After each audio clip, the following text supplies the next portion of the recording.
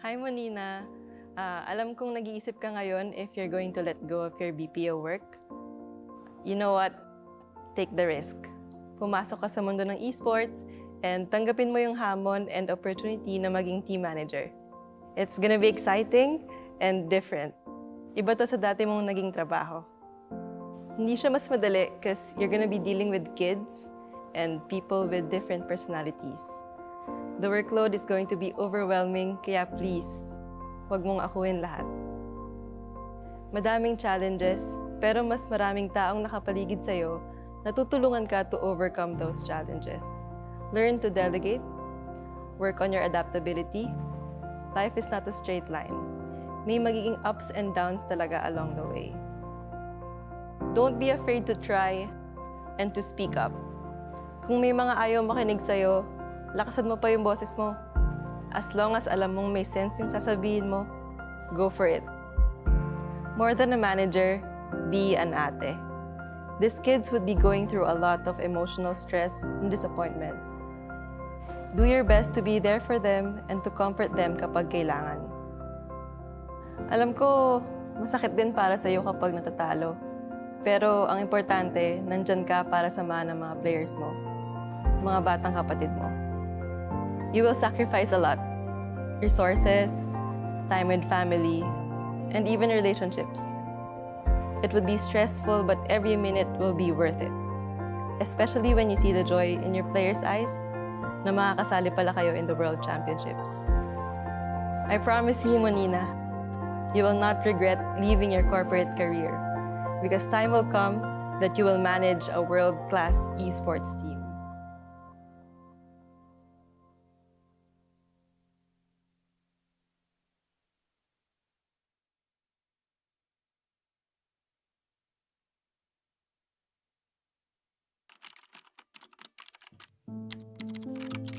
Hi, Kel.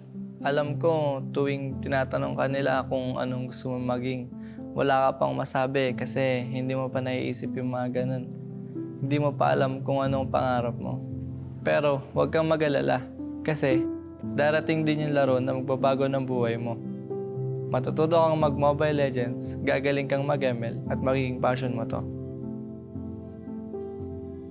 Darating yung time na tatakas ka sa Tarlac pa Manila para lang masunod ang gusto mo. Magsasorry ka na lang pag nasa bootcamp ka na. Galingan mo lang dun kasi magpo-pro ka. Makakahanap ka ng team na alagaan ka. Oh, baka kala mo puro saya lang yun ha. Magkakamali ka, may issue ka. Pero okay lang yun kasi dun ka matututo. Huwag ka matakot magkamali kasi kasama yung pagiging makulit mo sa journey mo towards World Championships. Lahat ng puyat, pagod at pag-argue mo hanggang makatulog. Magiging sulit yan. Magiging champion ka sa M3 at sobrang saya nun. Damin mo lang kasi bilog ang mundo. Pwedeng panalo ka ngayon, tapos talo ka na bukas. Pag dumating pala yung oras na parang nawawalan ka ng gana sa ML o sa buhay, huwag kang titigil. Pwede kang magpahinga, pero ipagpatuloy mo pa rin ang pagpitik. Huwag mo hayaan na may dumang araw na hindi ka pipindot. Kasi malaking bagay yun. Hanggat kaya mo pa, huwag mo sayangin yung panahon. Isa pa, huwag mong kalimutan maging mabuting teammate. Kasi hindi lang talent ang puhunan sa esports, kundi teamwork at respeto sa isa't isa. Maniwala ka man o hindi, yung ikaw na walang pangarap noon, ginagawa ang lahat ngayon para matupad ang pangarap ng iba. Ng mga teammates mo na sabik at deserving na makapag-world champion.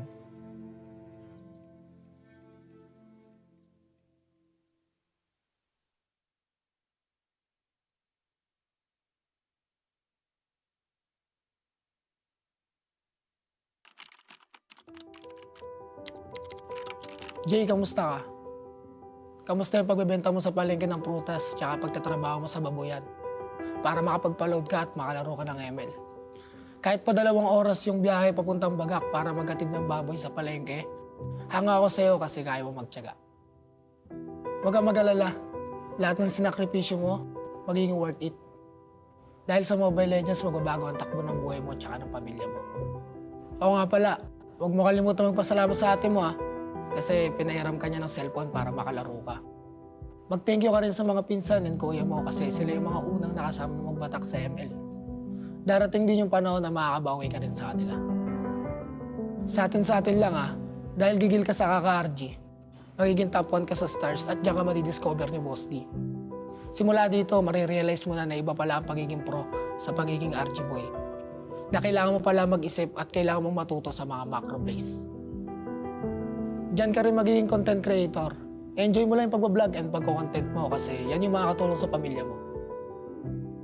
May purpose lahat na nangyayari kaya huwag ka mawawalan ng pag-asa. Darating yung time na kakailanganin mong lumipat ng team para pagbigyan naman ng gusto mo at yun yung makapag-focus sa pagiging pro. Don't get me wrong magiging thankful pa rin tayo sa content creator na Renny J kasi dahil sa kanya may abilidad ka na para sundin yung puso mo. Since natulungan mo na yung family mo, pwede mo nang tuparin yung sarili mong pangarap. Dahil dito, marami kang may sasakripisyo. Vlogging, projects, oras sa pamilya. Pero huwag kang mag-alala. Worth it lahat yan. Kasi mas magbubunga yung hirap po at magiging M5 representative kayo ng Blacklist. Ito na yung chance mo para patunayan sa buong mundo na may bubuga ka. Yung respeto na hinahanap mo, makakamit mo yun. Dahil simula pa lang, alam mo na mas matimbang ang bagay na pinaghihirapan.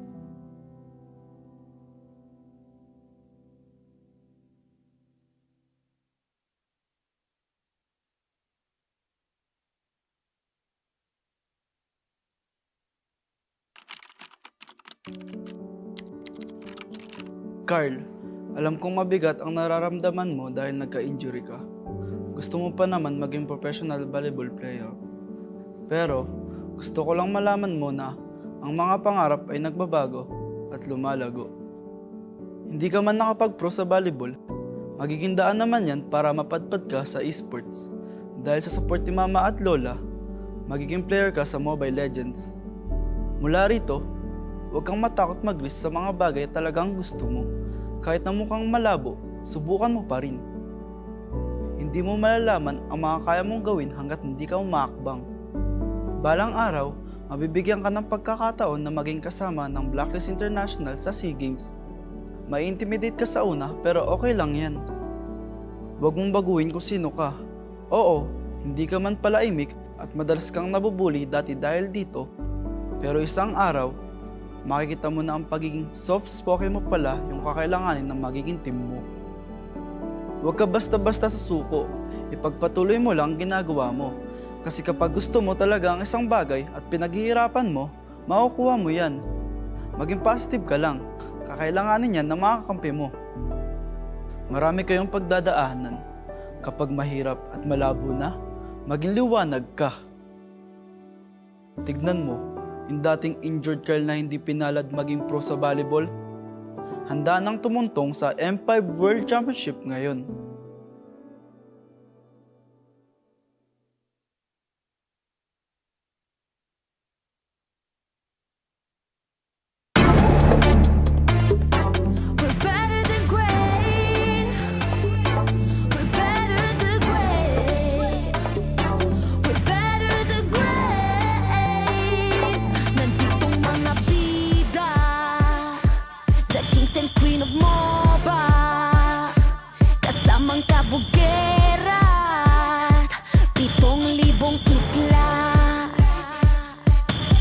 Nagsisimula pa lang tayo. Look at your face, so kabado. Dito sa aming teritoryo, can get this crown sa amin ito. Ang laban na to ang magiging binhi. Di na papayag masakop muli. Lahat ng daraanan namin ay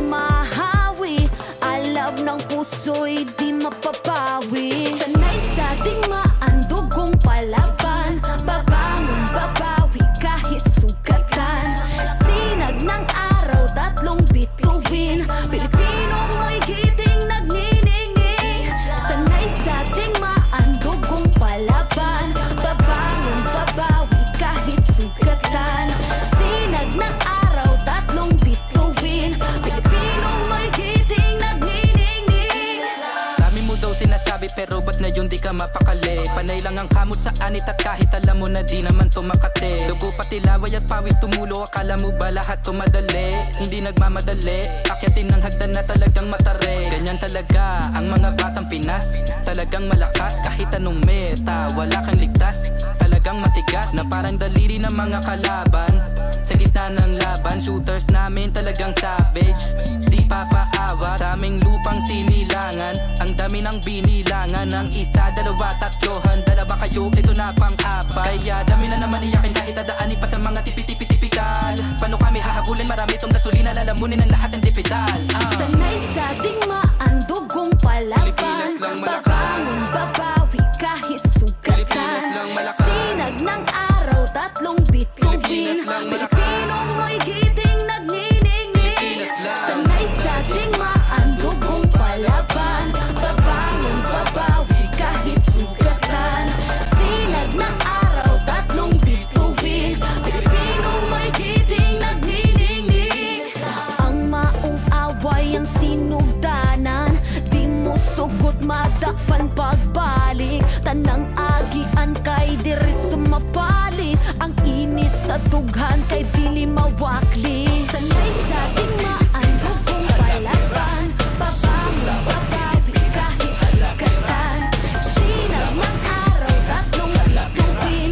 Pilipino mo'y giting nagniningning. Sanay sa ating maandugong palaban. Babangon, babawi kahit sugatan. Sinag ng araw, tatlong bituin. Pilipino mo'y giting nagniningning.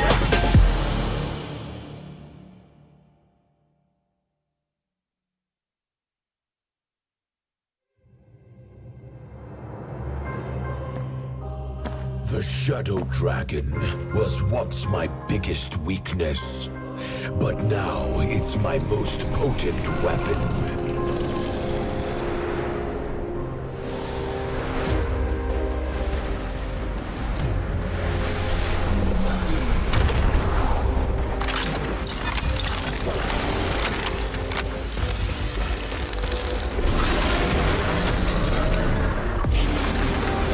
Cosmic Dragon, rise and soar! Dragon Stomp! Dragon Scales! Dragon Rush! Rise beyond greatness and seize your own destiny.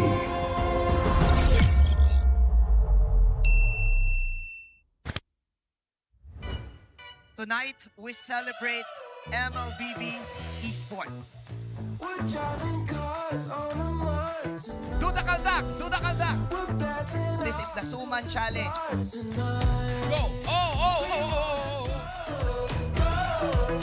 May jao, may Just it, just it.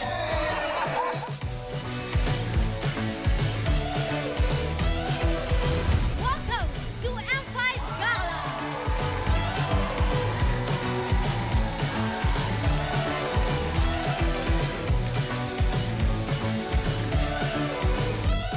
Guess the Hero Challenge. Lapu-Lapu, Iritel. Franco, Nana. Nana. Nana, correct. Best dressed team. Honor. Best dressed Super Marco.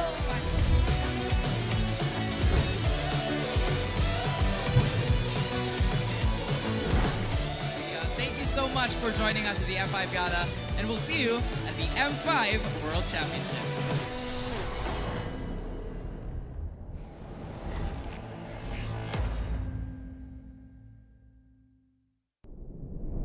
Have you ever wondered what is our identity?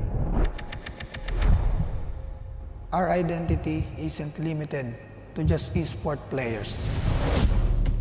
Our style. Sweat. Our passion.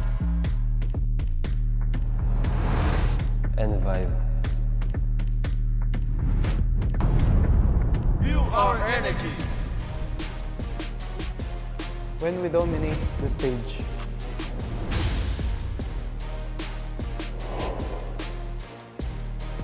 the hours of sacrifice. shape who we are. So, what is our identity? We are legendary.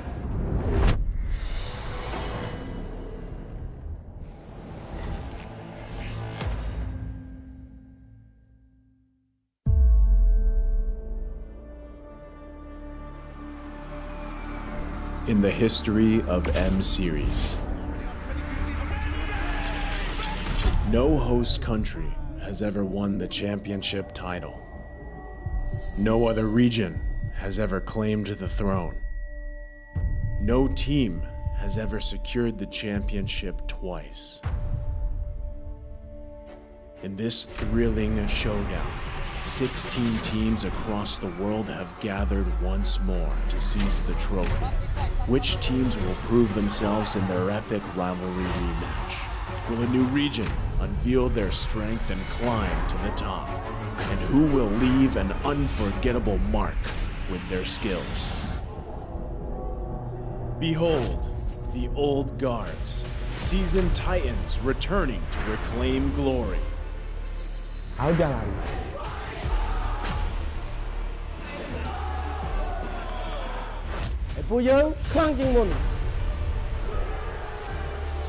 Судьба будет в наших руках. The newcomers, eager to forge their legacy.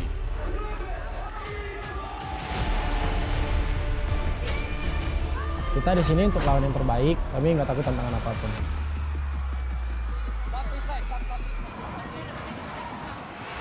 Emerging from the ashes, the rising stars are vying for the spotlight. Kita orang dah tunggu lama untuk momen ni. This is our time. It's now or never.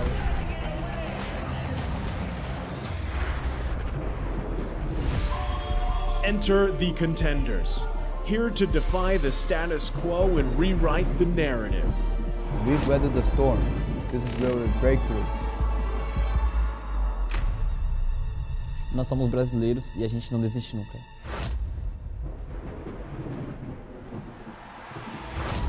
The Kings, legends in their own right, descend to defend their crown. Kita sudah merasai kemenangan. Ini saatnya kita menguasai dunia. Naitaas na namin ang kampyonato at itataas ulit namin ngayon. Babawiin namin ang korona para sa aming hari at reyna. Get ready as the stage is set for the most dynamic championship of the year. It all begins here. It's time to see who will be better than great.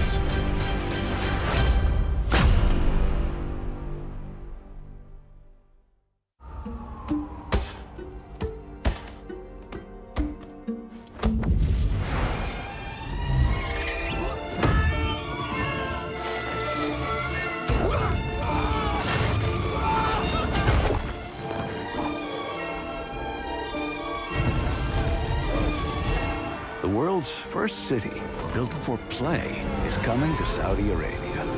Don't just live life, play life. Qiddiya.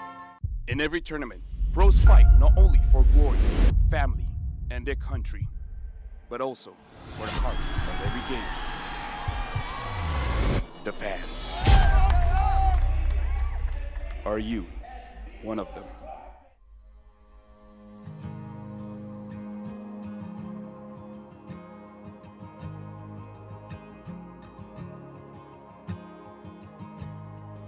Hello everyone, my name is Queenie Tormis and I am representing Blacklist International Agent! Perjalanan Sonic ini udah berdiri sejak 5 tahun yang lalu. Sampai kita kalah, sampai apa itu Onyx udah ada.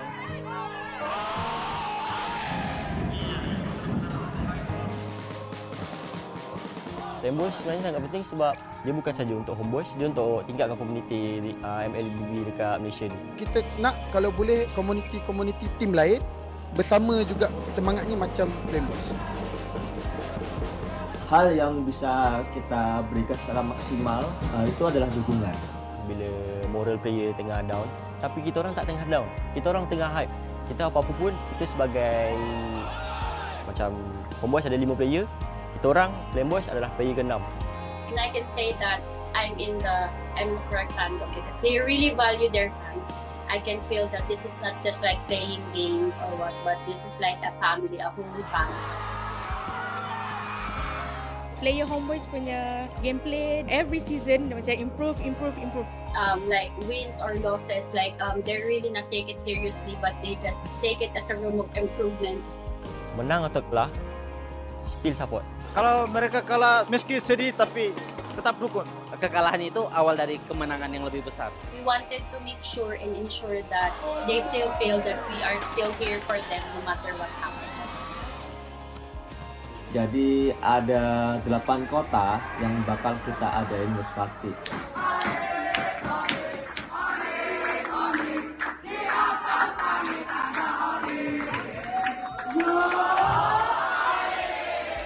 Let's go, Blacklist! Blacklist will only improve and they won't give up!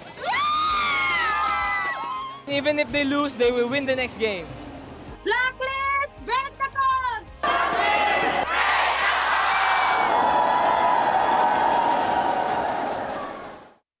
They have always felt your unwavering support and love. Maraming salamat po sa pagsuporta niyo sa amin palagi. Sobrang namomotivate kami lalo lumaban sa mga next games namin dahil sa pagsupport niyo sa amin. Kaya po sana tuloy-tuloy lang. And yun, thank you so much. Maraming salamat sa mga agents na walang sawang sumusuporta sa amin kahit na manalo man o matalo, dyan pa rin kayo para sa amin. Yun. Isa kayo sa mga rason kung bakit pa kami nagpapatuloy. Thank you sa inyo. Pertama, makasih banyak yang udah dukung dimanapun kalian, dari Manado, dari semuanya lah pokoknya. Dukungan kalian sangat berarti buat kita, bikin kita semangat, bikin kita lebih konsisten juga biar menang terus. Guys, dukung kita dan kita juga nggak akan bosan buat juara. Terus yang terakhir mungkin selalu doain kita terus. Terima kasih. Thank you to all Sonics for supporting us. It really is touching and we really appreciate all of you guys from wherever you guys are, and I hope you continue supporting us and don't be bored. We will try our best to win every tournament for you guys.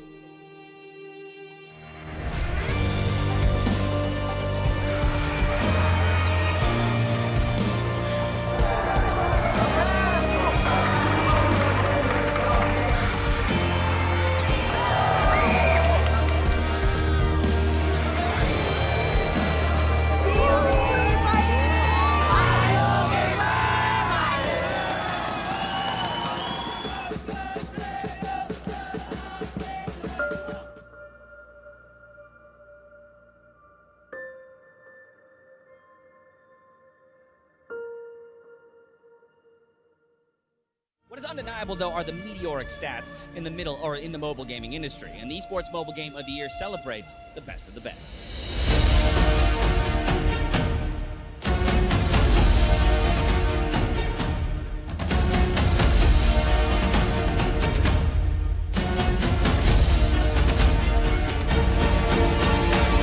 It is my pleasure to announce the 2023 Mobile Game of the Year, Mobile Legends Bang Bang. Congratulations! Oh my god, thank you guys. And then, okay, yeah, sure. And then put it. Hello guys, hari ni kita nak rate player roam tank dekat dalam M5. Kon. Bu sezon favori tank oyuncularımdan biri. Malezya'da bayağı izleme şansım olmuştu. Ese koyuyorum. Dekat saya ada Apex 47 Apex 47 daripada tim, kalau tak ingat, B guys. Keyboy. No. Keyboy. She here. For sure. My classes is Keyboy. Keyboy, my idol. I'm gonna put also in here. Oh, my idol, Baloiski. The macro god, I think here. Oh, I think here. S+. First off, me. I'm going to put it like 8 here. I don't want to overrate myself. Okay. It's okay. Oh. It's okay. Betul. D. Sebab orang cakap dia tak tahu pun. Me. Because I'm bad, I'm gonna put F. Sorry, Baloy. And me. Okay. Oh, Luna. Luna. Luna B. Apex, I think here. Here. It's okay. Here. Next is Sorn, on my level. Sorn is like a mechanical player and also likes to taunt people. Ogun, idol. S. Oh, NJ will lose. NJ will lose. For me, F. Sorn. My enemy. With me. Sorry, you're my enemy.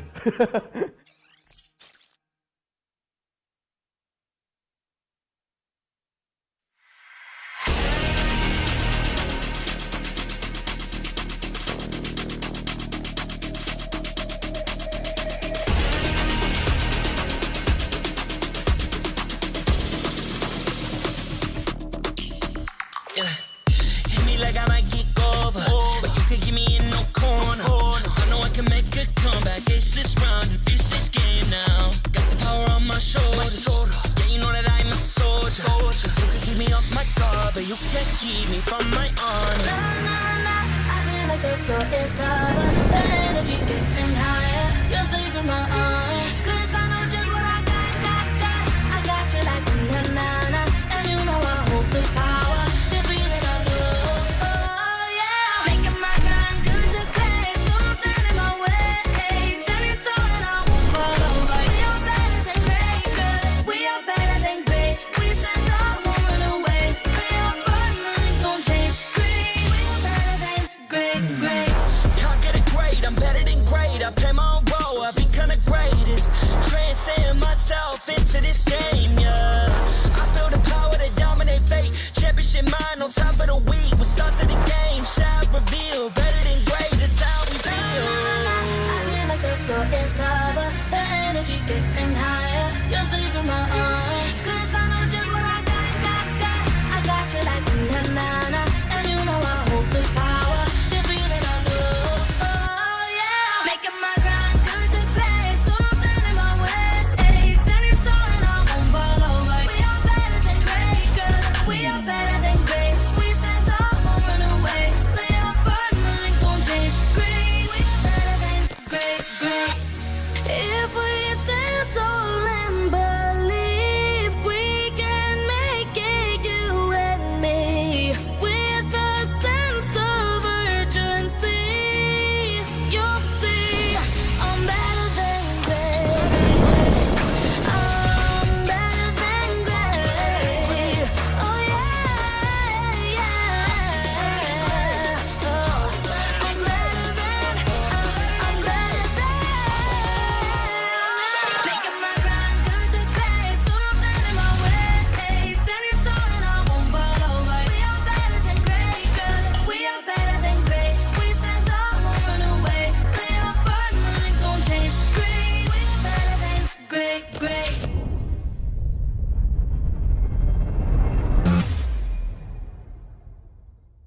I am the #1 seed, the champion of the arena. The fans adore me because I've never lost.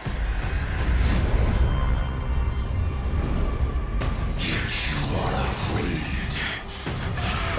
that you will lose everything.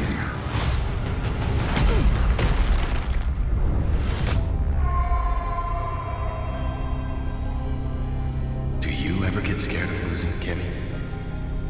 Well, big bro, I think we should cherish the joy and excitement of each game. Not who won or lost. That's right. I'll strive for victory, but I won't lose myself in its pursuit.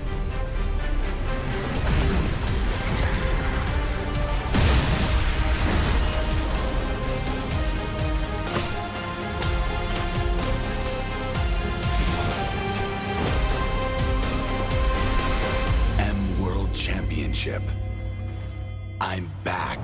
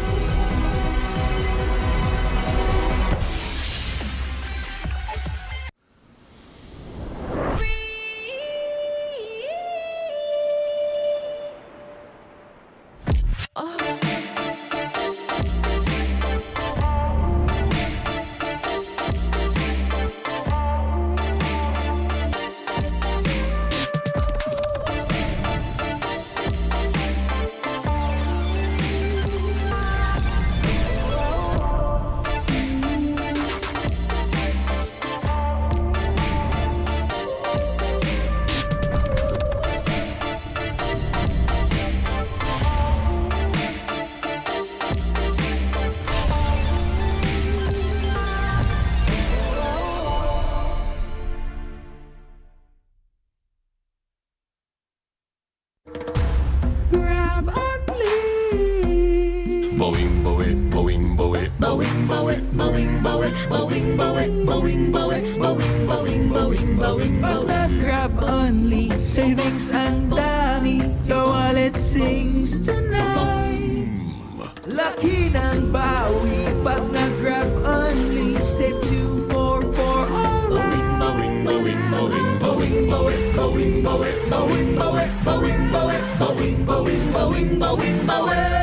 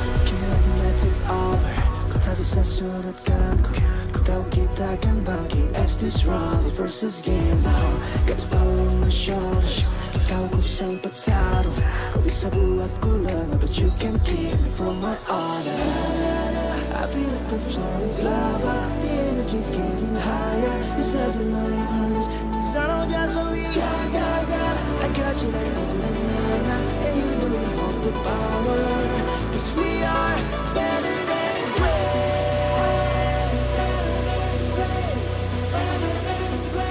Cause we are better than great Better than great Better than great Better than great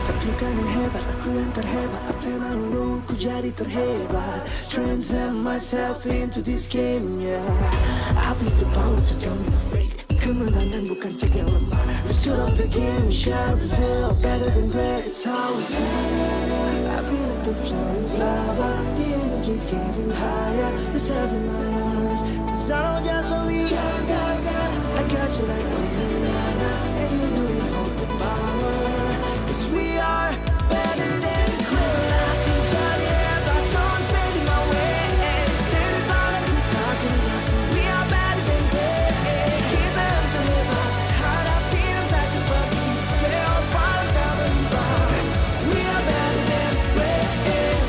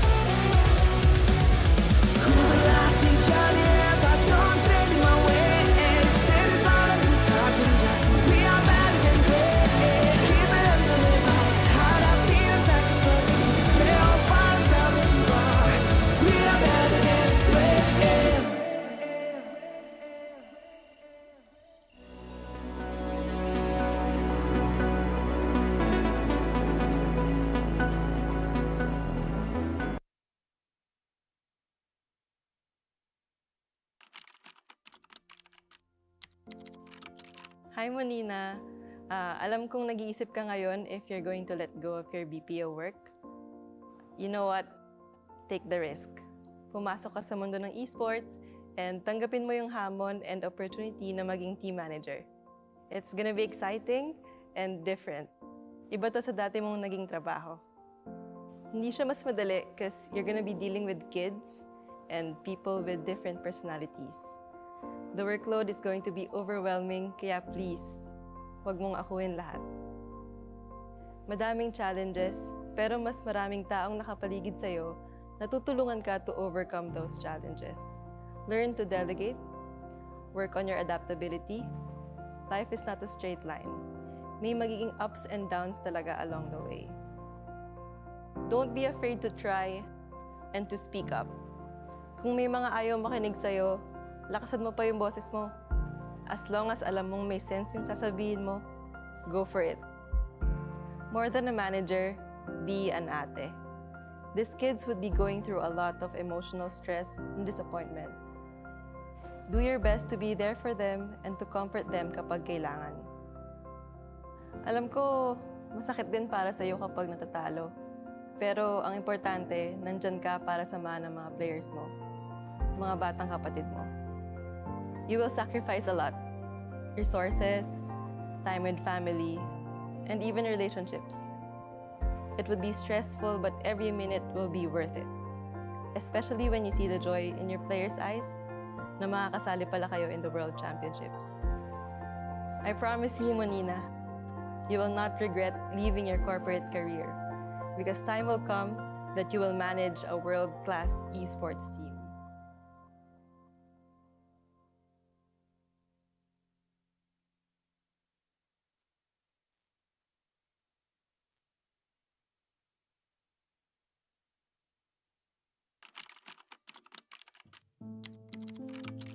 Hi, Kel. Alam ko, tuwing tinatanong ka nila kung anong gusto mo maging, wala ka pang masabi kasi hindi mo pa naiisip yung mga ganun. Hindi mo pa alam kung anong pangarap mo.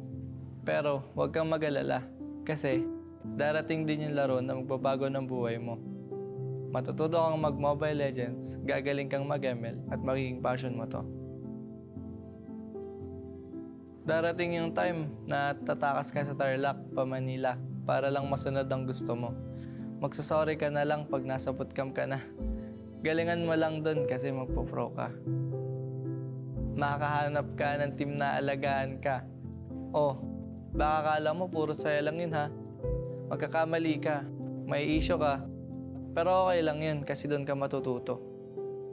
Huwag ka matakot magkamali kasi kasama yung pagiging makulit mo sa journey mo towards World Championships. Lahat ng puyat, pagod at pag-argue mo hanggang makatulog. Magiging sulit yan. Magiging champion ka sa M3 at sobrang saya nun. Damin mo lang kasi bilog ang mundo. Pwedeng panalo ka ngayon, tapos talo ka na bukas. Pag dumating pala yung oras na parang nawawalan ka ng gana sa ML o sa buhay, huwag kang titigil. Pwede kang magpahinga, pero ipagpatuloy mo pa rin ang pagpitik. Huwag mo hayaan na may dumang araw na hindi ka pipindot. Kasi malaking bagay yun. Hanggat kaya mo pa, huwag mo sayangin yung panahon. Isa pa, huwag mong kalimutan maging mabuting teammate. Kasi hindi lang talent ang puhunan sa esports, kundi teamwork at respeto sa isa't isa. Maniwala ka man o hindi, yung ikaw na walang pangarap noon, ginagawa ang lahat ngayon para matupad ang pangarap ng iba. Ng mga teammates mo na sabik at deserving na makapag-world champion.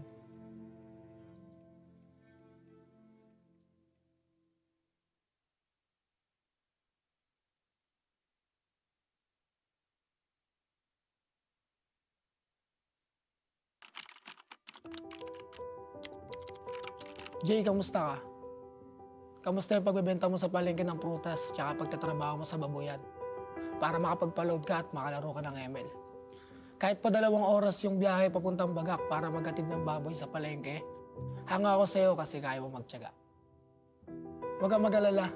Lahat ng sinakripisyo mo, magiging worth it. Dahil sa Mobile Legends, magbabago ang takbo ng buhay mo at ng pamilya mo.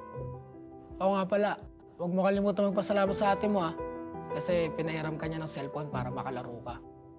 Mag-thank you ka rin sa mga pinsan and kuya mo kasi sila yung mga unang nakasama magbatak sa ML. Darating din yung panahon na makakabawi ka rin sa kanila. Sa atin lang dahil gigil ka sa kaka-RG, magiging top 1 ka sa stars at diyan ka madidiscover ni Boss D. Simula dito, marirealize mo na iba pala ang pagiging pro sa pagiging RG boy. Na kailangan mo pala mag-isip at kailangan mong matuto sa mga macro plays. Diyan ka rin magiging content creator. Enjoy mo lang yung pagbablog and pagko-content mo kasi yan yung makakatulong sa pamilya mo. May purpose lahat na nangyayari kaya huwag ka mawawalan ng pag-asa. Darating yung time na kakailanganin mong lumipat ng team para pagbigyan naman ng gusto mo at yun yung makapag-focus sa pagiging pro. Don't get me wrong magiging thankful pa rin tayo sa content creator na Renny J kasi dahil sa kanya may abilidad ka na para sundin yung puso mo. Since natulungan mo na yung family mo, pwede mo nang tuparin yung sarili mong pangarap. Dahil dito, marami kang may sasakripisyo. Vlogging, projects, oras sa pamilya. Pero huwag kang mag-alala. Worth it lahat yan. Kasi mas magbubunga yung hirap mo at magiging M5 representative kayo ng Blacklist. Ito na yung chance mo para patunayan sa buong mundo na may bubuga ka. Yung respeto na hinahanap mo, makakamit mo yun. Dahil simula pa lang, alam mo na mas matimbang ang bagay na pinaghihirapan.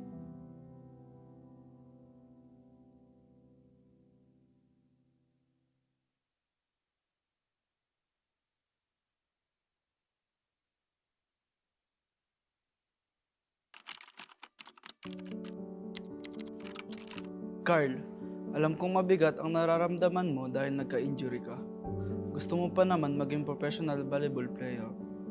Pero, gusto ko lang malaman mo na ang mga pangarap ay nagbabago at lumalago. Hindi ka man nakapag-pro sa volleyball, magiging daan naman yan para mapadpad ka sa esports. Dahil sa support ni Mama at Lola, magiging player ka sa Mobile Legends. Mula rito, huwag kang matakot mag-risk sa mga bagay talagang gusto mo. Kahit na mukhang malabo, subukan mo pa rin. Hindi mo malalaman ang mga kaya mong gawin hanggat hindi ka umaakbang. Balang araw, mabibigyan ka ng pagkakataon na maging kasama ng Blacklist International sa SEA Games. May intimidate ka sa una pero okay lang yan. Huwag mong baguhin kung sino ka. Oo, hindi ka man pala imik at madalas kang nabubuli dati dahil dito. Pero isang araw, makikita mo na ang pagiging soft-spoken mo pala yung kakailanganin ng magiging team mo. Huwag ka basta-basta sa suko, ipagpatuloy mo lang ginagawa mo. Kasi kapag gusto mo talaga ang isang bagay at pinaghihirapan mo, makukuha mo yan. Maging positive ka lang, kakailanganin yan ng mga kakampi mo. Marami kayong pagdadaanan. Kapag mahirap at malabo na, maging liwanag ka. Tignan mo, yung dating injured Carl na hindi pinalad maging pro sa volleyball, handa nang tumuntong sa M5 World Championship ngayon.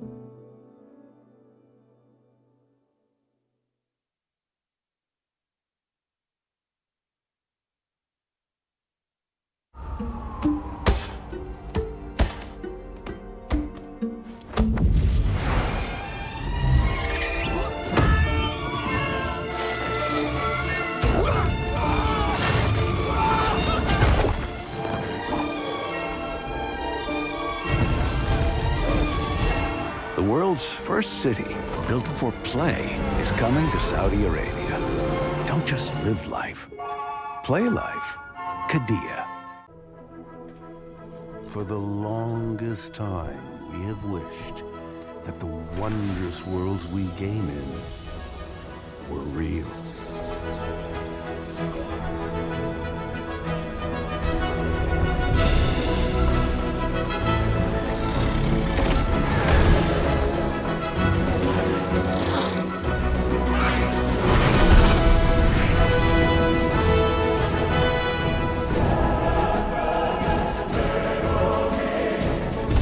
Genuine realms that we can explore, discover, and really play.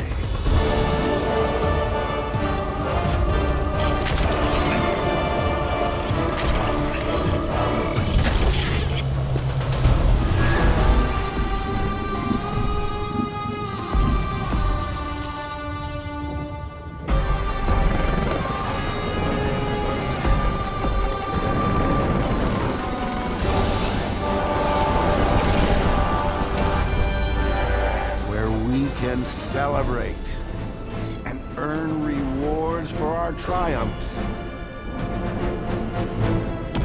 Or fail in pursuit of glory.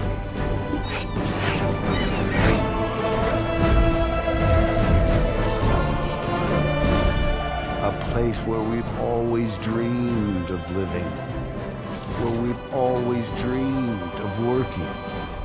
Dynamic, 24/7, and constantly evolving.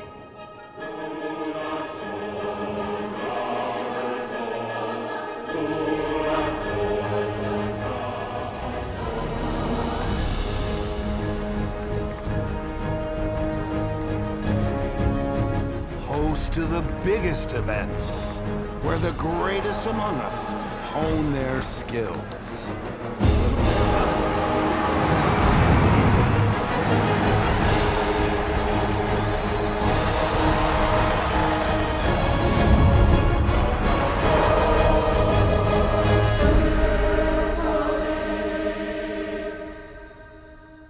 A new era of play awaits. We're better than great. We're better than great. We're better than great.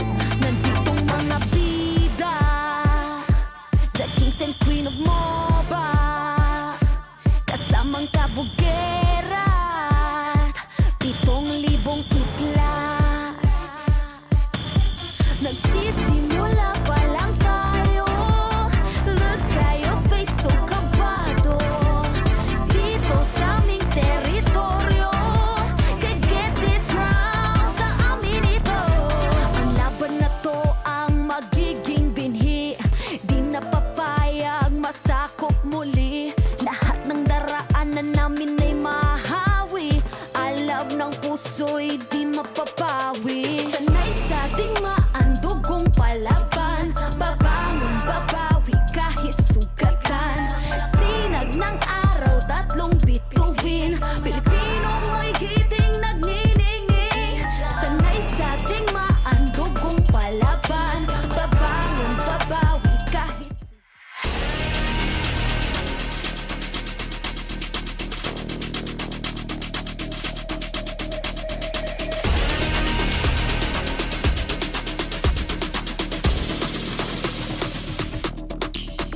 Hit me like I might get over, but you can give me in no corner. I know I can make a comeback, ace this round, and finish this game now. Got the power on my shoulders. Yeah, you know that I'm a soldier. You can keep me off my guard, but you can't keep me from my honor. I feel like the floor is lava. The energy's getting higher. You're saving my arms. 'Cause I know just what I got. I got you like na-na-na. And you know I hold the power. This feeling I love. Oh yeah. Making my grind good to great. So don't stand in my way. Standing tall and I won't fall over. We are better than great, good. We are better than great. We stand tall, won't run away. We are burning, nothing gon' change. Great. We are better than great. Can't get it great, I'm better than great. I play my own role, I become the greatest. Transcend myself into this game, yeah. I feel the power to dominate fate. Championship mind, no time for the weak. What's up to the game? Shall reveal. Better than great, that's how we feel. I feel like the floor is lava. The energy's getting higher. You're saving my arms. 'Cause I know just what I got. I got you like na-na-na. And you know I hold the power. This feeling I love. Oh yeah. Making my grind good to great. So don't stand in my way. Standing tall and I won't fall over. We are better than great, good. We are better than great. We stand tall.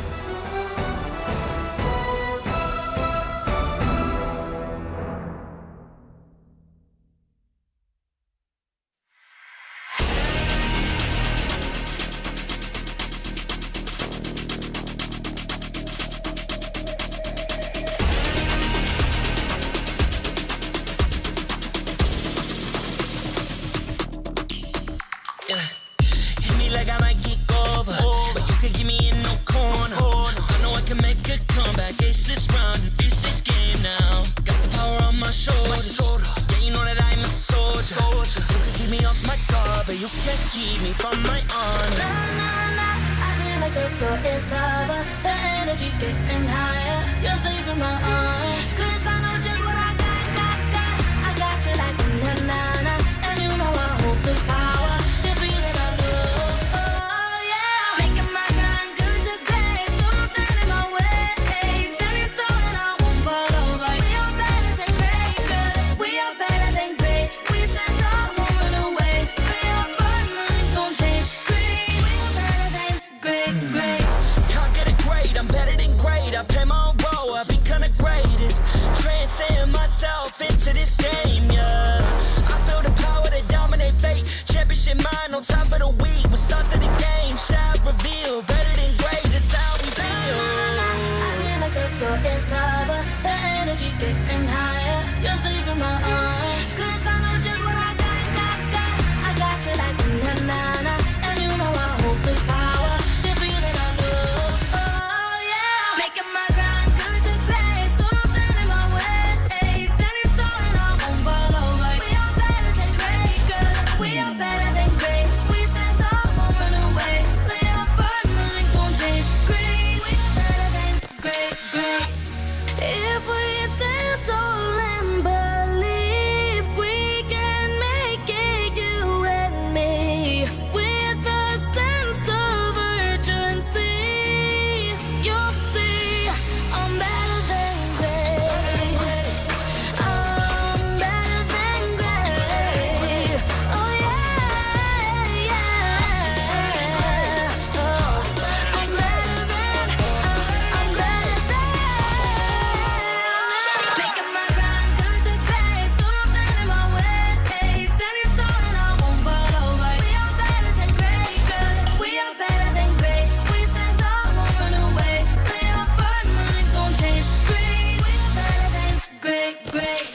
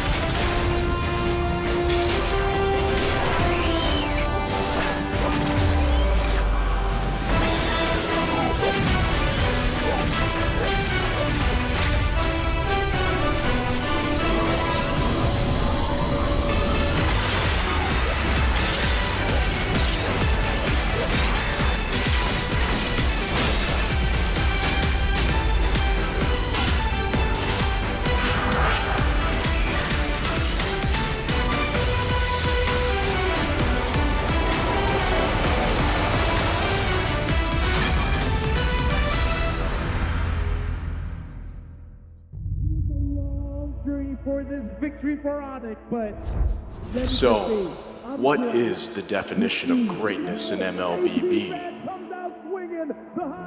Is it winning? To crush the enemy's crystals at all costs? How about getting back up on your feet? Recover and get ready for the next game. Keep trying again, and again, and be better. Esports are your M2 World Champions! Or maybe it is about being at the peak. To be the best. To beat the best. To be champions. And be legendary.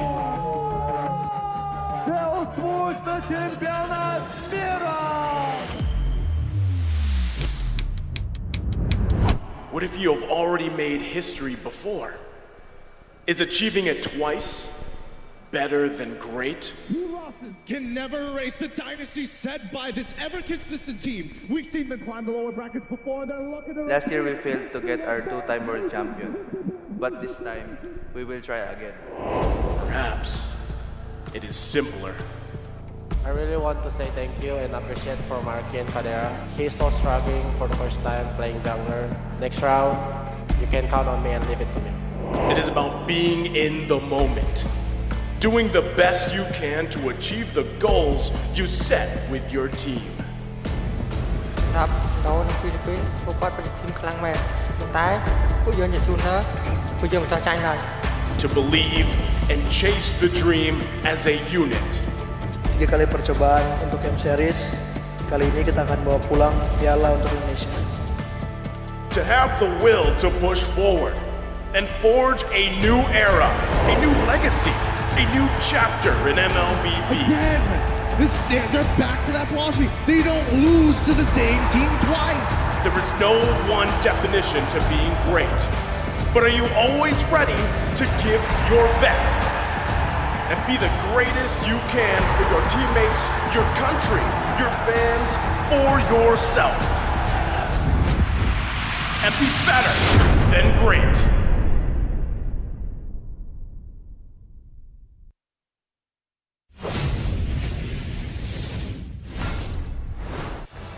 Oftentimes, legends arise beyond trial by fire. Challenges are set, no matter how dire. Join the fight to the top. Dare to be great. Be better than great. As we get closer to crowning the new world champion, one question is still left unanswered. What does it truly take to become better than great? Well, Mara, perhaps it's the team's passion, that urge that pushes them to want to join the fight. What about grit, Tito Mikey? The fuel that drives them to race all the way to the top. Or their pride, the great want that challenges them to dare to be great. Or maybe, just maybe, it's as simple as just being better than great. Pilipinas. And to all the Mobile Legends Bang Bang fans from all around the world. What does it truly take to be better than great? And that is for you to find out. My name is Mikey Reyes. And I'm Mara Aquino, and welcome to the M5 World Championship. Back-to-back elimination matches will kick off the opening phase of the Phase 2 of the knockout stage. And we'll start with a fateful bout between the hometown heroes, Blacklist International, against the geeks from Indonesia, Geek Fam. And right after that, it'll be the ultimate East versus the West. The dark horses of EECA Deus Vult going up against the tireless owls of Cambodia. See you soon. The final journey towards being better than great continues. And now we're about to find out the casters from all over the world. Here we go. Casters, pasok.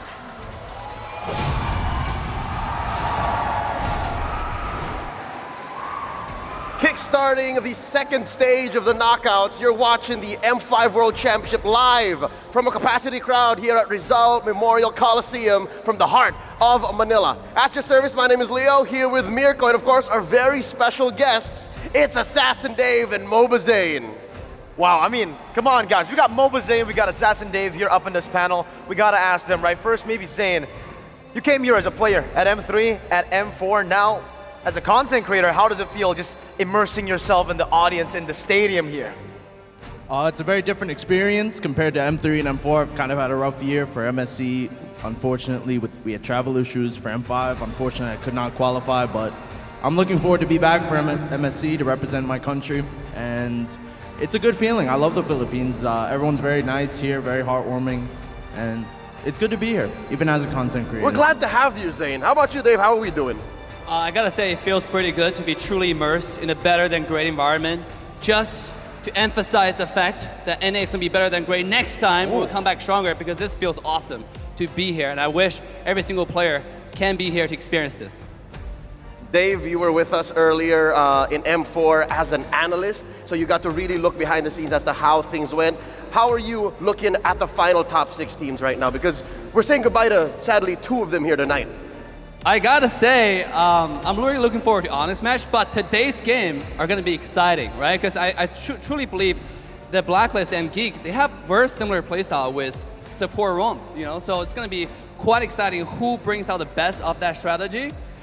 I can't wait to find out. Yeah. Me neither, man. Especially, I think you are very, very interested in this next matchup, Geek Fam versus Blacklist. I heard your prediction backstage, but we'll keep it for later. Since they've already spoken a bit about Geek Fam Blacklist, Deus Vult, they're basically kind of the new BTK. A lot of people are thinking about Deus Vult like the way they thought of you at M3. How do you feel about Deus Vult, man?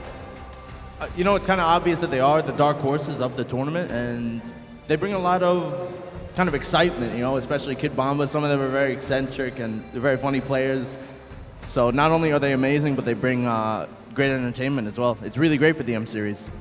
Good to know that, again, rising stars coming from rising regions. Before we get into the upcoming matchups and take a look at the schedule for today, let's see how we ended up here in the knockout stage for Phase 2. Here's the daily recap. When fighting at the pinnacle of competition, various emotions will always be on display. And welcome to the 4th day of the M5 World Championship knockout phase. Last day of knockout stage phase 1 had set the plot for an amazing phase 2. Now let's recap on some astonishing MLBB actions. The Sky Kings asserted dominance against Deus Vult, the dark horse from the get-go. That gold lead. You're looking for a play here at the bottom. Carvey gonna be in trouble. Gets taken out. Sawo next. Go in from the backside. Try to find Carvey. Carvey could be in trouble. Mystic Gusto gonna come down as Onyx takes game number 1. Not slowing down the pace, Onyx extended the lead to 2-0 without much resistance. Gun and Boots now has to flicker out. Corner bar never going to be used. Keeper goes in with Way of the Dragon. Hard guard there. There's the final slash again. Carvey going to be taken out. CW jumps in. Guns blazing. And it's Sour to fall now. Kid Bomba going to be in trouble as he's taken down mid lane.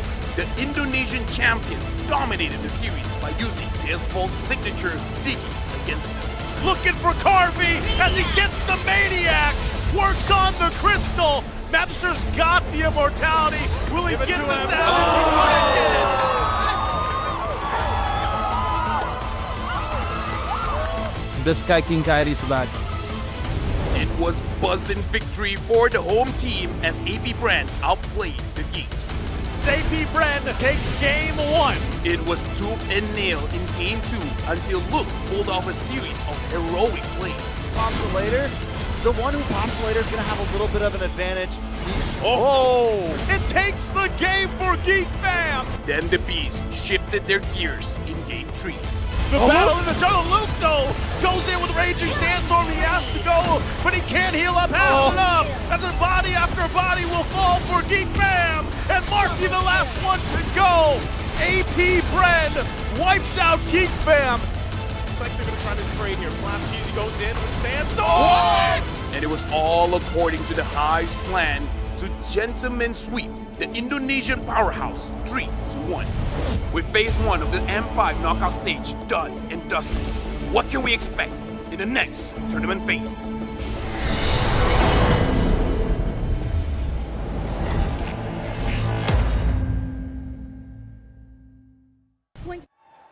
Presented by Kadia, here's the play of the knockout stage phase 1.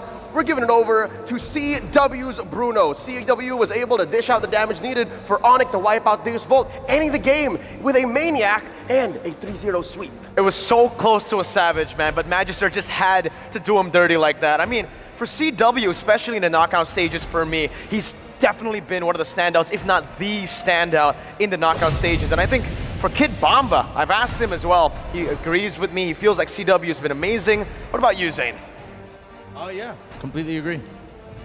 We'll see here that Kid Bomba has a chance to move on through, but they have to do that by defeating the Kamai Kings down in the lower bracket. As well, we have, again, the upcoming matchup, Geek Fam going up against Blacklist International and in the upper bracket. One of these teams are going to be locking in their grand finals ticket tomorrow night. It's AP Bren versus Onyx Indonesia. The top 6, gentlemen, is this what we expected going into this year's World Championships? Absolutely. I cannot expect any less from the top 6 right here. I mean, obviously, this is home ground for Blacklist, but Geek Fam, they have a surprise punch ready for today. You see, last time when Blosky saw his family, it was a really emotional moment. This guy, or the team, when they beat TOB, you can see how they did their homework, right? It's well-prepared draft. And today, can they do the same against Blacklist? Are we going to see some surprise pick, like Odette or Loi, all those picks again? Hey, you love those surprise picks, man. We had a lot of conversations during breakfast about the Loi, even the Chang'e, you know, the one that you pulled off last time around. But for Geek Fam, I think the big question is on Geek Fam right now. Niall stepping back into the lineup after missing 2 matches. What do you think is going to happen here, Zane? Because with 2 matches of it being Marky in the jungle, it should have changed the team's dynamic. Yeah, definitely, especially that they had to practice with Marky as the jungler for the past 5 days just to stay inside of the tournament. So Nail might have probably not been getting as much play time. So we'll see how that works out for them. That's right, we're opening up with the return of Niall in the jungle for Geek Fam. And of course, Blacklist constantly reinventing themselves, recoding and rejuvenating their legacy. Again, they're gunning for another grand finals here, and there's a long road ahead. As well, tonight, we're going to be seeing Deus Vult going up against See You Soon. Again, a lot on the shoulders of these young athletes. Again, representing their own countries, their own regions. And we'll be seeing that in action tonight. And gentlemen, I gotta say, it's bittersweet that we have to watch these teams give it their all, their heart, their soul, and it's got to happen. The nature of competition, the loser has to go home. Zane, in a day like this, with matchups these tight, what might be going through their minds right now? What went through your mind whenever you would go up in a big best of 5 like this? I mean, since it's the lower bracket, you basically just have to put everything on the table. You cannot worry about anything else at this point. You just have to win, or else that's it. Your run is over, and that's the last thing anybody wants. So everybody's going to be fighting their heart out here, and these are going to be some great series. Is there a set preparation perhaps that you have done before with the Valley or with BTK when you did get dropped into that lower brackets, as we've seen in both M3 and M4? Anything particular? What do you say to the team as a leader? Just that this is really the time to, start waking up, because this is it. You get no more second chances. The lower bracket is a second chance, especially for these teams, and they really have to give it their all today. Just to put it in the context, you actually dropped one of these teams into the lower bracket just a fresh 2 years ago. I'm talking about Blacklist International. How did that feel then? Because now you're watching them try to do it again. It's kind of amazing, to be honest, that no matter how many lineup changes Blacklist International has, they still seem to be, a very, very solid team. I'm very impressed, because even I was kind of counting this roster out at the beginning of M5, but honestly, that Game 5 versus Onyx Indonesia was really shocking. They played in a magnificent series. They have to agree there. I mean, Blacklist International, they've always been able to erase the doubts of the haters, and also to make their fans proud, especially now in the building. We've got all the agents, we've got a lot of the Filipino fans just rooting for Blacklist International as the home ground team. Here, Dave, you've been supporting NA teams. You understand the pressure they feel up against, home ground teams. How does it feel supporting your team when the entire stadium is against you? God, wow, that's a great question right there. I think it's, to be honest, you feel a lot of pressure, even if you're on stage, because you feel the vibration from the stadium, right? But that's the stuff that you got to endure. During the game, it's kind of hard to think for players because there's so much from all over the place, and that's what defined a championship team from not a championship team, right? That's a separation. But today, I gotta say, when I saw Ohab in the hotel, he was ready, right? The guy is calm, he's collected, he's ready to pull on a show, and here we go. We're seeing Geek Fam as they come in through the stadium. It's a rainy afternoon here in Manila, so hopefully y'all are staying dry and safe, because there's a lot of MLBB action to be enjoyed here tonight. Oh, we got a little call from Niall here. And I can only imagine what's going on through this young man's mind. Because again, this is do or die. Zane already told y'all everything on the table, everything on the line, and stadium's looking like it's aging country.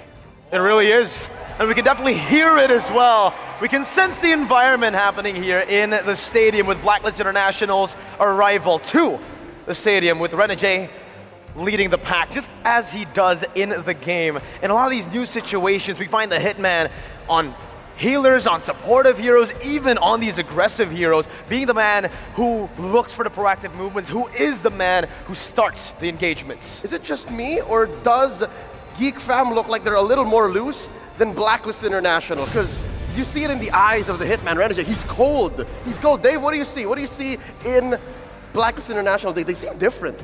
I see a handsome boy right there. I mean, if you're looking for someone more handsome than Renegade, it's kind of hard. You're not wrong. That guy just got the style. I mean, the walk, you know, the sass. The swag. The swag, right? Make sure you go check out the booth outside, actually, for Blacklist. Yeah. We actually did catch a few of the merchandise as well on our way here, and it was phenomenal. But on top of that, right, I mean, come on. This stadium, this stage, it's a double-edged sword for even Blacklist International. You have a whole lot of support, but with that support, it comes with pressure. Whole lot of pressure. And since we did just get the answer from you, right? Playing against the odds, that's how it is. Playing with the odds. You've actually grown to be a lot of people's favorite, Zane, right? A lot of people have grown to cheer for you. Even here, I see you taking pictures with everyone. And for Blacklist, that's the pressure that they're feeling. What do you think about that? The pressure that they're feeling, that they're facing off here as the home ground favorites? Yeah, I think honestly that might be why no single home country has ever won the M Series. So it's all the pressure? I think so, yeah. But we'll see if things change this year. Imagine that looming over your shoulders in your dreams as you train, the need to be better than great. Because both Blacks International and Geek Fam have that right now. It's in their hearts, it's a chip on their shoulder, and they are wondering if they can come up to the plate and swing. Because tonight, it all comes down to a single best of 5. Recoded Blacklist coming in, the youngest roster they've ever had, and of course, Geek Fam reunited their main 5 here on stage. Quick highlight on to Baloyski coming home, repping a team other than the Philippines. It's been a while since we've seen him on the world stage. Last time, this is a perfect question for you, I think, Zane. Baloyski gave you a whole lot of trouble. His Natalia, everything in his arsenal really was able to completely read you out, spot you out as well. Now with a different sort of hero pool, what do you think he brings to the table that he wasn't able to bring to the table at M3 against BTK? What's new about Baloy? I think with the support meta, he's very good at those as well, so he has that added to his arsenal as well. And since then, of course, he's went to Indonesia, so now he's playing with Indonesians. I actually heard him speak Bahasa earlier. It's very, very good. I was impressed. He has adapted to the Indonesian culture, but what makes him special? What made him so hard to beat at M3? Those pocket picks, man, like that Natalia that we just did not know about. And by the time we knew how to ban it, it was already too late. So the pocket picks from Baloyski are really good. Well, on the other camp, you have here Agent Zero, Legend Zero, Abun Jingjing Edward coming up, who has been on this stage many, many times. Dave, what do you think is going on through his mind? Again, he's grown, he's achieved so much, and yet he's still here. I think Miracle put a really good point out there, because when you're playing home ground, you actually feel more pressure than somebody who comes here as a guest, right? Sometimes, right? Because you have all this audience cheering. Just now, when you hear the audience, that was Blacklist members walking through the stadium. You know, you see all this pressure. I mean, Edward looks a really calm guy, so I expect nothing less but perfection today. He's stone cold. He's Agent Zero, right? And funnily enough, I don't know, man. It always feels like whenever we see a highlighted player, Edward also did you dirty at M3, man. He chased you all the way on that Paquito, and now he's still here, so consistent. What makes him so consistent, Zane? I mean, come on. This guy has been all the way from M3 to here, back-to-back grand finals, grand finals, grand finals. Yeah, I can't believe it. I mean, Blacklist is so consistent. Like I said, no matter how many times they change up the roster, I'm really impressed that they keep it together. Seriously.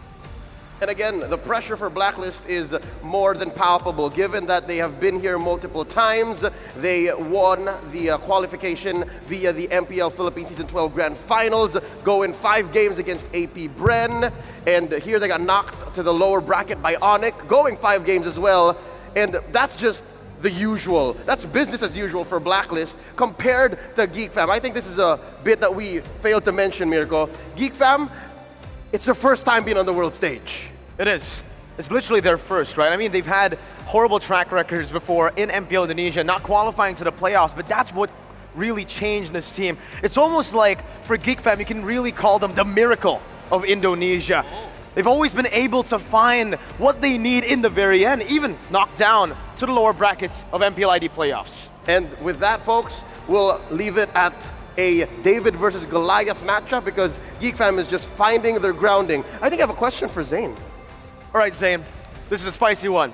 How does NA do without you? No. Security detail says no, he can't answer that question. Dave, Zane, thank you so much for having us. We'll throw it over to our casters to get this ball rolling. It's time for the first match.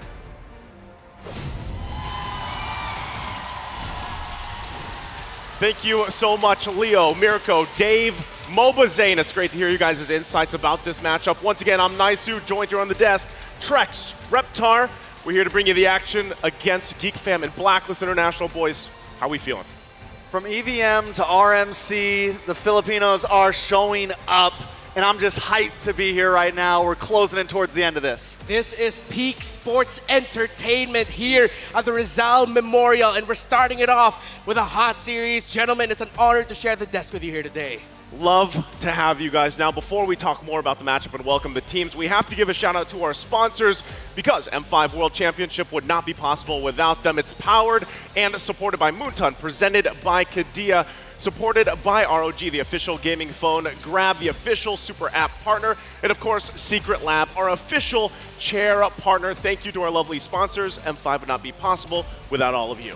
Don't forget a special shout out as well to our global presenting partner, Kadia. Kadia is a giga project, a city that is being built in Saudi Arabia. It is the future capital of entertainment, sports, and culture. And you know what every city needs? Some chairs. So don't just stop at the best hero builds and combos. Get ahead of the competition and reach mythic or mythic glory with a Secret Lab Titan Evo gaming chair outfitted with pro-grade ergonomic features engineered for maximum performance. Shop match winning comfort and keep yourself at the top of your game now. And that's not all. One last, again, reminder for all the people watching, either here or at home, the M5 Pass is still ongoing. You're running out of time here, so go ahead, unlock the Yuzhong M5 exclusive Dragon Shade skin, the Prime Cosmic Dragon, and when you buy the M5 Pass, accomplish all the activities to reach level 75 for free. A ton of M5 exclusive rewards are waiting for you guys, so get yours now. And also, don't forget, we've got the figurines here as well. So, what is that, 150, I think? 150. 150. I can't wait to get my hands on it. All my diamonds are already in that pass, and I can't wait to be reunited with that Yuzhong figurine. I think you're the only one here that's not at 150 yet. Ooh. Yeah, I got to get there, right? I mean, we've been focused on this, but maybe I'll throw some diamonds at it as well. I know you guys got the Beatrix one, so, you know, add this to the collection. But now, once again, the matchup at hand, Geek Fam and Blacklist International. Before all that, we do have to go ahead and welcome out our marshals. Ooh. I know the people are getting ready. Our marshals. Our marshals are going to be walking out here in just a second to officiate the M5 World Championship. They've been doing an amazing job this entire time. And as they walk out to the stage, they're here to ensure fairness and integrity of the game. These gentlemen have been doing an amazing job. Rain, Ivan Shun, and Wilbert. Give it up for them on our marshals. And now, The Solution has done its part to keep the Geeks tournaments live afloat with the return of Nile. Can they break the code breakers code? Mereka adalah keajaiban Indonesia! Give it up for Geek Fam! Definitely the Cinderella story from Indonesia. We're all hyped to see them here. Can they prove themselves today? It is do or die. They take their bow, and here come their opponents. The code breakers have cracked the lower brackets code before. They are on the path to repeat history by decoding the Geeks. Isa sa mga koponan nagdadala ng lakas ng Pinas. Truly top tier. It's Blacklist International.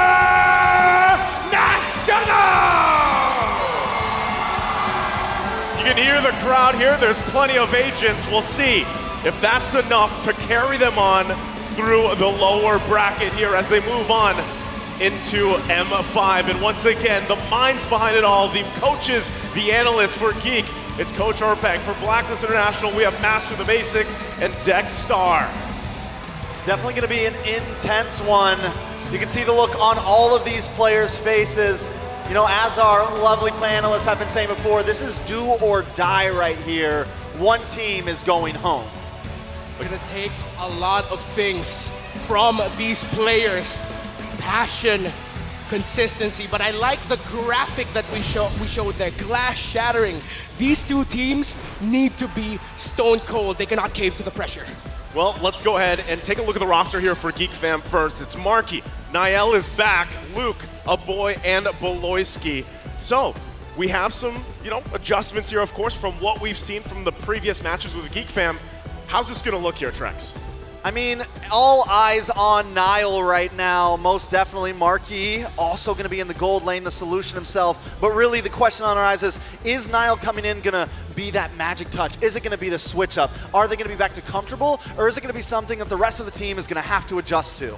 Yeah, now for Blacklist International, we talk about the coaches and their drafting, but we have to look here. Of course, Edward, he's gonna have a hell of a time against Luke in the EXP lane. Oheb now going up against a Filipino in Marky. The Filipino sniper needs to bring back that stone coldness he used to show in M3. But I know there's gonna be a lot of eyes on the hitman, Renegade, going up Baloyski, who is agreed upon in the world. Yes, the most 50-50 roamer in the world, but one of the best in the world. That is undeniable. Yep, there's that whole KDA thing, right? Yeah. 7 deaths was the magic number. I'm not sure if that's going to play a part in this matchup, but as we take a look at the team head-to-head, how things kind of fall in place, once again, if you look at it this way, there is that utility factor for Blacklist International, a lot of that Lord control rate, but, really, if you look across the board, it's not too drastic between both teams. Yeah, I mean, the only thing that is a huge difference there, or at least a big difference in my eyes, is that Lord control rate.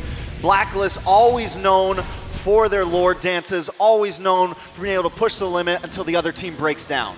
Yeah, Blacklist International, Geek Fam. What are you going to show here today? Assassin Dave and Mobazane made some really great points earlier. If any of them have some secret pocket picks they haven't showed yet, now is the series to do it.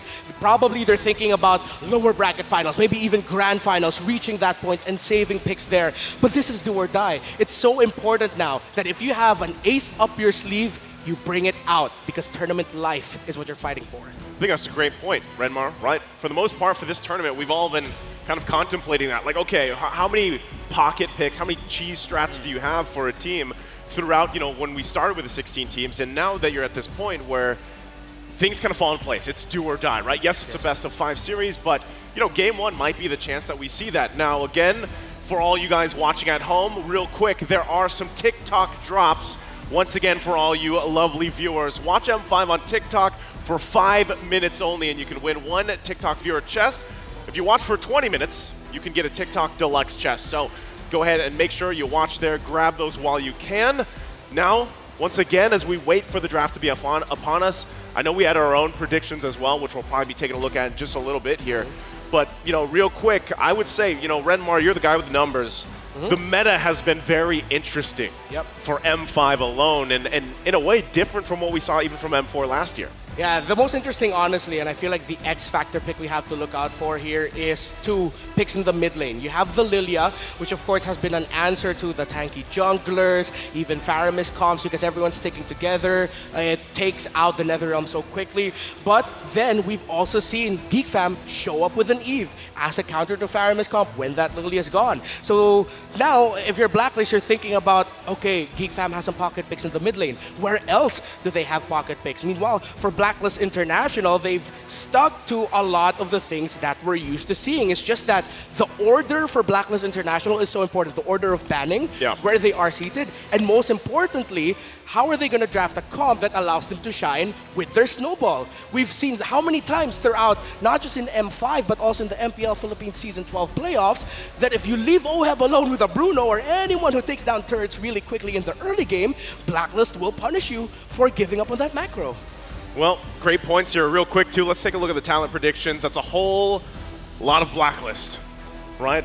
So That's where we're leaning towards, and it's interesting too. Mirko even went with a sweep here. I don't know what he's channeling exactly, but looks fishy. It looks fishy, yeah. Sure. Something looks iffy about that. So let's focus once again. We are here on the desk, at least going with Blacklist International. We're feeling the 5-man series here, though, Trex. I mean, definitely feeling the 5-man series. I put 3-1, but we all want Geek Fam to at least put up a huge fight here. I don't think, honestly, a lot of us didn't even know if they were going to make it this far. They had some losses in group stage. We go back to MPLI, they had some losses there. It's been a rough run for them. They had a great season, but so far, there's still a lot of eyes on them. And now, we're looking at, what, 5 teams left? 6 teams left?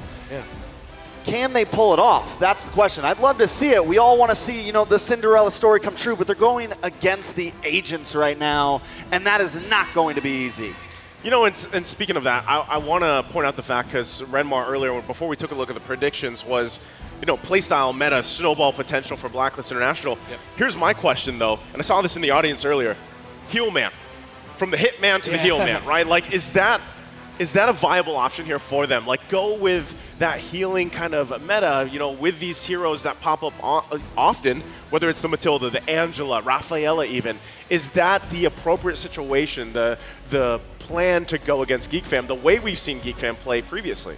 Yeah, I feel like if it gets to the point where Blacklist are sort of drafted into a corner and Renegade would have to go into the Rafaela, we've seen in the past that when that happens, teams want that to happen. It's like they manipulated the draft in such a way that, okay, we know Renegade's going to end up with the Matilda, with the Rafaela. Yeah. But teams are respecting heroes such as the Matilda, the Minotaur. You even have to watch out for a potential Angela pickup here by Blacklist International. Even an Estes was showed up that Coach Ducky of AP Brand had some glowing compliments towards Renegade's Estes as well. So Heelman definitely still in effect here for Blacklist International, and one thing Geek Fam has to consider. But gentlemen, you have to remember here, Baloyski and his Ruby, that pick that up against heel comps when everyone's sticking together, the Ruby loves those setups with them hooks.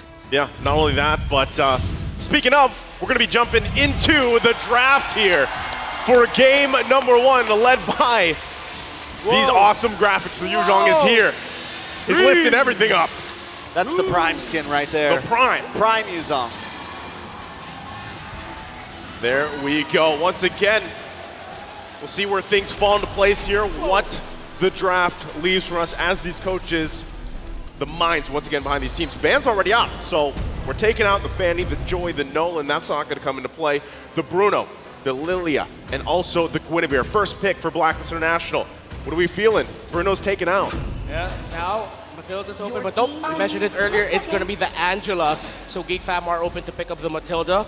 We have seen before a very poisonous third pick Esmeralda earlier in M5, not from these two teams, I just can't recall exactly the teams fighting then, but you have to watch out maybe if ever there's going to be a lot of shields on the side of Blacklist International that Esmeralda can take. But so far, revisiting again the priorities of the banning, Blacklist are taking away those assassins for Nile. We know how talented that young man is with those assassins, so he might be forced into the jungler fighter tanks that we've seen lately. While for Geek Fam, they've taken away the comforts of 3 people. Since Sui, you take away a strong pick from Yue, and you take away the Bruno. So Faramis is a viable option, but no, Baksha and Valentina are the call. Okay, that was my question too, leading into that when you're talking about these targeted bans and whatnot. Now this time, again, we have to point out the fact that Nile's back, right? How does that change really how you want to pay attention to the jungle? Well, that's the answer. They go with the Baksha. So they picked that up. Does this mean utility versus utility even for Sensui? Someone who has really shined over the past, seasons, years, and everything that he's been playing. And for some would say, he can hold his best against the best in the world. Something important with the Baksha on Nile, I feel like with Marky, he played a great role as a jungler, but I think just a little more passive, a little more rolling with the team. Seeing Nile on this quick moving utility jungle, probably one of the more aggressive move around the map, make rotations. I'm ready to see that. And you pair that up with the Valentina and now the Claude, it definitely looks like, some nice ingredients for some good attacks possibly in the early game. Yeah, we also have to consider the fact that this Angela might actually be going into the mid lane for you, and then the roam pickup for Renegade might be a surprising swing pick here. So that's one of the strengths of putting up the Angela in the first phase. You get to flex it. Meanwhile, for Geek Fam, I like that they are now going into the second phase with their marksman intact already. So the two teams are going to be fighting for the EXP laners.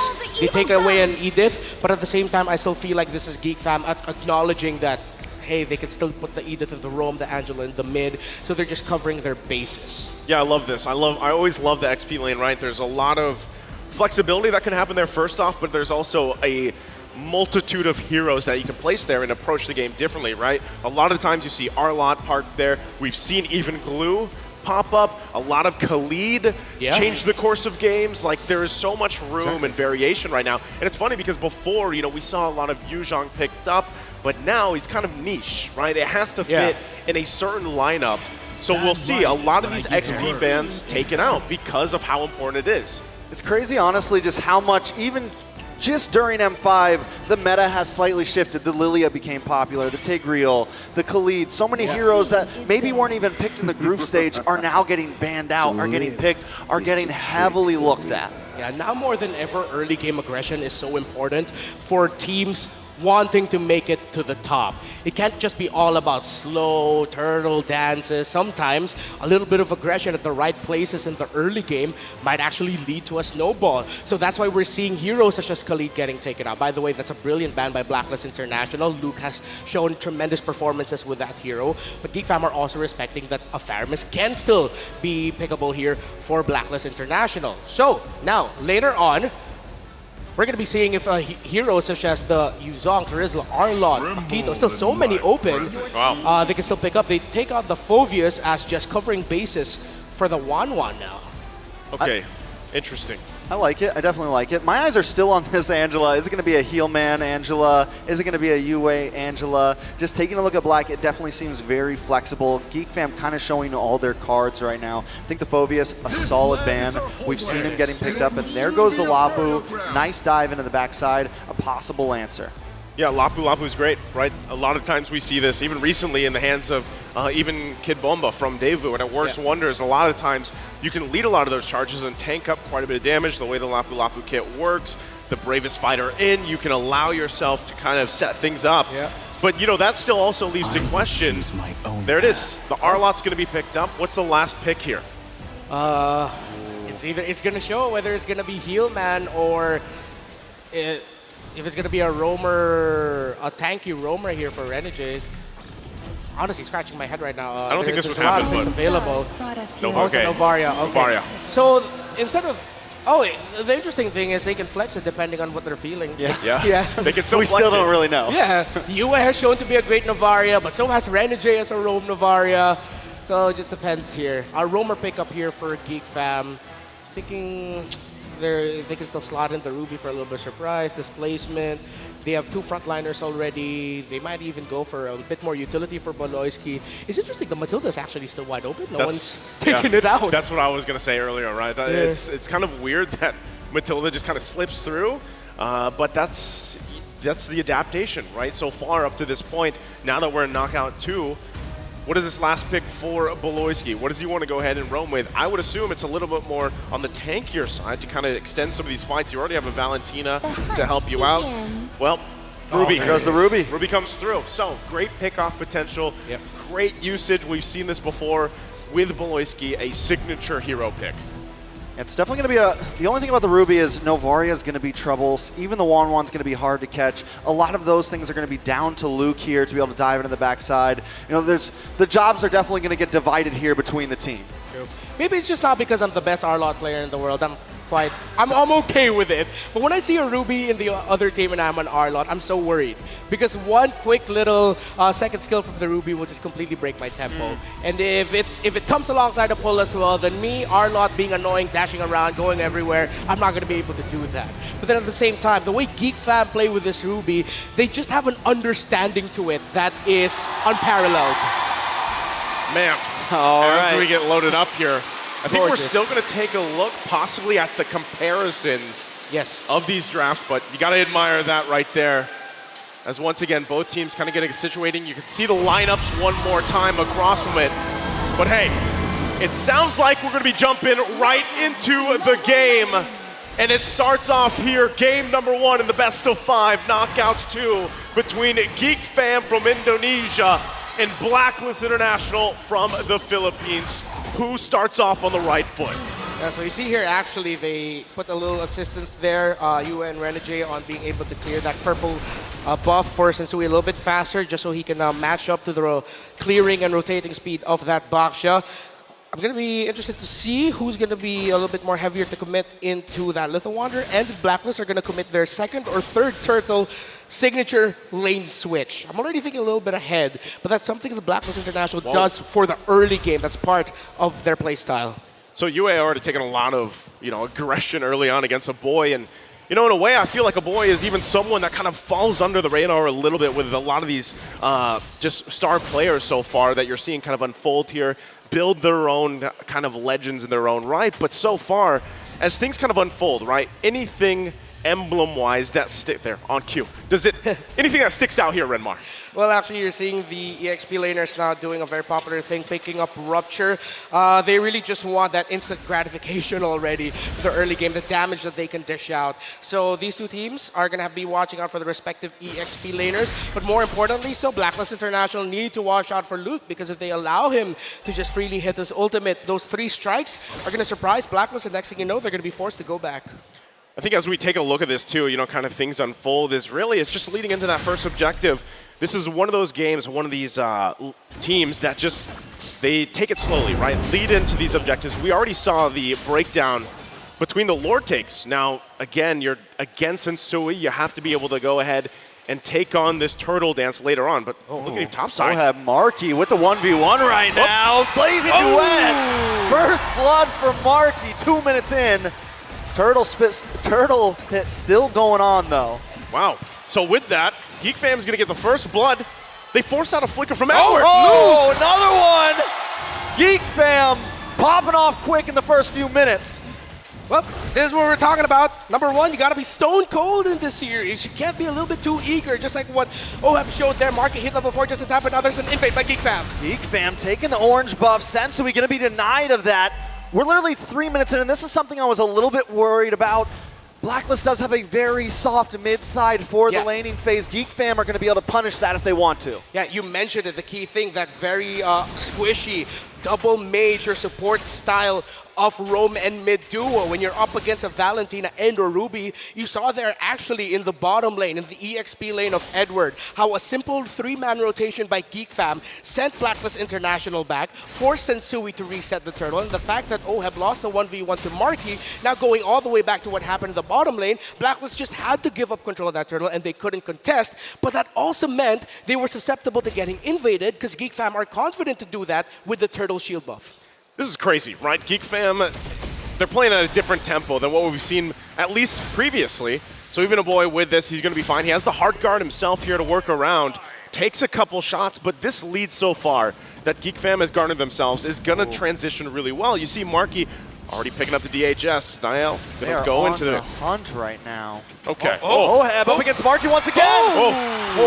Heart Guard comes just in the nick of time, but Geek Fam are not done yet. They're going to push under the tower. Bloisky with the I'm offended, and OHEB goes down. It's 3-0, 4 minutes in. Geek Fam controlling the game.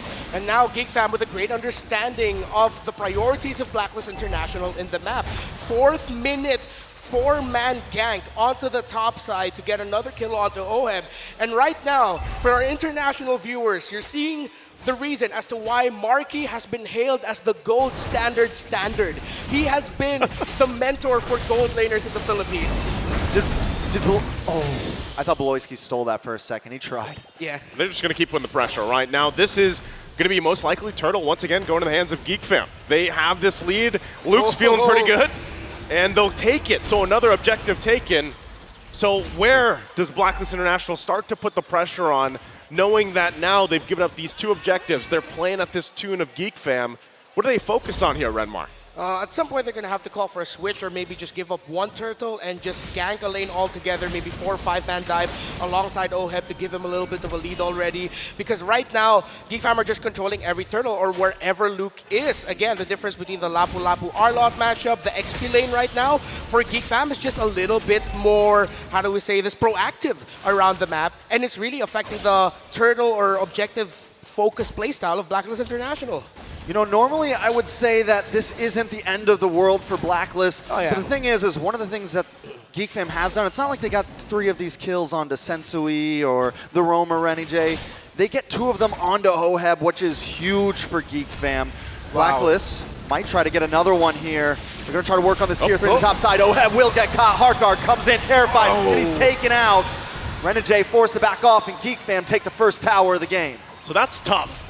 You know, you were just talking about OHEB, how he had those 2 deaths. Now he's got 3. He's kind of just shut down right now in this lane. So this is what it transitions to, right? You have to be able to build back up. It's good that you got that purple, but you know, with that, again, your gold lane is struggling. Look at the deficit here between the gold lane. Yeah, now Blacklist International are definitely going to be playing into the late game. Market honestly just has free reign here, but you got to appreciate here the gusto of OHEB and the trust that he has into Yue to supply his lane with Star Shatters when needed to get a little bit more damage onto Marky. So that's a glowing sign for Blacklist International that OHEB, it doesn't seem like he's changed up his aggression. Maybe he can be a little bit more careful, but it's a good sign that he's not giving up. He's not just taking it all in. He's doing everything that he can to find a way to turn it around single-handedly. So this is what we're getting now. What we talked about earlier, Blacklist with a 4-man gank, as Geek Fam are going to be committing 2 onto the turtle. Okay, so again, focusing it. Yeah, that's another turtle. Going to the hands of Geek Fam here, 3 for 3, furthering the gold lead, 3.5K ahead now. So once again, you're 7 minutes in. You got to build something up before that first Lord comes up if you're Blacklist International. And then look at the pressure still going. Now going to come in, another I'm offended on Sensui, going to pull him in, take him out. Bloisky finds the kill. Geek Fam going to back off. They got what they came for. That's 5-0. This is a huge lead for Geek Fam. I think this is now a sign for Blacklist International that especially when you're up against Geek Fam and Bloisky has one of his comfort picks and you're playing a heal or support type roamer, a squishy roam mid duo, it's gonna be difficult. And add to that the fact that the Arlot versus Lapu Lapu right now, Luke just has Edward in check. It's no surprise that Geek Fam, with their systematic aggression, has just taken control of this game right now. They're moving like the Ford assembly line. Henry Ford himself would be proud of the efficiency of Geek Fam right now. Very efficient, right? I mean, that's the other thing is you have to, we're building it up into it. They talked about this a lot in the panel leading into this matchup. It's going to be a different Geek Fam, at least from what we've seen for the previous games so far, you know, back in Knockout 1 even. And so far, it looks like they've just refined the playstyle. Again, they have a huge lead right now against Blacklist International. It's not to a point where it's dire, but Sensui might be in trouble again. I'm offended, lands a mark into the back line with a blazing duet, putting tons of damage down on the Renijay, trying to find you. Flickers back, OHEB in trouble now. Blue comes in with the bravest fighter and finds 2. Blacklist International crumbling under Geek right now. Wow, the miracle of Indonesia are making magic work right now. Away from their home country, well, for Bloisky and Marky, they're back home. They are doing so well in this lower bracket matchup, in this elimination match, completely dominating. And it looks like they've really come into this with an understanding of how they want to play and how Blacklist wants to play. And they're just taking control.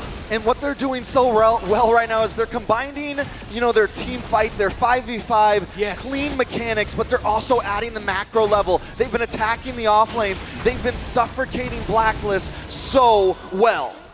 And with that, Lord taken here once again. Objectives clearly all for Geek Fam. There isn't even a single turret down just yet for Blacklist International. They're going to have to find some way, somehow, to get movement, space around the map at some point, but right now, it's just trying to catch your breath, right? Again, looking at the gold lane specifically, OHEB is just not where he needs to be to even provide. When he gets the crossbow of Tang off, it's most likely not going to even get rid of anybody. So still, how much time do you buy here for Blacklist? At this point, they're going to have to buy a lot of time or punish a attempt by Geek Fam to end the game early on. You know, we've seen it happen so many times. They go into the inhibitor, they dive it, but then it just doesn't turn out well for them. Conceal play by Beloyski. Conceal play is coming. Geek Fam decide not to overextend themselves. Another wave will be coming down the mid side. Not able to break an inhibitor just yet, but they still gain a lot of ground, and 2 more waves coming soon. Ooh. Yep, the shots are starting to hurt. Beloyski's going to take that one, get back to base. Again, you're nearing that 10,000 gold deficit for Blacklist. Beloyski. Too close. Still playing with danger here, right? Yeah. Also, big item pickups here. A boy just got the Divine Glaive, as if he's not already doing enough damage. Yeah. You can see it, right? But there is a struggle here. And the fact, too, that Ohab is on the 2nd of damage received, it's been a tough time for the gold lane for Blacklist.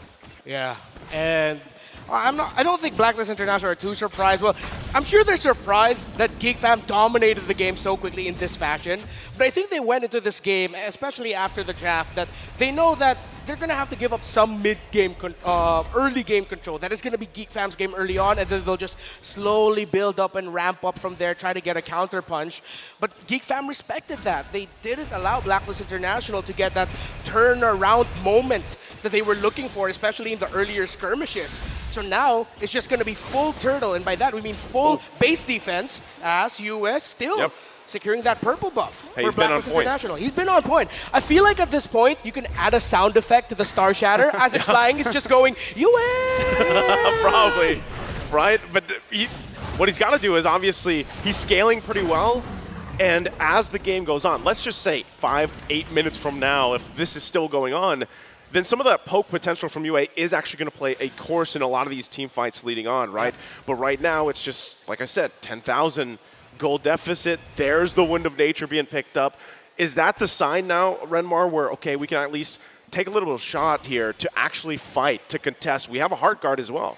It's 28K to 38K, and about to get there. I think even with the Wind of Nature, it'll be a bit too risky. So at this point, Blacklist International counterplay looks good, yeah. I mean, honestly, I feel like the only member that's honestly a saving grace is UA. He's the only one that has gone deathless so far. He's been able to farm. He's been able to use the range of that meteor to farm purple buffs, to farm some waves here and there when the rest of the team can't. Geek Fam should be able to get this Lord uncontested. Blacklist deciding to go for the upper lane, deciding to macro a little bit, and then turtle back up. Yeah, again, they got to get some space to work around, right? Even if it's just one turret at a time, that's really where they want to focus. And as they kind of get situated here, they're going to have to defend now. Once again, second Lord of the game. You know, high ground defense-wise, you can expect that Geek Fam has the tools they need and the lead they need to actually force a fight, even if Blacklist doesn't want to. Yeah, this is what we call throwing bodies. Yep. Like, Geek Fam can literally just throw bodies and try to end it here. They still have to be careful, but it looks so easy for them. Speaking of throwing bodies, a big I'm offended locks on Ohab, the Heart Guard. Able to maybe save him. He's backing up, he's kiting. He's trying to get away. They're chasing him down, but he's still able to pull it off. Ohab, a boy, flickers back in. Ohab over to safety. The Lord is coming into the base. Geek decide to switch lanes as Niall keep 2 members distracted. Who's just going to keep home? Going to let Ohab go back. This might be the end for Renegade. The Lord is going to crash in. Geek Fam Renegade? ready to break through. Luke looking for that big hit onto the backside. Oh, someone go away. Beloyski goes down. Sensui able to find him. Marky going to chip away at the mid inhibitor. Geek Fam still backing off. They were able to take 2 towers down, still holding a large gold lead. It ain't over till it's over. It doesn't look good for Blacklist International, but you got to admit, what Ohab and Renegade did there may have saved the sequence for Blacklist International, buying enough time, making sure that Niall wouldn't be there, and that meant Beloyski had to be the main front line for Geek Fam in that scenario, and he falls in a Blacklist. Can they find a window to somehow break a turret, to find a few more resources to turn the game around, or is Geek Fam still going to continue applying the chokehold? Still a strong chokehold, right? 12,000 ahead. And once again, Blacklist International has no space to move around with. They don't even have a turret at this point, but if they can still survive some of these fights, punish a mistake, they could possibly at least get a body or 2, but look at how much Geek Fam wants. Dive, Bravest Fighter lands on a Sensui. The stun connects and Sensui goes down. Geek Fam Don't come out just yet. This is still our jungle, but a boy gonna get caught off, forcing a winner. Crunchy on Marky getting free shots. The Terrified and Edward taken out. 2 members of Blacklist fall. Geek Fam still inside of the base. A wave of minions closing in on the top side. Oheb maybe gonna get a hard guard here. There's Marky a hard guard. gets a hard guard for himself. He's gonna lock onto the base, and Geek Fam against the odds take game number 1. A very strong showing here for Geek Fam as they come out refined and ready to go against the home crowd, Blacklist International. They start off the series hot, stone cold. Our Geek Fam, if the Filipino fans in Blacklist thought this would be a walk in the park, Geek Fam had other plans today. What a run.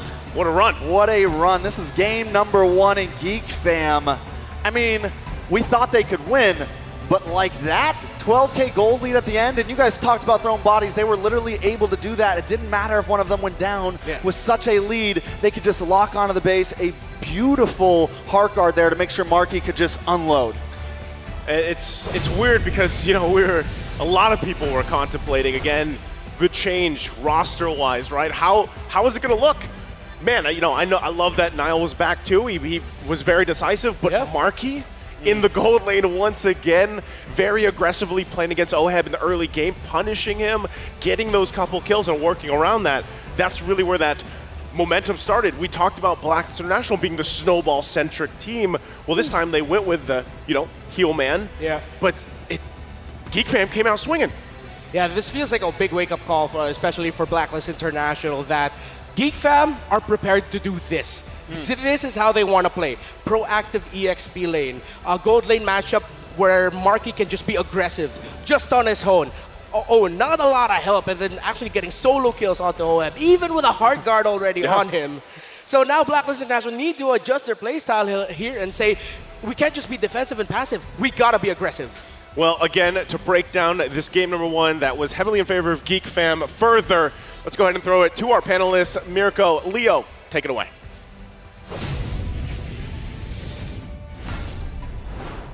It was a lethal check by a Geek Fam as they take first blood in this best of 5 against Blacklist International. Welcome to the analyst stand at your service. My name is Leo here with Mirko, and let's start this out by talking about that draft. It was clear that Geek Fam came to play, Geek Fam came to fight, and at the forefront of that, they had a Vanguard. They had an MVP that just pushed the tempo starting minute 1.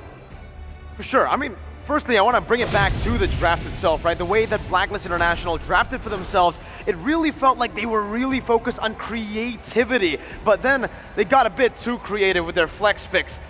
Meanwhile, on the other side, Geek Fam with the Claude, super honest pick in the first phase as well to counter the 1-1. And yes, though a lot of people might think 1-1 versus Claude is a skill matchup, it really depends. If both of them are as good, I would actually have to give it to the Claude that has a bit more pressure in that lane. And that's exactly what we saw from Marky. He was able to lane perfectly here, utilizing full stacks on his passive to get that mobility, to get out of every single initiation that Oheb was trying to force upon him. And given the mobility, Marky actually, as soon as he felt it, stepped on the clutch and said, you know what, it's game time. Drew first blood early on and just gave hell to a Blacklist International. Really just softened up, tenderized that gold lane. And next thing you know, you're looking at a 2K gold lead at 5 minutes. And a good chunk of that, I'd assume, was put on to the young Marky Capascio, aka the solution. Here, I think they're past the age of problems. They're more in there, all right, we're back together. It's first day of Knockouts, day 2. Marky, at your lead. And here, he did lead. And here, he's leading his team into a 1-0 start. And again, if it's your gold laner that's having a good time, the concept of the gold lane experience came out in the group stage. Now in the knockouts, Marky's just claiming it.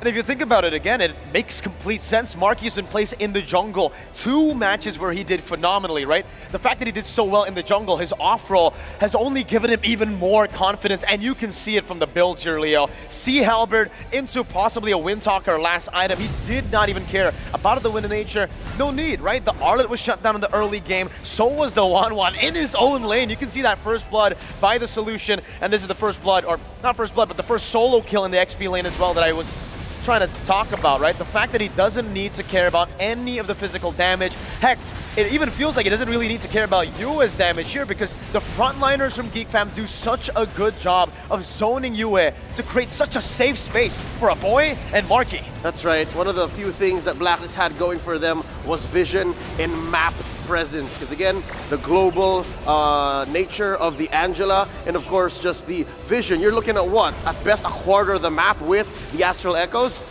Meant nothing to Geek Fam because again, they were so forward, they were so fast, and they knew that they could close this gap. As mentioned by our casters, the early game belongs to Geek Fam. But what if they played so fast and played just so in your face that they made it feel like everything was the early game and they ended up pretty quick. Again, sub 15 minutes, this was just overloading Geek Fam on the play this time around, not even giving Blacklist any room to breathe. And I love what Reptar said in the game there. He said systematic aggression. I really like that. It's systematic, but it's just Geek Fam playing with the tempo. Right, when Blacklist International are so used to going up against systematic teams, you need to shift that tempo up a little bit through, obviously, solo kills that definitely help, but also how active they are on the map. In a lot of scenarios, you will see a lot of setup being done by a lot of other teams. For Geek Fam, they sacrifice a whole lot of their lane prio to rotate faster, sacrificing their own lanes, but to get the other lanes. The most important ones being the gold and the mid ahead. Especially when it comes to the turtle setups, you can definitely see this, right? The fact that someone, let's say Luke or even Marky, was able to rotate just a bit faster with the tempo lead that they have, it forced Blacklist to a complete bad spot. They weren't really able to adapt to that kind of tempo. Which is, again, evident in when you look at their macro plays. There are moments wherein even Baloyski's hook, even Baloyski's I'm Offended would displace their core heroes. I'm looking at Centurion, I'm looking at Oheb, and sometimes you're just saying, please Geek Fam, stop. Please Geek Fam, stop. Here are the emblems that allowed for Geek Fam to do this. Again, you're not seeing a lot of Wilderness Blessing is because they don't really cut through the river anymore. They're actually just saying, you know what, I'm gonna rotate fast. Marky, you got the sprint, everybody else go on flicker, and then we go commit hard. There was not a single, I think, not a single failed rotation on Geek Fam throughout this sub 15-minute game. Not at all, and they didn't even need the Wilderness Blessing, like you mentioned, Leo. And even towards the later stage of the game, you could see that for the side of Luke, he was extremely tanky, but he didn't actually have to sacrifice a whole lot of damage. Just the Fury Hammer and the Bloodlust Axe alone was able to get him to places where he was able to dive, deal damage, zone the backline, but also stay tanky as their main frontliner with Nile.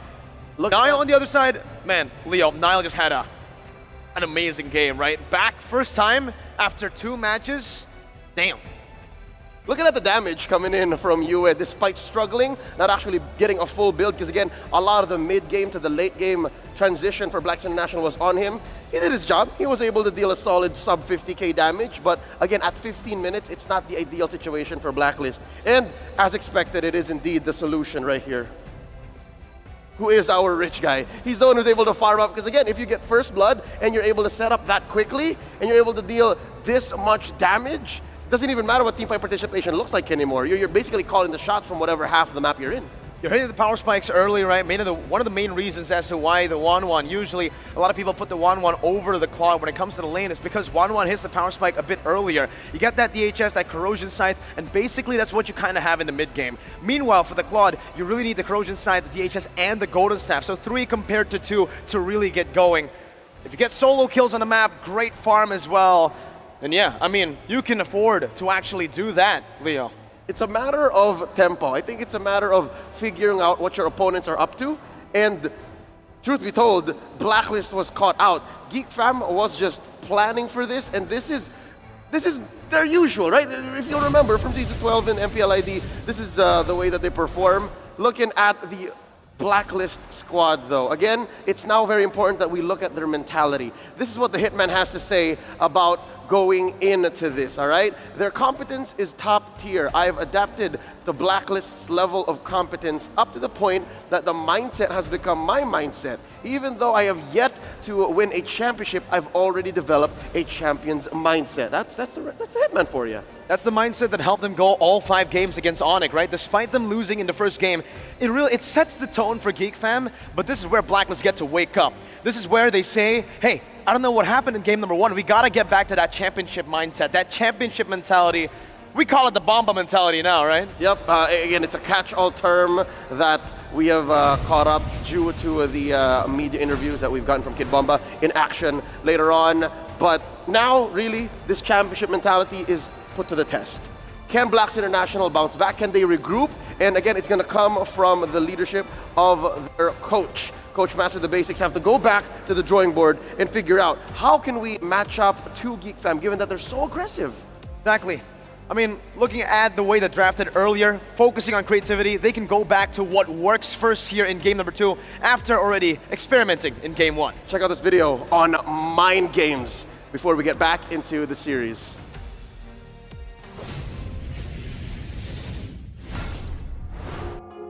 Once upon a time, in the realm of esports, a new element emerged outside of the game: taunting. Throughout the history of Mobile Legends Bang Bang, a few shine as the most unforgettable tales of taunt. Before we match versus Alter Ego, and then they like, where is Onyx or something, I forgot. And the night, I just thinking about what I want to say them if I win. Jadi pas menang, bantai, gue confirm ke coach chef, coach bisa bilang ini, bisa bilang ini. Nggak bisa katanya, terlalu over. Jadi gue sebelum taunting juga konsul coach chef biar nggak terlalu jauh lah. Cuma akhirnya itu yang dapat kata-katanya itu, yang bagus. Mana Spicy Boy? Mana Miracle Boy? This is Key Boy! There's this certain clash that I felt so bad. Enemy was laughing, the fans was shouting and laughing. So I was so hyped that moment.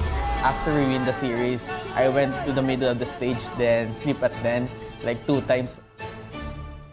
I ada taunting tim Filipin dekat MPLI. Tapi sebenarnya bukan taunting sangat pun, cuma mau kepada statement yang nak kata kita bakal menjadi Philippine Slayer. Reaction mereka ramai kecam. Satu dunia tengah kecam Zon waktu tu, termasuklah Malaysia sekalipun. But why do players engage in such acts? Among the many reasons, one of them is to play mind games. I think that's a mind game. You put a lot of pressure on your enemy. Sometimes it triggers the angry side because when our emotions take control of us, we lost our common sense. We can lose the aftermatch more fast. Siguro para ginagawa lang nila yung mga ganong bagay na nagtutunt sila para mabawasan ng moral yung kalaban, para ma-demoralize ganon. Tsaka dagdag confidence din sa kanila kasi panalo sila tapos nangaasar pa. Before I do some taunting to the enemy, I always got the confidence for me. That's why I do the taunting, so it helped me a lot. Sometimes saya rasa saya nak spicy sikit. Dia akan membuatkan isu ni lagi hangat. Tournament ni lagi orang tengok lah sebab ada drama-drama sikit. Of course, not all players can be swayed by such sorcery. Pra mim não faz diferença, eu fui jogador profissional de futebol no Brasil, então torcida ou farpa, pra mim não faz diferença. Just beat them, you know, it's all about the mentality, you know, if you get killed by them taunting, then you're weak. Why you play M5? Go home. Be wary though, for the taunts must never spiral out of control. Benda-benda yang sensitif, rasanya itu macam dah melebih lah. Rasa macam itu bukan taunting, itu macam nak cari gaduh. In the midst of a fierce match between Deus Volt and Geek Fam in the group stage, Niall crossed the line. He was barred for 2 official matches. In a different tournament, OHED 2 had to face the music. But I think when it comes to disrespect the person, like putting the person down, and I think that's the crossing the limit. In between AP Brent and the Geeks. Going to collapse down. Going to be taken out. Oh boy, as well. AP Brent sends the Geeks to the lower bracket. I'm always gonna ask myself if we have full lineup against Brent, I think we have a better chance. I teach my team and my players to be humble as possible. We should be a great example for everyone. When taunting is kept within boundaries, it is merely a game of the mind. Beyond the battleground, players remain friendly despite intense competition. I don't know, I don't want to be friends with him. Stupid are you?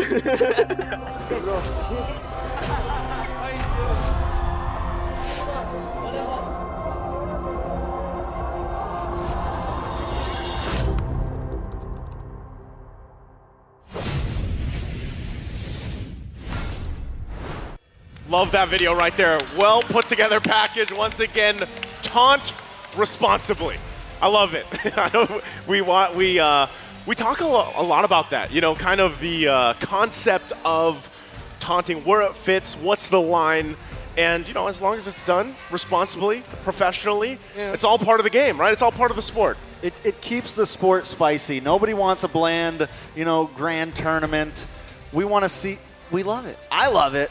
Yeah. But that's how we do it in NA. I don't know. Yeah, these two tall Americanos beside me are very familiar with the Boston Tea Party. Let's have ourselves an M5 TP party instead. Keep it within those boundaries. That can work too, Renmar, right? But again, drawing it back here to the matchup, we can't say one thing. Geek Fam is on fire after that game number 1. They came out swinging, they came out with a job, and they executed it really well. And that makes me wonder, you know, going back to the whole mentality thing, where is the mentality right now for Blacklist International? They talked about it a little bit in the panel too, and I'm wondering how they adjust in the draft. But once again, before we head over to the draft, we want to just go ahead and welcome all you guys at home or even here, of course, in RMC to join the TikTok drops, right? Again, head over to TikTok, watch M5 there. For 5 minutes, you're going to grab yourself a TikTok viewer chest. If you watch for 20 minutes, you'll go ahead and get a deluxe chest. So grab them while you can, because there's only a couple days of M5 left. Now, bringing it back in to what's ahead of us, gentlemen, right? The matchup game number 2. I think that's the biggest question, even for a lot of the agents out here, is, you know, what is the plan, right? How do you adjust? Because we've heard some of the, you know, things out there about drafting specifically. And this plays a big part of it, especially as you approach a game after losing under 15 minutes or nearly 15 minutes to such a big lead, right? So Renmar, what are you at least expecting here as they approach the Game 2 draft? Well, I think these two teams now are really going to turn off the idea of maybe going for an Angela priority first pick. Not to say that that will instantly spell doom, but based on the drafting pattern that we saw, and it seems like these two teams, especially Geek Fam, are very familiar with each other. I don't see an Angela first pick slot being drafted to the point where, in the first phase, where it will work. Not to say that it's impossible, but more of like it'll be difficult to make an Angela first pick work in this scenario, but let's see. Definitely tough. I think Renegade needs to get maybe moved to be the hitman, not the heel man. Yeah, a little bit more He plays hitman. so well on the Matilda. He plays so well when he's able to be aggressive, be in the enemy team's face.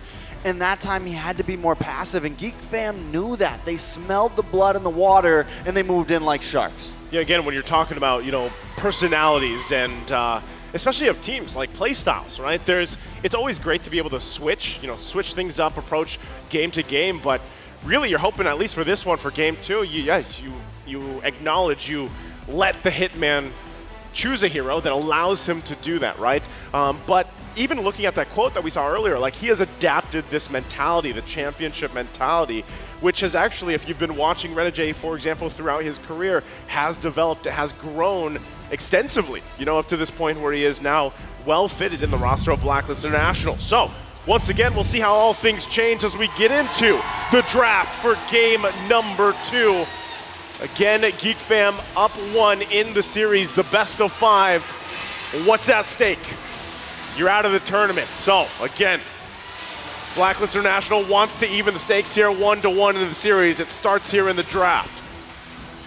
See who goes into what side. Is it going to be similar to earlier where Blacklist went blue and then Geek Fam went red? Or will it be a switch? It's going to be similar. Similar bans, actually, across the board, except this time, instead of a Bruno ban, it's a Baksha ban here by Geek Fam. So just a small adjustment. Valentina, first pick, you will get one of the signature pickups. What makes that Baksha ban so interesting is it comes from Geek Fam, so it immediately shows we're not going to run the same thing as last time. We're going to switch it up a little bit because we know Blacklist is going to switch it up most likely. So we want to keep them on their toes, and I think it's a great play. Even just starting in the banning phase, they're kind of getting in Blacklist's head a little bit. It's funny with this too because, you know, we were talking about Renegade specifically, but this also allows Blacklist International to be a little more decisive, right? You pick up the Valentina, goes in the hands of Yue, and then you take an Akai, you still play the utility game against the Fredrin. And then the next pick, the Matilda. There we go. There it is. Now we're getting the faster Blacklist. It's Heelman with a little mix of Hitman. We know how the Matilda likes to play. Yeah. And then paired up with Sensui's Akai, you have Valentina in the mid. These are great first 3 picks by Blacklist. It's very similar to a style that they're known for. So they're going into this also with that little asterisk of, guys, Geek Fam know we draft like this. Yep. We have to watch out for counter pickups. So now Geek Fam, they want to amp up that early game aggression. Again, they're still going to be going for fast scale and quick dominate. Faramis, Fredrin, Bruno are 3 picks that do that very well.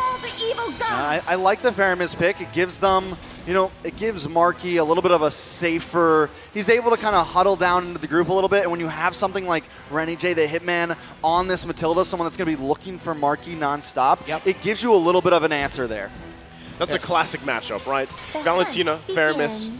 It's going to be NetherRealm versus NetherRealm for the most part, right? Yeah. And especially around these later objectives.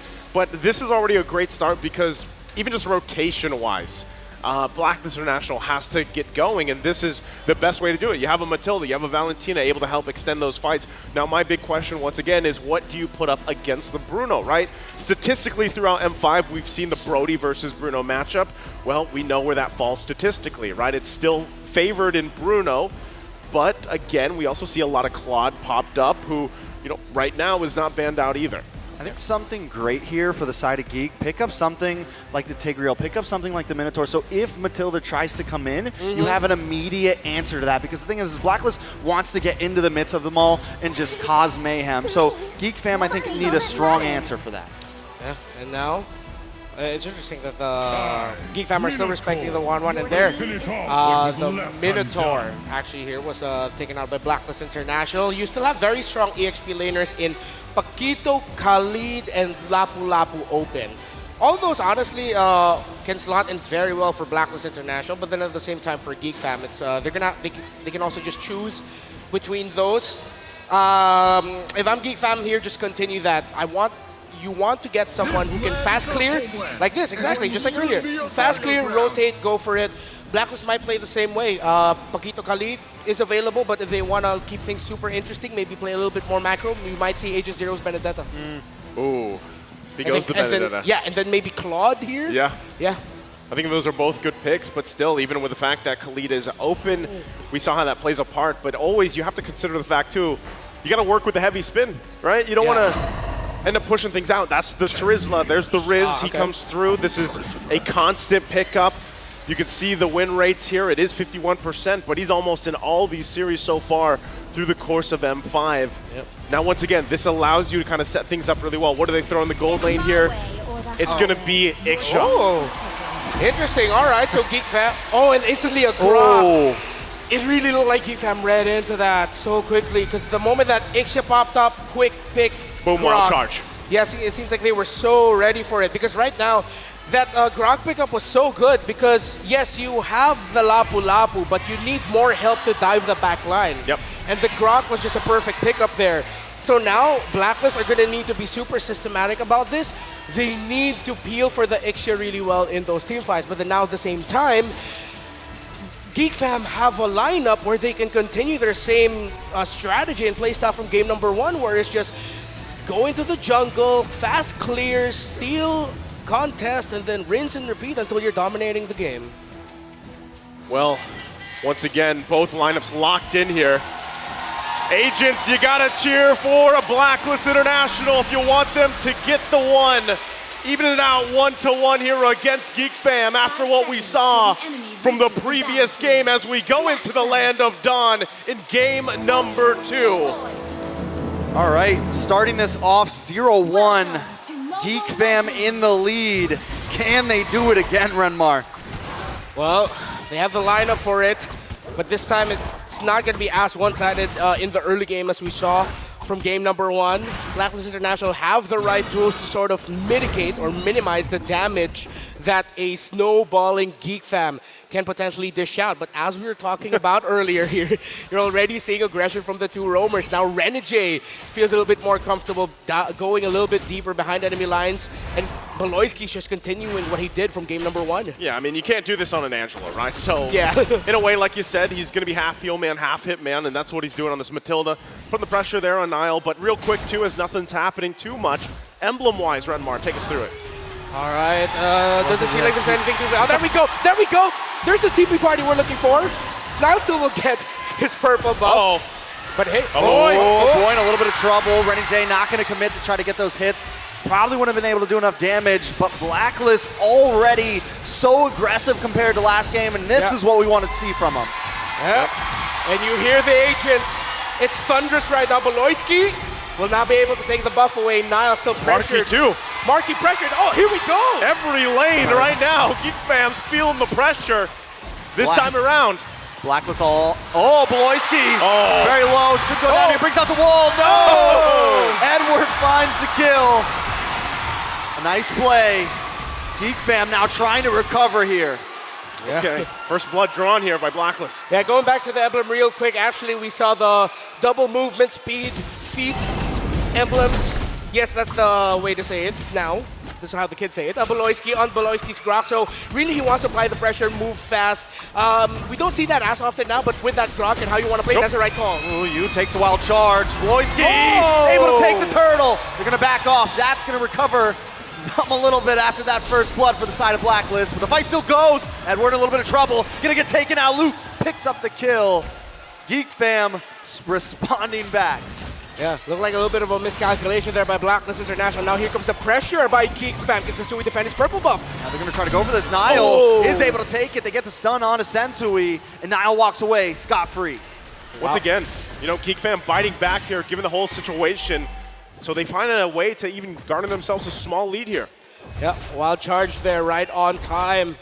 And it looked like in that last one after that first turtle, it looked like Blacklist, or at least Edward, wanted to commit, but Blacklist looked like they didn't want a full commit, so he goes down. They lose that control around the center of the map with a key figure going down, and then that means Sensui was open for the invade. So again, Geek Fam is just continuing their playstyle and trend from game number one. Blacklist International are matching it, but now we're seeing one of the strengths of Geek Fam. They're so good at those post-engagement team fight, the counter go as we call it. Just when you think that teams, hey, they won't counter go in this scenario, Geek Fam will say, hey, we do, and we'll make it work. Yeah, that's a big part of it. Oh, bottom side, Edward. A little bit of damage on Edward, gonna get stunned up. The Appraisal's wrath, and Edward is smashed down. Luke picks up the kill. Beloyski now in a little bit of trouble. Rennie J, the hitman, trying to take him out. Undercover in the enemy jungle. Can he get the final hit? No, Rennie J decides to back out. Gonna get pulled back in, a boy. And a little bit of chip damage, but both teams disengage. So now we're seeing here Geek Fam's adjustment. Luke is playing out of his mind here, folks. He is taking it to Edward, and at the same time, Geek Fam are committing rotations into the XP lane because they know that when you're up against Blacklist International, one of the things you do is not just in the draft, but in-game, make sure that Agent Zero has a difficult time, because then that means the rest of Blacklist International will also struggle. Yeah, still, Turtle gonna be up here. Beloyski. Beloyski maybe in a little bit of trouble, does not have the wild charge. Full barrage comes out. Oheb forces a flicker back though. Luke with the bravest fighter. Locks on, onto you, gonna keep him at bay. Sensui wants to look for a way in. Trying to find an angle. Edward with the penalty zone on top of Luke. Luke gets the stun. Looking for Yue. Can he flicker out Niall? Able to still secure it, and Luke gets away safely. Geek Fam playing out of their minds right now. Woo! Stone cold. It's Luke. Man, we talked about his pickups. What hero you'd give him 2 games in a row on this Labu, and he's playing so well. Still going. What? In a bad spot. Is this dangerous? He goes down. Rennie J, the hitman, finds the kill. Maybe got a little too confident there. Yeah. Thought you were gonna go Stone Cold Luke Austin. I like that. I like that.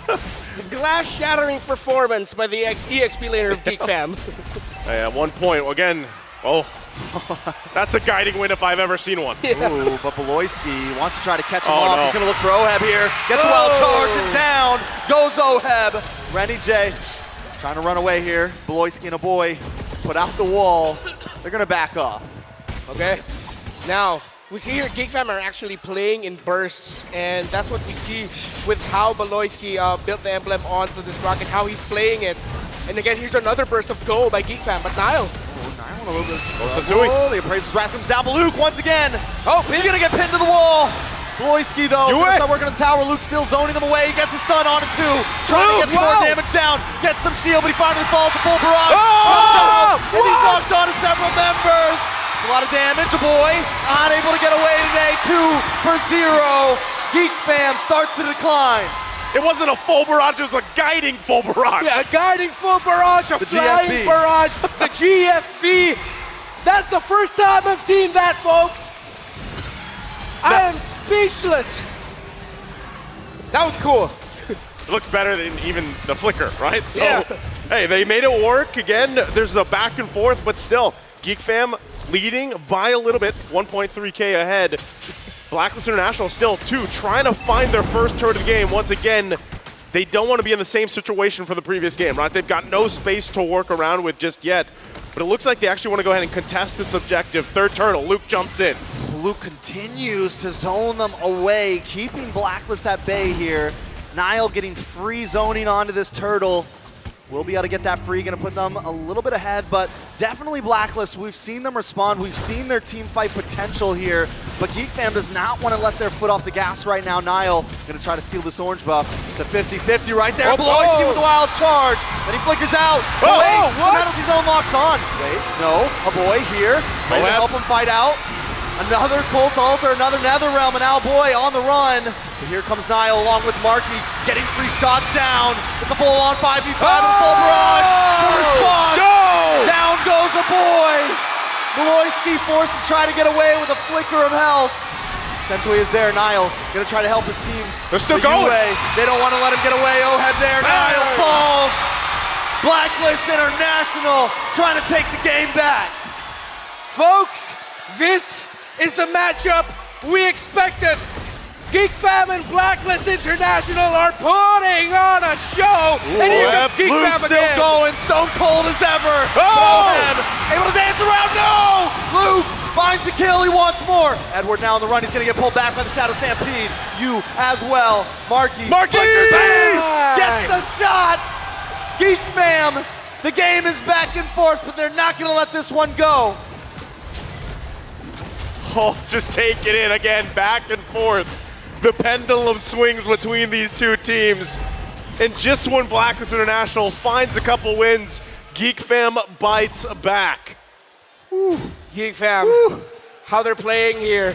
We've given flowers to Blacklist International. We gotta give the flowers back again to Geek Fam.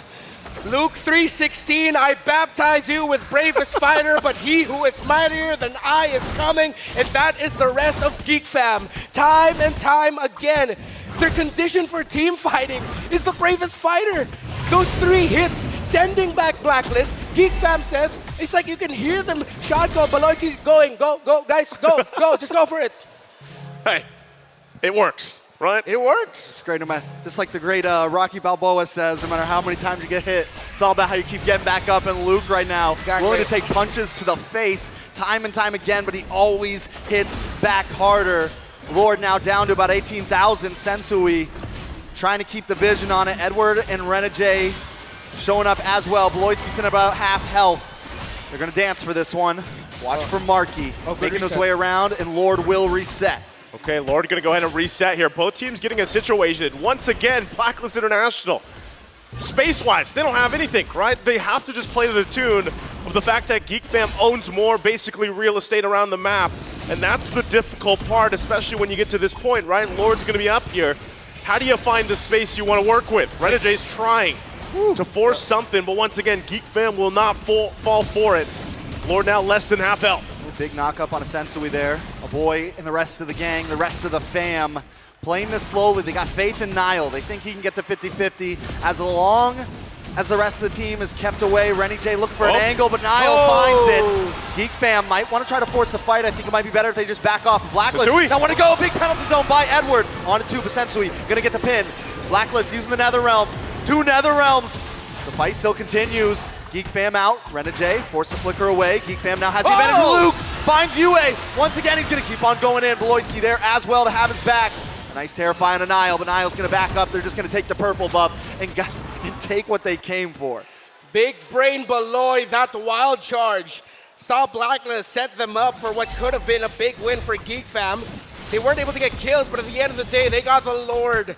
A surprising call there by Geek Fam, specifically Niall, to just rush it to the point where Sensui wasn't even in retribution range, and I don't think even he expected that Geek Fam would rush it, take that Lord just like that, then go forward. Systematic aggression. Geek Fam are just continuing that again, but now if you look at the items, up to a Malefic Roar already. Is this Bruno? 3 core items locked in, but Oheb really close. Sea Halberd, KHS, Corrosion Scythe. Both marksmen still very close here. And despite it being a 5K gold lead, these 2 teams already have their conditions. 2-1 Geek Fam. Go for a stomping lead. Blacklist International to find a turnaround. Once again, they'll be able to deal with this Lord quickly as they did. It was the first one of the game. They'll clear the lanes here too. But again, at this point, this kind of feels like that moment when, you know, when you're playing games and you have your teammates yelling at you like push, push, push. Because still, no turrets down, nowhere to work with. So you're wondering, right? Blacklist International, where do we find this movement? Where do we find the space? Where do we find the space to rotate? Who is that going to be, right? Is it we wait for Oheb to be full glass cannon on this Ixia pick and work out here? Because even Beloyski, look how much damage he's just tanking up. Yeah. But at the same time, I'm also looking at it as how much damage Blacklist International can deal now. Yue is up there in terms of being able to deal the damage. And that's something that the front line of Geek Fam are respecting. So now we've seen Beloyski and Luke be actually just like constantly like going to the front line, really trying to bait out things from the side of Blacklist International. But every time they do it, it seems like the more it happens, the more health we see them losing. So at some point, it might hit critical mass, and then suddenly Geek Fam are just going to be surprised. It's like, wait. We've gotten the vision, we've sent them back, but now we have to go back ourselves. Oh, Blacklist International gets to find a way to turn it around. That's something they have to watch out for. Now they're really playing around this Matilda as well, of course. But Beloyski is doing work, man. He's everywhere he needs to be on this Grok. Something else important to point out, the Beloyski curse is over. He hasn't died 7 times at all in the past 2 games, and he has been moving. Even now, he knows his advantage. He knows as long as he can keep his passive proc, it's going to be so hard for Blacklist to try to catch him off guard, and he can just stay in front of their faces right now. Slower pace now for these two teams as they just play for macro. Blacklist International finally breaking that turret up top. Let's see if this is going to be a full commit. They want to go for it, actually. Niall's alone, actually. Penalty zone with the flicker from Edward. Locks on to Niall. Niall instantly gone. Boy brings out the Netherrealm. We want to try to help his friend, but he won't be able to save the day. Beloyski from the side with a wild charge. Gets a knock up onto Edward. Luke into the backside with the Brave Spider. Looking for Oheb. Gets a stun. But wait, the damage is unloaded and Beloyski goes down. Luke. Now it's Luke against the world. Markey looking for some free shots.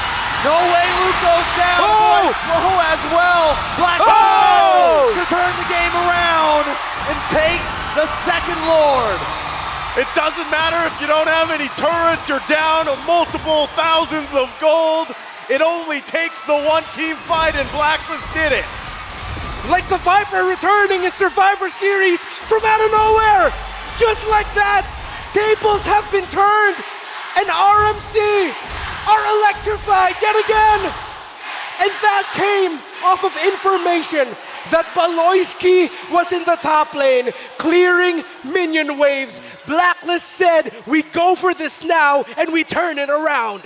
And what a great play at that. Niall all alone, they were able to take him off, and that was it. Luke goes for another, balls against the wall play there, but ends up getting caught off guard. Blacklist with the game back in their hands. With that, they're going to go ahead and grab a couple more of these turrets in the tier 2. It's now Geek Fam's turn to be on the defense, backs against the wall here, but one thing's for sure, they have all the items they need to actually win this team fight as they get prepped up for the defense. But it will come down to playing around the full barrage from Oheb like we saw previously. Can they keep it together as the Lord marches in? All right, Blacklist International. Do they play this safe or do they go for a huge play? Geek Fam definitely going to play it safe. They just need to get the Lord out of here. They've only lost 1 inhibitor, but that will give Blacklist International an advantage over the map. All right. Okay, Blacklist International can actually continue applying this pressure so they can get inhibitors, as we mentioned, get resources, start choking out. Oh, there we go! Penalty zone into the backside. Beloyski gonna get the wild charge on the tower, but the full barrage comes out. Luke trying to dodge it, trying to get out of range. Wow. Geek Fam with the Netherrealm, able to survive, but still lose 1. Beloyski off the map.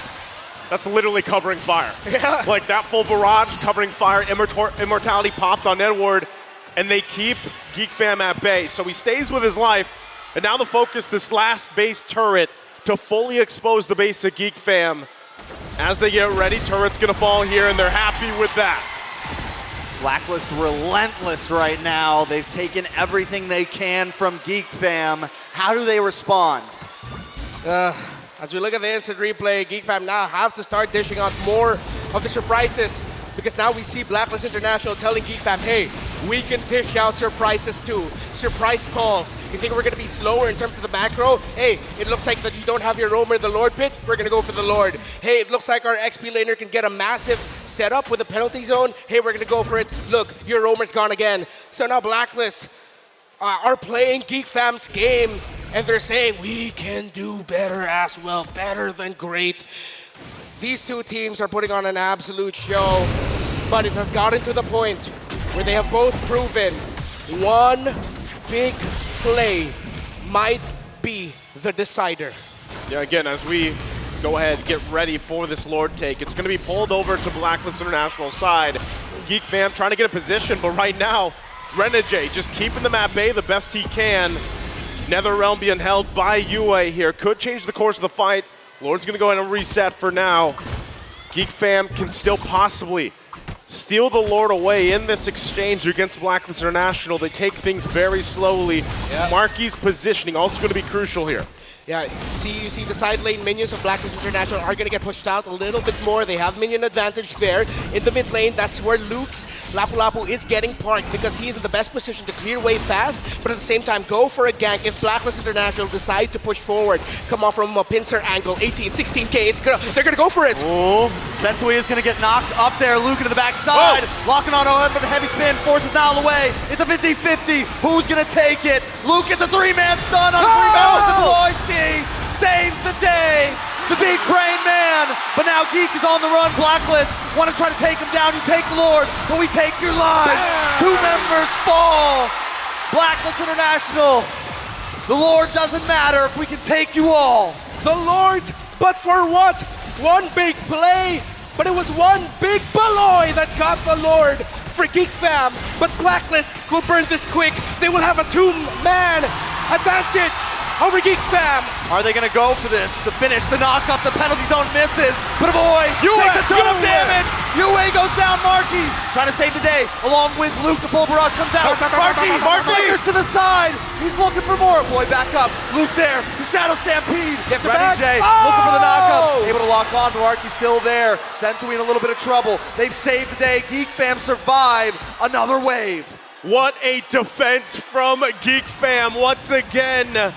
Marky able to avoid the full barrage from O-Head, keeps them in the game as they'll know they make their way to the mid lane. What a flicker that was from Marky. Yeah, at the right time, Marky is deathless, the solution.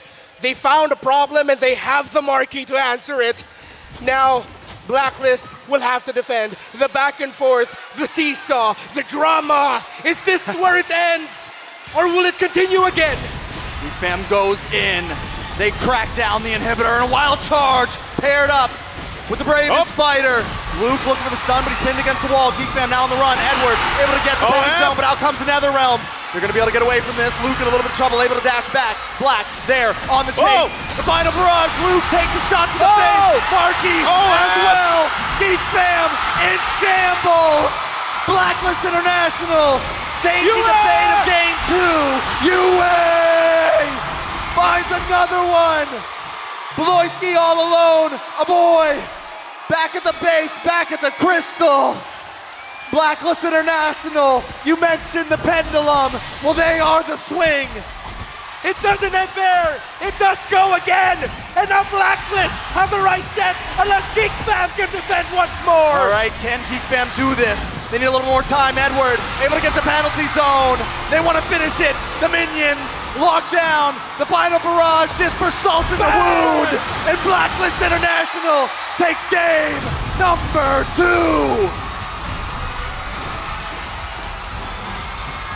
And it's 1-1, as we expected in the epic matchup between Geek Fam and Blacklist International. We do not get Super Bowl halftime shows in MLBB Esports, but this right here is the closest we'll get sports entertainment at its finest. 2 teams not wanting to back down. Welcome to the M5 World Championship yet again. This was one of the greatest games we've had the honor to cast. Once again, we're gonna have this broken down further by our panelists over there on the analyst stand. Leo, Mirko, take it away. Can you believe it? In a single game of MLBB that lasted somewhat 20 minutes, we were put on a showcase of mechanics. A lot of things happened in that game that I've never seen in my entire career. It's crazy how we saw so much action across the board from the start all the way to the end, Leo. I mean, it has to start in the drafts, right? Because we did mention that in game number 1, it felt like they were just looking to be as creative as they can, that they actually shot overboard, right? They went a bit too creative. Master the basics. You gotta master it. He's done it, and I'm glad to see that Blacklist International just went back to their basics, man. The Akai into the Matilda first phase to get a very strong trio mid setup going, and then picking the nail in the coffin, that Ixia. That's right. A lot of other marksmen were actually open. You had a Brody still out there. You had the old classic Claude to answer the Faramis, the Beatrix even for the Filipino sniper. But they said, you know what? I think we need that full barrage, and indeed it came into play here in game 2, wherein there were so many false collapses, so many feigned ults, wherein you could have sworn, oh, I should have popped the full barrage 10 seconds earlier, but it was all according to plan. And again, this was made possible because of two very key players. I'd like to think they're very strong candidates for MVP, and I'm looking at Yue or Renegade. Renegade is my choice personally, right? Because of the fact that he was able to screen so much of the map in the early phase to stop a lot of the ganks from happening, saving the Ixia multiple times as well. And it looks like I got it on the dot. The Hitman Renegade, the MVP for game number 2. 2-0 and 16. This is truly a visual representation of when the Hitman becomes a roamer. It's the perfect example of why he's so good at what he does. For you to be able to protect your cores the way Renegade does, you gotta think like an assassin. You gotta think like a hitman. So he's able to cover Oheb, and of course, even you. And maybe that's why this Valentino was so good at reading bushes, checking in and keeping people where they need to be with the Terrifies. It's because Renegade knows where Luke might be hiding, where even Marky could be hiding. And yeah, Marky went deathless for a good 20 minutes, and then it was too late after the collapse. And all throughout, early, mid to late, even after those swings, even after those comebacks from Geek Fam, Renegade was on point. I love the stark difference here between the two teams, where Blacklist International, once they get the lead, they build it slowly. It's like an investment, right? Meanwhile, for Geek Fam, you could see they were explosive from the get-go. They were able to get an explosive lead in the early game, but then they kept on gambling with that lead, right? Obviously, when you make these crazy plays, two things can happen. You can give the lead over to the enemy team, or you can multiply your lead by a lot. And for the most part in this game, in the early stages, that's what it looked like. Geek Fam were able to snowball, but Blacklist, with the help of Renegade, every single time. Even here, Oheb did die in the end, but Renegade bought so much time just by knocking them up that it actually granted Yue a lot of space, and then they had to burn more of those emblems, more of those spells from the side of Geek. Yep, and again, the wisps that he uses to check bushes and to help reposition with the guiding winds. Again, you could have sworn that Renegade's Matilda had like 6 skills with the way that he was transporting, covering, couriering his cores to where they needed to be. And even here, towards that last clapback, right? Renegade was even making the shots. It's like, all right, I'm gonna take some hits from Marky. He was peeling here. And then, okay, let's try to save what's left. Oheb back out. There was a ball that was chasing the young prince. And then from there, Renegade just stayed on top of it. That's something I think the Hitman has in spades that he inputs into the Blacklist International mentality, is the fact that no matter how dire straights look, how desperate things are, he's always just ready to catch you, ready to say, you know what, everything's gonna be fine. We heard about the championship mentality earlier, literally in game number 1, between game 1 and game 2, and we got to see it straight from Renegade himself, the Hitman picking up an MVP and a deathless performance in a chaotic game. I mean, take a look at it again. There was so much action, 19-9 in this entire game. But what I do want to kind of point out later is one of the items here where I found it was really, really interesting, right? But we're gonna get back to the emblems first here, where for me, it's the Fredrin going for the concussive blast, right? Ever since the Fredrin got nerfed, some of the base damage, a lot of junglers have then utilized the concussive blast to get better clear across the jungle camps, to get that early lead, to kind of cover for the weakness that Fredrin has right now. I'm with it. And again, if y'all are wondering how Luke does what Luke does, constantly putting pressure on Oheb and Yue, that's the build right there. the adaptive, the penetration and the early on spell vamp is key. Because if you do not build your Bloodlust Axe early, then you're gonna start dying. And again, Luke kept it very close to the chest. Looking at the rest of the item builds, you're gonna try to point something out here. I'll point out at Marky right now, right? Because in game number 1, we actually did give him so much props for going for the offensive route. He didn't care about the win of nature because he was able to shut down his laner, and also on the other side of the map, the other damage dealer that was dealing physical damage was also shut down. The fact that he did not go for win of nature, I have to say this is a greedy move by him. Going for the Sea Halberd, you did see him position really well, but at one point, that full barrage, that range, it's bound to get to you.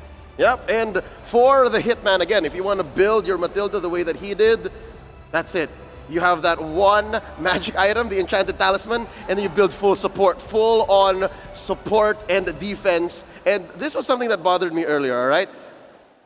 The moment that Oheb died during that almost final comeback from Geek Fam, I saw, hey, why is he building a halfway all right? He was on his way to an immortality. So again, he understands, Oheb understands that he is a linchpin. He is a very important part of their winning condition that he has to protect himself, compared to Marky, who's just okay to be a little greedy.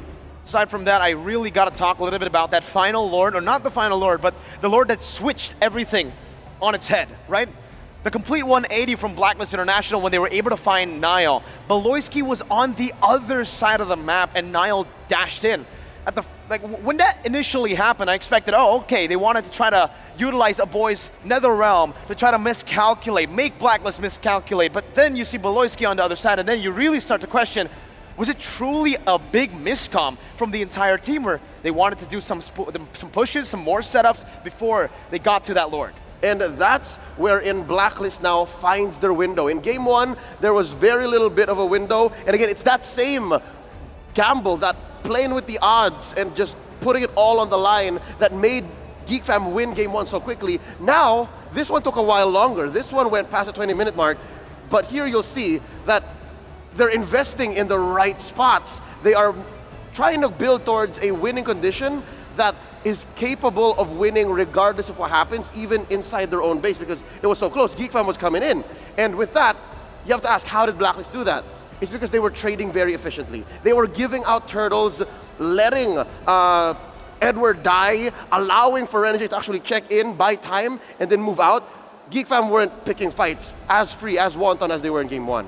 No, they really weren't, right? But it's almost like, Leo, it's kind of an identity for them at this point, right? We've coined in the term the solution for the entire tournament, even in MPL Indonesia. Now, they're not just looking for solutions, but they're looking for problems, because there can never be a solution when there's no problems. Marky, the rest of the team kept on looking for these crazy fights across the map, and I get it in game number 2, especially after the adrenaline rush that is game number 1. They dominated Blacklist in game number 1, but now it's about that wake up again. It's that back to reality phase, right? You gotta get that reality check, and it comes in the form of a big slap in the face from the Hitman himself. And just as our desk mentioned, there is a pendulum here, swinging back and forth, back and forth. In game 1, it went all the way even out of that big old grandfather clock and went towards Geek Fam's way. Now, Blacklist able to slow it down. Blacklist able to play to their pace, trade out to the point of inevitability. Where does game 3 bring us? What kind of gameplay and tempo will Geek Fam bring, or will they even be the ones calling the shots? Because again, once Blacklist says it's Ube time, it's their time. That timing is crucial for both these teams for those power picks, Leo, and honestly, the power spikes to happen, right? I mean, the fact that Blacklist International calculated that so well, that ADP came in really handy. That's right. And ADP is something that Blacklist is constantly thinking about, anti-disaster protocol. Because in this game alone, they won this game. They won this game. They were always thinking, all right, we got to keep that lead very close. Keep that lead a manageable place so that when we do turn at the Lord with the big ult, it's still worth coming back for. It's efficiency versus explosiveness. Literally, the visual storytelling for that is literally explosion and also efficiency. Let's throw it over to our hosts on stage as we go ahead and buy a little bit of time for our players before they get back into game 3. Here with us in the crowd, our 2 icons in Philippine MLBB scene. We have Hall of Legends inductee Dougie. Hello po, hello po, hello po, hello po. And running J's former teammate, H2O. How are you guys doing? Kumusta? Ayos lang. Ayos lang po. Ayos means good, Yeah. okay. So we're holding the biggest MLBB tournament here in the Philippines, the World Championship. How do you guys feel about that? I feel so excited. Kung titingnan nyo kasi andyan yung isang player na matagal ko nang kasama. Siya naging kakampiyon ni H2O, si Renny J, and I'm rooting for them to win this tournament. Talagang tumataas balahibo ko.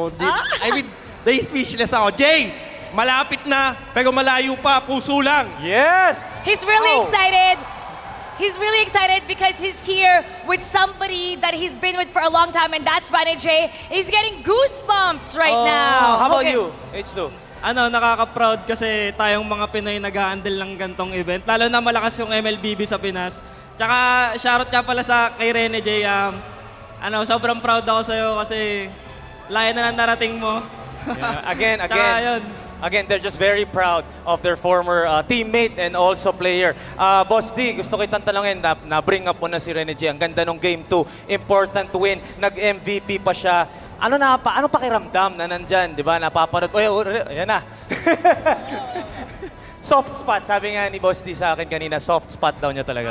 Sa akin, ibang klase. Yung combo nila ni Oheb, yung nag-second skill siya sa Matilda, tapos dagit niya si Oheb, tumayo na balahibo doon. Detalyado. Ibang klase yung mga play na ginagawa ng Blacklist ngayon. Sure ko, proud sa Yahweh. Ay, you know what, Boss D? Panoorin natin to kasi may video tayo na nakita kung paano mo supportahan si Rene J. Let's watch this.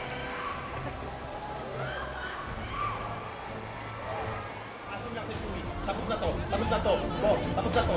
Guys. Tapos na. Tower lang. Let's go! Jay, dalawang panalo pa, Jay. Matataas mo na ko, Jay. Magpa-finals ka, M5, Jay. Jay, dalawang panalo na lang, Jay.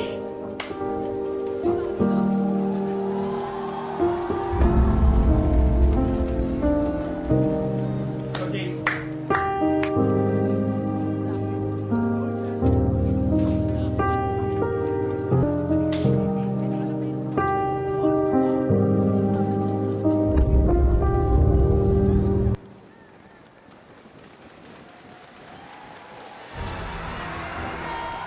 Dougie, what's going through your mind right now?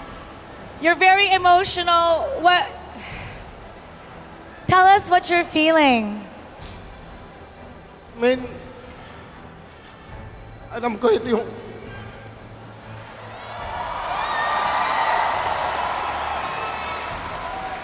Iniwan sila sa akin ng pag-ulag nila.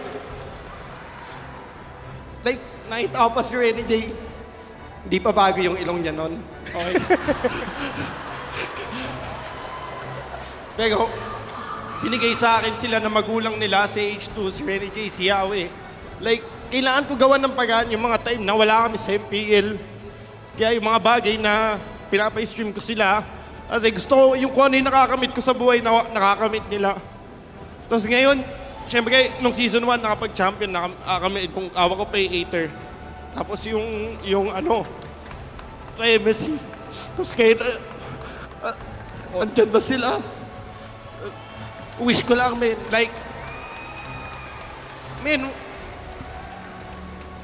tandaan mo, Jay, pamilya mo, kami, H2, Yahweh, ako, Kaysen, lahat ng tao sa bootcamp, lagi na sa'yo, lagi na sa likod mo. Andiyan si Hart. Dito kami, sasapakitaan ka namin. Talagang Rene J. Crew Marky, Baloy, patalo nyo na yan. Pinoy din naman kayo, di ba? Quick backstory. Dougie is sharing the story about how he recruited Rene J. And his parents, Rene J's parents, trusted Dougie, brought them to the boot camp, even with all the struggles going to MPL. He saw Rene J's growth even before all the changes, physically and in the career. So he's just so proud of how far he's gone. Do you have a final message also to Rene J? Message ko kay Rene J, dito lang ako palagi sa'yo. Sobrang proud ko sa'yo. alam kong deserve mo tong araw na to and deserve mo rin kung nasan ka man ngayon, manalo matalo, dito lang ako palagi. And yun, sobrang proud ako sa'yo and good luck sa mga laban. Well, yeah, kitang-kita. H2 just telling Rene J how proud he is of him. But I just want to ask, a former teammate, obviously a close friend, ano masasabi mo sa evolution ni Rene J on and off, of course, sa laro? Yung sobrang laki ng in-improve ni Rene J ngayon kasi kampi ko na siya dati pa. So, alam ko na kung ano yung mga in-improve niya. Tsaka, nung nandito na siya sa Team Blacklist, parang sobrang laki pala ng in-improve niya kasi captain siya dito sa Blacklist eh. So, yun. He's really proud of Rene J. He's been with him for so long, so he saw and he witnessed the growth of Rene J. Even now in Blacklist International, he's grown so much. And now it's time to find out how Blacklist will do against the Geek Fam. We're heading to game number 3. Here we go. Casters, pasok.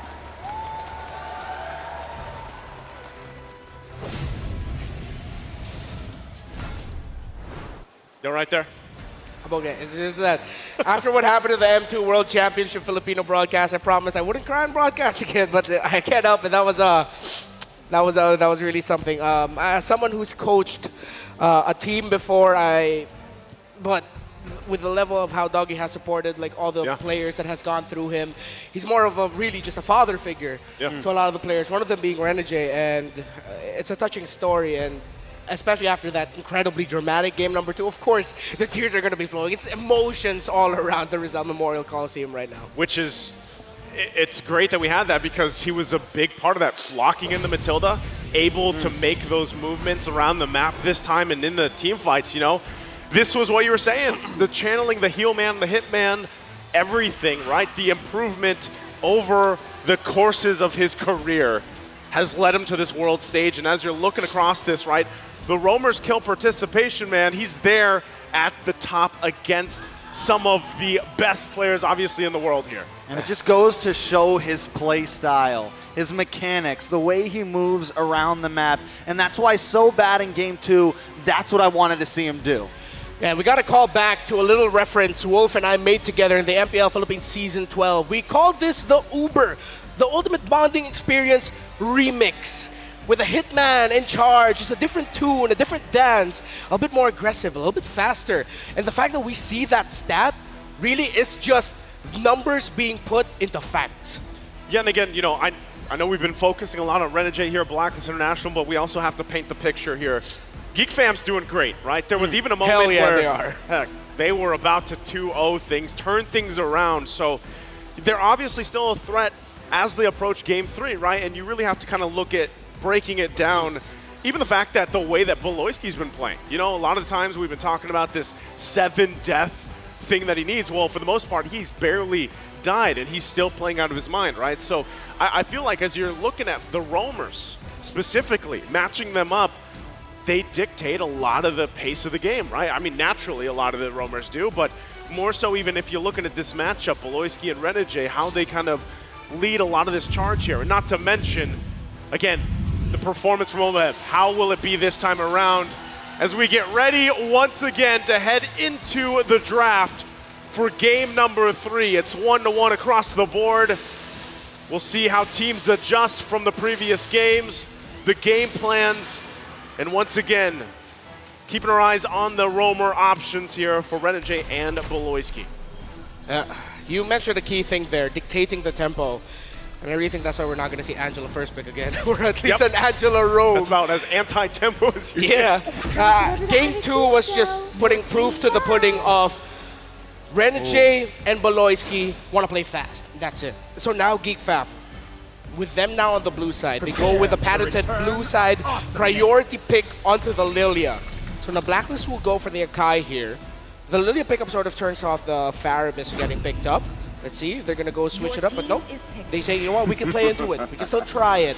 Maybe we can play a little bit faster than Geek Fam before the Lilia will hit that super late game annoying spike. Not only that, but Geek bans out the Matilda there just to slow them down even more. Yep. They don't want to let Blacklist get to that full tempo. So what is left for Renegade? We've seen him pick up the Cho here and there. There's plenty of options still out there. Does he go for something more aggressive? Does he fall back to the Raft? Because that does give them a little bit of movement, a little bit of speed around the map. It's been another fallback pick for Blacklist. So definitely still a few options. Is it going to be here or is it going to be in second phase? Yeah, one of the more indirect answers to the Lilia is actually the Rafaela that you mentioned. Because of that extra movement speed, you get to negate a little bit of the slows that she can dish out, and at the same time, you can avoid the damage that a Lilia can dish out. And surprisingly enough, heading into this, actually, there's the Rafaela.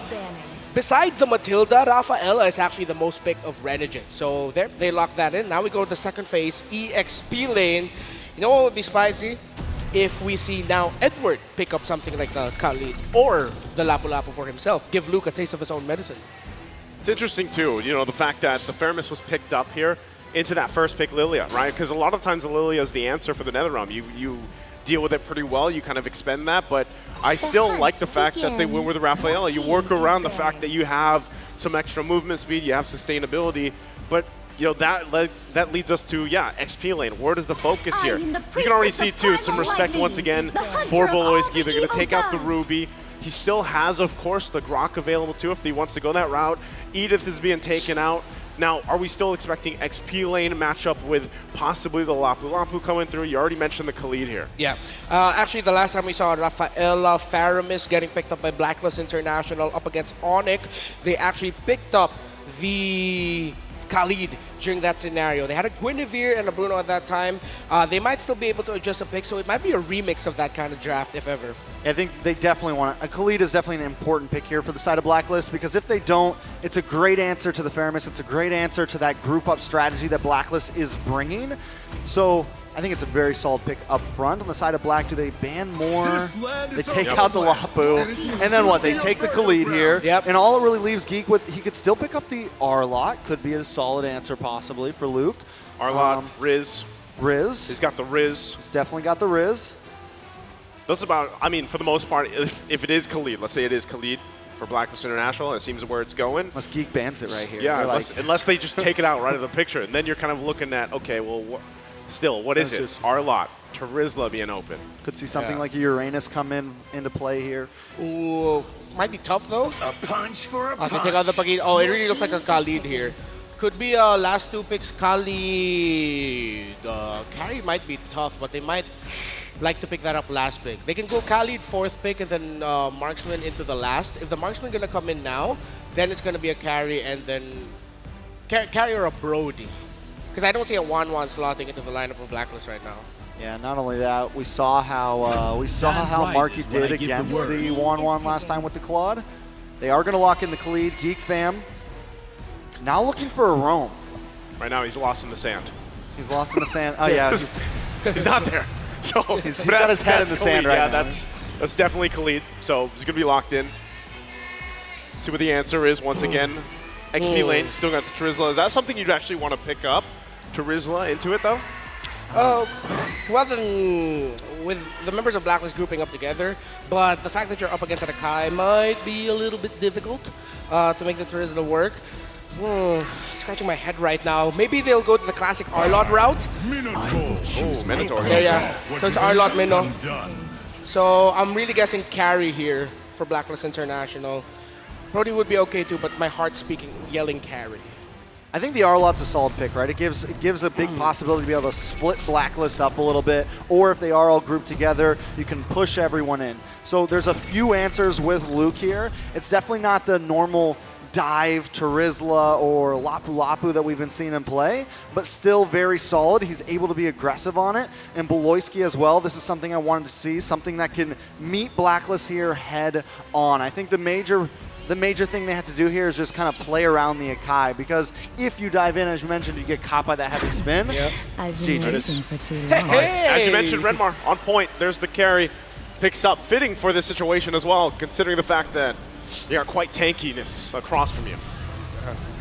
Okay, so I'm leaning a little bit more towards the draft of Blacklist International, but again, For me, the biggest factor here for Geek Fam will be Beloyski's play on the Minotaur. How he plays this alongside the timing of Luke's final slashes as the Arlot might actually be enough to disrupt the Faramis-centered composition of Blacklist International. And then at the same time, with the Claude and the Baksha entering, and of course Arlot dashing around, how Geek Fam executes this in the team fight will be the main determinant of who will be winning this game number 3.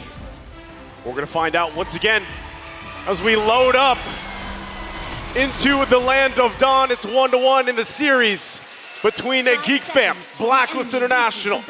Who steps closer to that match point? It all unfolds here as things get situated once again. Talking about the lineups, quite a bit of tankiness for a Geek Fam. Does Blacklist International have the answer for it with that carry pick? It's actually a really interesting play here by Blacklist. They went straight into the mid lane to get a little bit of burst down onto Beloyski, maybe even potentially get a pick off there by sending Edward there with the slashes. Not going to be able to get the kill, but they do send Beloyski back a little bit, which sort of tempers the rotation of Geek Fam. Yeah, and it sets Geek Fam back because one of the things I was worried about with Blacklist is they do have, once again, similar to kind of game 1, a softer, supportier mid lane right now. And sending Edward into the mid lane there to kind of already give them a little bit of a boost, a little bit of push into the enemy territory really helps back Blacklist in this tempo. Yep, I like that. Real quick, emblems, anything sticking out here, Renmar? Master Assassin of the Khalid. This is the Assassin full damage Khalid that we're going to be getting. So a Khalid that can maybe be the guy to force out the black shoes of the Lilia, one of the biggest things that Blacklist International need to do if they want to be a little bit more comfortable in the team fights. It's like typically, you know, again, when Khalid is picked up, you kind of expect Dolan, Marky, and Oheb just, okay. Okay. Marky not exactly getting the better as game 1. This is going to be the second game in a row. Oheb is winning out on some of these trades. Yeah, going back to the point again, Khalid, I feel like this part is going to be very important, right? Yeah. For the fact that usually you see Khalid enter second in some of these team fights, but this time Edward might be making the initiation. As you mentioned, your whole goal is, let's get that black shoes out from a boy, let's kind of work around that. Once again, even the fact that you have to work against the Minoan Fury from Beloyski. If that is all expended, then Blacklist International is in a great position to win some of those early skirmishes and team fights later on. Oh, look at that. A lot of damage on Edward. Forced to use a flicker. Luke looking for the finish. Heavy spin comes. Luke able to flicker to the side. Edward going to get some of his health back with that sand guard. But now Niall going to lock on essentially. They know he doesn't have the heavy spin. Beloyski there as well. The NetherRealm comes out, and now the response waiting on the final slash. Raging Sandstorm from Edward. Able to help to disengage. Luke very low, trying to back off. Rennie J on the chase, but the Turtle still low. Niall able to secure. Beloyski on the front side. A nice stun on 2 members with an Owen's Fury. 2 members taken out. Yue and Rennie J back to base. Big miscalculation there by Blacklist International. They had their heavy spin forced out in the bottom lane. That means the Geek Fam, relatively free turtle, but Sensui able. That was dangerous. Oh, Edward! Here to equalize. Is he still going? Okay, no, he's just, look at my sand, man. Yeah. It's pretty cool, sand, right? nerd. Just look at it, Look right? at my sand. Did you just say eat sand, nerd? Eat sand, nerd. Yeah, it works, right? It's Edward. It is Edward. Now looking at the gold earned here, Marky, though, farming up pretty good in comparison to Oheb. Those two, for the entirety of the series so far, it's been very action-packed. Just to leave them be, right? This is the thing where usually I talk about the gold lane experience, but like these guys have their own version of it. They just duke it out in the gold lane, while the rest of the team kind of puts pressure everywhere else. Yeah. So now we're going to be seeing a Blacklist International go into the top side jungle of Geek Fam a little bit. Oh, they're looking for Yue here. Does have the NetherRealm, should be able to get away from this safely, but if they can pop it out, it could help with an advantage. Blacklist, though, all grouped up at the top. They're ready for this. And right now, Blacklist International are playing like a team where they know and understand the condition of we have to not necessarily win the mid, just control the mid. Because that means our side lanes will be a little bit easier to deal with in terms of like supplementing Oheb, making sure Edward's comfortable with going on the 1v1s against Luke's Arlon. If you look at the items already, the Corrosion Scythe on the carry.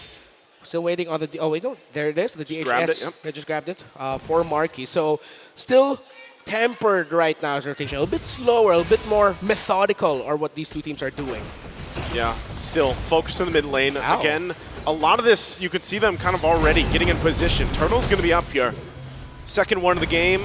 Both teams where they want to be. Gold laner staying on the bottom side of the map. They're going to go ahead and just not be a part of this. Turtle, take it. Niall able to take it. Geek Fam kind of controlling the pace right now. Nice heavy spin from Luke, trying to lock on to Edward there. Down at the orange buff too, Beloyski. Geek Fam just in itself right now is being so aggressive. Edward forced to use the Raging Sandstorm as a getaway. Yeah, and now that final slash that we saw earlier from Luke, and with Blacklist International forced back, can't get close enough. Actually a Retro duel, if I'm not mistaken, won by Niall, or I don't think they just got close. Now they trigger the call for a switch. We're going to be switching things up, the focus. This is classic Blacklist International. Now they're going to be looking into supplementing Oheb. Double laning now, trying to maximize the farm that he can get across the map, because they're going to need that iron. Oh, Beloyski! But wait, no, the Holy Baptism able to delay Geek Fam. Geek Fam still looking away the Wild Slash! Luke making the play to change the game! Wow! Marky locked on Edward, and Edward finally drops. Sensui with a heavy spin just to try to get away. 4 members of Blacklist International fall. What a play from Luke. The final slash of the day so far. Right on point there. Another chapter added to the book of Luke. No other analysis needed, man. That was a hell of a final slash. Yep, we're going to take a look at it once again. The instant replay here, presented by Kadea. If you missed it, now you get to see it again. It all unfolds here under the Tier 1 turret. Here comes Luke. Flicker, too. Picture perfect positioning as an Arlot. That's what you want to get. And despite them being under tower, Geek Fam can just juggle bodies to ensure that they win that out. Luke, my goodness, still continuing. Oh, Renegade. Trouble. Boy. Gets through with a heal.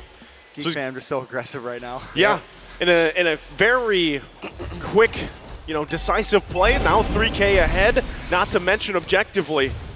Still in a similar situation where we saw for the previous games, right? Blacklist doesn't have a turret yet. They're kind of restricted in terms of space and movement around the map. Uh-oh. Sensui trying to get away here. Geek Fam just suffocating. They're playing so well, meticulously aggressive. Like, just so well all over the map, everywhere. Edward now looking for a target. Raging Sandstorm just to get away. Geek Fam want to take this tower. And this is what we were talking about earlier, actually, for the side of Geek Fam. I did say I was leaning a bit more towards a lineup of Blacklist International, but if Geek Fam layered their abilities well, found their timings, caught Blacklist International caught Blacklist International off guard, they'd be taking their conditions. They'd be the one leading the charge here. So that's exactly what they did.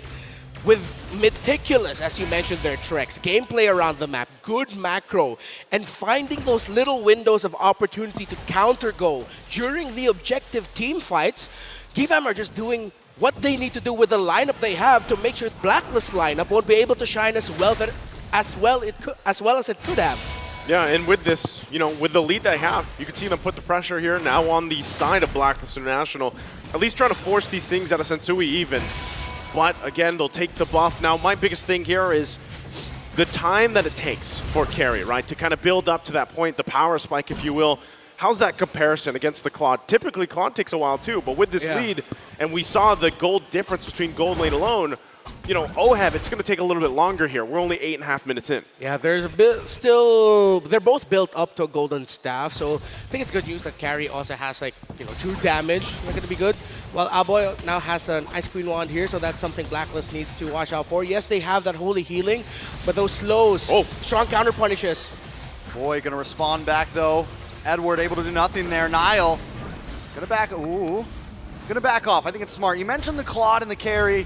One of the things about the Claude, though, is even if he's not fully online, unloading a ton of damage, he still has so much utility outside of that with the split pushing, with being able to still melt down the Nether Realm. Exactly. Whereas carry, you just have one job really. It's try to shred down, the front liners, and until carry can do that, there's not much else she can do.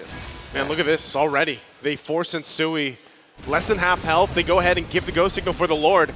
I don't think Blacklist International can even get here in time. Yeah.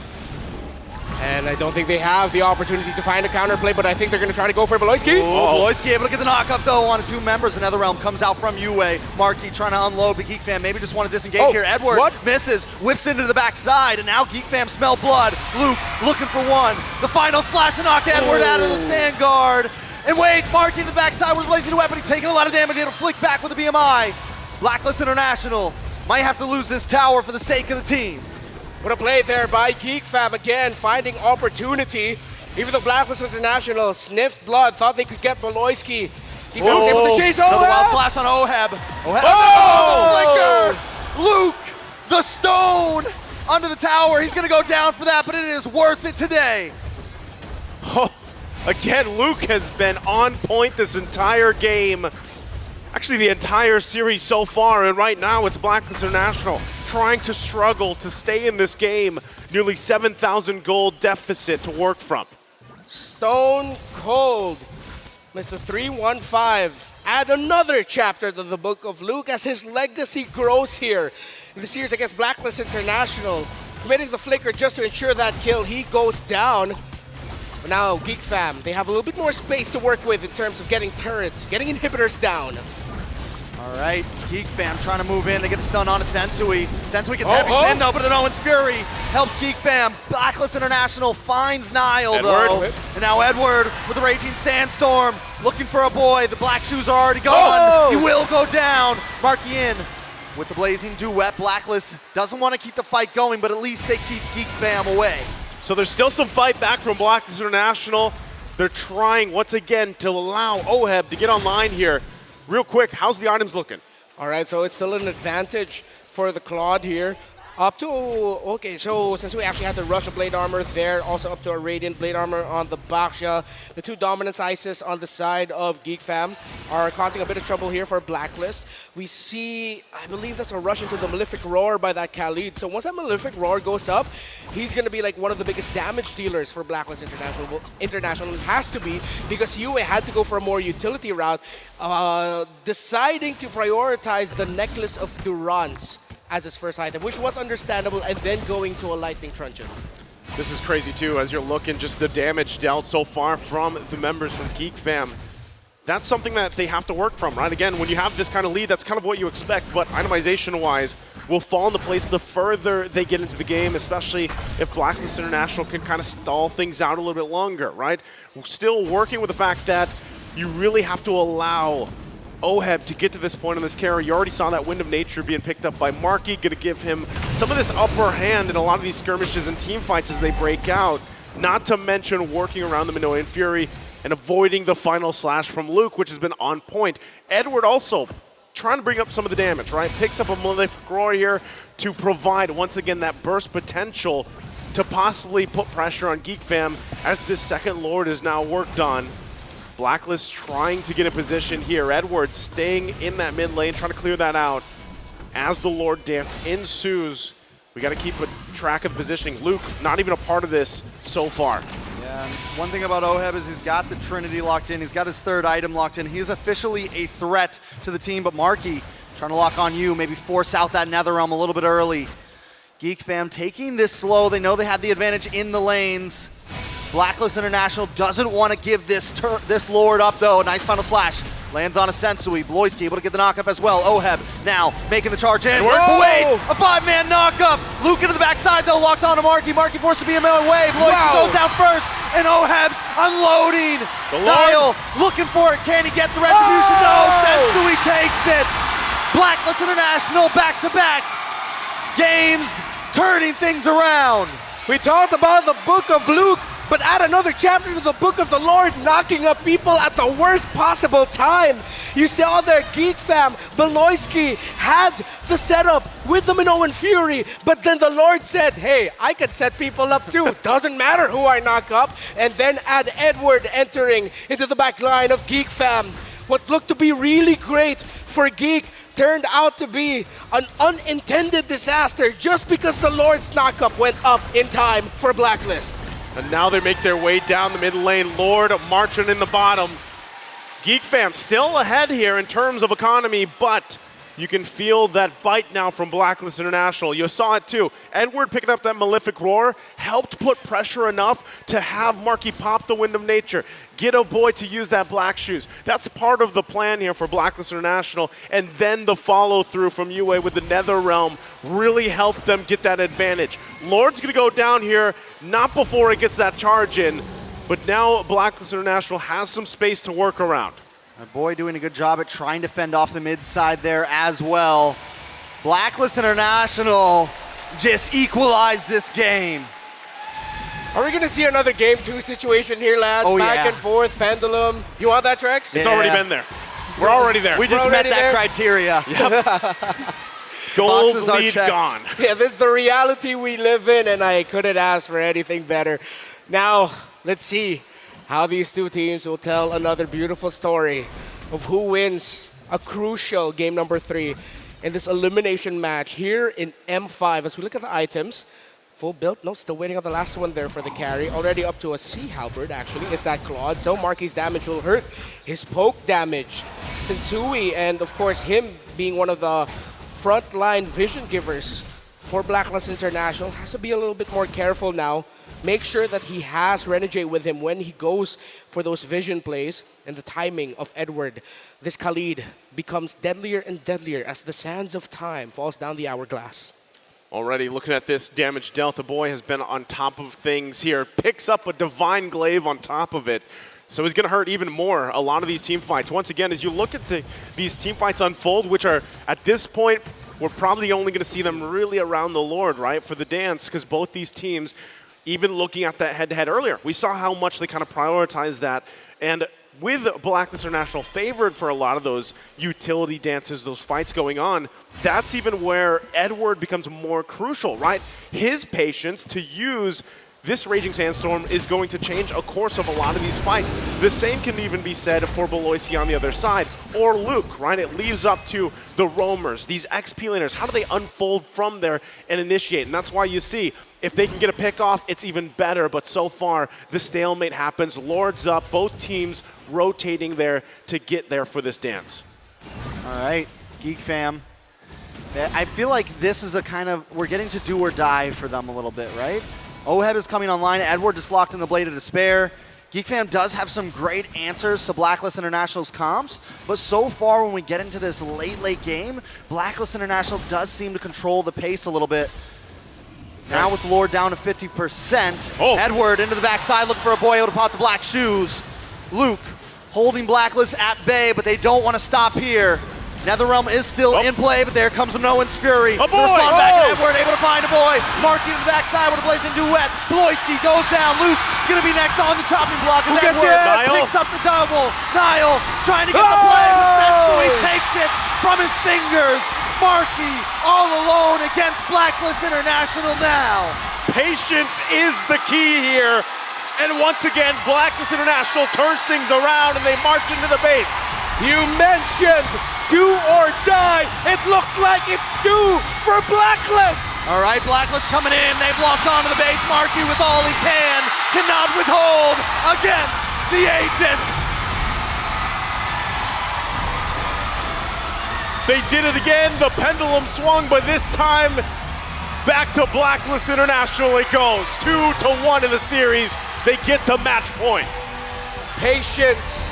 Again, we were waiting for the timing, the timers. Khalid having that. BOD, him going to the back line to force out the Black Shoes. The perfect positioning, the perfect Nether Realm. Though it looked good for Geek Fam, they could have had a shot. It was Blacklist who takes that game. Again, as things settle here, we're going to have it further broken down over on the analyst stand. Leo, Mirko, what happened here? Do you really want me to do the thing again? It's match point for Blacklist International and your thing isn't working.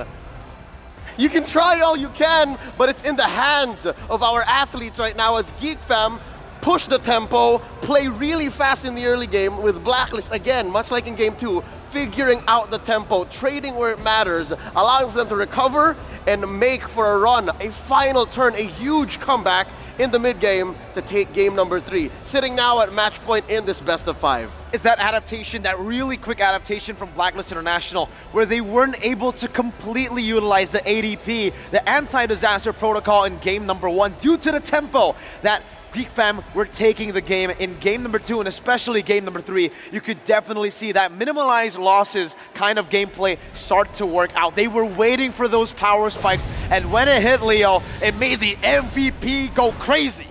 It was ham when Sensui actually pushed back where he needed to push back, pinned down who he needed to pin down, and hit the retry and even give Nile a run for his money where it mattered. If you'll remember, there were moments in this game where Nile was trying to, force Sensui. See how sharp really his retribution was, and, he learned. He definitely learned, right? Despite game number 1, game number 2 not being the best Sensui we've gotten so far, especially after seeing MPLPH, game number 3, he's back. Sensui, the Sensui that I said is going to be the retry god of the tournament. It really seems like you give him the tools, you give him that space, you give him a 50-50 even, and he'll do it, just as long as he ain't stunned down. And I really like the choice of the blade armor here for Sensui, right? He knows he's gonna get hit hard by the likes of Geek Fam. Anyone from Geek Fam, especially the Claude, will try to poke him down, will try to get him off and try to force out a heavy spin. So the fact that he had that blade armor, might as well. If you're gonna dish out damage to me, I'm gonna poke you back. You're liking that item build. I like his emblems, man, especially his talent.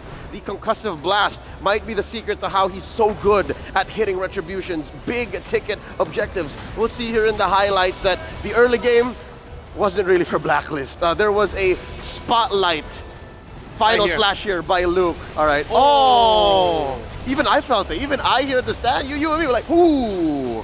And this was the exact moment where Mr. Wagner himself gave Luke the new moniker. That's right. The Stone. If we can have Dwayne The Rock Johnson, it's only fair that we get Luke the Stone Jackson. That's him now. He is him.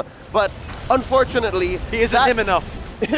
That kind of tempo was quelled by Blacklist International. Not only by Sensui, because again, he had key hits on the heavy spin, but also Yue with the Netherrealm, and of course here, that turn, that miraculous turn, wherein the Lord helped Blacklist International. You know what else Mr. Trek said, Mr. Wagner? What did he say? The divine retribution. It was with the help of the Lord that Sensui secured it and turned the fight around.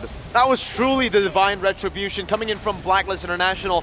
But really what it all comes down to in these Lord dances isn't really anything too deep, right? There was nothing, there was no even feints coming in from Blacklist. They just stayed true to that efficient gameplay. One man makes a call, go in, fight for the Lord, the entire team goes in. It ain't that deep, but it's what works. For Blacklist International, they have been more, I would say, decisive compared to Geek Fam. It always seems like Geek Fam are so confused during the Lord dances. They want to go for it, but then they also want to pull back and reset. And in the end, when you're indecisive, up against a decisive Blacklist International, they're going to take it from your hands. Yep, what comes into play here is it doesn't matter who's first. Because again, for what, 9 out of 10 objectives in this game, it was Geek Fam pulling the trigger first. But what actually matters is who does it best. And so far, Blacklist have read into the situation so well, and as you can see here, this is the Blacklist special. You put Wilderness Blessing on the roamer and the mid laner, and it's this duo that protects what matters. It's what allows Oheb to double lane very effectively, and what allows Blacklist to answer back again, set up for these amazing trades. And I love the fact that Edward here, we also see a bit of adaptation from him.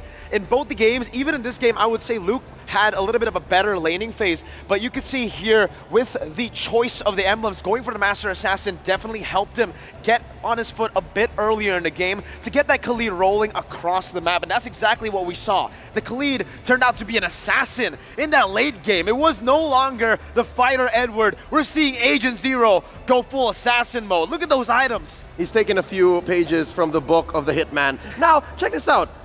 Aboy, 2 of these deaths, a majority of them, if not the kill directly going to Edward, was caused by Edward. So if you want to play a Khalid the way Edward does, check it out. Get his emblems, get his items, is because it was such a lethal threat. I think the fact that he can get away with it and even survive because of the quick sand guard and the way he can disengage and engage with the Raging Sandstorm allows him to be such an important part. Because look, Luke, as soon as he gets the final slash, he's done. Edward can go in and out. Back and forth. Not only because of the quicksand guard here, but this is why you can definitely see the masterfully crafted draft by the coaches of Blacklist International, because how they were able to go back and forth, aside from the quicksand guard, was also the Rafaela pick that literally just goes to show you the full circle of the draft. That's why Edward was given the opportunity to go full damage. Sustain, they've got it. The whole team's got it with that holy healing, always connecting to 4 or more. And not to mention the Netherrealm.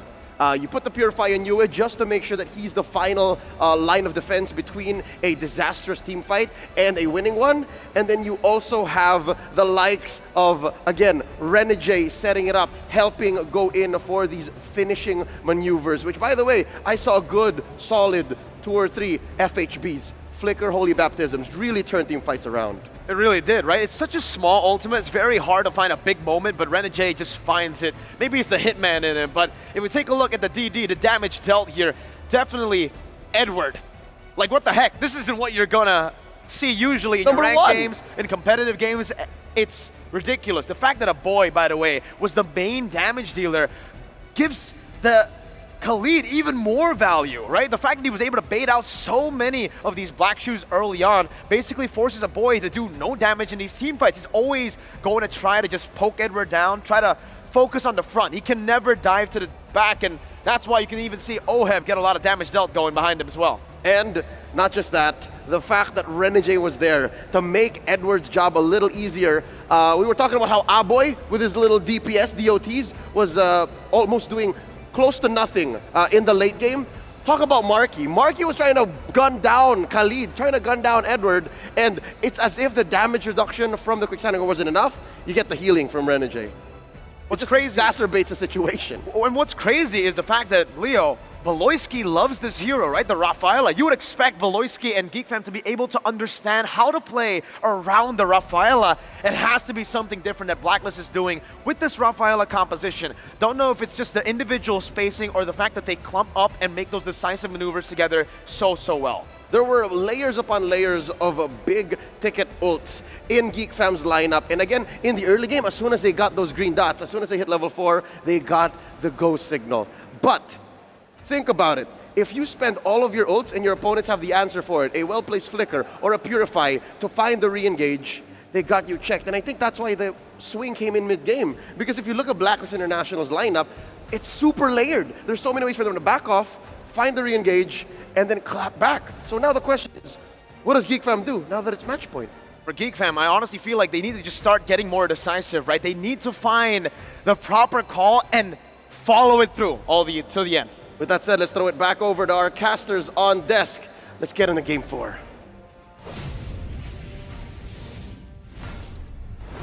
Thank you very much, Leo, Mirko. Great breakdown there once again. It's been a great series. If you're just joining us, I'm Naisu. This is Trex and Renmar, and we are now facing a match point here for Blacklist International. How are we feeling? I mean, what more could we ask for right now? It's 2-1. Hopefully it goes all the way, but these teams are duking it out right now.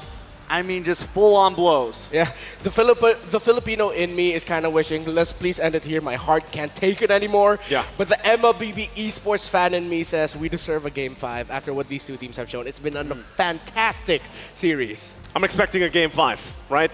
But let's see if they can adjust, because there has to be adjustments from GeekFam. But before we talk more about what's ahead of us, of course, we want to once again mention the TikTok drops happening right now. All you guys have to do is pull up M5 on TikTok and just watch for 5 whole minutes if you want to. There's a TikTok viewer chest. But if you want to go further, watch for 20 minutes. And you can grab a deluxe chest for you guys. So again, big shout out TikTok, watch over there, and join us once again, because there's only a couple days left here from M5. Now, as we reel it back in, Game 4 ahead of us, GeekFam. Of course, throughout the series, we have to pretty much talk about the fact that it's been a back and forth, right? There isn't just one team obviously dominating one game or another from back to back, but really, when you're at this point of the game, knockouts too, is that what you expect? Are we seeing the series here unfold as we've expected between these two teams? I mean, there is one thing to definitely pull out, and that is, yes, it's been a back and forth, but the 2 games that it's gone into late game, Blacklist has come out on top. I feel like the side of Geek Fam needs to work on those closeouts. Yeah, now let's take a look at the evolution of the Hitman. Of course, his career history and achievements started off on their Next Play Solid and Next Play Eve, was a long time loyal member there. Season 8, they peaked, a 4th place finish there. Now, starting season 11, of course, he joined Blacklist International. Still, we didn't know if he was more XP laner or more roamer, but then now here he is, shining in the role of the roam, being able to fill in the shoes of the queen in his own name, in his own style. Blacklist International, and I know the agents are very lucky to have, and very proud to have Renegade in their squad. You know, when you look at that achievement list, right, and really where Renegade's kind of fallen into a place here, you have to look at those earlier seasons when, yeah, they were, 4th to 6th place finishes, 7th to 8th, but really, if you talk about the whole mental state of these players and what they go through from, the challenges, the adversity, right, when you're placing, though, and being able to stay consistent, stay with, this sport, the esport, the drive to get better. Like, that's what that is, right? And then, again, look at the fact that Renegade himself said, well, I adopted this championship mindset. That was one of the big things, and I think even though he went through, the ringer through his early career, it was establishing that foundation of who he is as a player and really letting him shine, right? This is where personality comes into play, the play style, and then when you refine it with a championship mindset, when he came into Blacklist season 11 and then 12 and where he is now, you see it unfold, right? And when you're watching them play as a unit, they have adapted themselves. They have evolved themselves throughout the course of just this roster alone, right? So once again, as they kind of get ready here for this next game, this is another big step for the whole team as a whole here. Yeah, I mean, and when you talk about consistency, Blacklist is definitely the epitome of it. Back to back to back, showing up in World Stage, 2 back-to-back grand finalists. I mean, just all over the map, this is the team to look at. Now, can Geek Fam actually pull off the upset of their lifetime right here? First time on the world stage, going up against the Titan of Blacklist International. This has to be one of the hardest feats they ever try to compete. Well, we'll find out. Once again, jumping in the draft here.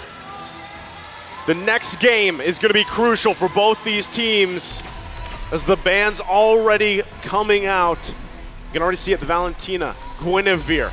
Going to be taken out from Geek Fam as they're on the blue. We have Blacklist International on the red. Joy already going out of here.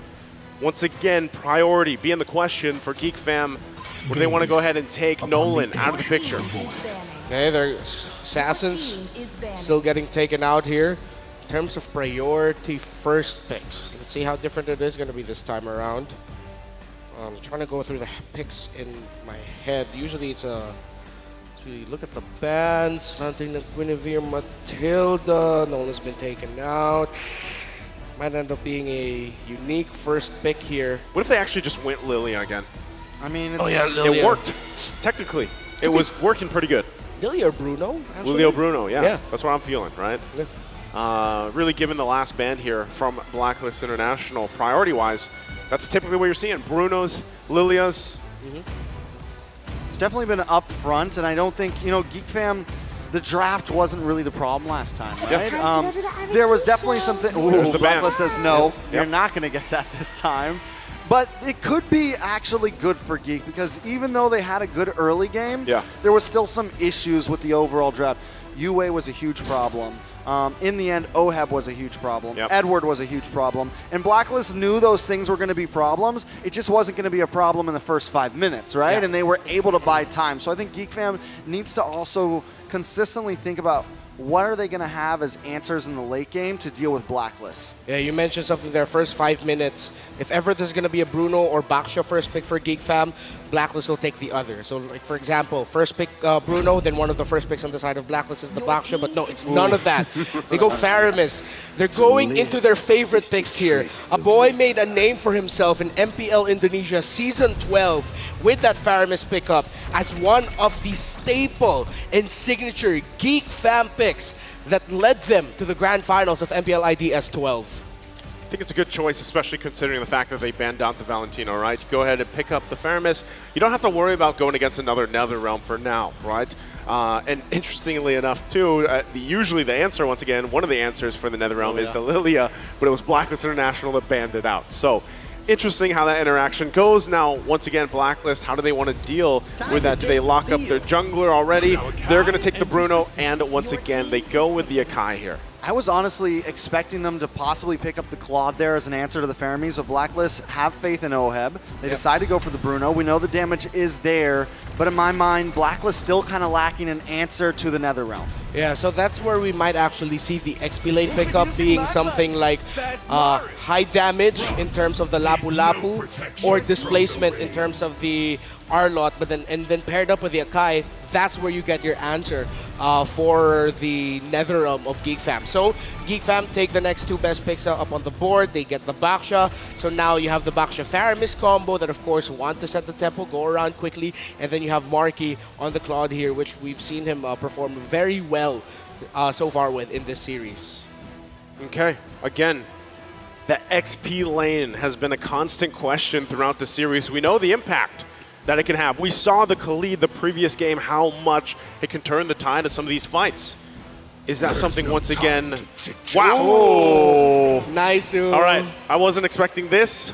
Hey, but I'm happy. We're still in the knockouts too, and Gord's still coming to play. And it's still a 50-50 win rate. So I mean, it's not like it's a horrible pick. I mean, it's not the best pick, but it's not the worst either. So now Blacklist, alongside taking those out, now have to watch out for some very terrifying picks on the side of Geek Fam. They can go Yutong, something that can chase out the Gord and the Bruno, make sure they can make the most out of that Petrify. They can then... anyone with Dive, really, who could just easily get to that Gord. The only thing that bothers me about the Gord here is the fact that, like, pressure-wise, the priestess of primal lightning, in terms of, you know, when you try to set up with a Mystic Gush, you're working around a very mobile lineup, right? Claude, you have to work around the fact that Faramis is probably going to pull you around. You can have, of course, Nile rolling in from different directions. So, you know, timing, positioning, even more important here with the Gord locked in. But yes, it does also solve a pretty good problem and provides quite a bit of damage, you know, early to mid-game, especially these objectives they're going to be focusing on. But you can already see it too. A lot of these roamers being taken out. Again, what is Beloyski going to bring to the table? The Ruby pick is gone here. So usually Gord is an answer to heroes such as Valentina that of course you'll have to expand dashes and things like that, mobility to get away from the range of his Mystic Gush. So it feels like Blacklist International are just turning off the idea of Beloyski picking up something like that, you know, or something to counter it. It's like they're thinking ahead already of whatever Beloyski will pick, and that's their tackle. So with a Minotaur taken out, Kali taken out here, could be Lapu or Geek. Yeah, Lapu or the Paquito for Edward looks and sounds good. Because Geek having a Lapu in Luke's hands right now looks great against a Gord, right? He's just and he's much easier to reach than many other long rangers. But instead they go for the Terizla, also solid. I think we definitely see the Lapu from Luke. Yeah, you know what hurts? Getting a penalty zone and then a Mystic Gush into it, right? So that can line things up really well, especially when you're just playing around the NetherRealm itself. If you don't want to wait for it, then just force it out, you know, for the most part. And a lot of times that penalty zone initiation, let's say you get 3-4 members, 2 or even 3, you're going to force, you know, possibly that NetherRealm, and then the Mystic Gush is there. Not to mention Worldy. Now, Worldy doesn't do that much damage, but it's still definitely a threat. And once again, the only thing that could backfire so far from Blacklist International is usually the heavy spin, right? You really have to kind of play around that. Make sure that you're not messing up with the positioning either. Sensui does pretty well at that, though, I do have to say. Yep. There's a Lapu, as we talked about. And there is the Arlot. They get the displacement. Wait, Rome Arlot, huh? Yeah, it looks like it. A Rome Arlot for Beloyski. Does this mean we'll see another Rafaela for Blacklist? But the problem is it's going to be difficult. They need something a little bit tankier, and Blacklist Geek Fam took out the best pick possible in the Minotaur. This is where the KDA thing happened, too. It was with the Rome Arlot. Well, it was one of the instances, right? Don't you put that in the air, Ricky Bobby. It's there. It's in the air. It's got to be. We got to get to a game 5, Trex. My friend. Right? Last pick here. Oh! Right. Of course. You can hear that the crowd likes it. Wild. Yep. They love this hero. Can he do it again?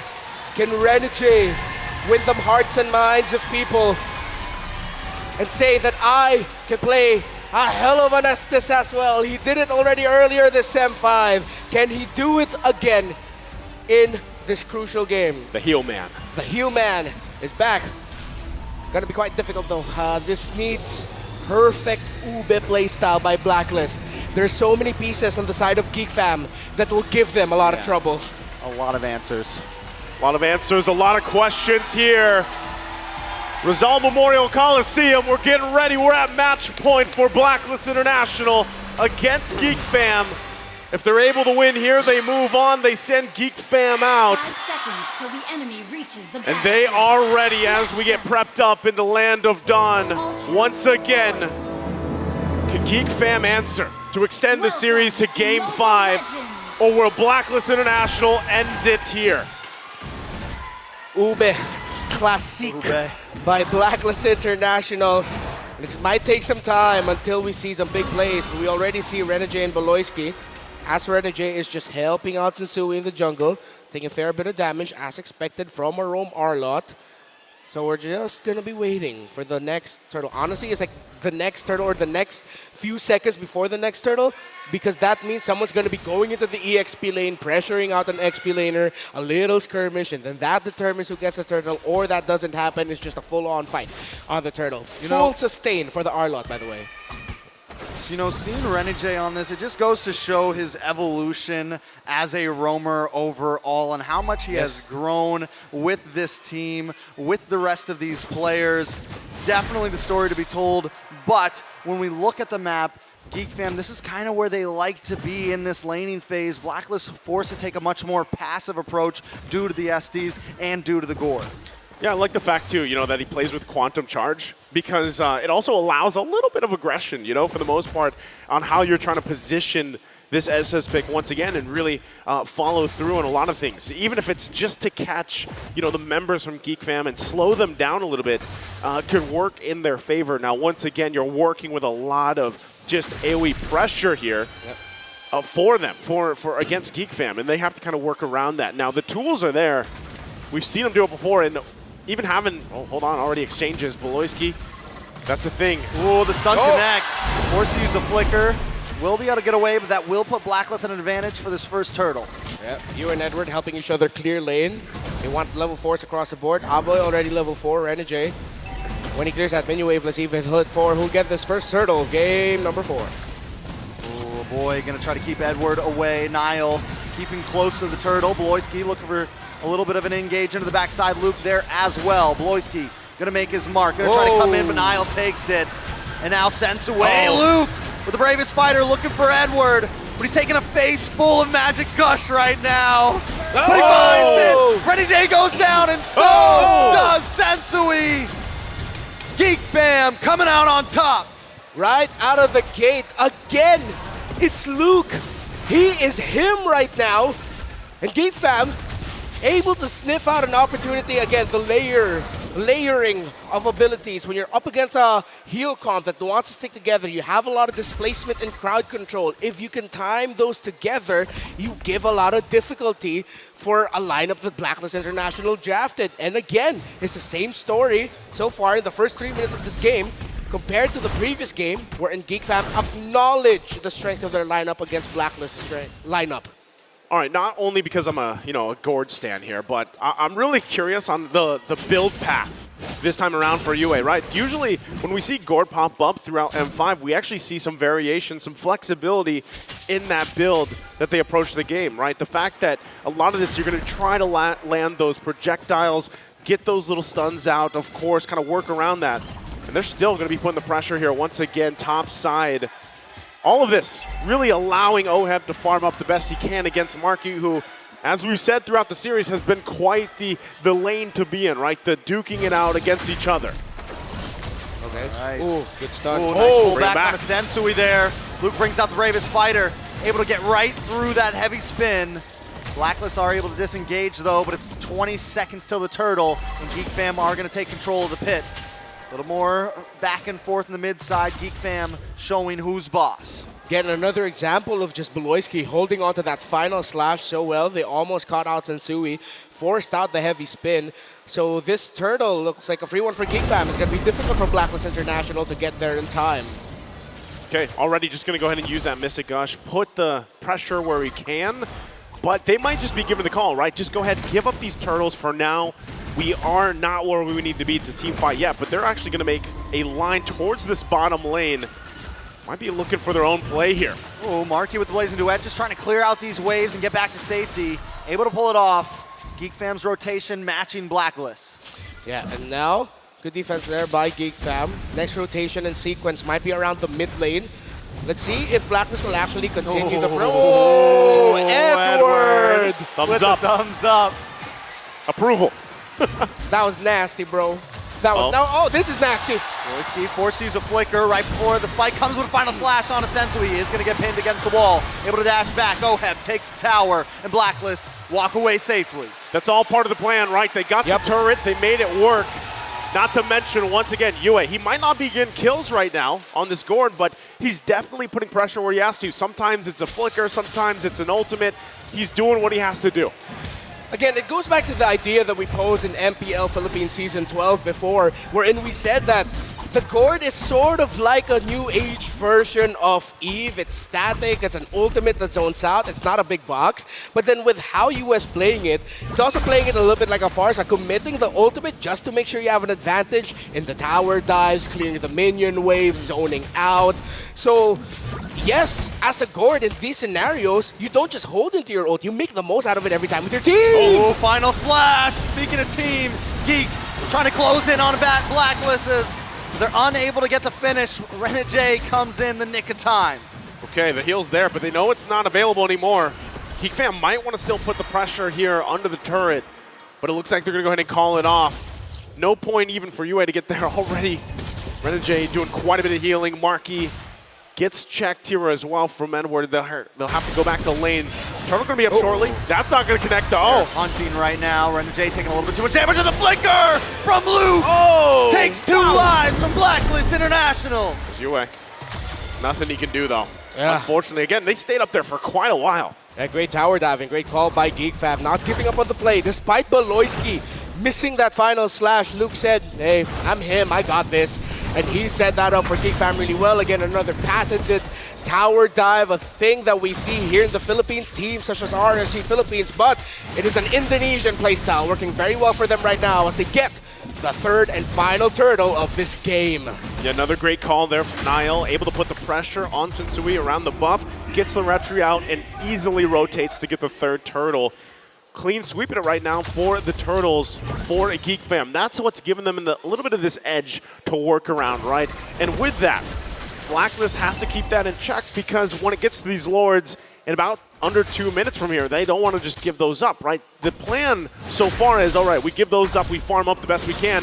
A top lane again. Oh, big final slash. Sensui gonna get the double man pin on the two members. Luke taking a couple shots to the face, gonna have to back off the worldie, bouncing between a boy and Beloyski.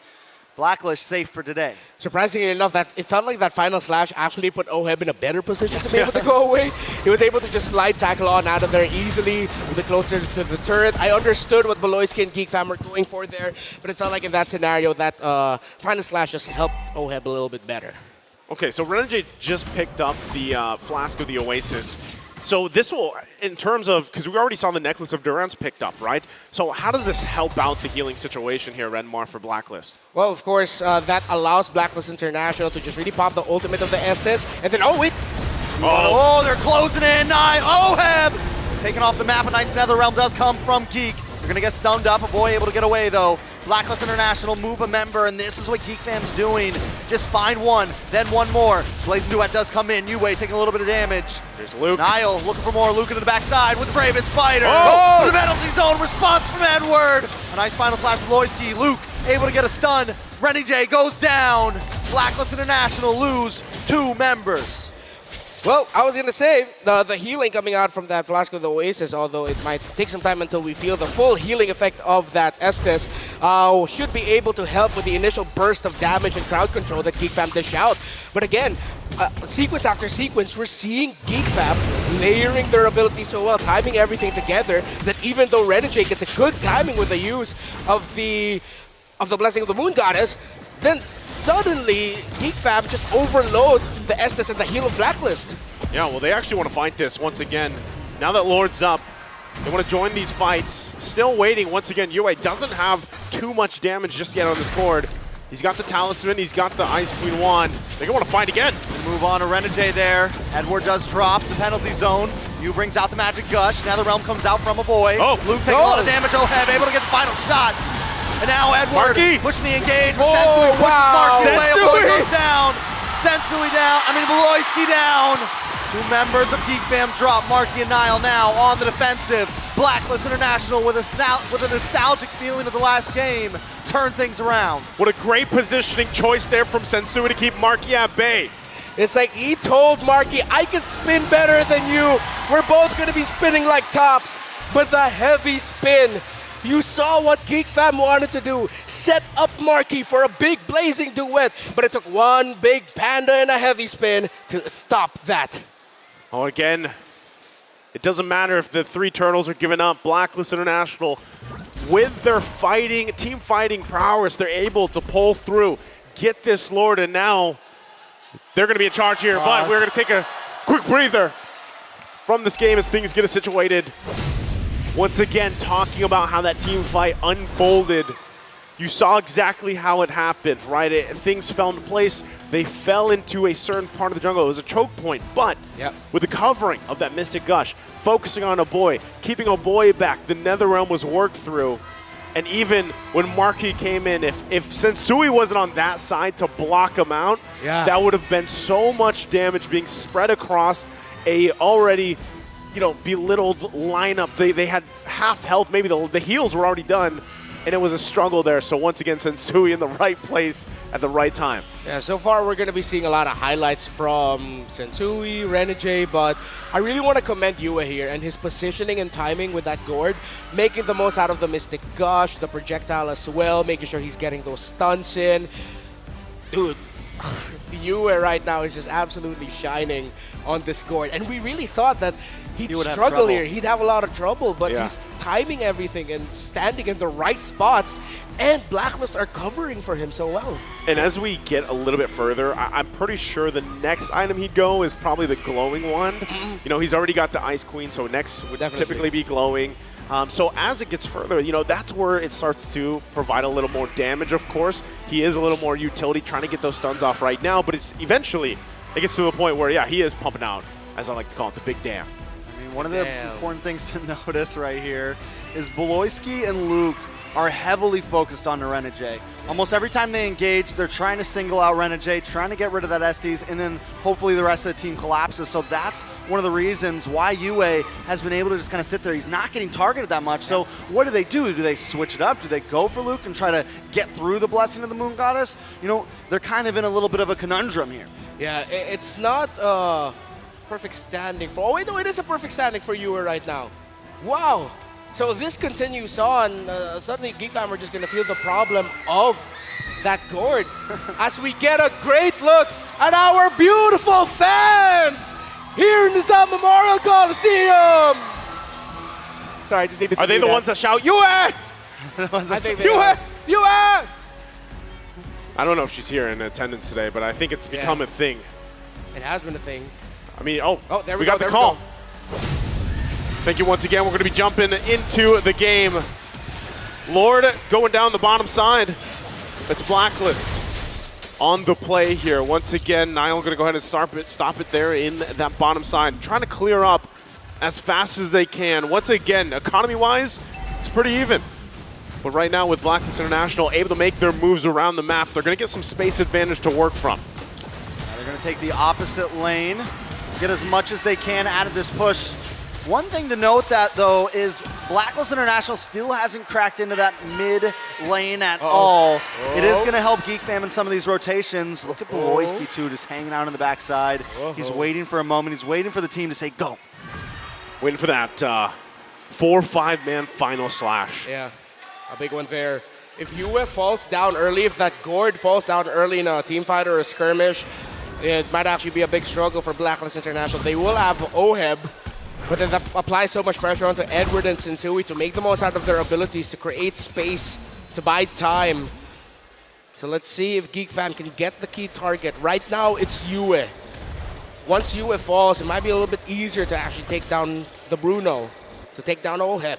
Yep, you can already see it too, as we were talking about. Yue on this Gord. He's getting the items he needs now to lead up into the damage meters.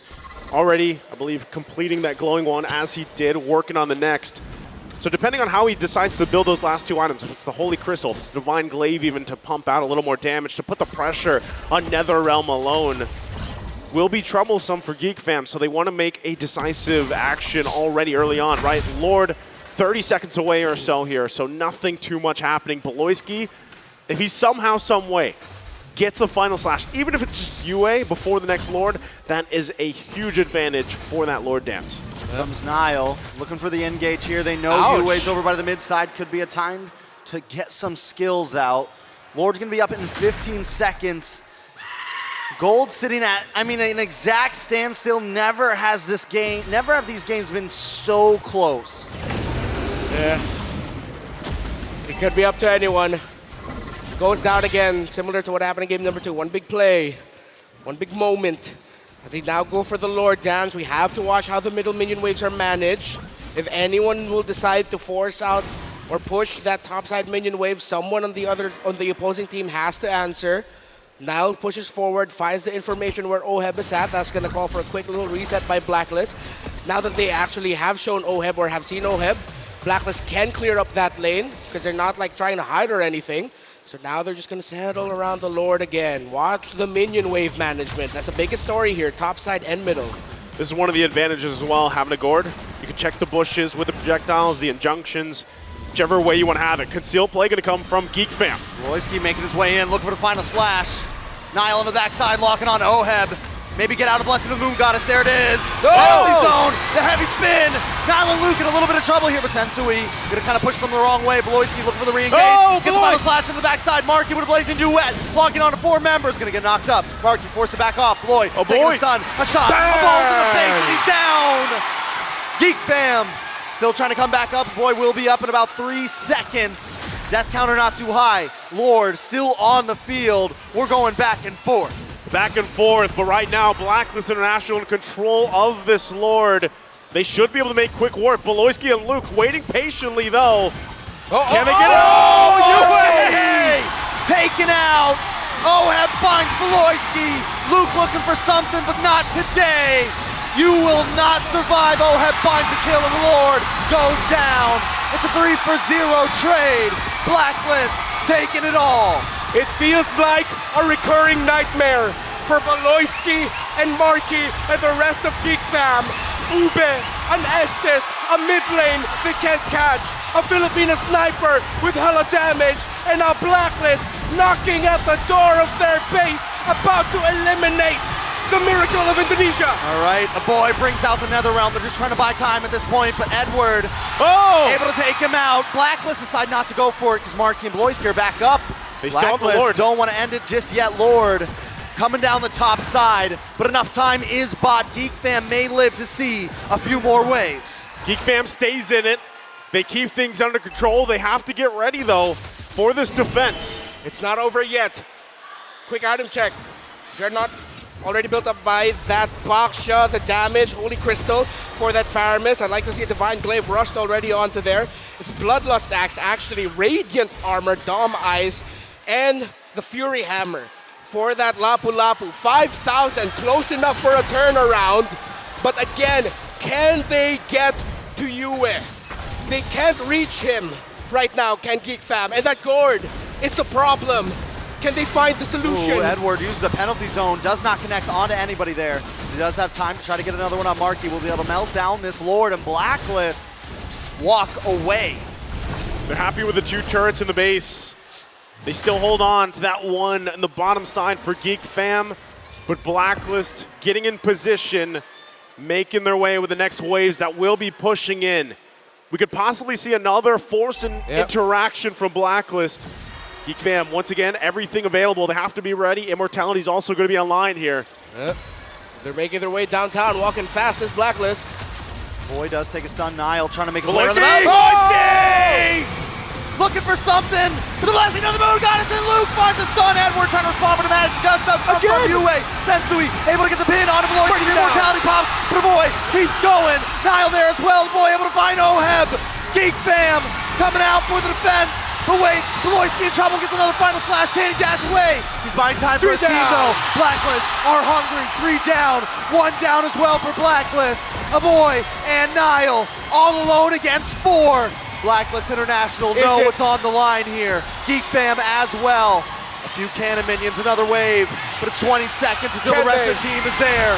Blacklist International trying to get the finish. Edward able to make the pin onto a Boy. Nile against 4, but another wave of minions is coming down the backside. Geek Fam does have the defense. Blacklist trying to close it out. A dynasty may continue today. Blacklist International make it forward. The stadium erupts as Blacklist International continues on for the M5, taking out Geek Fam. The clock strikes midnight on the Cinderella story of Geek Fam. A tale as old as time. Another code broken. Blacklist remains standing.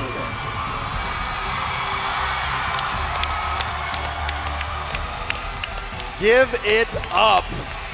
Blacklist International showing why they are who they are. A young roster, new faces, but it doesn't change that the org is one of the strongest in the world. And of course, it's important there, the sportsmanship between the 2 teams, well fought from Geek Fam.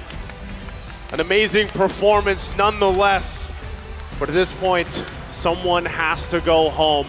Let's go ahead, throw it over to our hosts on stage with our teams.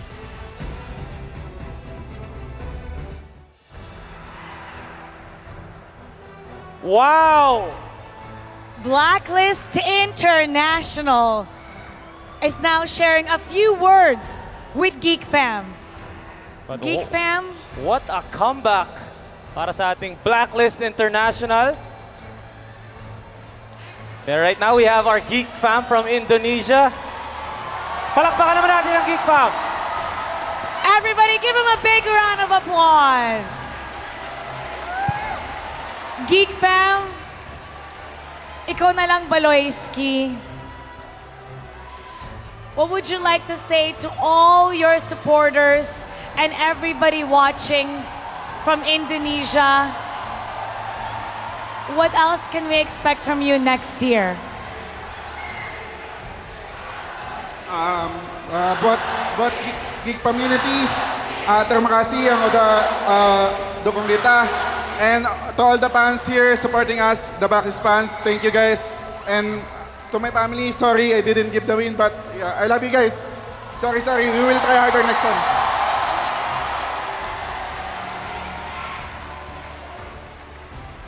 Maraming salamat po sa nanood sa amin, sa pamilya ko, tsaka sa girlfriend ko. Salamat po, pasensya na, babawi kami next season, mas gagalingan namin.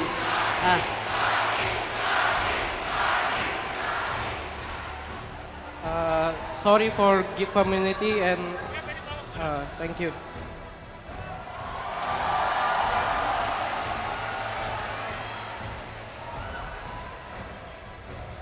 Thank you for the support and sorry for everything.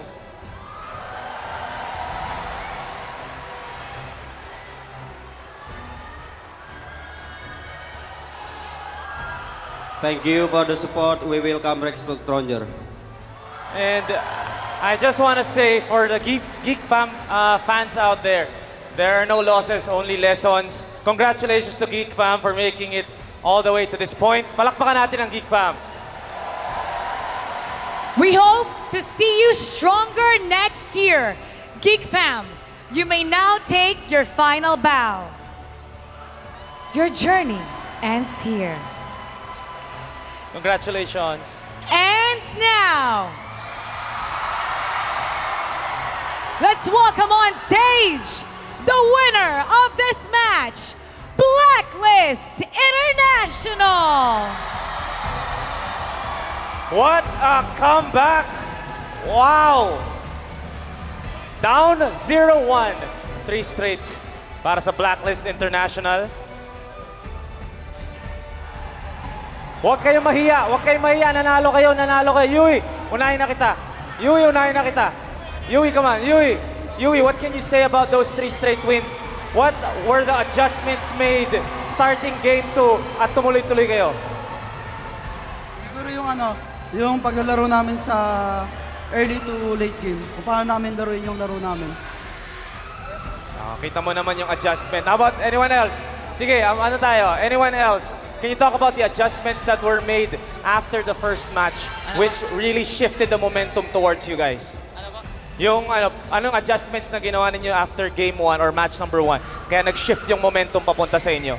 Siguro po nung di namin po sinabayan yung aggressiveness po nila inanap lang po inantay lang po namin yung mga namin power spike na mga hero namin.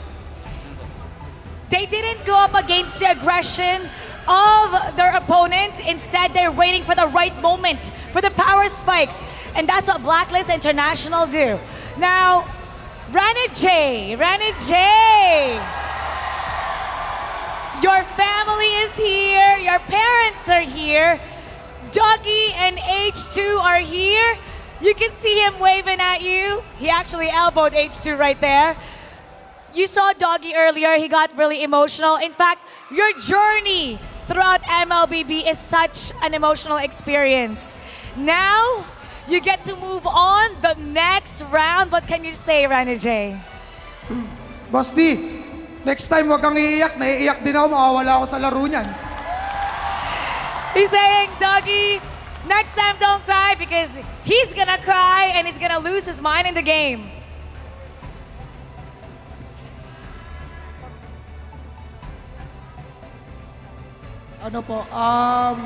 Sobrang thankful po kami lahat ngayon kasi simula nung pinaghirapan namin since MPL, lahat po worth it siya kasi unti-unti namin nakukuha yung namin, pangarap namin, malapit na kami and konti na lang.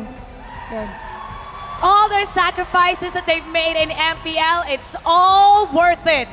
And their dream is getting closer and closer. Malapit na! Oheb, ikaw naman, pwede nating tanungin.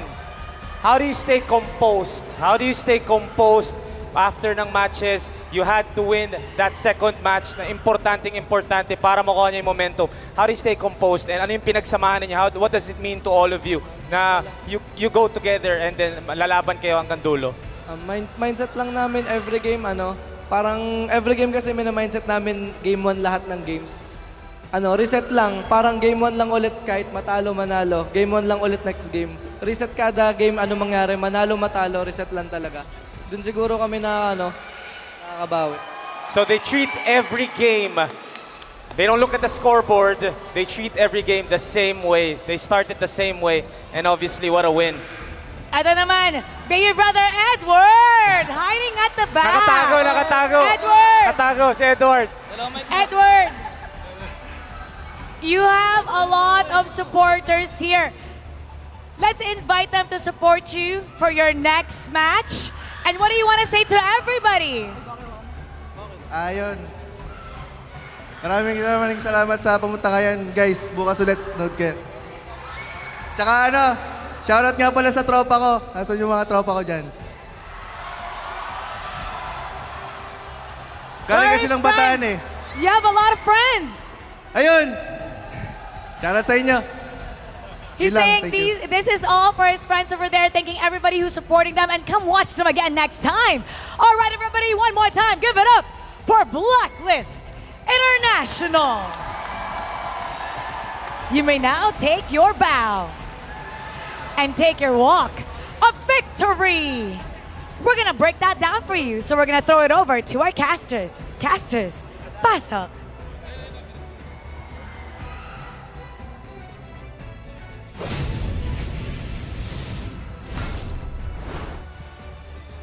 An emotional series. Congratulations to Blacks International. Their journey continues.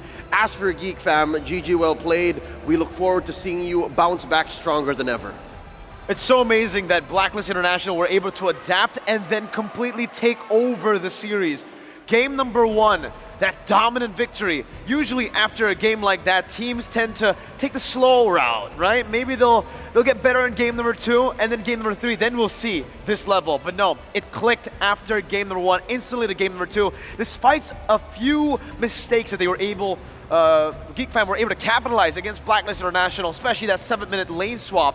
It didn't really matter. Blacklist team fighting prowess shined through. We will see more of that in detail later on through the highlights. Something to note that was actually made real via that interview was the fact that Blacks International adjustment after game 1 was something that rang true and was made more efficient and effective because of the fact they looked at each game as another game 1. It's just one game after another, and all the learnings from the previous one just made all the more sense. With that said, let's give out our MVP. The nod goes to none other than Blacklist's very own Renegade, the Hitman, of course. A marquee performance coming in, repping the Blacks International hero. Their skin from M3 is the Estes. He showed us one from the groups. Now, what do you like better, this performance or the last? This one for sure, because this was truly the Hitman's Estes, right? When we look at the Estes, especially for Blacklist International, we remember the Queen. But he truly has made this pick his own as well. That flicker, that risky gameplay on the Estes, utilizing the blessing of the Moon Goddess all the way to the end. It is as Hitman as it gets, Leo, and we're definitely going to see it all played in again for this highlight. Yep, something to note, if you're loving the play style, the flicker, here's that that moment, that failed lane swap, as we would like to say. I like the Quantum Charge. I like how it keeps him on his toes, and it allows him to actually reposition, get the heals to where Blacklist needs it. And you can definitely see it from time to time again. That flicker really paid dividends towards Blacklist International. Renegade doesn't need the Purify. The Purify needs him. He's the man who's always positioning on point. And it's exactly as you mentioned it in game number 3, I believe, Leo. He's got the mind of a hitman on a healer. That's right. He's able to protect where it's needed, and he can sniff out these flanks. There was a moment here, if I'm not mistaken, around the Baloyski's flank later. 16-minute mark. Yes, no. Baloyski was setting it up way before. This is the payoff finally, but even with that, because of Renegade's positioning, because of how Renegade is able to keep everyone topped up, Baloyski's hero play was made null. Baloyski's hero play, as amazing as it was, Blacklist was able to clap back and overload the base. Finish at under 18 minutes. Something to note, Renegade decided to go flicker. It was scary, to be honest, because I'm thinking, Geek Fam super aggressive. No Purify, but he made it work because of, again, the mind of a hitman. And even to add more onto the mind of a hitman, he was the guy who actually assassinated Marky in towards that end, right? With the passive hit, Leo, he was able to find that final kill onto Marky, and that literally just was the nail in the coffin for Geek Fam. They were not able to defend from that. And now we're going to take a look at the emblems here. Anything that piques your interest, Leo? Something that I'm looking at is, dare I say, he might be the star player for any Lapu-Lapu in M5, Luke. This is the emblem set. Again, the penetration, the spell vamp. He's been doing this all series long, and it's given Oheb and Yue a tough time. But the fact that Renegade is there makes it all the more worth it. Yue was another key player for Blacklist, and as soon as they found him, it all crumbled, except for instance, Yue was able to help them disengage. And this is where I have to give props again to the Hitman himself to go for agility and the Wilderness Blessing here on top of the QC. It gives him so much more maneuverability,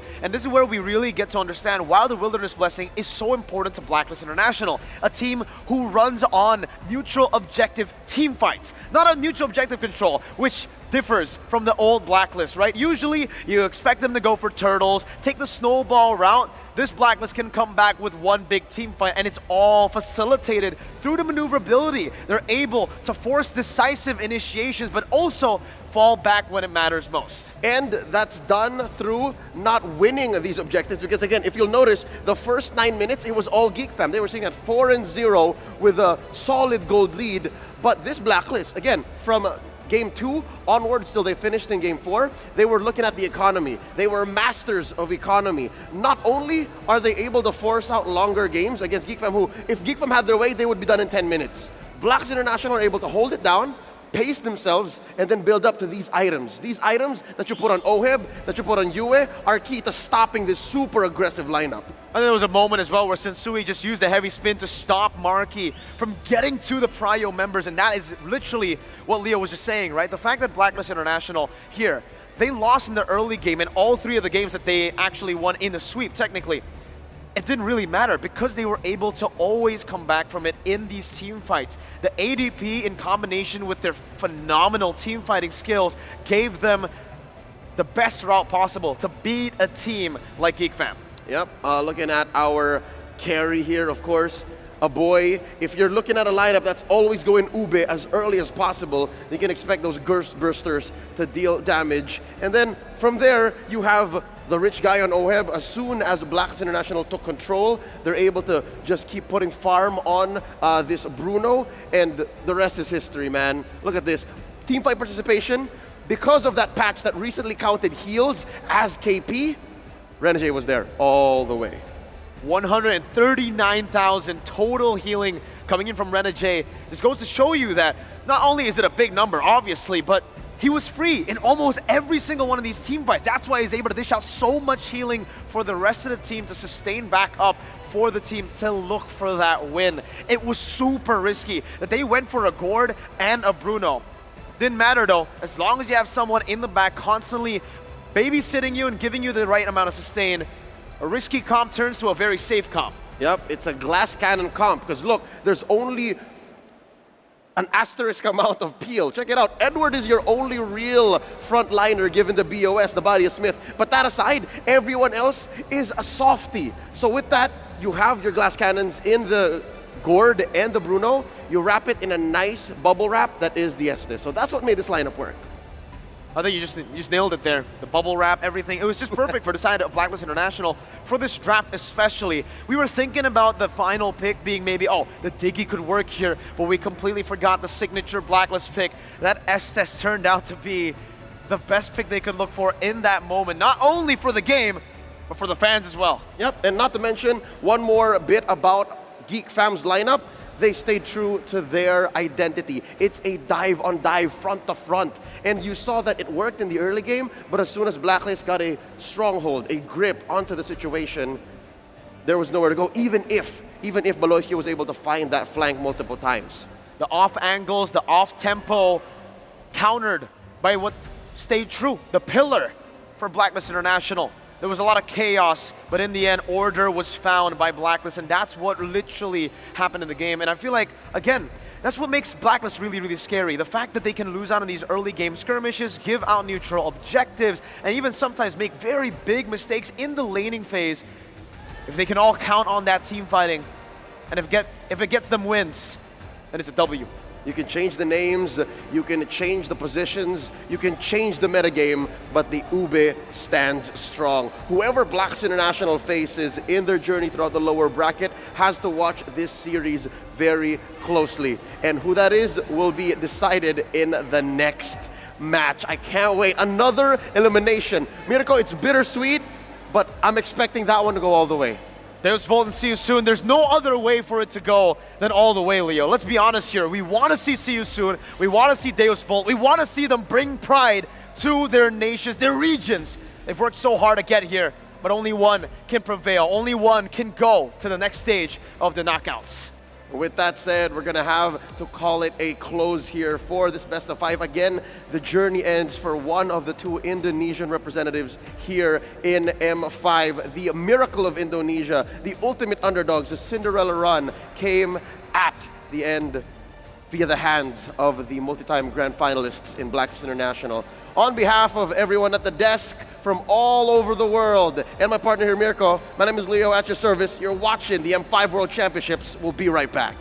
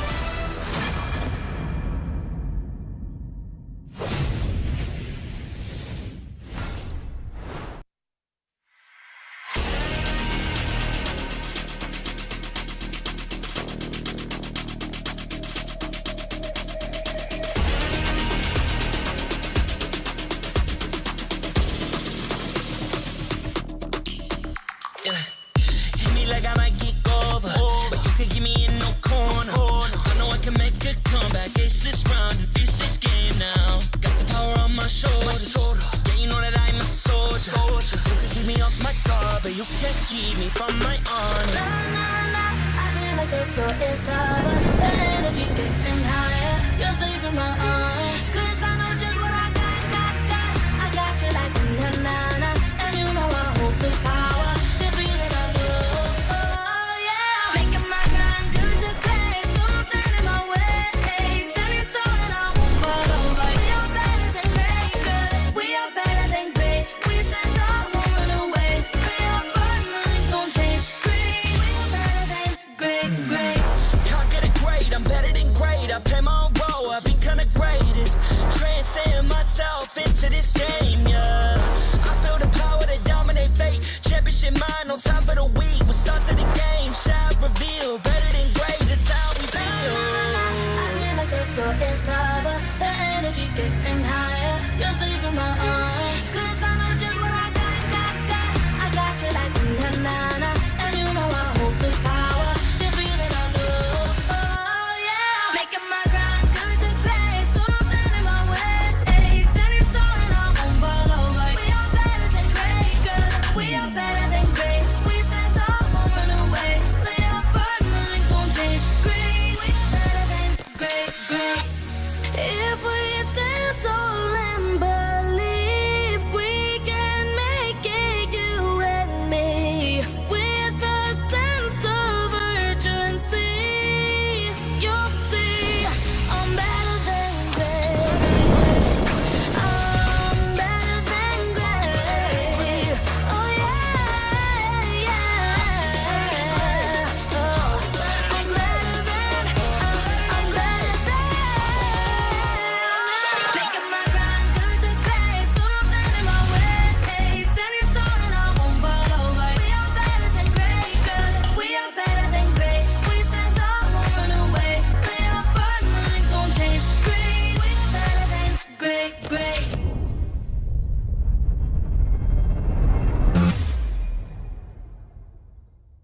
I am the #1 seed, the champion of the arena. The fans adore me because I've never lost.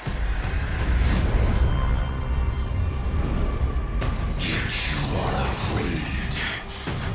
Afraid that you will lose everything.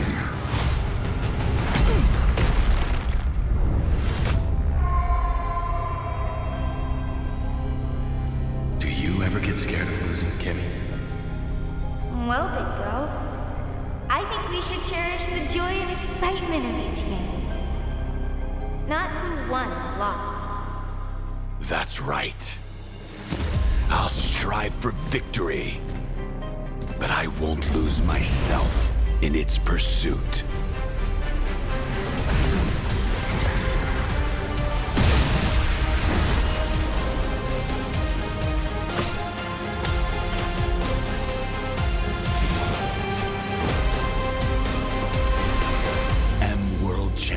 championship. I'm back.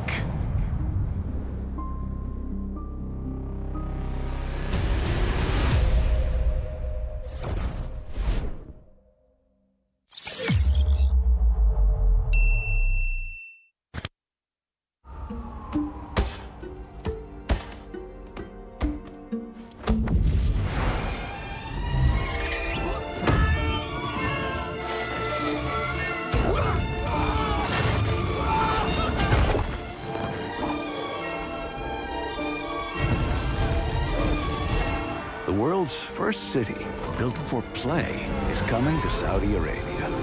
Don't just live life, play life. Qiddiya. We are here at Gamers 8 to show that we are walking the walk.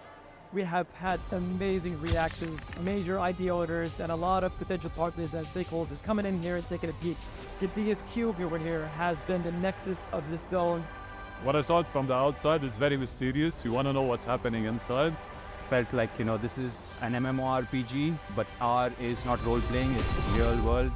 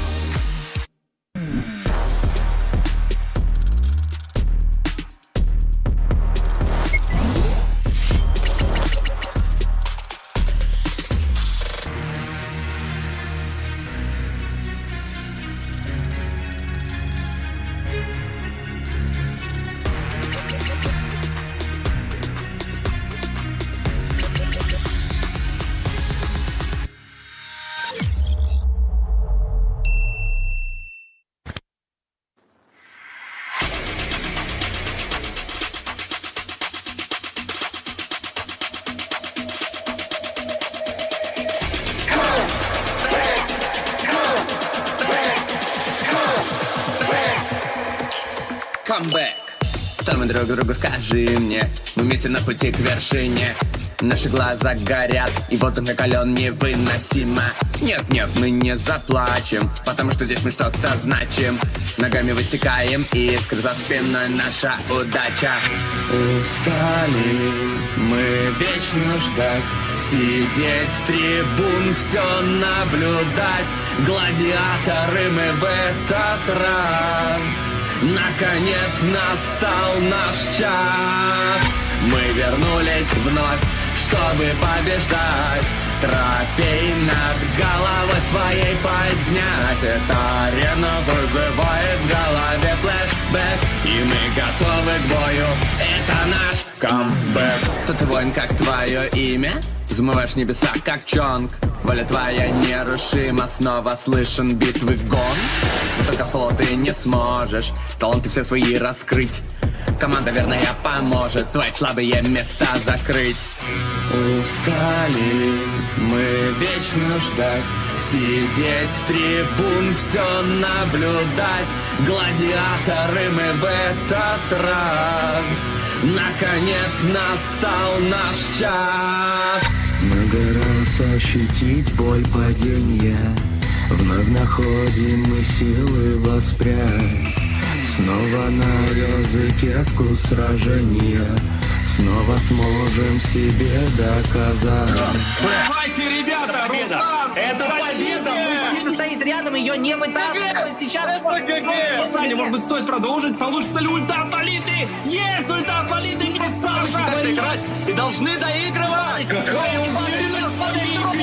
Все вместе, в системе, дойдем мы к победе. Мы встретим проблемы, но это путь верный. Против всех заочно, но я знаю точно, что на пьедестале стоять мы будем с вами.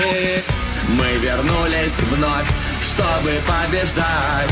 Трофей над головой своей поднять. Эта арена вызывает в голове флешбэк, и мы готовы к бою. Это наш камбэк.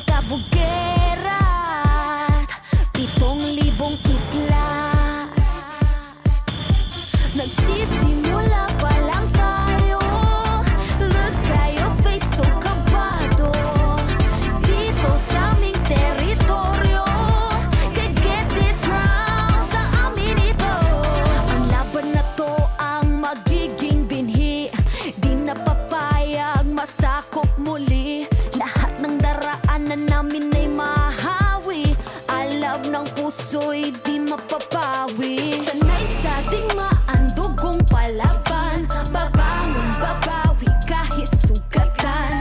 Sinag ng araw, tatlong bituin, Pilipinong may giting nagniningning. Sanay sa ating maandugong palaban, babangon, babawi kahit sugatan. Sinag ng araw, tatlong bituin, Pilipinong may giting nagniningning. Dami mo daw sinasabi pero ba't na yun di ka mapakali? Panay lang ang kamot sa anit at kahit alam mo na di naman to makate. Dugo pati laway at pawis tumulo, akala mo ba lahat to madali? Hindi nagmamadali, akyatin ng hagdan na talagang matare. Ganyan talaga ang mga batang Pinas, talagang malakas kahit anong meta, wala kang ligtas. Talagang matigas na parang daliri ng mga kalaban. Sa gitna ng laban, shooters namin talagang savage. Di papaawat sa aming lupang sinilangan. Ang dami ng binilangan ng isa, dalawa, tatlo, handa ba kayo? Ito na pang-apat. Kaya dami na naman iyakin kahit dadaanin pa sa mga tipi-tipi-tipikal. Paano kami hahabulin? Marami itong gasolina, lalamunin ang lahat ng dipital. Sanay sa ating maandugong palaban, babangon, babawi kahit sugatan. Sinag ng araw, tatlong bituin, Pilipinong may giting nagniningning. Sanay sa ating maandugong palaban, babangon, babawi kahit sugatan. Sinag ng araw, tatlong bituin, Pilipinong may giting nagniningning. Ang maong away ang sinugdanan, di mo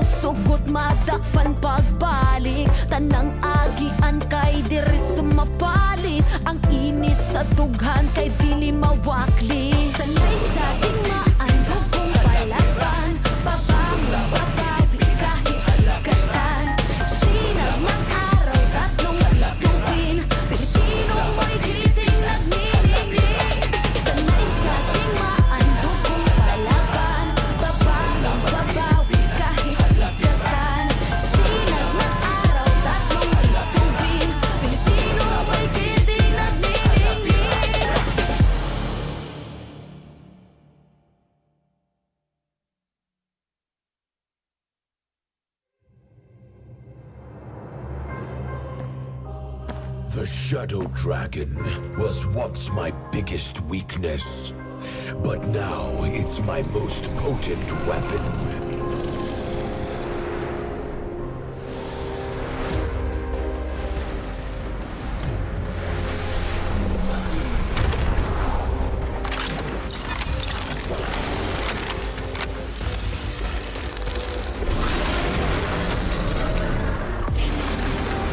Cosmic Dragon, rise and soar!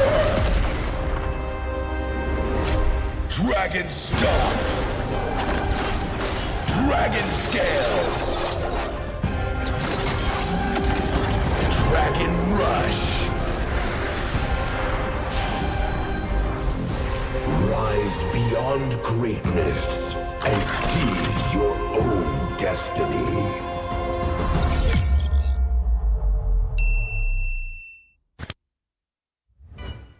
Tonight, we celebrate MLBB Esport. Do the kaldak! Do the kaldak! This is the Suman Challenge. Go! Oh!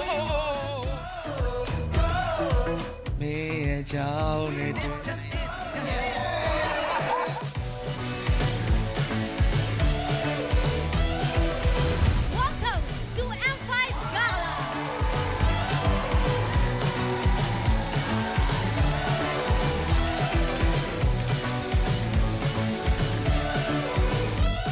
Guess the Hero Challenge! Lapu-lapu, Iritel, Franco, Nana. Nana! Go! Best dressed team!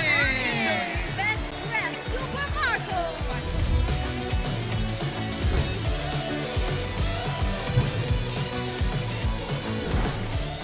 Thank you so much for joining us at the M5 Gala, and we'll see you at the M5 World Championship.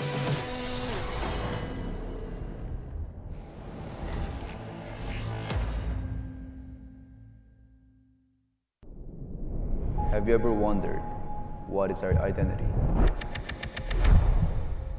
Our identity isn't limited to just esport players. Our style. Sweat. Our passion. And vibe. Feel our energy. When we dominate the stage.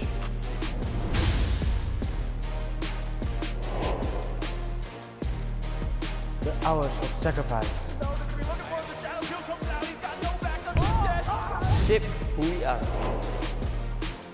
So, what is our identity? We are legendary.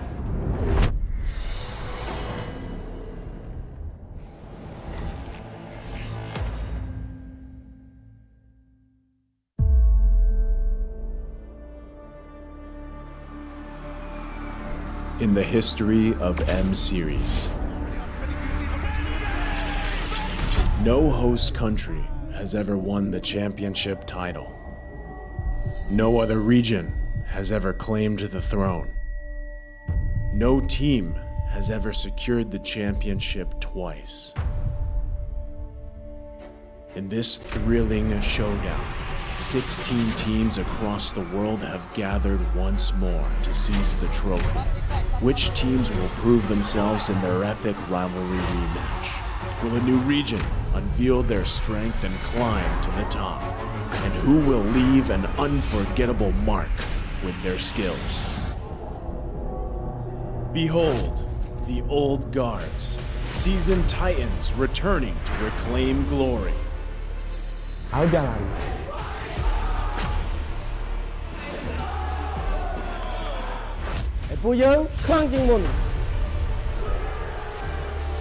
Судьба будет в наших руках. The newcomers, eager to forge their legacy.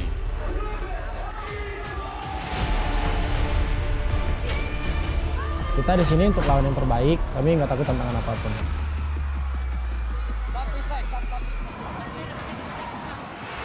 Emerging from the ashes, the rising stars are vying for the spotlight.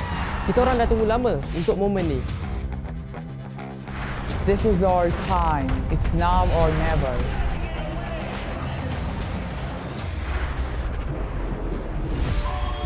Enter the contenders, here to defy the status quo and rewrite the narrative. We've weathered the storm. This is where we break through. Nós somos brasileiros e a gente não desiste nunca.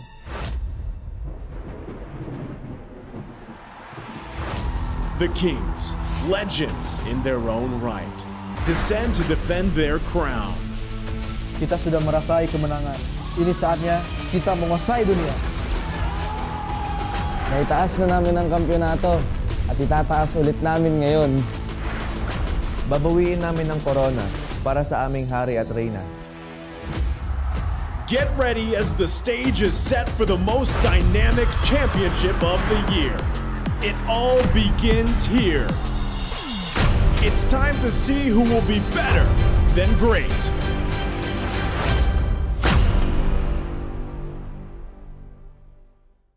In every tournament, pros fight not only for glory, family, and their country, but also for the heart of every game. The fans. Are you one of them?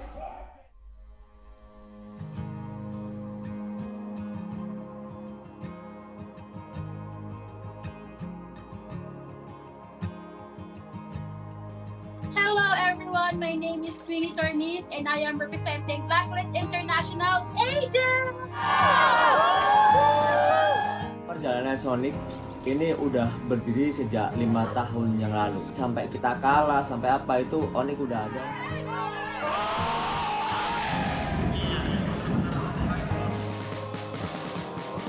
Homeboys sebenarnya sangat penting sebab dia bukan saja untuk Homeboys, dia untuk tingkatkan komuniti MLBB dekat Malaysia ni. Kita nak kalau boleh komuniti tim lain bersama juga semangatnya macam Homeboys. Hal yang bisa kita berikan secara maksimal itu adalah dukungan. Bila moral player tengah down, tapi kita orang tak tengah down. Kita orang tengah hype.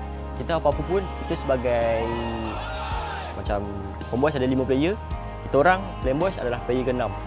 And I can say that I'm the correct fandom because they really value their fans. I can feel that this is not just like playing games or what, but this is like a family, a whole family. Player Homeboys punya gameplay every season macam improve.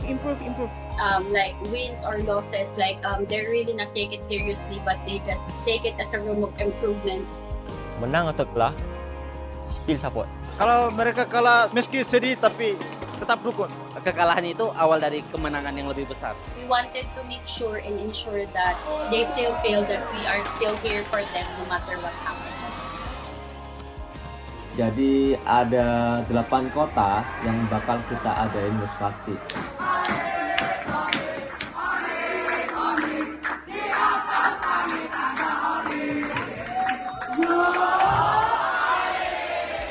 Let's go Blacklist! Blacklist will only improve and they won't give up!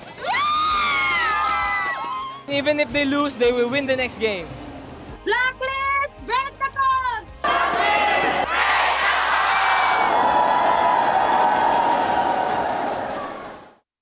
They have always felt your unwavering support and love.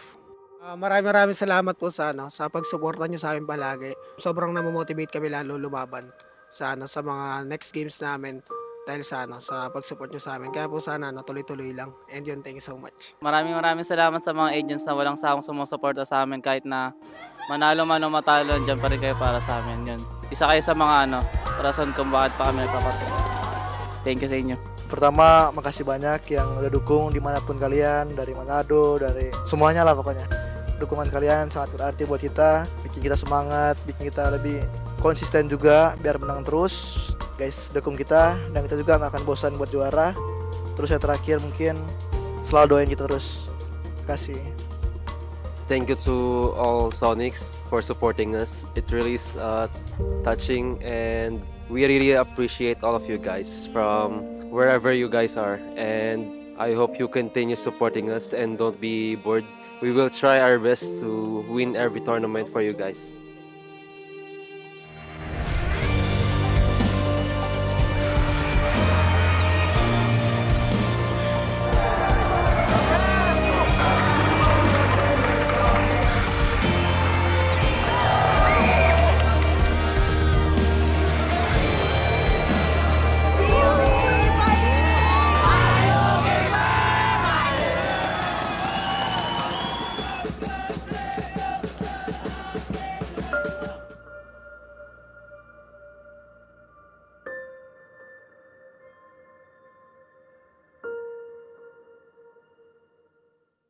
What is undeniable, though, are the meteoric stats in the middle or in the mobile gaming industry, and the Esports Mobile Game of the Year celebrates the best of the best.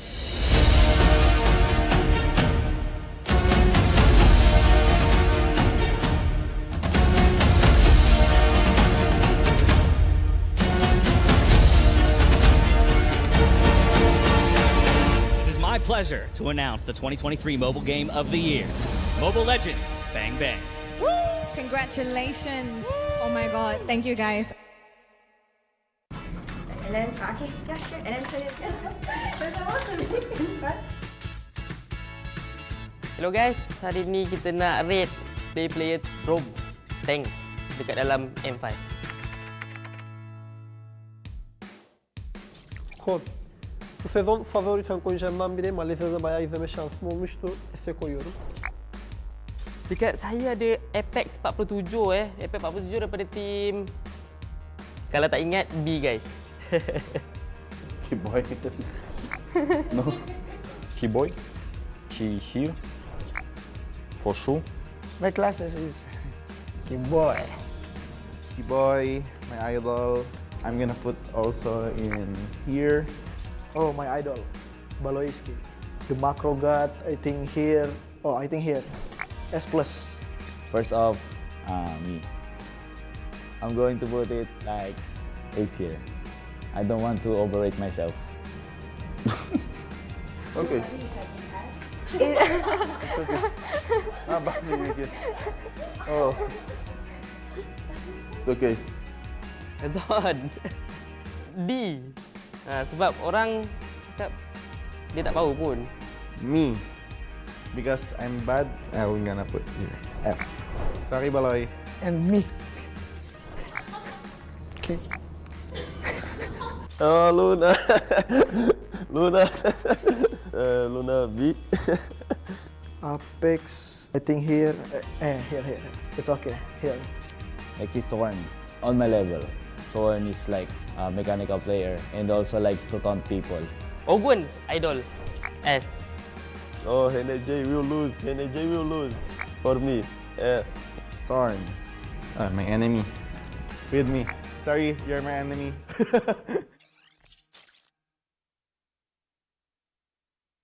When fighting at the pinnacle of competition, various emotions will always be on display. And welcome to the 4th day of the M5 World Championship knockout phase. Last day of Knockout Stage Phase 1 had set the plot for an amazing Phase 2. Now let's recap on some astonishing MLBB actions. The Sky Kings asserted dominance against Dale's Bolt, the dark horse from the get-go. That gold lead. You're looking for a play here in the bottom. Carvey gonna be in trouble. Gets taken out. Sawo next. Go in from the backside. Try to find Carvey. Carvey could be in trouble. This Gusto gonna come down as Onyx takes game number 1. Not slowing down the pace, Onyx extended the lead to 2-0 without much resistance. On it, Boots now has to flicker out. Corner bar never going to be used. Keeper goes in with the way of the dragon. Hard guard there. There's the final slash again. Carvey going to be taken out. CW jumps in. Guns blazing. And it's Sour to follow now. Kid Bomba going to be in trouble as he's taken down mid lane. The Indonesian champions dominated the series by using Dale's Bolt's signature Diki against them. Looking for Carvey as he gets the Maniac. Works on the Crystal. Mapster's got the immortality. Will he get the Savage to run again?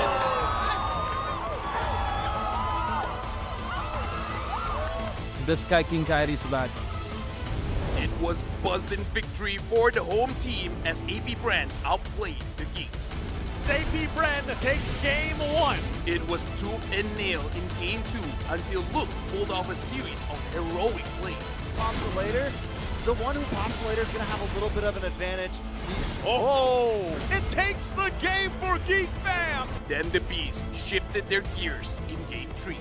The battle in the jungle. Luke, though, goes in with Raging Sandstorm. He has to go, but he can't heal up half enough. As a body after body will fall for Geek Fam. And Marky, the last one to go. AP Bren wipes out Geek Fam. Looks like they're going to try to trade here. Flash Easy goes in with Sandstorm. And it was all according to the Hive's plan to gentlemen sweep the Indonesian powerhouse 3-1. With phase 1 of the M5 knockout stage done and dusted, what can we expect in the next tournament phase?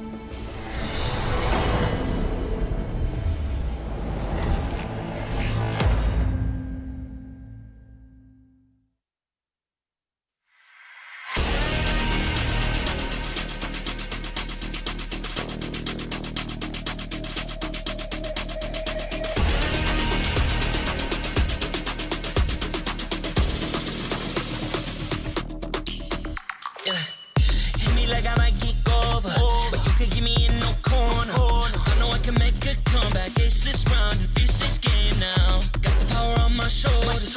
Yeah, you know that I'm a soldier. You could keep me off my guard, but you can't keep me from my honor. I feel like the floor is over. The energy's getting higher. You're saving my arms. 'Cause I know just what I got. I got you like na-na-na. And you know I hold the power. This feeling I feel. Oh yeah. Making my grind good to play. So don't stand in my way. Standing tall and I won't fall over. We are better than great, good. We are better than great. We stand tall, won't run away. We are fun, nothing gon' change. Great. We are better than great. Can't get it great, I'm better than great. I play my own role, I become the greatest. Transcend myself into this game, yeah. I feel the power to dominate fate. Championship mind, no time for the weak. We start to the game, shall reveal. Better than great, that's how we feel. I feel like the floor is over. The energy's getting higher. You're saving my arms. 'Cause I know just what I got. I got you like na-na-na. And you know I hold the power. This feeling I feel. Oh yeah. Making my grind good to play. So don't stand in my way. Standing tall and I won't fall over. We are better than great, good. We are better than great. We stand tall, won't run away. Play our fun, nothing gon' change. Great. We are better than great. If we stand tall and believe we can make it, you and me, with a sense of urgency, you'll see I'm better than great. I'm better than great. Oh yeah. Oh, I'm better than. Making my grind good to great. So don't stand in my way. Standing tall and I won't fall over. We are better than great, good. We are better than great. We stand tall, won't run away. Play our fun, nothing gon' change. Great. We are better than great.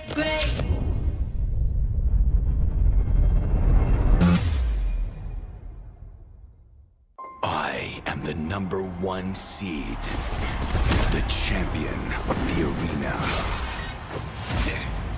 The fans adore me because I've never lost. Yet you are afraid that you will lose everything.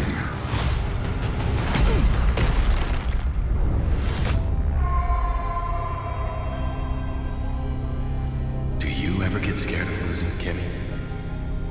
Well, big bro, I think we should cherish the joy and excitement of each game.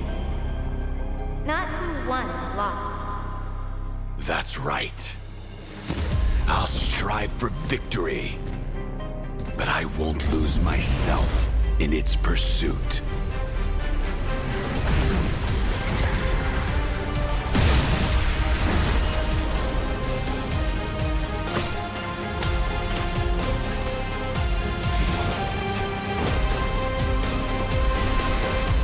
World Championship.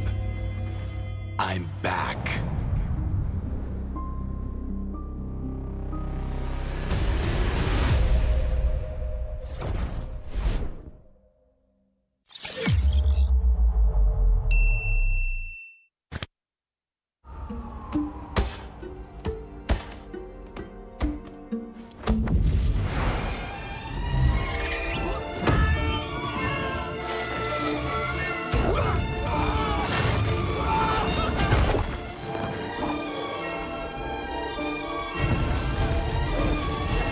The world's first city, built for play, is coming to Saudi Arabia.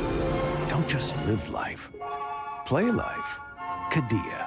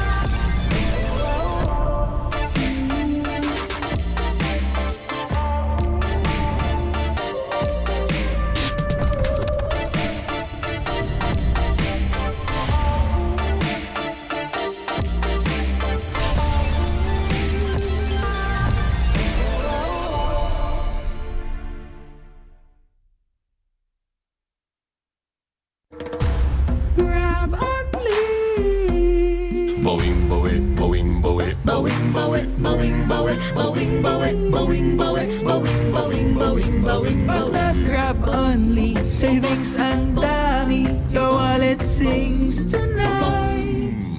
Laki ng bawi, pag nag-grab only, save 2 for alright.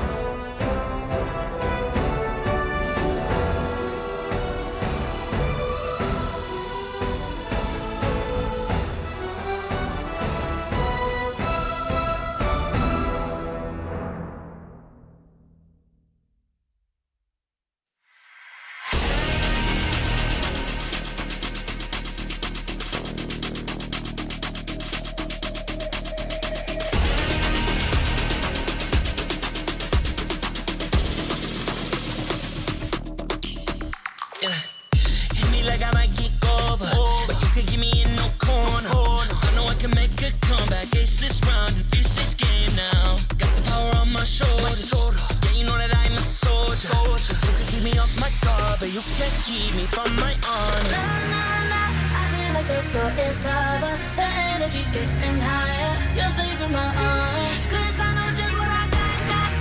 I got you like na-na-na. And you know I hold the power. This feeling I love. Oh, yeah. Making my grind good to great. So don't stand in my way. Standing tall and I won't fall over. We are better than great, good. We are better than great. We stand tall, won't run away. We are burning, nothing gon' change. Great, we are better than great. Can't get it great, I'm better than great. I play my own role, I've been kinda greatest. Transcend myself into this game, yeah. I build a power to dominate fate. Championship mind on top of the week. We'll start to the game, shout, reveal. Better than great, that's how we feel. I feel like the floor is lava. The energy's getting higher. You're saving my arms. 'Cause I know just what I got. I got you like na-na-na. And you know I hold the power. This feeling I love. Oh, yeah. Making my grind good to great. So don't stand in my way.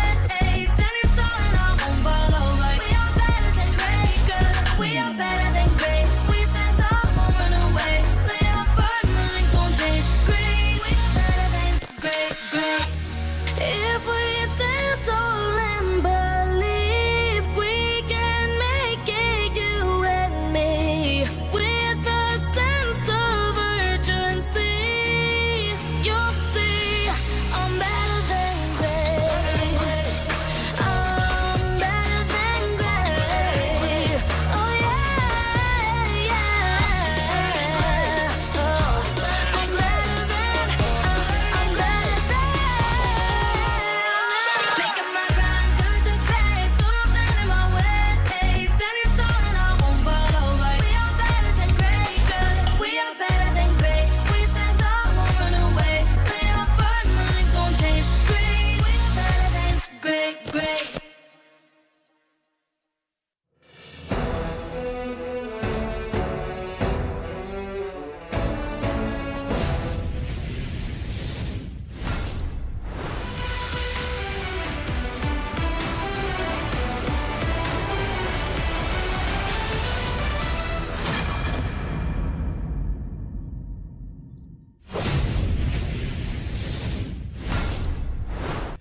Welcome back to the M5 World Championships. It's the knockout stages. The second stage is upon us and we're broadcasting you live from the Rizal Memorial Coliseum at your service. My name is Leo. Here with Mirko and of course our very special guest hailing from Malaysia. He's part Khmer, is Popo G. Hello, Philippines. How are you? And today I'm with two handsome guy, but for today I think I'm gonna rooting for See You Soon. I'm very sorry for this team, but Kon Khmer, Kom Chai. What does that mean? What does that mean? Yeah. Actually, I'm saying for the Cambodian people, don't lose. I can do some Cambodian myself, you know? Yeah. Ho Moi Mao. Ho Moi Mao. Yeah. Actually, for you to say Ho Moi Mao, you need a very large crowd. But the Ho Moi Mao, then they all will go Ho, everyone. There you go. That's what we did in Phnom Penh. That's exactly what we did in Phnom Penh. And that's what Mr. Poji here wants See You Soon to do. He wants See You Soon to roar across the stadium here and show what they've got. But hey, man, Deus Full are pretty good. That pretty I have scary. to accept because for Kid Bomba, because he's been a phenomenal for M5 itself. So, but then again, they have also to respect for the See You Soon players. Got Ra and sorry to say, MP the King. He's the man. He's the king. He's the king. He's repping both Cambodia and the Philippines. Correct. Again, there's nothing wrong with that. And with that said, it seems like our panel here is outweighed by the Khmer spirit. So one of us has to root for Deus Vult. Don't worry, I'll do it. Your name, Mirko, that's from the region, right?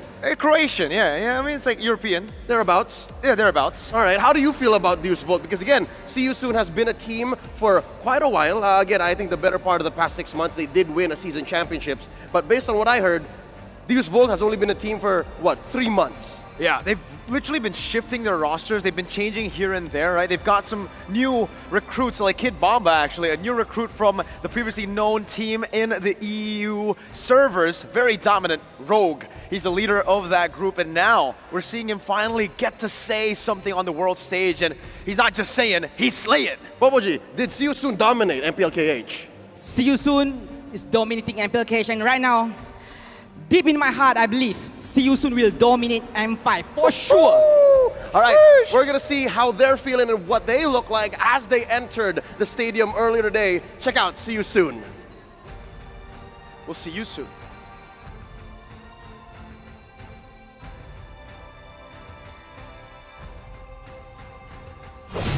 Tingin mo nila, hindi ka ba nilalamig? Hindi po. Nag-iinit na po ako para sa laban namin sa Diaz Vault. I love the confidence. I asked him if he's feeling cold because it's raining here in Manila, and he's feeling hot right now for their match against Diaz Vault. And how are you feeling that you're going up against them? They came all the way from the upper bracket. Confident naman po kami sa kaya namin gawin. Tapos alam naman namin na kayang-kaya namin silang talunin. They're confident about themselves and they know that they can win against Diaz Vault. Ikaw yung Tankselot, ha? He's been the Tankselot user.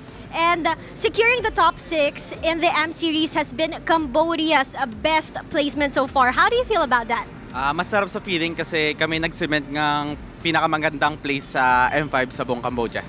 He loves the feeling that they secured the top 6 and they cemented the best place for Cambodia so far. And any predictions that you have for this game against Diaz Vault? I think my prediction is 3-1 and in favor of us, of course. Of course! I'm talking to you! Good luck, MP the King. Thank you so much for your time. Let's head back to our casters.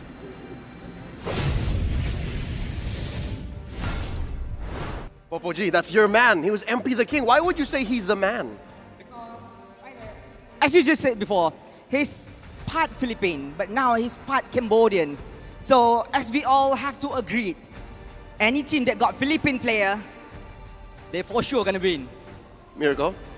I mean, so far that's true, right? Blacklist just made it against Geek Fam. They have more Filipinos. Just by numbers. By numbers, it's 5 against 2, right? So, well, maybe 5 against 3. You never know who the shadow analyst really is, right? Triggered. Do you know? No, who you know? Who is he? Does See You Soon have a shadow analyst, bro? I don't think so. No, they don't, Mil.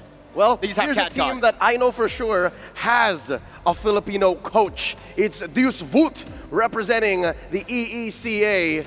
Here's a talk with Kid Bomba.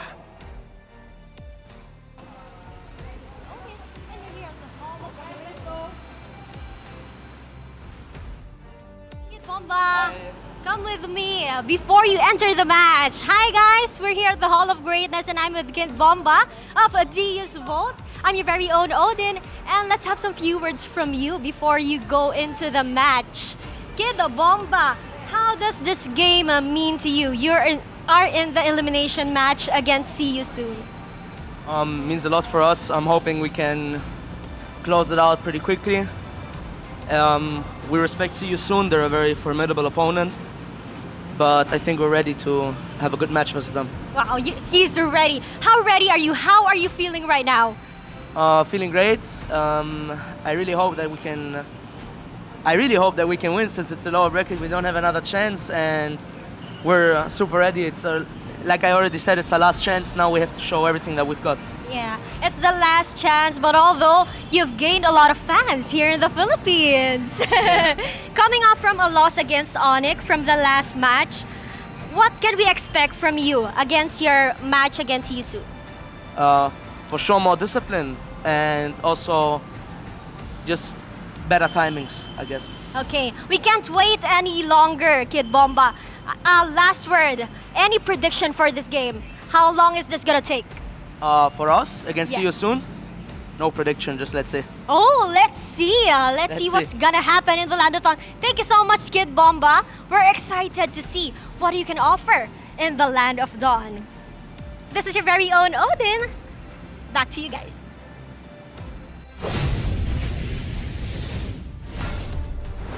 Always a pleasure to hear from Kid Bomba. On your screens right now, this is the ROG ping test by Diaz Vault. In case you didn't know, ROG Phone 6 is M5's official gaming phone, and it packs the game-winning power of Snapdragon 8 Plus Gen 1 chipset with a class-leading GameCool 6 thermal system that lets you break every limit. It also comes with a spectacular 165Hz AMOLED display and a monster 6,000 milliamp hour battery life to power through your gaming needs. Check out Diaz Vault as they go ahead and swipe away at their ROG Phone 6s. As you can see now, Popo G, You've seen them in the group stage, you've seen them in the knockouts. What does Daewoo do? What are they good at? I think they are good in everything that they do, but for now, I think Kid Bomba is making the teams very, very strong. But because for M3 and 4, we know it's that other guy. There's always dancing and everything. But now for M5, it's Kid Bomba himself. There's always got to be a Bombanatic on the stage, right? There's always got to be someone that steps across and gets everybody's heart's attention. Wait, what are you, Popoji? No, that is a sign officially to join the Bombanatics. You're a See You Soon fan, man. Actually, I don't saw anything that say that I have to be any Look, Bombanatic. He's trying to trick you, man. He's trying to make you a Bombanatic. But you have to understand one more thing. Okay. In Malaysia, we got a curse that any KOL, talent that sign or support any other team, that particular team will for sure 99.99999% lose. So do we do it? Okay, I have to sign. He's getting rid of it. I'm so sorry, man. I fumbled your plan. I'm so sorry, Papa G. But do you have a prediction curse like LaFell? No. No. For that part, I don't have. Okay, so he doesn't, Leo. He can't control the odds anymore. I took it away from him. But whatever the KOL, the talent, the sign or cheer, the team will for sure lose. All right. You're cheering for See You Soon. I'm cheering for See You Soon. But in my heart, please, Daewoo, please lose. Okay.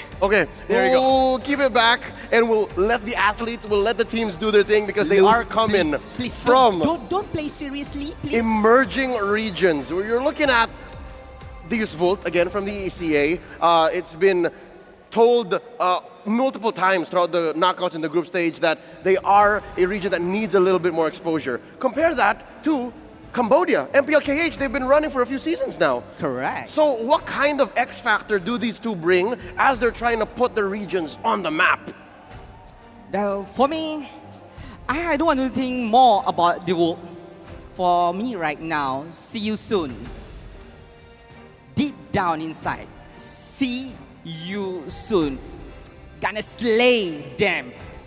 That's it, Leo. That's it. He's a man of simple and little words, man. All he needs to do is that. See You Soon are going to slay Daewoo.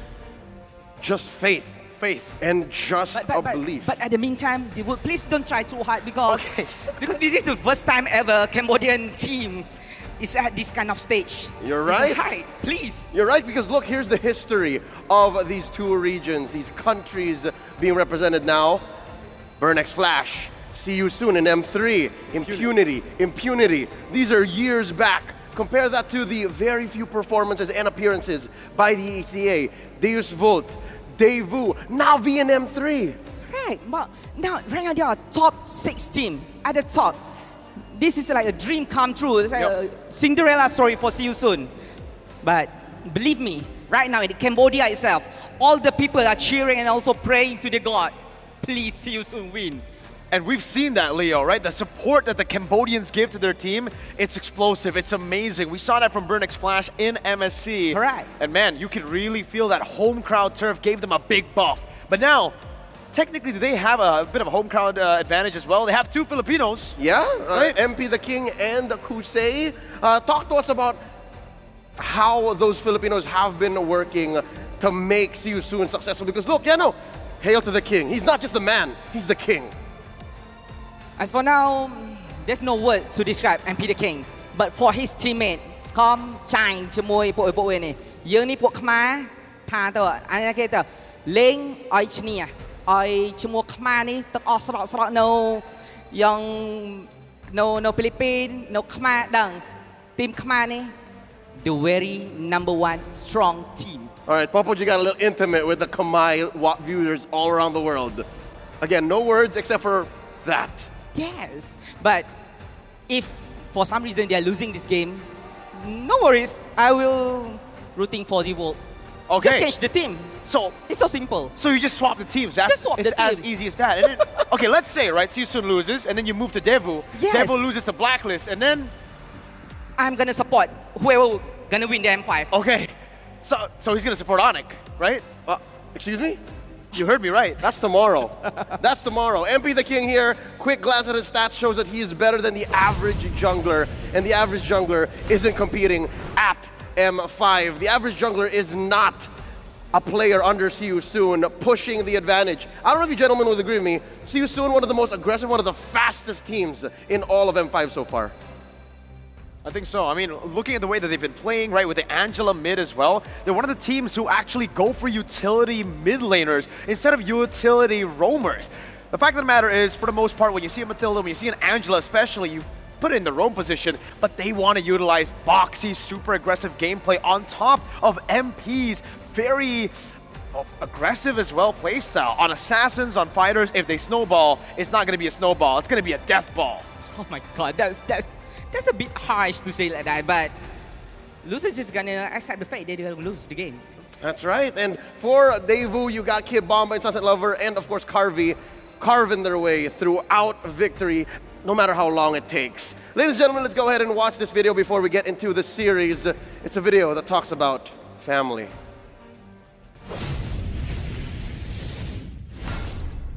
Челики, на связи Алекс Бомба. Немного родной зимы вам в ленту, ребят. И мало кто знает, я из будущего. И Деву уже победили, потому что мы нереально вас поддерживаем. Спамим пятюни в чат. И, конечно же, щиты за Deus Vult. Су!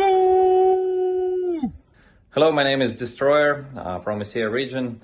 I would like to tell some support words to the Deus Vult. Guys, you already impressed our region. You made a lot of efforts to go where you are, and we trust in you. We trust in you, and we believe that you can go even further. So, you are the best. When you successfully made it to playoff, you have gifted our region a small miracle. Right now, we do not expect wonders. We expect to see your inspiring, high-level play in this series again. We now clearly see you are much stronger. So do it and get another record for our region.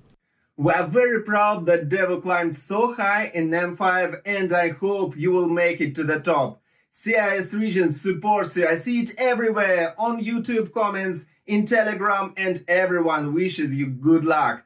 Go Devo, show your best, and make an epic comeback from the lower bracket. Devo упали в нижнюю сетку, им действительно нужна поддержка нашего региона, поэтому мы вас верим. Вот, вы гордость нашего региона, и вы очень достойно выступаете. Вот.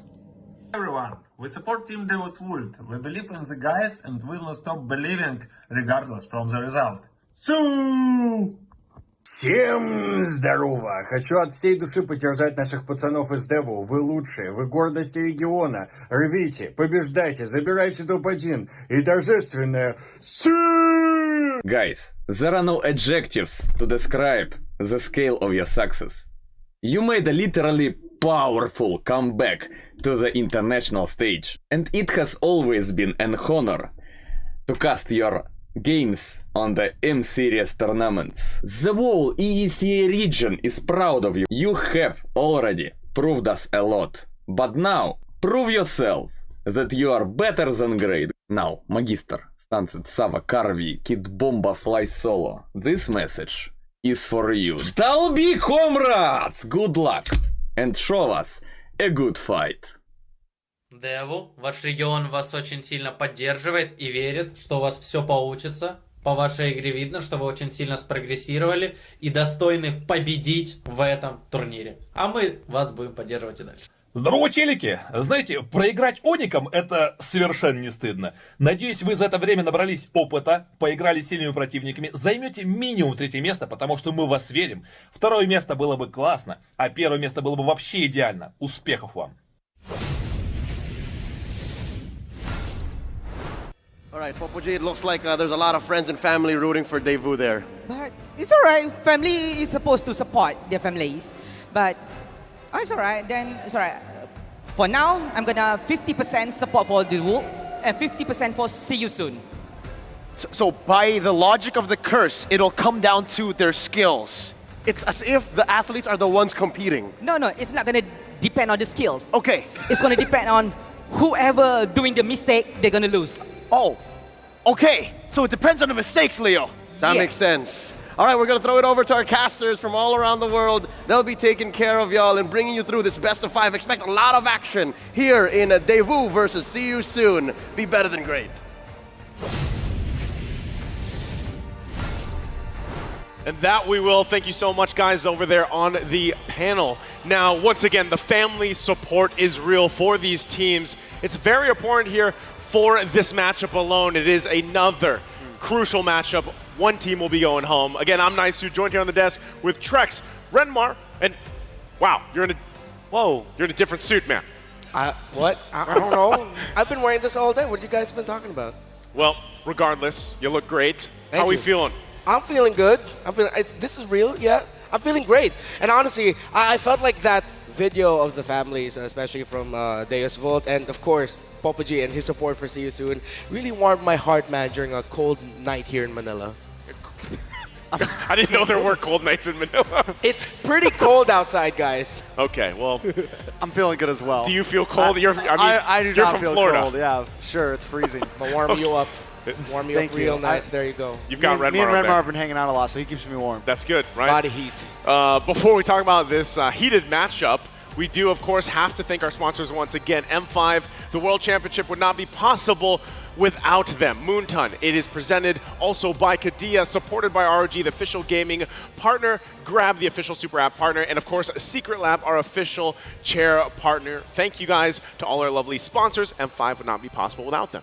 And a special shout out as well to our global presenting partner, Qiddiya. Qiddiya is a giga project, a city that is being built in Saudi Arabia. It is a future capital of entertainment, sports, and culture. Yeah, I've been seeing the clips and the videos about Qiddiya. I can't wait to go there one of these days. It's gonna be great. Yeah, again, it's a mega, or giga, sorry. Giga, that's even yeah. higher. Whoa, Not just giga. mega, it's giga. Giga city that we can't wait to see. We've seen glimpses of it, so who knows if we end up there in the future once again. But the matchup here once again, Deus Volt versus See You Soon. Which team will move on?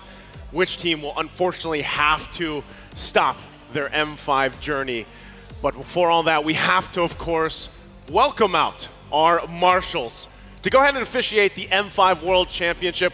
We have our marshals, of course, doing an amazing job making their way to the stage. They are here to ensure the fairness and integrity of the game. They're probably behind us. There they are, coming through once again. You guys have done an amazing job up to this point, still on it.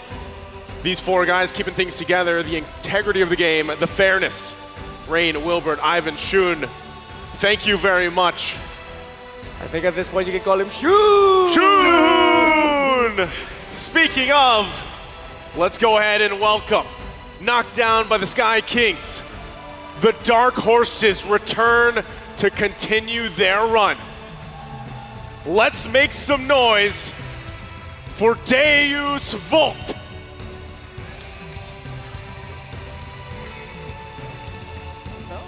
So, Deus Volt hold a special place in my heart personally.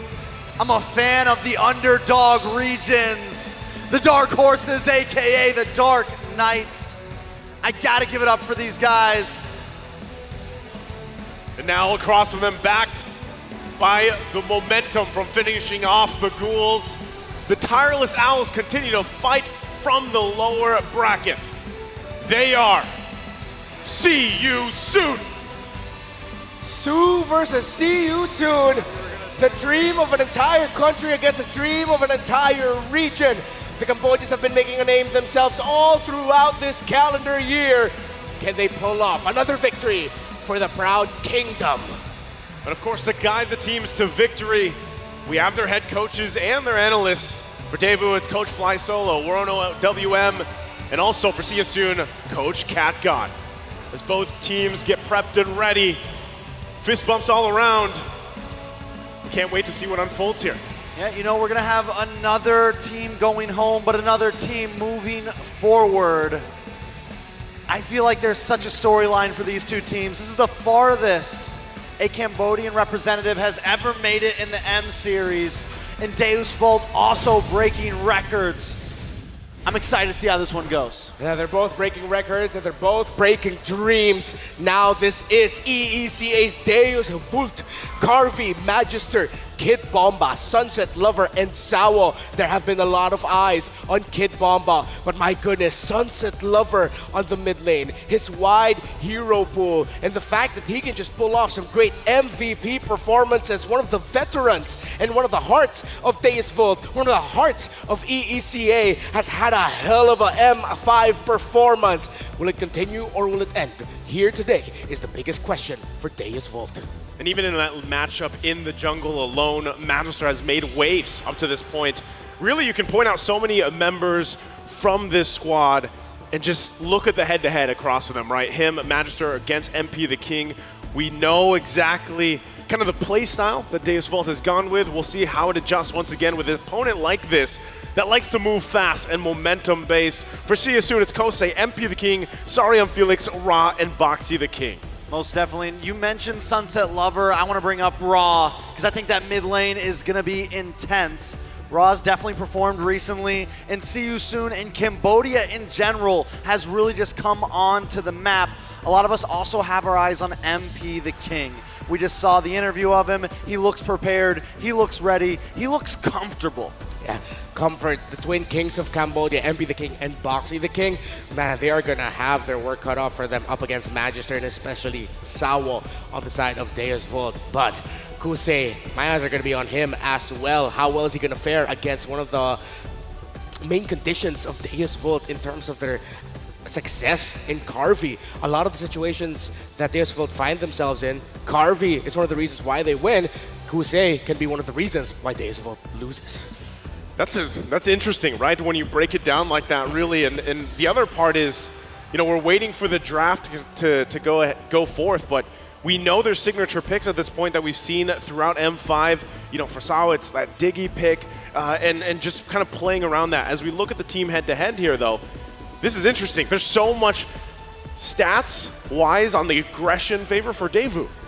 Definitely a lot on the aggression favor for Daewoo. Even the KDA, we know some of their games have gone very long. We know that they might have the lower KDA, but I think it just goes to show how much they like to push the envelope here. Yeah. Damage per minute as well. Definitely just an aggressive team overall. Pushing the envelope, very well said there, Trex, because I feel like these two teams, that's going to be the main story here. I imagine two heavyweights who never block, who never dodge, just constantly throwing haymakers at each other, body shots. That's the vibe I get when I think about Deus Vult, and especially See You Soon. We've talked about their Echo-esque snowball playstyle that they like to pull off, but Deus Vult can do that as well. Well, taking a look at the talent predictions here, we've got two sweeps on the board there. Trex, you went 3-0 with Deus Vult. Mirko went the opposite. He's going 3-0 for See You Soon. Listen, man, I'm a Daewoo fan now. Yeah? Yep, I'm a full-on Deus Vult fan. I'll be watching their EECA championship next year. I'll definitely be tuning in. They have won me over. You know, I come from an underdog region myself. Yeah. So when I see a region like this just shining on the M stage, I can't help but gravitate towards them. You know, it's funny because you point that out, right? And I feel like there's a similar thing there where for a while, NA was kind of slept on, right? And then you guys had made waves. And now we're slept on again. Well, no, not really. You don't have to go there. I mean, you know, at one point, there was a I don't want to call it the peak, but there was a point where, you know, NA was up there and then it got some attention. You guys now have, of course, your leagues there, right? Have formed. All right, next EECA. subject, Renmar. Hey, we have to talk about it, Trex. I want to give everyone in NA a hug now after that. I want to give you a hug, man. It's okay. Are you okay? We're here for Daewoo. Trex is all right. Trex is all right. Yeah, he's all right. He's found a new heart in Daewoo. Yeah, but that's the thing. No, like a big Kid Bomba-shaped heart. Kid Bomba works, but Daewoo, the fact that they're here, you know, and we saw the history that they had back in even M1 and leading up to this, right? Now, new faces and everything else, but for the most part, the impact that has on the scene for the EECA region is it's very apparent, right? As there now are a ton of eyes. You guys already said yourself, hey, I'm going to actually go and watch some of their tournaments and how that unfolds. Yeah. And really, I think a lot of people can say that now. So with all that being said, we're going to be jumping here into the draft as we get prepped and ready for game number 1. Again, a best of 5 between Deus Vult and See You Soon. One team has to go home again as we round out the day here for Knockouts 2. And it starts here already. You can see the bands coming out. The Angela, respect still, I believe, towards See You Soon. Of course, we saw that. So Deus Vult takes out the Joy, the Angela, the 1-1, and on the other side, See You Soon. They don't want to deal with the Nolan. They take out the Guinevere. We'll see what their last band's going to be. Yeah. On the side of See You Soon here, I want them to take away another hero that will allow Deus Vult to play really quickly. So if they can even consider taking out the Bruno, because honestly, Carvey is really great with that hero. But then again, there's a lot of marksmen on the board right now that Carvey just positions so well that it seems like everything's so deadly. So they can even consider taking out something that, well, stops the tempo. They can take away the Matilda if they want to, but no, it's the Faramis from Sunset Lover. That is a signature pickup there by Sunset. I like it from both teams. Definitely some target bans. It's not all just the typical old same six. Both teams know what the other team is good at. Both teams know some of their favorites, and they're going to take that off the board. And you mentioned tempo, and I think that's going to be very important here. And even getting rid of the Faramis can really, disrupt a team's tempo. If a team wants to try to drag fights out, if a team wants to try to, buy some time in the laning phase, that is an answer a lot of the time. But they don't just want to be, they don't think they can just use that. They're going to put Sunset Lover on this Valentina. All right, with the Valentina picked up there could be a chance of Basha pickup for See You Soon. If they want to, they can go with the fighter route. They can go into the Basha and the Bruno. That is a combo that we have seen in the past. If See You Soon feel like Daewoo are going to be playing a slow front to back type of lineup, they can actually pick up the Lilia early on if they're vibing with it. But only if right now they strongly feel that Daewoo's lineup will be susceptible to that. Let's see, a lot of options still available on the board. Okay, well, as we wait for these picks to come up here from See You Soon, there it is, the interesting thing, Kadita. One of those heroes, there's the Bruno, that's kind of expected, right? It was open, it wasn't taken from Daewoo, so now that the Kadita's locked in, this is interesting because does Kadita fit in the current meta, right? I mean, a lot of times we see her paired up, I would say, with Kaja, probably as one of those, heroes that typically is picked up there for pick-off potential. I think it could be a little bit early, right? Just maybe slightly early, because it automatically lets Daewoo know, like, okay, we know we're going to have pressure. We maybe need to be careful with our gold laner. We maybe now something, Claude could be smooth, something that can kind of move away, something you want to put Purify on. Yeah. Same thing with whatever roam. Maybe they don't want to pick a super supportive roam at that point. Yeah, something that allows them to move a little bit more around the map, try to really check out those key areas.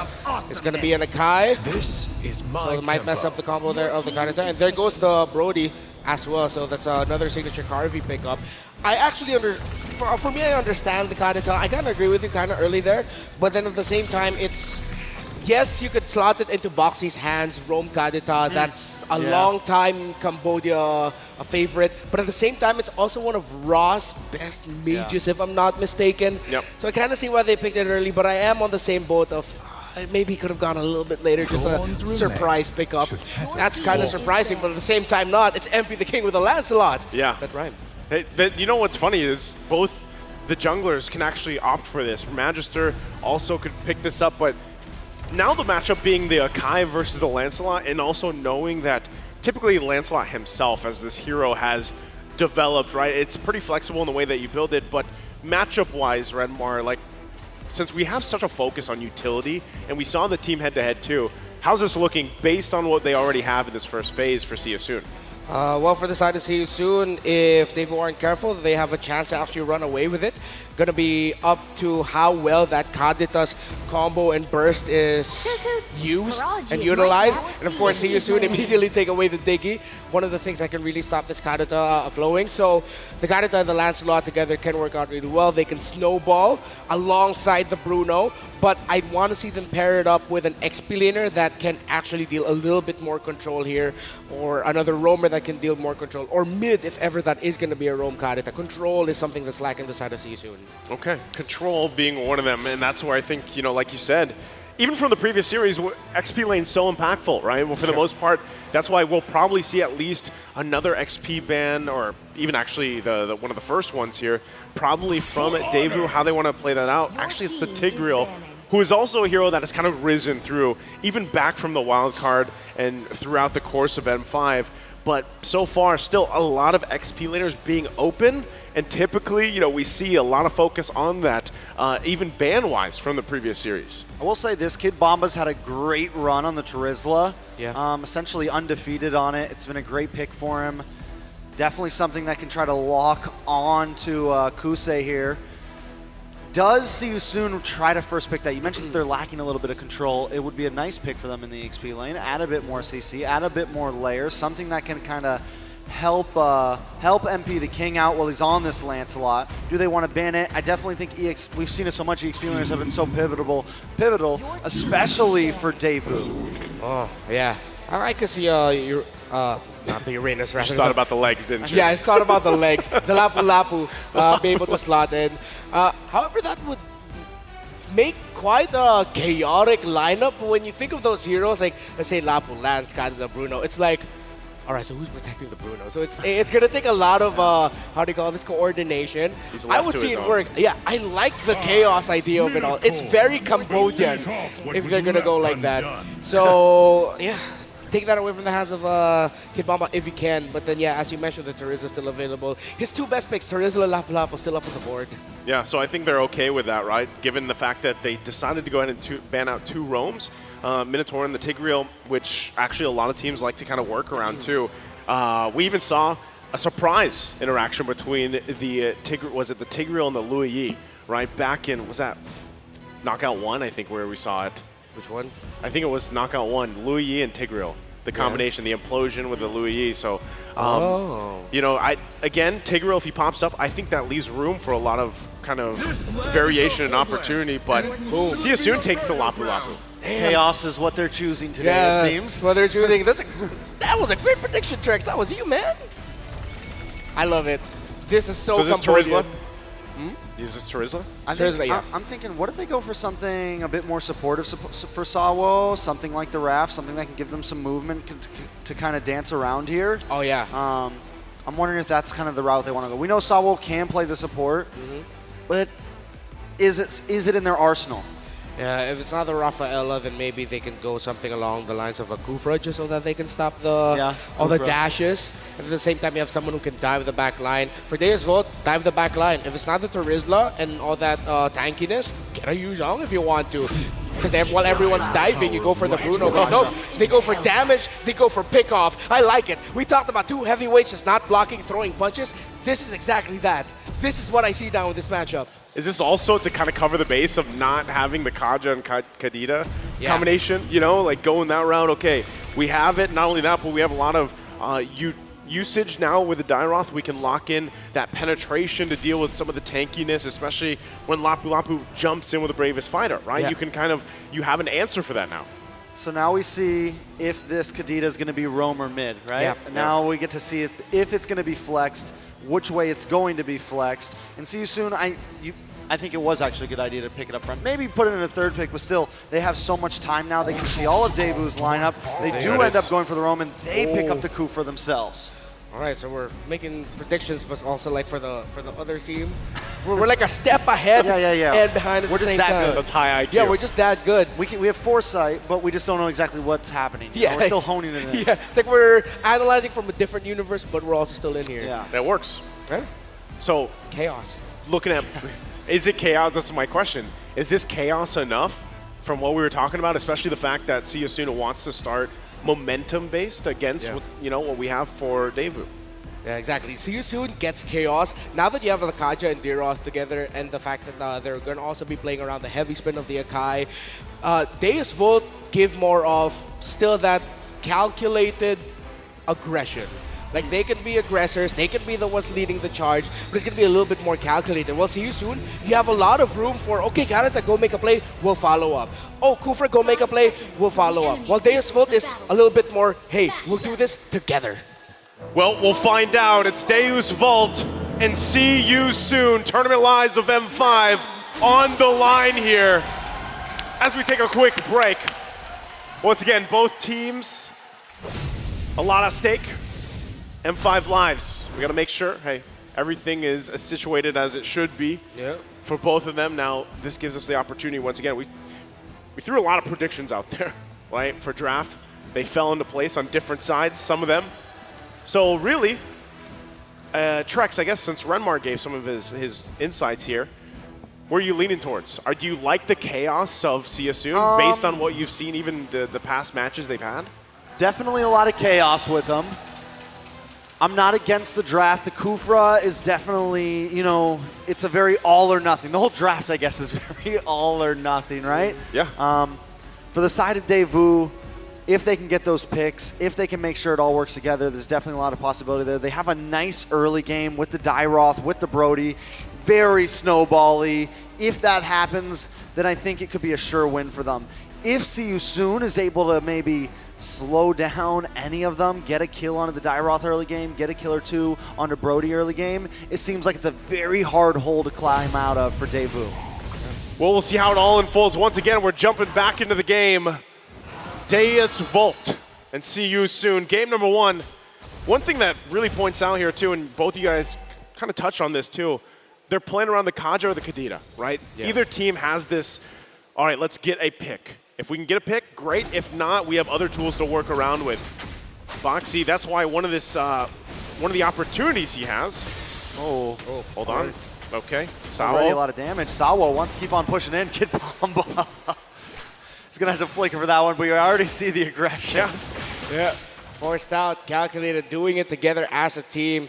A lot of assassin emblem sets there for Siasoon. So it's so clear what they want to do. We snowball, we'll fight, we'll pick you off. Ruptures across the board. Even a master assassin on that Bruno.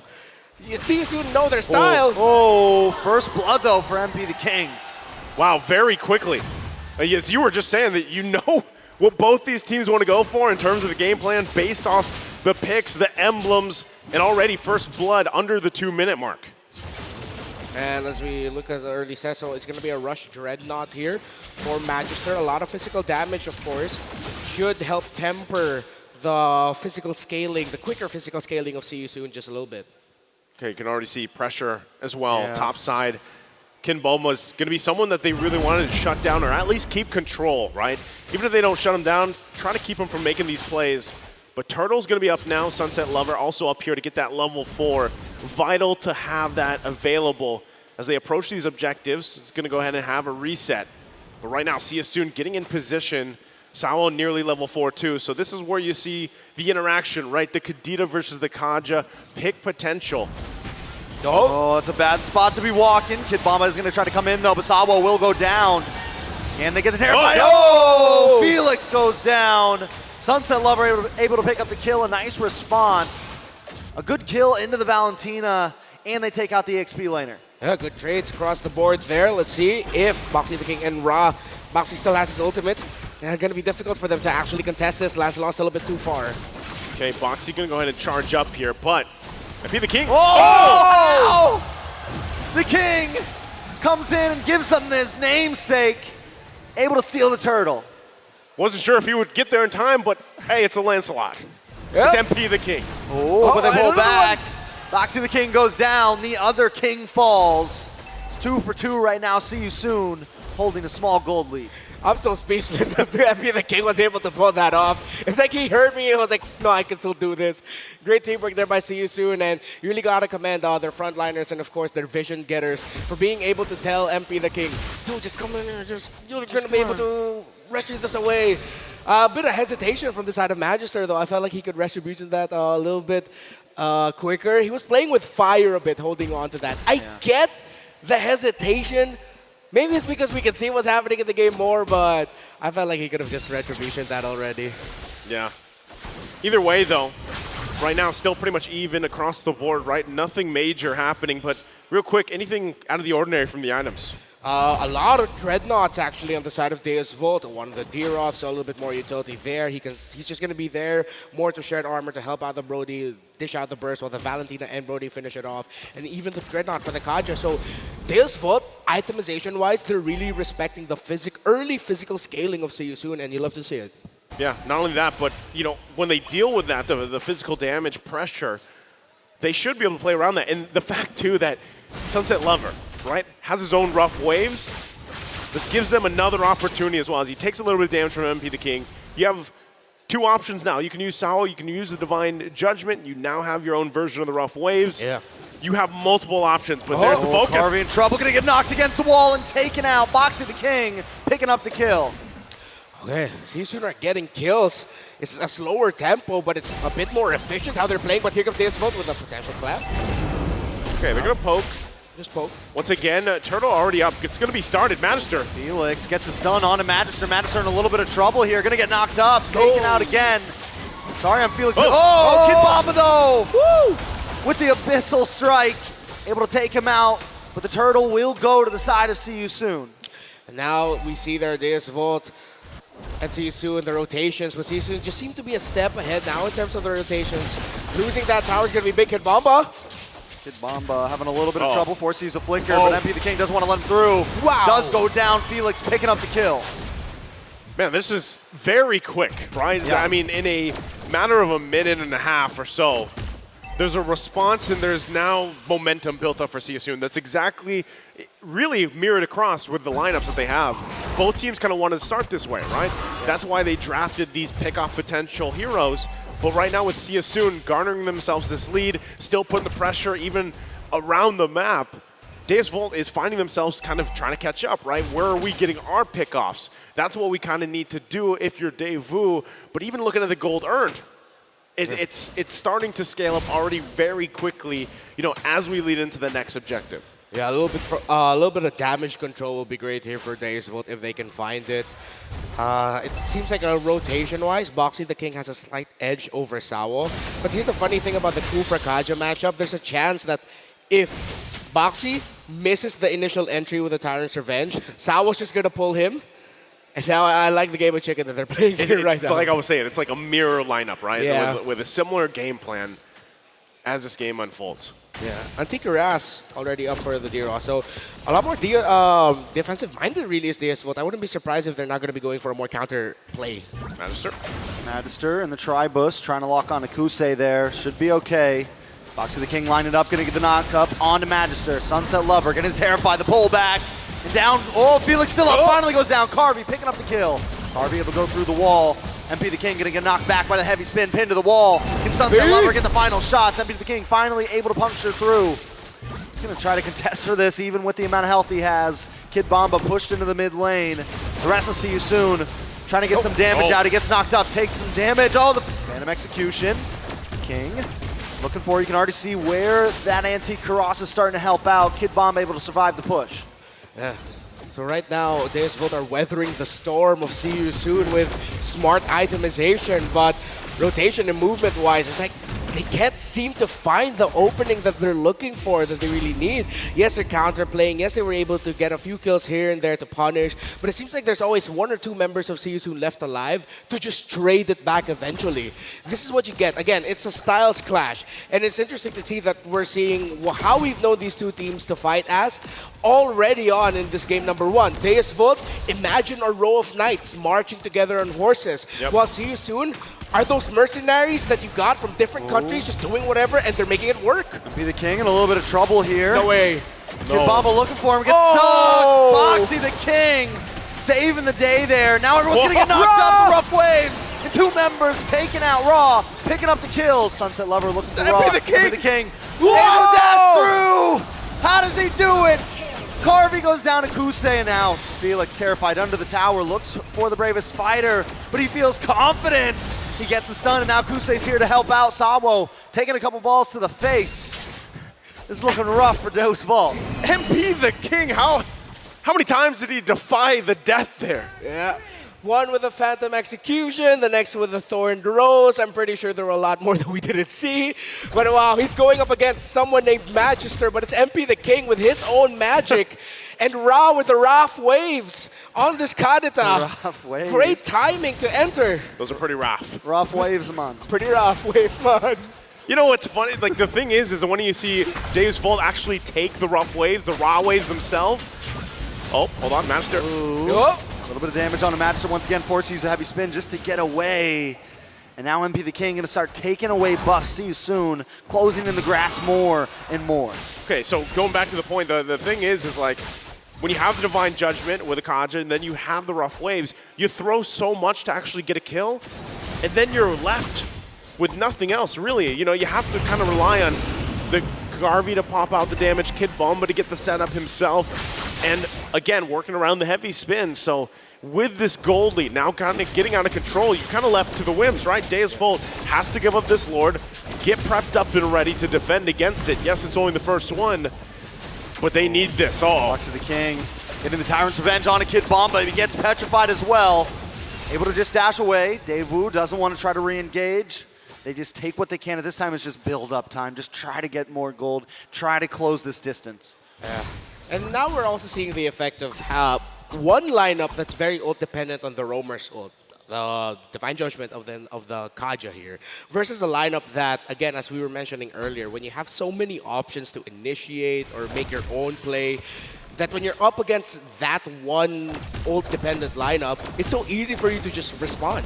Because after the Divine Judgment, what's next? The heavy spin. But then there's so many bodies being thrown by Seiyu in that one heavy spin, it's going to be more defensive. It's hard to set with it, hard to follow up as well. So now this is just Seiyu understanding the strength of their lineup. Now they're playing the macro game after playing a lot of the playing around the middle, finding control there. Now the fruits of their labor, they can finally sow it. Okay, with that, once again, Lord making its way there on the top. Massive lead right now, nearly 8,000. Boxy getting charged up. Oh, another one. Luckily, the heavy spin does come out. Siren Felix gonna get pulled in. No, that is the bravest fighter. Disrupting on Deus Vult. MP the King dashing through, puncturing through. Oh, the next target. Phantom Execution just misses. Sunset Lover has to use the IMU just to get away there. Sawo.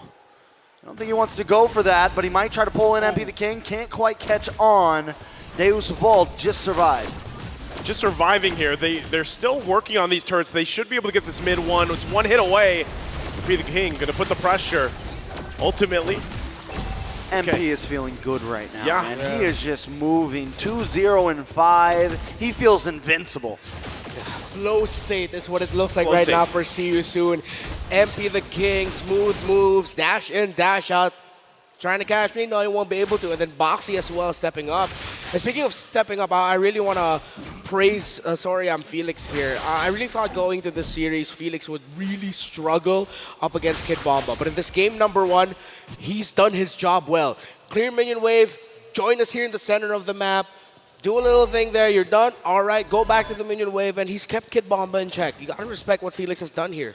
Yeah, again, the momentum being in favor of Seiyu for the majority of the game. It's just like their lineup ended up executing better. Magister, again. Man, Magister constantly getting caught off, able to use the heavy spin. The Petrify comes out, Kid Bomba can't connect. Magister does go down. Kid Bomba's still on the run, but they get to pull back. MP the King finally takes his damage. Able to throw Rose away, and Kid Bomba finally finds him, but he takes a death for it, and they're all smashed against the wall. 4 members of Deus Vult taken out. As 3 still stand, a nice killing spree for Sunset Lover, but will it be enough? 3 members now possibly trying to end the game. 1 cannon minion shouldn't be enough. I'm gonna try to zone away Sunset Lover. Kusei gets a couple more shots, but another wave is coming. See you soon, trying to end this.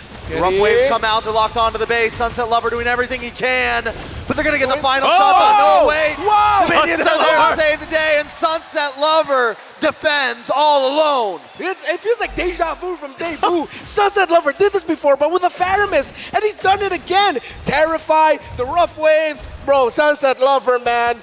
You keep doing this, and there's a reason now. You're showing us why there's so many eyes on you as one of the best mid laners here in M5 to watch out for. Oh man, Daewoo's gonna go ahead and give the Lord a go. MP the King and Sarion Felix are both here though. They have to be able to pull this off. MP the King ready with the retribution. They go in. Find him. Bomba locks on to MP the King. A big airborne on a Magister. Can Magister try to secure this? They got to push him away. MP the King takes it from his fingers once again, and now Daewoo's on the run as MP the King is on the hunt. See you soon. Doesn't want to let it up with just the Lord. Kid Bomba trying to buy a little bit of time. The King comes in, looking for something, punctures through. Boxy goes down, and MP finds Kid Bomba. He wants more. The Thorn Rose and Raw finds one, but King finds Carvey. 3 members of Deus Vult have now bitten the bullet.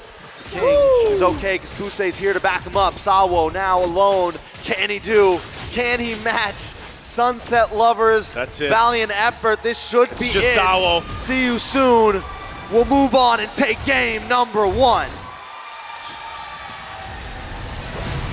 After a styling performance from See You Soon and MP the King, they take game 1 against Deus Vult. This is usually the part where I say something dramatic, something intense to highlight the story. All I'm gonna say is, MP the King's the MVP. Yeah, he was Come definitely a monster. I mean, honestly, they just kind of, they stomped that game. See You Soon came in swinging. It didn't feel very dramatic. Yeah, it was, again, just flow state by See You Soon. Yeah. They were hitting all the right cylinders. It's like I was watching them perform in MPL Cambodia. Well, we're gonna have to see if our analysts have something to break down here for us. Gentlemen, take it away.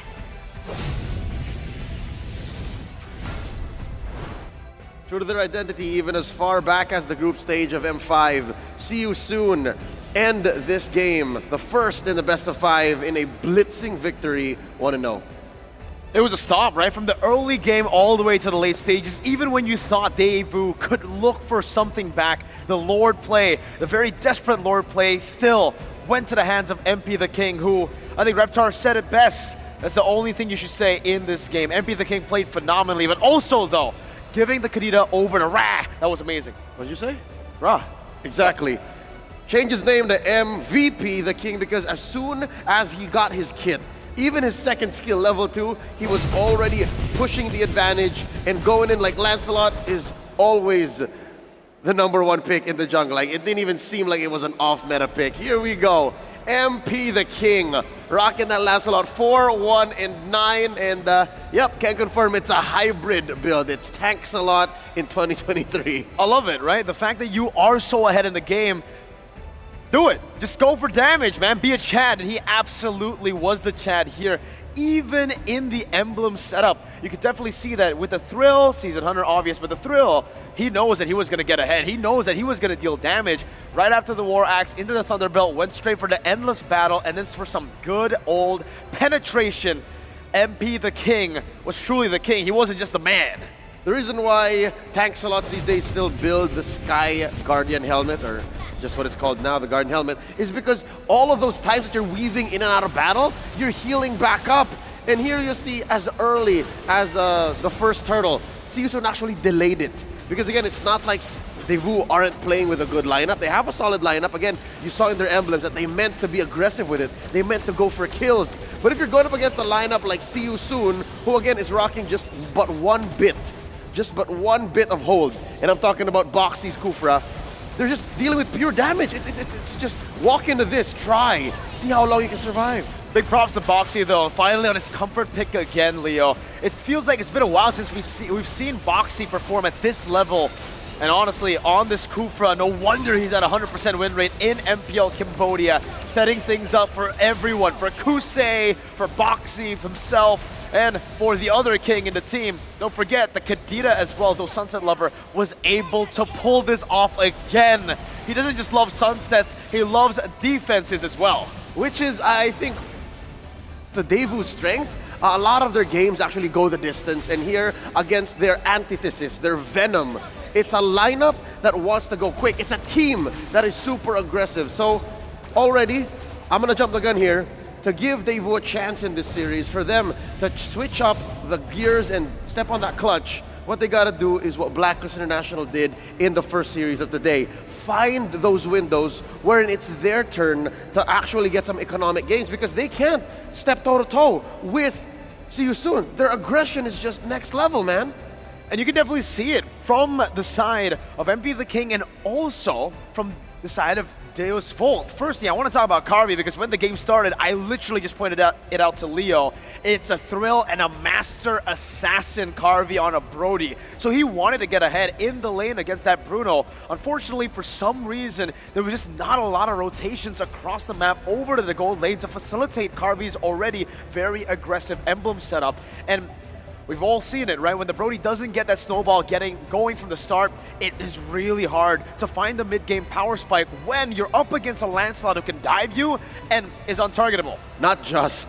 The fact that Ra is actually also rocking Purify means that no matter what kind of hold, save for the Divine Judgment, Deus Volt puts on him, he's able to weave in and out and actually deal the damage to Carvey, which makes it all the more worse, the fact that Carvey decided to go aggressive. There are many ways you can build a Brody or play a Brody going up against a lineup like See You Soon, but here, he picked the right choice to punish Deus Volt. Looking at the item builds, again, the MVP performance on MP the King. It's a hybrid tank slot in late 2023. Anything else that you find here that actually pushed See You Soon over the edge here and made them just finish all the more quicker? I think it's all the carries here who all got shutdowns, but also knew exactly how to calculate their damage, right? In a lot of scenarios, even for Brunos, when they are ahead, they want to play it a bit safer. Considering that Deus Volt, the entire team, wasn't really dealing any or not a lot of damage, you can definitely see for Kusei's itemization here is spot on perfect, right? He went for full damage, doesn't need any Wind of Natures, doesn't need any Rose Gold Meteors,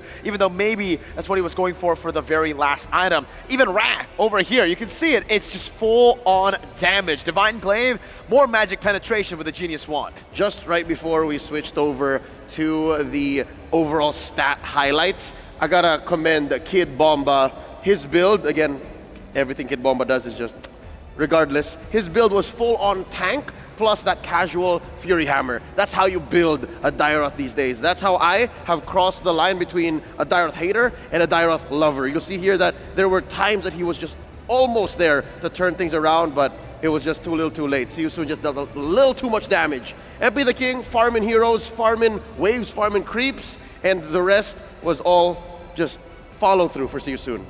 If it was a Sunset Lover, they literally had 0 damage, and that's why we didn't see the Wind of Nature built up. But also, if we take a look at how Deus Volt decided to play this matchup, it was completely front to back. With a composition like this, you would expect it to be a bit more chaotic. You'd expect them to look for a little bit more of these random skirmishes across the map, pickoffs, even just random 3v3s, little fights around the map, but you really weren't able to find that at all. Their train got derailed very early on due to, I would say, a few of the neutral objectives getting stolen away and them just losing out on a lot of these lanes. I mean, when Magister got that turtle stolen away from him, from MP the King, right? I mean, the vision, it just doesn't feel right for Deus Volt. They didn't really have any vision to play with. It's almost like they didn't have anyone to get vision. Vision getters. They were lacking vision getters because look, it's not free. They have to have Sawal actually walk up the bushes and clear, or for Sunset Lover to actually throw out the magic damage that you would like to keep for the finishers. Looking at the damage taken though, check it out. See You Soon, they were actually playing with their vision getters. You have Boxy the King jumping in, Wonton just stopping people from actually walking in the bushes, leaving bushes safely. Sorry, and Felix as well, just throwing out those blades and then jumping in, if ever, right? There were somebody there. And I think it was mentioned by our desk here in RMC that Sorium Felix actually proved himself. I actually enjoyed this Lapu Lapu. And you can see the target acquisition here from the side of Deus Volt being a bit wrong, right? You expect Ra or even, I mean, Kusei to be the targeted player here for Deus Volt. And in that final fight, not final, but the Lord fight, the final Desperate Lord, I would say the only one who made the right call was Kid Bomba. He jumped onto MP, he was looking for him. The rest of the team was distracted by the other dude, Boxy the King, right? The other king. Yeah, but the thing is, if you're playing with a lineup that has very little vision, that's very committal, if you snowball, you got away with it. But if not, that's a fundamental flaw that doesn't allow you to bounce back, and that's why this ended under 15 minutes. That's just the nature of the beast.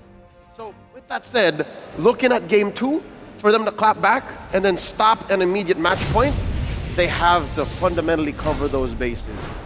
Here's what Moba Zane actually said about Kid Bomba. Moba Zane is the only player that goes to a tournament, and here's how he encourages his team. If we win this NACT Spring Grand Final, you guys can keep all my prize money. There you go. So he's that kind of leader. Now, Dave, they were with us earlier today. Zane is not the only kind of player that actually that goes to a tournament and encourages the team.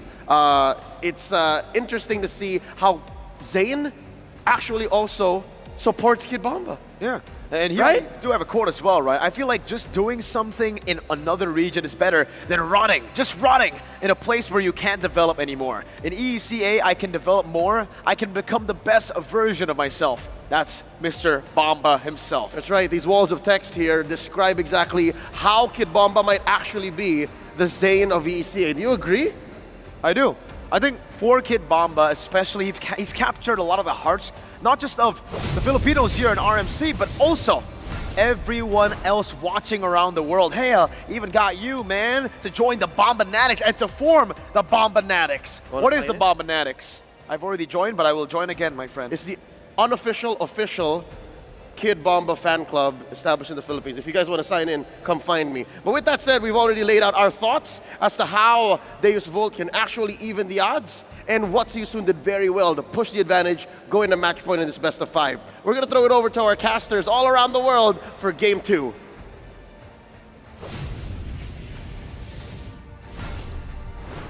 Whoa. Got it. Thank you, guys. Thanks, Leo. So we learned something. They need vision getters, Renmar. Yeah. Vision getters, right? Not only that, but yes, Like you guys, metaphorically, or that and I think spiritually, emotionally. Emotionally. go in there, but hey, that works, right? And also, do join the what is it called? The Bombanatics? the fan club, but it's spelled PHAN. The unofficially official. Yeah. Bombanatics PH. Did you guys sign that? I did. You did? Of course I would. Bro, what did I tell you? I'm a Daewoo fan. Hey, that works, right? But so I'm sure you're hoping that after seeing that game 1, there's got to be some adjustments here. It's all part of the plan. It's all part of the plan. So is that for excitement? What's the plan here? That's up to them. That's up to them.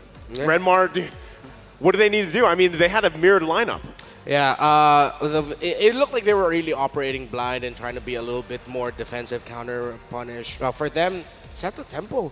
Go alongside the Seasoon in terms of the aggro if you can, because you have shown it in the past that you can do that. Yeah. Well, again, before we wait for Game 2's draft, we want to go ahead and mention to everybody watching right now the December Starlight. It's officially available for all you guys. Currently, the Starlight skin is all about Arlott. There's Arlott, the Fury of the Deep. Upgrade your Starlight level to unlock the painted skin Arlott, the Scorn of the Deep. And in addition, Starlight members only need to spend an additional 100 diamonds. That's all it costs to unlock the bonus December Starlight painted skin, Arlott, the Ire of the Deep. Whoa. The special Starlight perks at the end of 2023. Don't miss the beautiful rewards. Thank you all for your continued support. Of course, don't forget the hashtags as well. Hashtag Mobile Legends Bang Bang. Hashtag MLBB New Skin. There's more out there, Trex. There's a whole lot more. The M5 Pass is still ongoing. Unlock Yuzong's M5 exclusive I don't mind my glasses on. Dragon I don't have my glasses on. I'll help you out. Got you. Dragon Shade skin and Prime Cosmic Dragon skin. When you buy the M5 Pass, accomplish all activity tasks to reach level 75 for free. A ton of M5 exclusive rewards are also waiting for you. Get yours or gift a friend now. I'm sorry, I didn't notice that your glasses weren't on. That was like a level. I tried. Yeah. Well, again, go ahead and grab the M5 Pass. There's only, there's not much time left, basically. So if you guys want sounded so dire. I'm so sorry. No, it is dire. Not much time left for who? For the M5 Pass. All right. Yeah. You have to. So it's dire that you need to get yours. Yes, because I'm only about level 40 or so. Oh my God, you're such a noob. I know. I'm gonna have to spend some diamonds, man. Hey, have you seen the gourd? The gourd what? My gourd. You just seen your gourd. I've seen your magic gush. Yeah. All right. Oh, there. Well, All right. As we get ready for Game 2's draft, I already asked it, right? Exactly what can kind of unfold from here. Mirrored lineup-wise, I think it could have worked, but the downside of it is like what Mirko and Leo were saying. When you get the momentum with that kind of lineup too, it's tough to come back from. And they just started much faster than Deus Vult this time. All right, I have the answer. You got to give Kid Bomba a Bomba pick. What's a Bomba pick? Not a Dairoth. That's not Bomba enough. That's definitely not Bomba enough. I said it already. They gave us the stats. He's got like 100% win rate on Terizla. Terizla was open. Let him be comfortable. Give him something that he can get into the back line on. I get the Dairoth in a sense of that it can chase down the Lancer. Like once you hit that skill, you're just following. Yeah. But still, the MP is so smooth with it that he was dodging out of those abyssal strikes. You need something that he can bully with, that he can try to get to Kusei, that he can try to get to some of those back lines on. Well, give him a Bomba pick. Contest the Lancelot. Maybe there's a lot of things that they can adjust from as we get ready for the draft.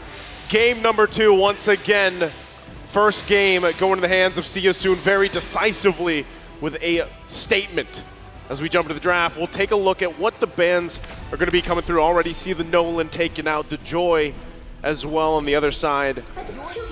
Things fall into place. Lancelot finally also going to be taken out, won't be contested. Angela, we saw so many great things from Siosun's Angela in play, and the response so far, the Nolan the Ferrum is taken out. Oh, respect. That's how you know you played a hell of a Lancelot game. It gets banned in the next one. So now there's still some assassins up on the board for Siosun. It's been a long while, but if I'm not mistaken, also respect on the side of Siosun. Siosun and MP the King, they have a mage build Karina option for MP the King. But that's like if they're really feeling in the zone, you know, and they're feeling creative. So up against Guinevere might be quite tough. So Deus Vult, they go ahead and pick up a strong one there. Let's see if they are gonna be considering the Martis, because I know the Martis does relatively well up against the Guinevere jungle because of his crowd control immunity that he has. Bruno again, maybe. They locked it in first pick last time. I think it's solid. I mean, Bruno's always solid. Doesn't really matter what draft he's on. He's just always going to unload the damage. Mr. Consistent, basically, at this point. Like, for the gold lane, it's Bruno. Yeah. I would say secondly, it's probably Brody. Brody or Claude. Yeah. Bruno, Brody, Claude. Yeah. It's like they're like the Bruno, Trinity Brody, now. Yeah. Bruno, Brody, Claude. Bruno, Brody, and Claude. Yeah. Oh, never mind. Yep. There's the 1-1 though. It's neither. So 1-1 comes through. The other Brody Wanwan. Yeah, I just want to shout out a Clock from Miracle, if I'm not mistaken. Yep. We miss you, man. We miss you, man. 1-1 in Valentina.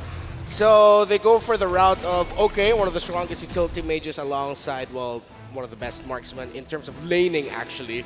And at the same time, now Deus Vult have to pick up something that takes something out of the 1-1, forces out the needles and flowers, forces them to use a utility spell. Honestly, Deus Vult, if they want to, I would not knock them for picking up a Khalid now. We've seen Khalid as a pickup against the 1-1. Those quick early slashes force her to panic. See. And I think that would also match Kid Bomba's style, right? Yeah. It also matches his being able to dive into the back line. I think just those are the EXP laners that have been doing so well, like the Khalid, the Lapu, the Terizla. Those EXP laners that can get aggressive and get to the back line. You don't want something that's just going to sit up front and just kind of be a walking turret at some point. You know? You need something that can actually move and that can cause disruption. Not only that too, but this is something we don't see too often, I feel like, when that Minotaur actually goes through in the first phase, right? Typically, it's either banned out, sometimes it gets picked up in the second phase, but the fact that now Daewoo went this way, they lock that in, they get a good goal lane option. The Guinevere is kind of, I would say in teams, like for teams, Guinevere is kind of hit or miss, right? This was the Martiz you picked up earlier, that you mentioned earlier, Renmar. Plays really well into the Guinevere for the most part, and then it becomes, of course, that timing matchup, that skill matchup between the two. All right, see you soon. Interestingly enough, actually, with the Diggy banned out, Novari getting taken out as well, Deus Vult might even consider taking out a Tigreal, because it would slot in really well for the lineup of See You Soon. If they had a Tig, Martis, 1-1, Valentina, those mesh really well together. Lilia's still open for the side of Daewoo if they want to try to run that. Couple options still there, definitely. I don't know, have we seen Sunset Lover on the Lilia, really? I'm trying to recall. I don't know if it's been a huge pick for him. We might have saw them when they went up against Onyx. He might have played it then. Yeah, we have seen it played by Sunset Lover. Not really an iconic here, but it is an option for him. He has it. My only concern, too, as we get through this second phase here is the fact that Valentina's across from you, you know, and you're trying to play around the Minoan Fury, but if you have some yourself to work against too, Siosun grabs it themselves, they play around it, and now you have that option. Also, the fact that Martis can play relatively safe against a lot of this crowd control. If it is a Siosun Minoan Fury, right, it makes it a lot easier to get that crossbow of Tang off as well and get that airtime. So still, they need to kind of round this out with those last two picks, but real quick, what do we think in the last ban? Maybe they just keep going into the roam, ban out the Kufra. Ban out the Tig for me. Oh. Kufra Tig. Honestly, think Siosun could play the Tig. Ah, there it is. You got it. You got that one. Yeah. But hey, now that the Tig's gone, they can play the Kufra. Yeah. It helps mess with the Guinevere a little bit, those dashes. We've seen it picked up before in that nature. So yeah, definitely a possibility. Yeah, it looks good. Healing? Nah, healing's not gonna mesh well here. It has to be something like tankier frontline. Classic boxy playmaking that we've seen. Trying to see if they actually have room for a Cho if they want to. Maybe the Cho. Yeah, Cho Mardis. Go for it. Oh, they take the Lapu. So this could be the Rizla. Give me the Riz. Rizla or the Bomba Kali. pick. Riz Lilia? I'm okay with that. Riz Lilia. Yeah, that sounds good. And especially if See You Soon are thinking about playing a set-up playmaking. There it is. Great call there, Trex. There it is. There it is. Oh, nice one, Trex. Call me the NA Wolf. No. Well, yeah, you did spend a lot of time in that chair, you know, leading up to this point. So yeah, that's what happens, man. All right, Siren Felix. Do you think they just pick up the Kufra again? Go for a Cho, yeah. I think I could, yeah. Cho would be nice just because you get to Shumpo out of the Guinevere if you need to. Like, as long as you see it coming, you can easily dodge. Yeah, there it is. We're getting it. We're on a roll. I don't know how many that is, but you're on a roll. That was really that was a Renmar. So both these lineups, how's it working? Because still, even with the Cho here, right? Yes, you can avoid some of that Guinevere, but you're still trying to play around that Way of the Dragon, right? Trying to get these setups here from what we saw even last time. Now, in a similar fashion, how's this looking, Renmar? All right. Interestingly enough, having a Martas and Cho together means that now See You Soon can be. They're still the one setting the tempo here. However, Deus Volt would not find themselves as behind as game number 1 because now they are playing with the Guinevere too as well. So again, we're gonna be focusing a lot on the roam 3, the roam, the mid, and the jungle. Okay, roam mid jungle, and seeing how it all unfolds once again. Game 1. Very decisive for See You Soon. Deus Volt has to readjust here as they get ready for the second game. We go into the Land of Dawn. Can Deus Volt extend it to the 1-1 in this best of 5 with the tournament lives on the line? They have an interesting draft this time around. Kid Bomba on his signature pick as well as things get situated. Feeling like Magister could have a little bit of trouble here because just a lot of See You Soon's picks kind of answer that Violent Requiem from being able to nullify CC with the King, the Shunpo from Boxy. Then on the side of Wanwan, you also have a way out of that. So not a lot of targets. I feel like someone's going to be the baiter of the first skill, right? Someone needs to bait it out, and then in comes No One's Fury, in comes the penalty zone, something of that nature. But the only way they're really going to be able to get those hard lock CCs on is if they're layering. Yeah, and because the Cho presence means forced retreat out of the Guinevere, that's going to be a little bit behind. No contest on the Litho Wanderer. It seems like both teams are just going to be giving it to the mid laners. See You Soon takes it. And in terms of the emblems, nothing too crazy here. Although, yeah, double boots for the mid and the roam of See You Soon. They're fast boys. Yeah. Fast boys, yeah. Fast boys. This is exactly what they're doing already. Oh, and MP the King going to try to move in under the tower. They're locking on to Carby. Carby in a little bit of trouble. MP the King finds it with the Decimate. And they're going to get some gold plating on top of that one. Down on the boss side, at least Kid Bomba's having an okay lane. Man, that is tough already. You know, even before the 2-minute mark again, See You Soon finds himself a little gold lead. 2 kills on the board as well. All this before that first objective comes up. Flexing on them right now. And this is what we were talking about. But Deus Volt, they can mitigate the damage being caused by See You Soon, but right now, they can't give up any more situations like that. It seems like See You Soon are coming into this really with a full understanding of how Deus Volt want to play across the map. This early on, that's a team that did their homework. I mean, Boxy. Oh, again. Oh! A little bit of damage on to Boxy there. Nothing too major, but here comes Raw. Now they could be in trouble the way the Dragon locks on. The Terrify Sawo trying to get the knockout back. Magister finds Boxy the King. Usei, though, with the crossbow of Tang ready to go. All he's got to do is click the button and unload. There it is. Magister going to go down. He's going to move on to Sunset Lover. See You Soon taking a strong lead in the first 3 minutes. And the response time from See You Soon is on point. Not only did they get the objective, they got a kill as well. Then the bottom side, Sarium Felix feeling very confident right now. 2 kills on this Lapu Lapu. Yeah, Felix is just playing out of his mind right now.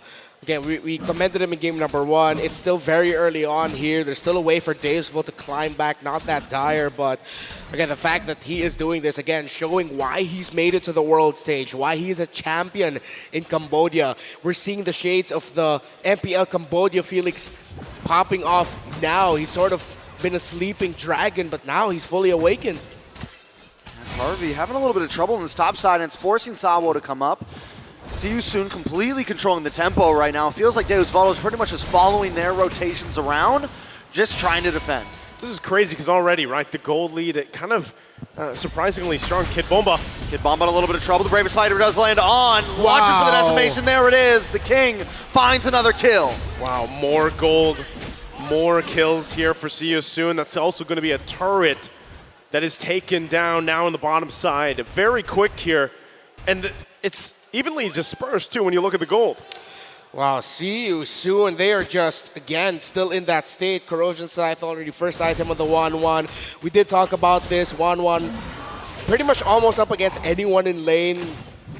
The opponent of the 1-1 is going to struggle. That's how good she is. That's why she's become a highly rated pick, even though there are scenarios where it's so difficult to play her and why she is so prioritized.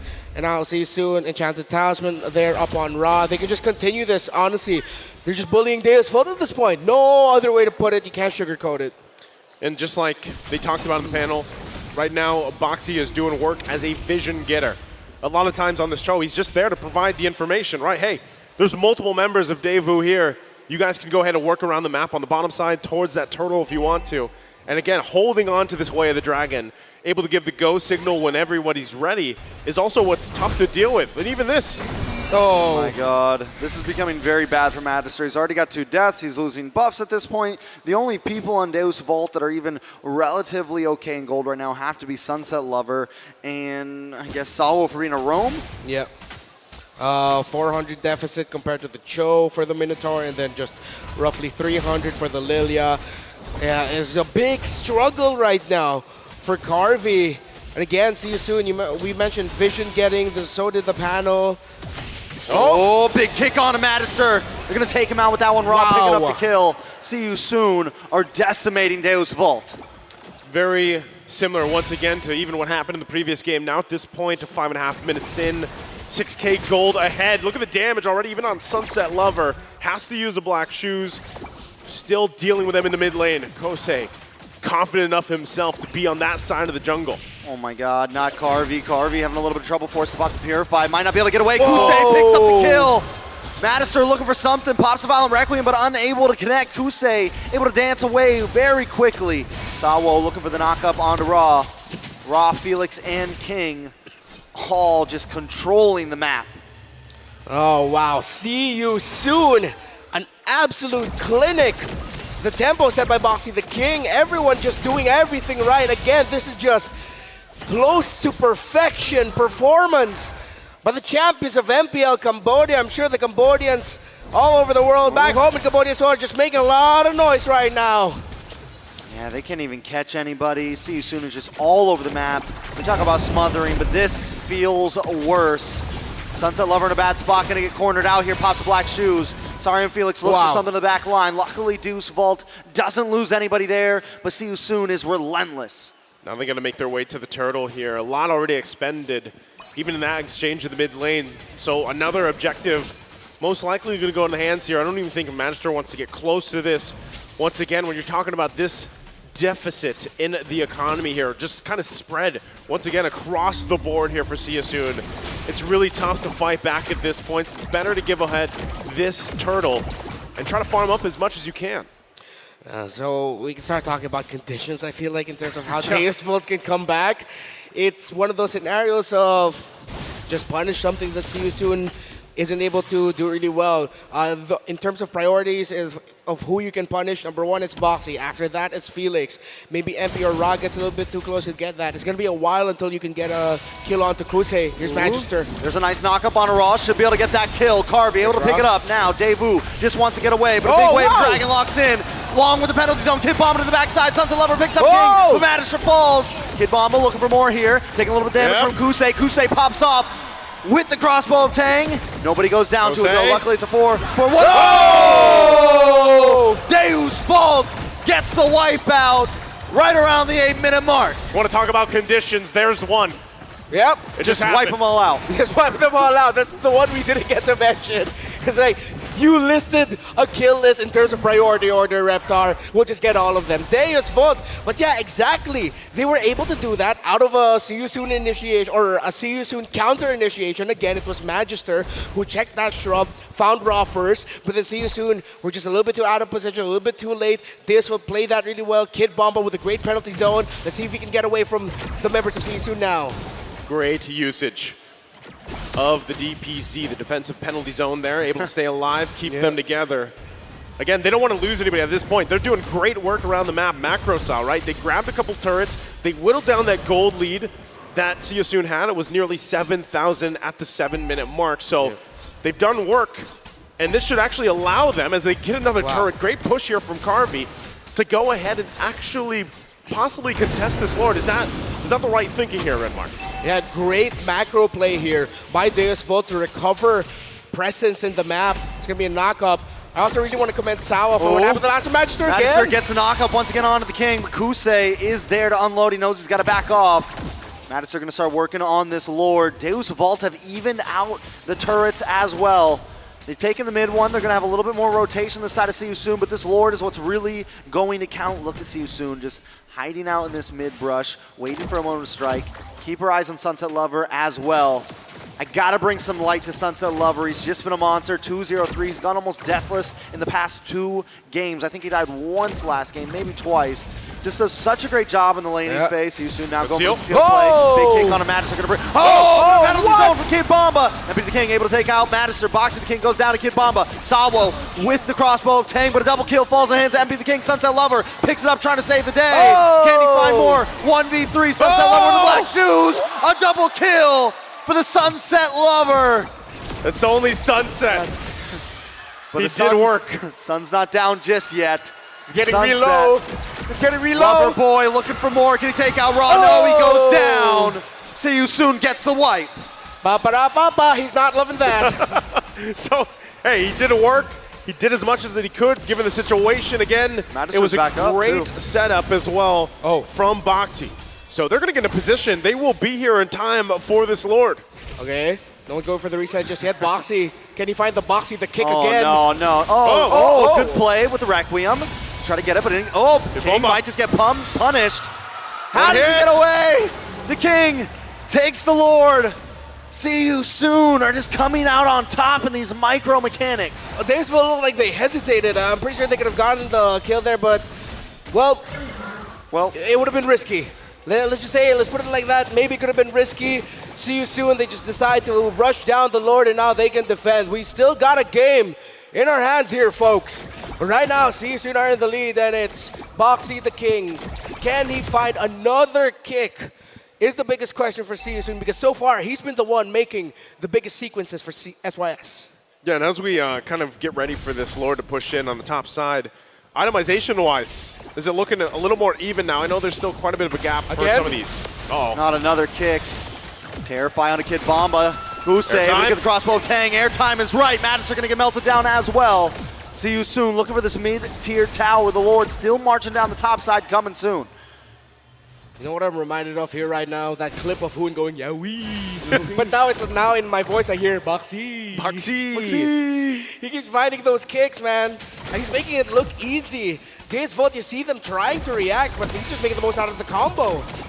Sawo. We still haven't seen a big No One's Fury from him, but he's going to get stunned up. Sarm Felix going to get the last hit.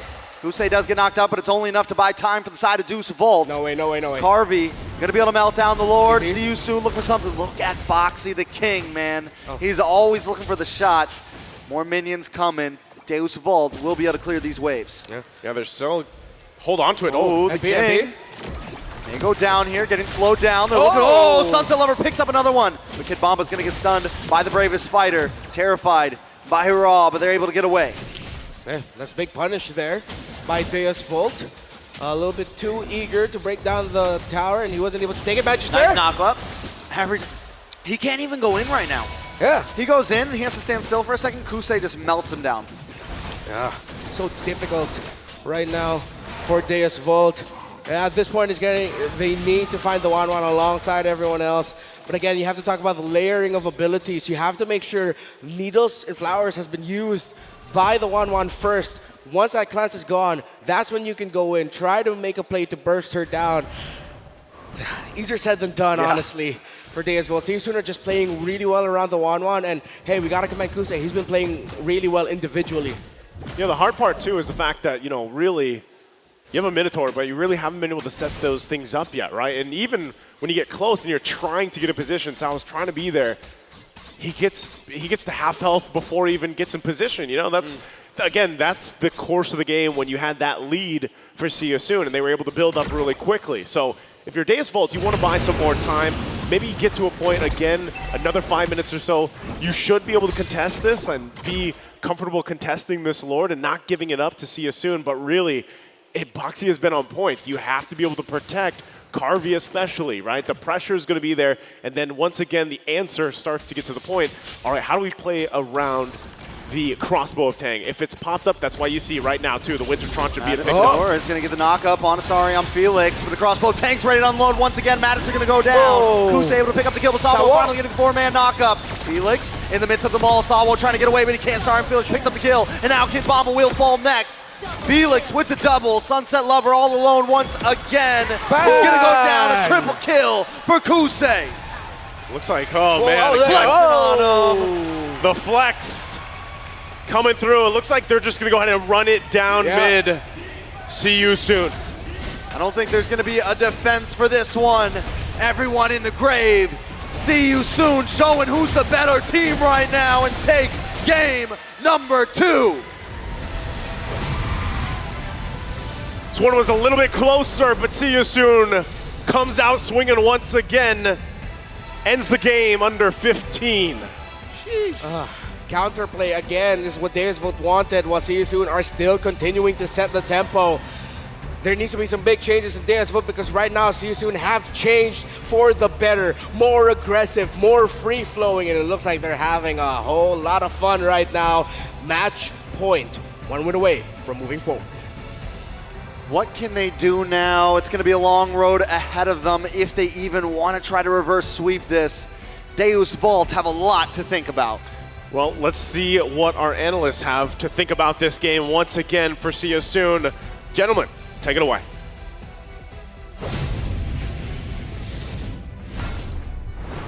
Some signs of life from Deus Vult in that series as they clap back in the mid-game, but just as quickly, See You Soon regain hold of this game in this series as they go into match point 2-0. It's just crazy to see that CYS was able to snowball all the way with, I would say, their MPLI draft and strategy. This is the See You Soon that I was looking forward to see at M5, but unfortunately, in the group stages and even in the first few matches of the knockout stages, we weren't able to see the super ultra aggressive CYS. You're going from good to great, and so far they're looking better than great because they are now just 1 game away from moving on through the lower bracket, and it's with no short effort from our MVP here in game number 2. It's your boy Kusei ending the series, rather the game, well, one more for the series, in a flashy way with that 1-1. His 1 death is where he took his most damage. Like, just clean up straight his life bar, 1 death, and then that was it. From there, he was just always in the skies. Great itemization, great plays made across the map, and obviously, again, the Master Assassin that's just... At this point, Kusei always goes for Master Assassin. He loves winning in that lane individually, 1v1, especially in this game. That's how the snowball really started, right? The fact that Kusei was able to win so hard in that lane. Take a look at this. He's level 4. Carvey's still level 3. And that's it. Carvey's not able to do much here. He has to go and get some farmer up top. If he joins this fight, he's kind of useless compared to that level 4 1-1. That's right. Again, our points from game 1 is Deus Vult need to figure out how to solve this issue, right? The fact that Seiyusun are so aggressive, they can't go toe-to-toe. Again, you can't put Carvey on these emblem sets wherein you're expecting to win against Kusei because Seiyusun are already a step ahead. And again, there was a Lord here that clearly should have belonged to Deus Vult, but Siusun just kicked them out. Siusun just said, you know what? We have enough damage. Our collapse is better because of how far ahead we are. Again, just where the gold is and how that matters.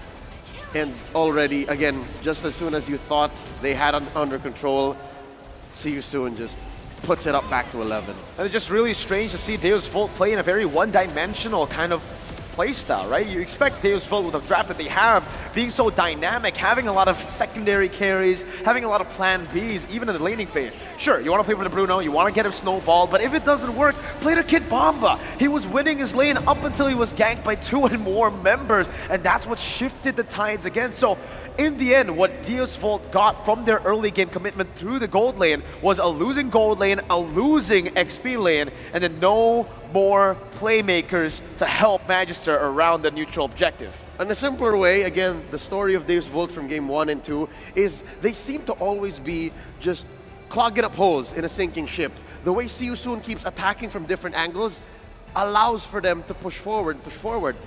Deus Vult, it's always 2 steps forward, maybe a step and a half back. And that allows for them to always be just slightly behind and have somewhat of a comeback for Siusun to just grab it from out underneath them. Again, the aforementioned emblem set for Carvey alongside, again, this is respectable. The fact that he picked up Purify means that he knows Siusun's gonna get him. But also for the side of CY Soon, right? I mean, just looking at the way that MP the King decided to go for the emblems, it's amazing. He knows he's going to get ahead in this game. He knows that with the composition that they've drafted for themselves, it will facilitate a lot of the early game neutral objective, early game pickoffs as well. Bottom lane, whatever lane he ganks, there's supplementary enough amount of CC for him to just dish out damage, and that's why the Thrill plus the Hunter Strike super early basically sealed the deal for CY Soon. And I can only imagine, again, Deus Vu, Kid Bomba, again, he's just one of the few key reasons as to how this team holds on for an extra 2 or 3 minutes, right? Just straight up juggled into a winter trunch just to try and stay for maybe 2 more seconds and then survive via the BOS. Yes, it'll get you far, but the fact that you did not get to build up a little bit more damage to finish up and get maybe a little bit more spell vamp means he was just going to go down just as quickly. Again, 155. They say EXP laners don't really count for KDA, but he was just dying way too quickly, way too soon, way too often. And I gotta give props to Sunset Lover, man. The amount of consistency this man has in this game. Last game, he only died once, I believe, and now 5-2 and 4, despite the team losing out so hard in a lot of these skirmishes, a lot of the team fights. The fact that Sunset Lover, again, was able to get a back-to-back the carry from a losing side is phenomenal, man. He really gave a lot of problems to US. Yep, despite Siusun barreling forward maybe 3,000, 4,000 for a majority of this game until it, hit a critical mass. Sunset Lover was actually very close to Ra in net worth, right? His item build was respectable. They had to send 2 or 3 bodies to actually make sure that this Lilia died. So again, even in as early as a day as M3 under their former team Na'Vi, Sunset Lover has already had my respect. So now they gotta dig deep, man. They gotta go into their veteran wilds and lead the rest of this younger squad into, what, a reverse sweep?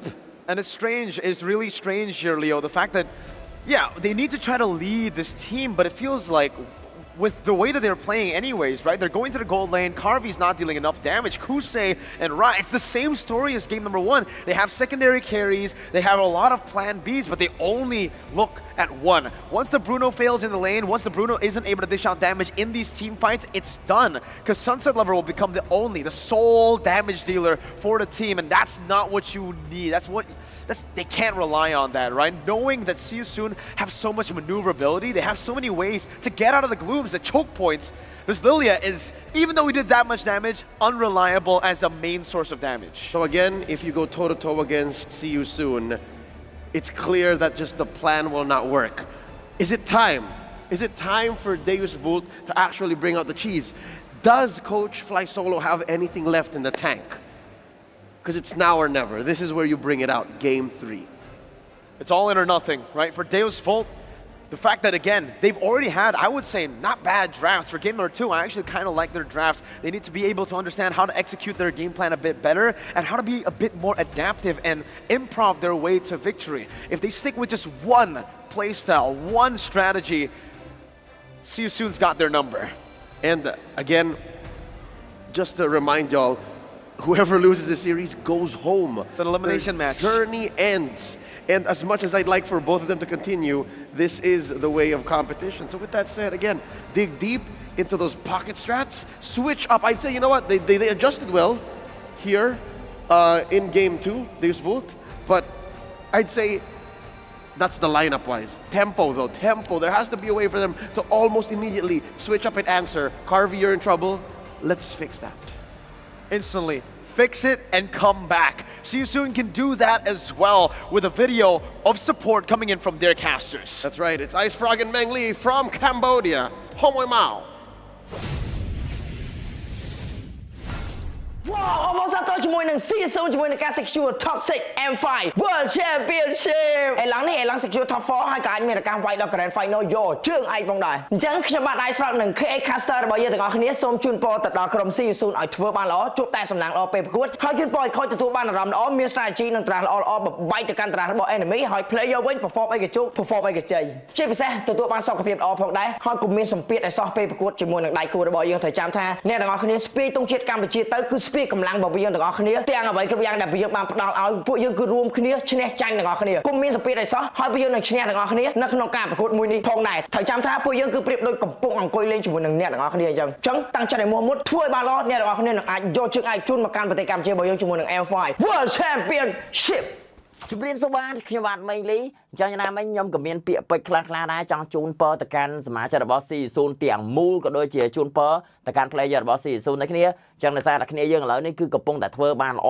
ខ្លាំងមែនតើហ្មងក៏វាជាប្រវត្តិសាស្ត្រមួយដែរសម្រាប់ប្រទេសកម្ពុជាយើងហើយក៏ជាប្រវត្តិសាស្ត្រមួយដូចគ្នាគឺសម្រាប់ Sooner ក៏ដូចជា C0 ទាំងមូលយើងហ្មងព្រោះដោយសារតែយើងធ្លាប់ធ្វើបានល្អទេប៉ុន្តែនៅក្នុងឆ្នាំនេះក្នុងព្រឹត្តិការណ៍ M5 ឆ្នាំ2023នេះ Sooner យើងក៏ដូចជា C0 គឺធ្វើបានល្អមែនតើទាំងពីការគ្រប់គ្រងក៏ដូចជាតាំងពីការ perform នៅលើឆាកអន្តរជាតិរហូតបាន 6 អញ្ចឹងដូចខ្ញុំនិយាយដដែលអញ្ចឹងគឺខ្ញុំសង្ឃឹមខ្លាំងមែនតើថាជាមួយនឹង top 4 Soon យើងគឺនឹងភាគរយច្រើនមែនតើនឹងទទួលបានព្រោះដោយសារបើយើងមើលទៅលើ performance គឺគ្នាយើងគឺកំពុងតែធ្វើបានល្អមែនតើទទួលស្គាល់ថាគ្នាយើងឥឡូវគឺកំពុងតែឈឺតែអត់អញ្ចឹងក៏ជូនពរឲ្យជាមួយនឹងសមាជិករបស់ C0 ទាំងមូលគឺឆាប់ជាពីជំងឺដូចគ្នាព្រោះដោយសារខ្ញុំគិតថាទៅម្ដងនេះតំណាងឲ្យមុខមាត់ជាតិប៉ុណ្ណាណីនាំមុខមាត់ជាតិមកវិញទៀត player យើងលេងទាំងឈឺចង់អ្វីដែលខ្ញុំរំពឹងហ្មងគឺគ្នាយើងនឹងធ្វើបានល្អក៏ដូចជាឆាប់ជាពីជំងឺដែលយើងកំពុងតែឈឺទាំងបានហើយដែលនិយាយអញ្ចឹងអត់ភ័យទេកុំទាន់ភ័យទោះបីទឹកដីគេក៏ដោយយើងមាន player យើងនៅនឹង2នាក់ដែរអញ្ចឹងសង្ឃឹមថាជាមួយនឹង MP The King ក៏ដូចជាជាមួយនឹងគូសេធ្វើអារម្មណ៍ឲ្យមូលតិចទៅព្រោះដោយសារទឹកដីយើងទេណាមួយជាមួយនឹង Boxy ក៏ដូចជា Felix ធ្លាប់ទៅប្រកួត M3 ហើយព្រោះ M3 កាលមុនធ្វើបានល្អត្រូវអានេះគឺជាលើកឱកាសទី2របស់យើងហើយលើកមុនយើងនិយាយថាចាញ់ពីបទពិសោធន៍តែលើកនេះគឺយើងលែងទទួលបទពិសោធន៍ទៀតហើយគឺយើងកំពុងតែបង្កើតជាមុខប្រវត្តិសាស្ត្រថ្មីអញ្ចឹងម្ដងទៀតសង្ឃឹមថា C0 គឺនឹងធ្វើបានល្អនៅក្នុងការប្រកួតនេះហើយនិយាយអញ្ចឹងខ្ញុំនិយាយនៅក្នុង line ខ្ញុំនិយាយថា top 2 ត្រូវតែអត់អីទេបើសិនជាយក top 1 បាននឹងក៏វាកាន់តែល្អដែរ C0 we are sooner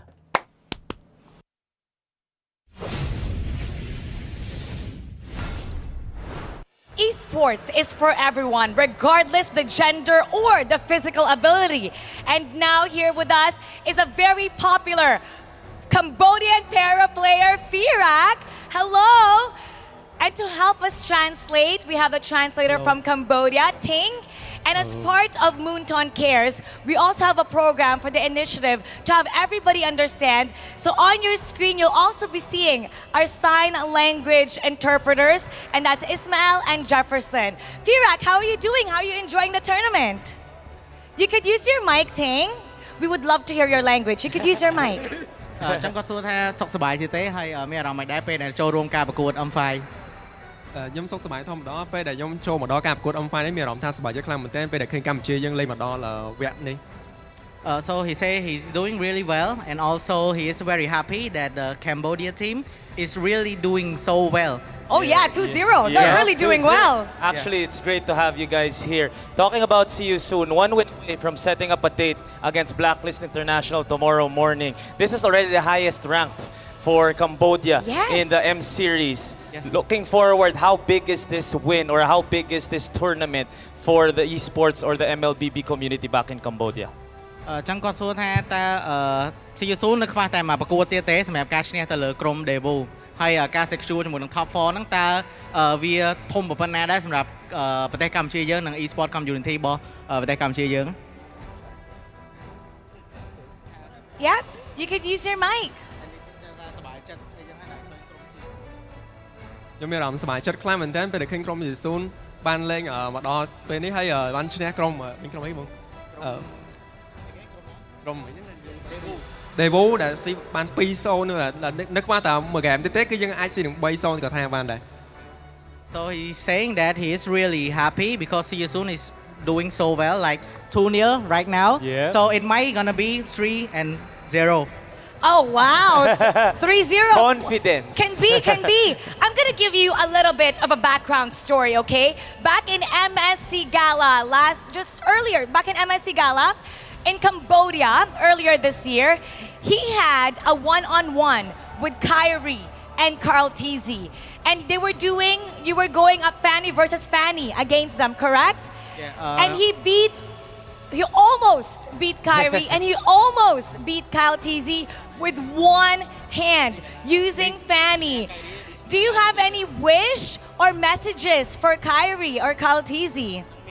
ចឹងមានពាក្យអីផ្ដាំផ្ញើទៅកាន់ Kyrie ជាមួយនឹង Kyle Teasy អត់ បើខ្ញុំមានឱកាសលេងមួយគាត់ម្ដងទៀតខ្ញុំនឹងលេងយកឈ្នះគាត់បានដោយសារនៅ Gala ដោយសារអ៊ីនធឺណិតវាពិបាកលេងហើយណាមួយទូរស័ព្ទក៏វាពិបាកលេងជាងទូរស័ព្ទយើងដែលយើងលេងរាល់ថ្ងៃអញ្ចឹងបើអាចមានឱកាសម្ដងទៀតខ្ញុំនឹងលេងមួយគាត់ម្ដងទៀត So he's saying that he want to playing with Kyle Teasy and Kyrie again. Again? Yeah, and he will try his best to win against Kyrie and Kyle Teasy because the internet back then is a bit laggy. It's a bit laggy.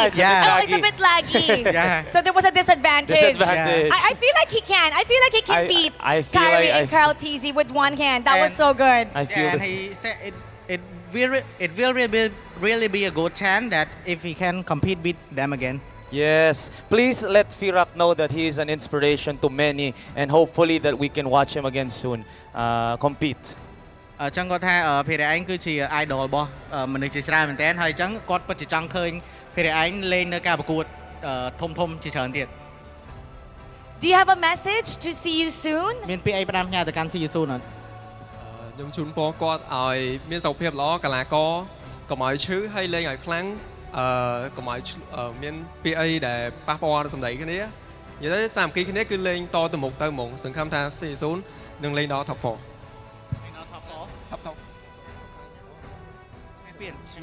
Champion. So he's saying that he wish see you soon to do well and also healthy and without any argument in the team and also becoming the champion of M5 World Championship. Let's see, Mikey, if that is gonna happen in Cambodia. Ho Mui Mao. We're gonna go back to the game for game 3. It'll be See You Soon versus Deus Vult. Casters, Pasok. 3-0. 3-0.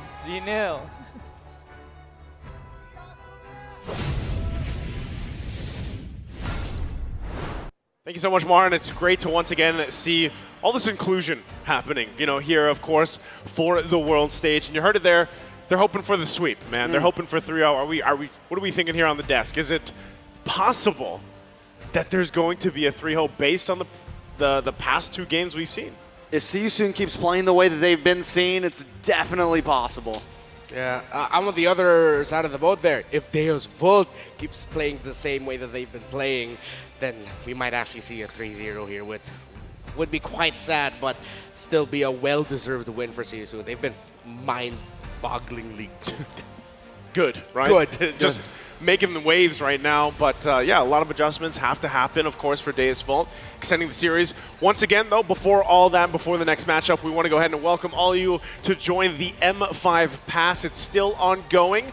Unlock the Yuzhong M5 exclusive Dragon Shade skin and the Prime Cosmic Dragon skin when you buy the M5 Pass. You can accomplish all the tasks in-game up to level 75 for free. So again, grab it while you can. There's not much time left for the pass, and there's a ton of M5 exclusive rewards waiting for you guys, and of course your friends as well. So once again, as we reel it in to the game ahead of us, based on the past 2 games, we only, even referencing the talent predictions, guys, I think there was only one person that predicted the 3-0, and that was Mirko. So he's done a lot of 3-0s so far. And I'm not sure exactly where we're going to fall into place with that. But real quick, let's take a look at EECA's showstopper here. The M Series records broken by Deus Vult at M5 so far. Most assists, right? 23 set by Sawo. The Diggy versus the Homeboys game number 1. That was a memorable, very memorable game. And the reason why, actually, he doesn't get his hands on Diggy much anymore, right? Yeah. The highest damage dealt by a player. 240,106 damage by Sunset Lovers. Faramis versus Homeboys in game 1 as well. Again, just there's so many things happening here for this team, and it makes you, when you look at those records, right, you're kind of left scratching your head, like, what's going on here? Like in the series, Renmar, you know, how does Deus Vult deal with this? They had such a great rising performance up to this point, but really when we bring it down to this series, their performance this series has not been up to par, I feel like, with what we've seen from them so far in M5, right? So how does this adjustment happen? Well, jumping into the draft, we're going to find out exactly what that adjustment is for Deus Vult, how they want to approach this. Once again, are they going to be the priority pick? What do they take? We saw what they took the previous game, and unfortunately, it's still, the Guinevere was not enough to help them throughout that because the counter draft was so strong. So we'll get it situated here. You already see the bans coming through. You see the Faramis, you see the Diggy banned out from See You Soon. See You Soon really have just prepared for this series, this matchup so well. Drafting alone, it feels like it was two games now where it was just a total draft win by See You Soon. Now Deus Vult with the Angela first pick. They need to pair this up with a very active XP laner, someone who wins lane, gets out of lane fast. If they can get the Lapu early, just go ahead and get that. Pair that up with a fighter or assassin that's mobile, quite tanky. If it's not going to be the Lancelot, if it's not their flavor, something that can also go into the jungle, See You Soon, apply a little bit pressure. Fredrin might be good. Since See You Soon haven't picked up the the Lilia, they can go Fredrin Lilia here, but the problem is now, can you actually burst down the 1-1? It's not those picks, it's Baksha Bruno. Okay, so it is at least something proactive there, yeah. Especially at level 4. Magister will pair very well with this Angela. I do like that. Here's the problem, though. On the side of See You Soon, Raw is also going to have access to that Heart Guard, and you put that with the 1-1, and it is one deadly combo. Yeah. So it is a little bit harder for the Valentina to get that as long as the Angela stays far back, which is normally where an Angela's hanging out at, waiting to kind of use the Heart Guard. So there's definitely some variables and all of that. But so far, I like both drafts from both teams. For me, I'm a little different here because the fact that when Angela is locked in, there's a Martin's pick as well, but when the Angela is locked in, right, first picked over here, it typically ends up being, okay, we're going to be a little passive. We're going to approach the game from a passive standpoint unless it changes drastically with the two last picks that they have. Yeah. Which is kind of when I'm thinking about the way See You Soon is as a team, it could end up working against you, right? Now, maybe it's the right way. You go with a little bit of a disciplined route. You're a little more passive. You take things a little bit slower. You try to be a little more defensive, but is that the right answer against See You Soon, who has been very momentum-based just from game 1 to game 2, and now with what they're already drafting, like you mentioned, Trex, Valentina, if she gets her hands on the Heart Guard or not, we've seen what 1-1 can do and how strong it is rising in the current rank statistically. So that's kind of one of the biggest questions, and even with this Phoveus ban, that's a great ban to not let this go in favor of draft-wise for Daewoo here. Yeah, so See You Soon can still slot in some dashes. Deus Vult are taking away Pickoff, of course, when you... And that feels like a surefire sign that this is going to be an Angela Roam for not for Boxy rather, but for Sawo. Usually that's the thing. If you're slotting in the Angela Roam, your ban second phase or one of your bans is going to be the Kaja. So it feels like they've already shown their hand, but let's see, they still might swing things around. I still don't see an obvious answer for the 1-1. Again, similar to the past two drafts, it's going to come from the XP lane pick, which to me is surprising as to why... I understand why Deus Vult picked the XP laner second phase. They will just want to make sure they win the 1v1 against best possible matchup up against Soriam Felix. But we've seen before Deus Vult, even if Kid Bomba doesn't have a hero or a winning lane matchup, he wins in other ways. He goes around the map. He makes himself felt there. So it's interesting to see that Deus Vult have really went on for this approach of they just really want to make sure the 1v1 is winning for Kid Bomba. Okay, Minotaur banned out, which leaves out in the open still. I'm not sure if Boxy would actually want to go this, but obviously Ku for his performance in game 1 was outstanding. You take the Cho as well. Outstanding there for game 2. They lock in the Yu Zhong. This is a pick. You know, I know he's the M5 hero right now, but he's very niche in the current setups for a lot of the teams.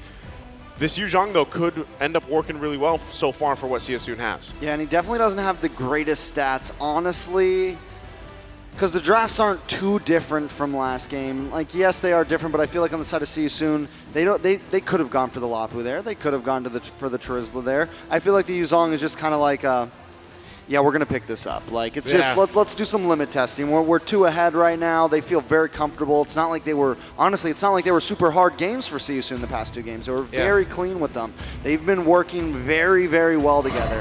Daewoo, on the other hand, Lilia, Terizla again, it's what I was kind of thinking. I think the Lilia, Sunset Lover had a great game on it, very comfortable with it. I think at this point it just is going to come down to some in-game mechanics. But again, it does feel like Deus Vult are going to be playing to just counter whatever Siasoon tosses at them. The Yu Zhong was a great pickup, and now Cho again for Siasoon. Yeah, it's going to be a similar story as game 1 and game number 2. Siasoon sets the tempo, and that Yu Zhong pickup was crucial because with the Terizla being, it seems like the last viable pick for Daewoo, now it's going to be them having to talk about who gets the responsibility of having to peel for the Bruno. Is it the Terizla? Is it the Boxia? In this scenario, it's most likely the Terizla, but then now that puts you in a position where one of your best ultimates to engage is now being used just to play defensive. Yeah, there's a lot that has to be said here for Daewoo. Once again, as you take a look at the lineup, and the question again, can they extend the series? Stop themselves from getting swept here by Siasoon, who's been on a death ball themselves, a momentum-based gameplay style, proving to work very successful here against, once again, M5's Dark Horses, Deus Vult. As we get ready to once again jump into the land of Dawn, Siasoon at match point, looking to sweep the series against ECA's Deus Vult. Can they keep it together? Can they extend the series? The tournament lives on the line here for Daewoo. And now, first rotation, let's check out here. Just to be on pace for both. Have to see if anyone's going to be going for a quick go into the lane. Nope, still holding the mid. So they're going to be going for a standard start. And let's see if Siasoon are actually going to continue their theme from the previous games, which is pressure Kid Bomba. And the answer is yes. As you say it. Yeah. I will say this. Last time we did see Boxy kind of just immediately aggressing onto Magister. I think a big thing for Daewoo here is try to keep the side of Siasoon at least out of your jungle. Try to keep them out of your side of the river, and then maybe, just maybe once you're able to, even push into their side a bit. You know, and as you look at the emblems here, something that really happens a lot with Siasoon is the double, the double boots usually for 2 members. Yeah. Oh, a lot of damage on a Sunset Lover. They're going to get first blood. Boxy picking it up. You know, they love to rotate quickly. Boxy's just feeling it right now. A lot of Cambodians and even us, the talents, we really see Boxy the King as the roamer in Cambodia. One of the best, if not the best. And he is proving it here right now. Again, this is the team that has played together for so long, right? Usually when we're talking about teams, especially here at the world stage, it's about, well, synergy-wise, right? I mean, most of these teams obviously are good. That's why they're here. They're great for the M5. But big Petrify, a lot of damage on a Kid Bomba. King there as well does have the Decimate ready to go, but the health was not quite low enough for the full-on engage. Turtle's going to be up, though. First objective of the game. Nothing quite, in terms of lead, it's not out of hand, right? Boxy just has that kill. Yep. There's Raw, getting that hard guard, going to have that available, using it already. Kid Bomba still looking for level 4. Finally has it. Magister probably going to back off here. Might try to get a sneak in. Kid Bomba with penalty zone. The King able to zone him away. Turtle does reset. Boxy a little bit low. MP the King able to find Magister though. Bomba. Sorry, Felix does go down. It's a 1-for-1 right now on the map. Turtle able to reset. All right. slow and steady right now, but it feels like Season, I really would hope they got the turtle there instead of full committing onto the fight. They could have gotten it for themselves, and it actually would have supplemented their fight, but hey, no more point in crying over spilled milk.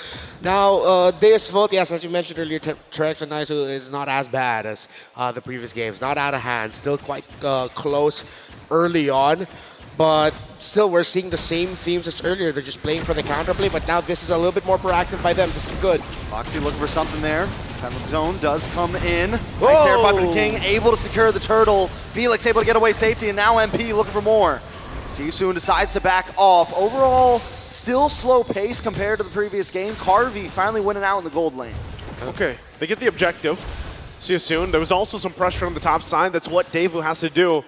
They need to be able to find wins, right? If they're not going to be grabbing objectives, again, they played even that first interaction well. So Yasun decided not to commit to it. It gets reset, but eventually it goes in their hands.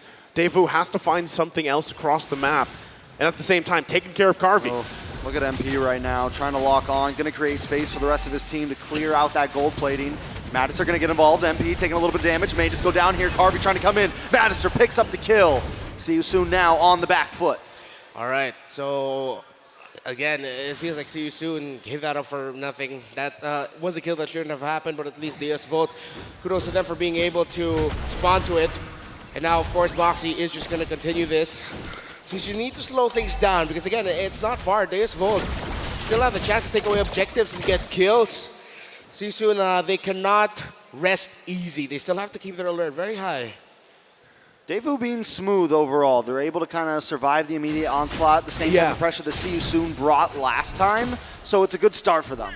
Yeah, keeping it together. Again, especially for Carvey, right? For the most part, as long as he doesn't get too pressured where he's dying multiple times, he's going to build up, scale up really well. He's already got the Haas Claws. We're going to be working on the Berserker's Fury next. Sunset Lover as well, getting that early kill will help him scale up. He actually did do quite a bit, even the previous game, right? But unfortunately, the game 2 just didn't go in their favor. This time around, though, Daewoo at least keeping the early game under control against Yasun, even with a small lead working against it. We'll see if they can still find punishment against Yasun. But next turtle is going to be up here as they all get in position except for Carvey. He's not a part of this, right? So Kusei is here for the fight.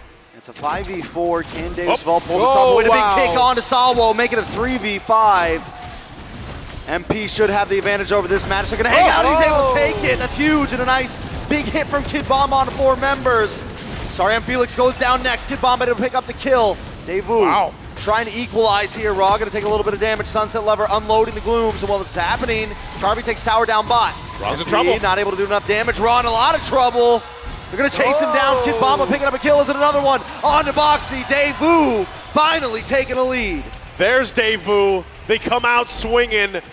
They get a couple of wins. They make movements. Kid Bomba, though. Uh-oh. This is bad for Bomba. Magister's there. Magister's there to help out. Kusei loses the weakness points. Kusei might have to try to get out of here. Can they lock on? Are they going to go for the dive? Sawa looking for the sun. Kusei dancing back, forth, able to get away. Deus Vult was able to find a good counterplay. I was thinking that if Magister wins this turtle, it's going to be really good for them. And he was able to. A great retribution win by him, and then Deus Vult called it out there, Trex, the great penalty zone to stop the chase onto Magister, onto the members of See You Soon. That led to the eventual turnaround. And it felt like a huge 50-50, but it all worked out in the end because that meant Carvey got to push down in the bottom lane. He didn't need to put himself in danger. He got farm. He's now leading over the 1-1. So Deus Vult, everything just went right for them. It wasn't like the perfect win, but it was a win regardless. Now they find themselves in a lead. Not a comfortable lead, but still a lead in the first one, if I'm not mistaken, in this entire series. Yeah, the interesting thing is, you know, Carvey, being able to farm up here. Once again, they are putting pressure where they have to around the map. But even in that last exchange, that's just showing how much damage even Sunset Lover has early on, right? For the fact that Carvey wasn't a part of that, but now as he's rotating with the rest of the team, they get prepped up and ready for the next objective. That's going to play an integral role in that. Kusei now picking up the DHS. He has the Demon Hunter sword available, which will help him as well. That's why you see everybody getting prepped and ready, right? He's still going to stay up top, but Turtle started. Yeah, this time, Carvey will be down here. Boxy looking for something. Madison able to take the Turtle. Madison maybe looking for more now, gets the run into Boxy. Boxy getting low. Sunset Lover's got his back right now. They're going to decide to back off, but still they're pushing See You Soon away. All right, so now it's going to be See You Soon playing a little bit of cross map. They send Kusei up top, allow to get a little bit more farm as well, catch up, apply pressure there. But Days will get that turtle without a problem. MP the King's Retribution wasn't off cooldown just yet by the time Days will got it. With that, once again, you have to see this is where, even for Kid Bomba, this is a little different from the previous two games, right? He had a hell of a time in the lane before, but now that he's got these 2 kills, he's able to build up pretty well. He has the Dominance Ice, of course, already working on the next defensive item. Kosei. Madison going to move on to Kosei here. Able to make him pop that second skill. The Heart Guard is on top, so he can't just keep pushing forward. Sunset Lover trying to find an angle as well. MP locking onto Madison. King looking for the kick. Lands onto Madison. Madison going to take a lot of damage here. Can he get away? Black Dragon comes out. Felix trying to zone in. Sunset Lover splits him up, and See You Soon cannot get the kill. All right, we got ourselves a game here, gentlemen.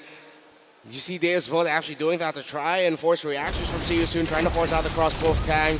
Great discipline by Kusei to hold on and not let it go. But then at the same time, you saw there SYS trying to find a way to turn that around, push back the members of Deus Vult. So still slow and steady, methodical. Play around the macro, play around the minion waves is what Deus Vult wants to do. They don't have the capability to pull off surprising plays like the Cho of See You Soon. Yeah, not only that, but also the fact that this time around with the Angela, right, you have the focusing mark that will play a part towards the later, part of the game, especially that extra amount of damage. Yeah. If you can capitalize on that, whether that's, of course, for Carvey to pump out the damage later on, especially when he's got those 3-4 items on this Bruno, that's really going to help them out as they try to win these skirmishes, these team fights, but still in the mid lane. Gonna look for the way of the dragon here. Able to connect, but not able to get him out of the tower, so See You Soon cannot commit. Yeah, great use of the Purify there by Sunset Lover, but that's one big spell for one big ultimate. How was the trade here? See You Soon? Oh, Felix doing a lot of damage on a Kid Bomba, and a crossbow Heart Guard just in time. And now See You Soon is a little overcommitted. Madison trying to respond back, looking for something raw there as well. Kusei able to get a couple free shots off a nice Terrify on a Madison. Felix looking for the re-engage, now seeing Soon trying to bite back. Masawo's got their back along with Sunset Lover. Both teams disengage. Okay, that was, again, saved by the Heart Guard there that time. Kid Bomba able to keep it together. Sawo there just in time. They reset the Lord, so neither team able to commit to it just yet. They're really respecting even the damage potential from both sides. But with that, Deus Vult looking very tanky, with this lineup alone, not to mention you pair up an Angela there. Yeah. Now, once again, See You Soon's going to go ahead and start up the Lord. Daewoo has the information. They're going to get in position. Oh, Boxy misses it. Does actually kick on to Madison. Madison going to get knocked up. Kid Bomba with the penalty zone. And Beat the King forced to try to back up. Kusei look for some weakness points. Still forced to back up. And at this point, Deus Vult is coming out on top in all of these team fights. Yeah, they can rush this, but they have to watch out for MP. They're still going. King looking for the knock-up. Able to land on a Kid Bomba. King able to get the decimate. Backs off. Kusei moving on to Madison. See You Soon with the Black Dragon, forcing Daewoo away this time. It's back and forth. It's definitely been a day of pendulum, and finally, Felix connects, but may just drop here. King takes the Lord, though. Great decision by See You Soon, the pendulum around the Lord. It wasn't a full reset on the Lord that Deus Vult initially held, and that meant MP and the rest of See You Soon, while Soriam Felix in the dragon form pushed back the members of Deus Vult. The Lord was free for the champions of Cambodia, and a turnaround yet again. Yet again, as we've seen from this series, and now Carvey picking up that Malefic Roar should be able to help them in some of these team fights. But still, you see the push and pull between a lot of these team fights going on. Whether they get they survive the Way of the Dragon, whether they survive the Heart Guard and they're able to extend it, whether they're able to work around this crossbow of Tang from Kusei. But right now, Deus Vult, their only concern, dealing with a Lord up the top side. Carvey made quick work of it, but they still got to hold on to as many turrets as they can here in this march from See You Soon. All right, See You Soon. Just cutting off these towers just for a few minutes there. Daewoo did have control, but now it is lost once again. See You Soon with the pressure. And now they can just continue this They can still try to make those boxy plays, but they have to be ready because Deus Vult have shown that they are in a counter-punish capability already. CSU needs to be careful of when they pull the trigger, who to go for. Still, don't forget to manage the minion waves. In this scenario, this is one of the things that separates the good teams from the great teams, is when you're in the lead, when you find yourself in good places around the map, how well are you managing the rest of the minions? Yeah. At least they're able to check those bushes using Magister. Yeah. He needs to be careful though. Kid Bomba holding the front side, gets a couple shots off onto Felix. But watch for Boxy here. Every time he's G-condoing around, you got to get stressed. Yeah, you're not sure, right? Yeah. Just like that. And there it is. He's going to lock on to Kid Bomba. The rest of the team commit as well. Kid Bomba goes down. The crossbow Tang locks onto several other members. Carvy's going to get the hard guard this time. They're going to move in, try to block onto Kusei, but they're not able to get the right angle. Kusei takes a little bit of damage raw as well. Sunset Lover trying to unload. Doesn't have the black shoes. Goes down. King picking up the kill. Decisive once again. CSU able to play around Boxy to start things off. As Trex, we were just talking about it, he pulled it off once again, and the punishment comes through. That's the thing, especially working around this. Deus Vult still, it's not too far ahead, right? They're not too far in a deficit here. It's 2K. Yeah. They actually, you can see that even when CSU's approaching these fights, unless they get a sure pick-off, they still respect the capability of Deus Vult to turn things around, even looking at the damage dealt. Sunset Lover is up there, right? He's there with Raw. A lot of the times, like I said, this Lilia is picked up for a reason. It's you can pump out the damage very quickly and still play relatively aggressive and then safe when you have the black shoes. Now that the Lord is up, though, and given the fact that Carvey is also just picking up a major item defensively, the Wind of Nature, do they actually go and try to win this team fight to secure them this Lord? That's what they need in the series. Kid Bomba also picking up the Winter Trunchet here to help against the possibility that Kosei gets the airtime, gets the crossbow Tang off. Boxy, though, again, going to go in with the conceal, looking for his own pickoff. Okay. They still keep together, both teams respecting each other here around this Lord pit. And they're trying, like Davu's trying to get these baits out, but CSU is never fully committing to them. Boxy's so good, he's only going in when he's absolutely sure he can find someone. Yeah. Oh, the damage. Oh, wow. The damage on a Sunset Lover. Kid Bomba to the back line, does pop. Watch out for Kusei, does have the crossbow Tang, decides not to use it, still up. Carvey able to take out Felix and be the king. Able to find someone, terrifying to Carvey. Carvey taking a little bit too much damage, finally falls. Bra able to pick up the kill, it's 2 for 2 right now. Magister still up though, both Retries on the field. Okay, big 50-50 there, still the jungler of CSU alive. Magister up as well, 14 seconds on the retribution of MP the King. A little close to 24 Magister. Deus Vult, it's gonna be risky. Oh, Ra! A lot of damage on a Sunset Lover, able to pop the black shoes, does have the heart guard. He wants to try to finish, able to find Raw, but goes down to Kusei. Don't know if that's a good trade right now. Kusei gonna chase him down. Crossbow Tang unloads. Doing the damage on a Madison, not able to get the final shot though, but is able to back them up into a corner. Keeps them at bay, gives them time to go ahead and secure this Lord here for CSU. An exchange back and forth between both teams, but ultimately, CSU grabs the objective. Kusei, man, he was just throwing darts at the dartboard of the Boxer skin. Maybe that's why Magister didn't go down, but of course he was built really well, has an anti-cuirass, has the blade armor, but one of the bright spots here for CSU really, or one of their brighter spots, is the fact that they are so disciplined. Kusei especially on this 1-1. Ra as well, even though he's been taken out a couple of times, in terms of like making the most out of each ability. That seems to be CSU's thing right now, and it's one of the biggest reasons as to why Deus Vult is struggling. Oh, conceal play from Boxy.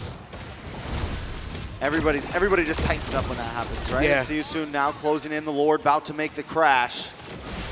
Watch out for Kusei, making his way, takes a couple shots, has to be careful, back off a bit. Davu still defending.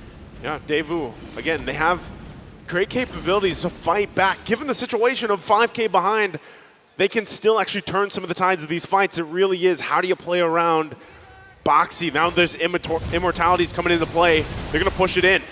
Oh, the Terrify, the Petrify, the knock-up. Out comes the crossbow of Tang, and Magister drops. Next is going to be Kid Bomb, and the Decimate lands directly. Go back. Carvey now looking to maybe try to get a fight back, try to get a strike back.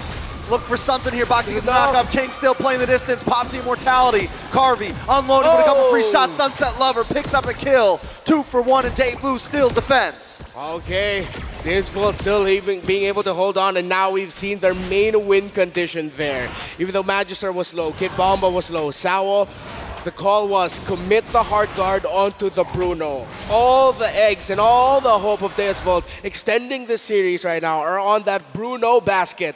Being able to free hit, hold on long enough, supplemented by the fact that Lilia in the hands of Sunset Lover is now a big pain on the behind of See You Soon this late into the game. Already up to a Divine Glaive and 3 other items, a Truncheon, the Ice Queen Wand, and the Enchanted Talisman.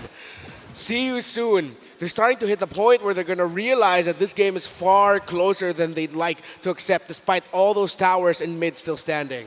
Yeah, as long as Carvey, Sunset Lover are alive, the damage can be insane, right, for Deus Vult. That's what they have to do. And again, when you have the Angela with a focusing mark on top of it, it really helps some of that damage department. Boxy, though. Boxy does land the way of the dragon on Kid Bomba. Bomba taking a lot of damage. Felix pops a Black Dragon. Carvey looking for some free shots. Able to come in. He's got the Heart Guard. He's safe. Can he take this one out? Nice shot. Sunset Lover picks it up. 1-4-0 into the hands of Deus Vult.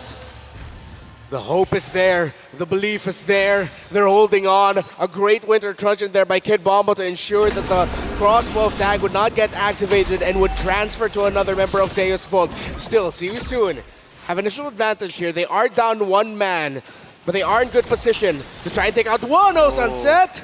A lot of damage on the Sunset, but Sunset doesn't care. Sunset's not scared. Gonna push back in, pop the black shoes, but that is a utility down. Boxy looking for another moment to strike. He's always there. Deus Volts know it. Boxy looking for the knock up. Now able to carry. Kid Bomba responds with the penalty zone. Kusei now trying to come in as well. Look for the weakness points. King able to come in. Gets the hit. Takes out Kid Bomba and backs off. It's a 1-0. Magister maybe looking for the re-engage. Sawo, Sunset Lover, Carvey there as well. They definitely want to go. You might have taken one, but we're ready to fight. See You Soon. Back into the Lord Pit. And again, back and forth between the two teams. They get a member down, another one falls, and then they kind of pull back off. A lot of item switching here going on too at this point, almost 20 minutes in the game. Longer game than we've seen from the previous two. Deus Vult, despite it all, still holding on, but this will ultimately be a See You Soon Lord. So Deus Vult has to get prepped and ready once again for the defense. And I'll say it again, as long as Sunset Lover and Carvey are alive, they should be able to make it out of this defense as well. Seems like there was a slight hesitation, miscommunication by the members of Deus Vult whether or not they're actually going to chase, fight, or dance for the Lord. Because in terms of how it looked like the members of See You Soon were positioned, it looked like it could have been better for Deus Vult instead of chasing to just draw back the Lord, start a little dance, send someone forward, knowing the timers on the Yutong. Just watch out for that and then reset if ever the Yuzong gets close. But now it got to the point where since Deus Vult chased, the members of See You Soon got a little bit of time to recover. Deus Vult were put in a worse position in the map, meaning that See You Soon can just go to the Lord Pit. Boxy still looking. Sunset Lover going to clear the boss side. Daewoo should be able to clear these waves very safely. They're down 1 inhibitor. That is not the end of the world. Here comes Boxy with Boxy! 3-man knockup. Boxy doing it once again. Kid Bomba locking on. And Boxy goes down raw. But an extra fall. The crossbow tank does lock off. But still, all members of Daewoo are still up. And now they're finally responding. MP in trouble. Sawo looking for the kill. Carvey there as well. And down goes MP. Daewoo still stand tall. Daewoo still in the mid lane. They gather together, they fight together, and now they're going to run it down mid here. Kosei and Sarnion Felix left alive, but this is exactly what Deus Vult needed. Yeah, they still waiting on a wave of minions. This one shouldn't be able to do it, but they should get some damage down. 20 seconds left on the clock. Don't know if they're going to have time to finish this one. What was supposed to be an absolute highlight play by Boxy the King turned into an absolute disaster for See You Soon as Deus Vult countered it so well. They held on in position so well. They're going to try to push it in. Kid Bomba trying to create space. Felix with Black Dragon. Kusei going to dance around, but Carvey has a hard guard. Should be safe. Boxy back up. More minions are here. Daewoo thinking about it. Back and forth just like always. But they decide to finally counter while they got it. Good control. Deus Vult showing good control there. See You Soon now still Still have a slight gold lead, but now it is down to who gets the press buttons better here, folks. We're at that point. Items really close. The buying and selling, as you mentioned earlier, actually coming in big. Winter truncheons, exchanging them, going into antique cuirass, changing that. Now we're actually seeing Guardian Helmet as well being sold around by Magister to get a few more utility items, either if it's going to be for the Emo or maybe he'll even get a Winter Truncheon himself. Again, that was a play. Kid Bomba. Great follow-up there. And as long as Naisu, you said it, as long as Sunset Lover and Carvey are alive and they aren't taken out and they are able to free hit, it's a problem for Sisoon.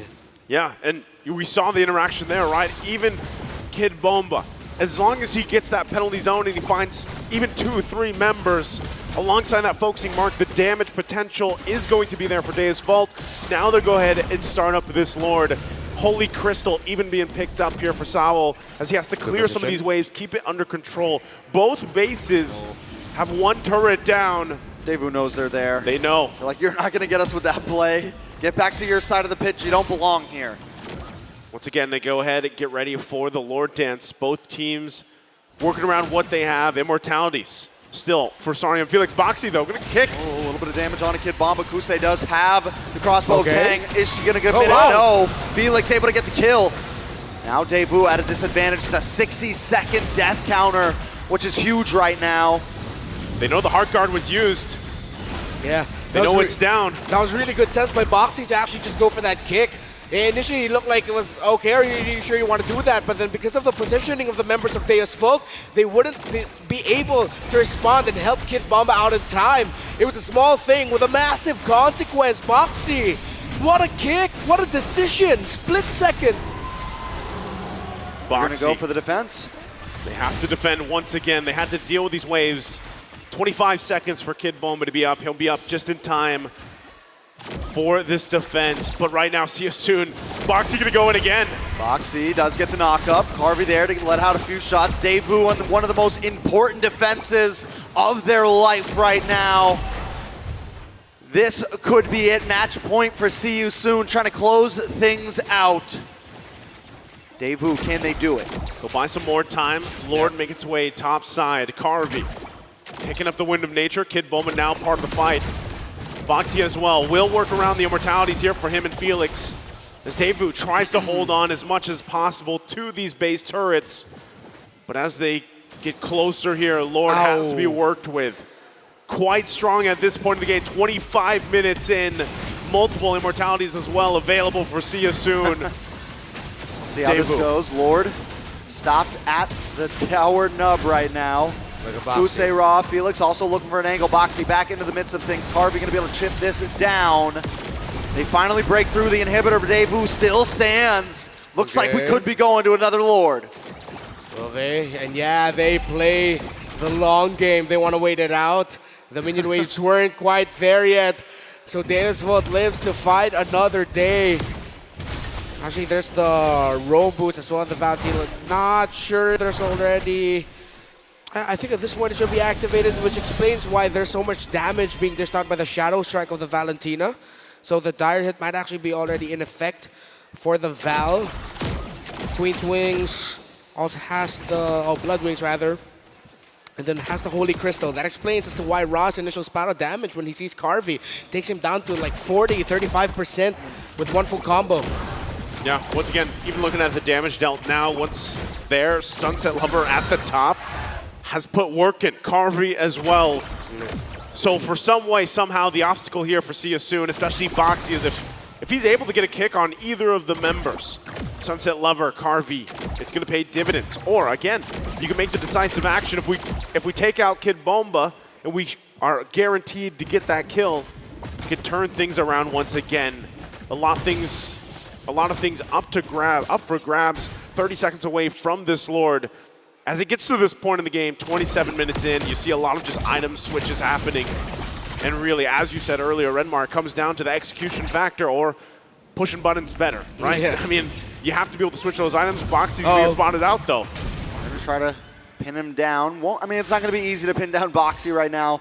I think the best way to get it in is let him try to come in a little bit, see if you can bait him into kind of a bad kick and then catch him off guard. up in the mid lane. Still a little bit of action. Lord, though, coming back onto the map. Better gold laner and mid laner free hitting wins this game.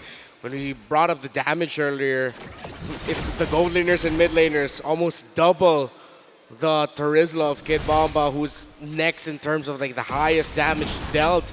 So whoever gets those down first, 1-1, Valentina, Bruno, Lilia, whoever gets the victory first might actually seal the deal and win this game. Great management of See You Soon right now. Great macro play. Side. They are going to lock on to Sawa. Kid Bomba able to help out. Carvey now going to get some free shots. That could be the bait. That's the wait. That's the tackle. King is going to go down there. Carvey now looking for more. See You Soon on the run this time. It's 5 against 4. MP the King looking for the entryway, looking for the decimate, but can't quite find it. The Petrify. Felix unloading the damage from Carvey. Still free shotting. Kusei finally able to lock on with a crossbow tank. Nice one to Chun trying to cancel it out. Felix goes down. King goes down. Double kill for Carvey. Kusei still up though. Kid Bomba with the response. Carvey gonna try to re-engage us. Are they going to commit? See You Soon backing off. Couple shots on a rock. Kid Bomba goes down. It's 2v2. Daewoo decides not to go forward. The damage is there from See You Soon. The push and pull once again. But Daewoo keeping it together. Carvey, Sunset Lover still alive. Kusei and Ra. 4-0-8 on the 1-1. 3-3 and 10 on the Valentina. Kusei, folks, we are seeing a 1-1 performance of a lifetime here. They cannot get the marksman down, and he's so brave. Look at this.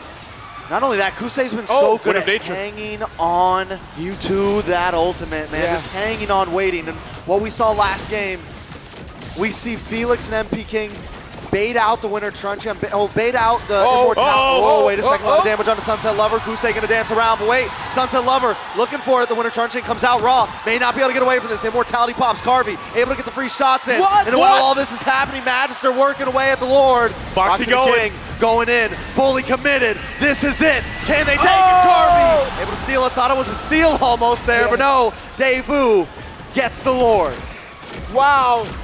Just when you thought it was done, when you can close the chapter on the story, not just yet. The Dark Knights of EECA charge forward into what could be a brighter hope for an extended series. But the champions of Cambodia stare them down in the eye here in the mid. Will Sun fall? Will Sun be set? Or will See You Soon defend? We'll see. Daewoo wants to try to finish it here. They're committing everything to the mid lane. Kusei looking for the angle once again. Carvey just trying to get close enough to the base to try to finish it. But no, the Lord goes down. And Daewoo's fault. Won't be able to finish it here. They're going to move up to the top side, take this tower. Boxy keeping vision. But Daewoo not completely backed off just yet. Again, at this point, this is the mental test for Daewoo. They've crawled back into this game time and time again. They're now assaulting the base of See You Soon. Oh, big Petrify and Sunset Lover able to pop the black shoes, but finally Carvey able to take out the tower. Magister going to work down towards the bot side. Daewoo need to at least even the playing field if they're going to keep this match going any longer. That bottom inhibitor is crucial, but they're not able to close in onto it. We're back to it. It's mirrored for the bases. Both holding on to the same turrets of the base as both teams. The perfect picture. Still, Carvey working on it. Boxy. Boxy does get the kick onto Sunset Lover. Black Shoes come out. Kid Bomba dropping it down. King able to back up. Kid Bomba buys the Winter Truncheon. Able to freeze it up for just a second. Felix goes down. Sunset Lover picks up the kill. Nice heart guard onto Carvey. Same as usual. Able to unload a couple more shots. 73 death counter on Felix. The baddest kid on the planet with a penalty zone that might have sealed the fate of See You Soon. Deus Vult is the sit. They're going to try to make it. And Sunset Lover takes out the tower and another one. On the two members, we're all taken out. A big kill for Sunset Lover. King will be next. MP going down. Kusei able to pop it off, but he's only on a bomb. But Carvey finds the King. And there it is. Daewoo move forward. Sue! Daewoo stays alive in the series. They keep it going. They fight on. And they're feeling good. It is not over yet. We still have a series. He put up the sign. The 3-2. Kid Bomba says this is going to 3-2. Will we see it? I Feeling good. Feeling great. As he should. Great. Great bars. Better than great. Hey. Better than great. Hey, that performance right there was better than great. Analyst Leo, Mirko, tell us how it went. This is just according to plan. Deus Vult, late game specialists. And did we not say in our last analyst segment that Coach Fleisal has to pull out all the stops? Madman put the Angela in the Sawa's hands. See what happened. That happened. That just happened. A comeback of the ages just happened for Deus Vult, and it didn't happen on a whim. It happened because they were able to push all the way till that late stage. And just like Leo mentioned, that late game has always been kind of the key, the secret key to Deus Vult's success. In most of their winning games, you can see all the way from the group stages as well, it's when they were able to take their opponents to deep waters. Even through snowballs, they will just play it slow up until that late game happens. Then, once the tick-tock timers happen, those 20-minute timers come alive, even when the enemy team has a 10,000 gold lead, it won't matter. They'll be able to coin flip their way to a victory. We're giving the MVP nod over to Sunset Lover of Deus Vult. Again, in Game 2, we sang his praises already. He was one of the few reasons why they lasted a little longer against the very aggressive See You Soon. And here, he just held it down, man. Early, mid to late, despite the back and forth swings in net worth, he was always at least a little bit ahead of Ra.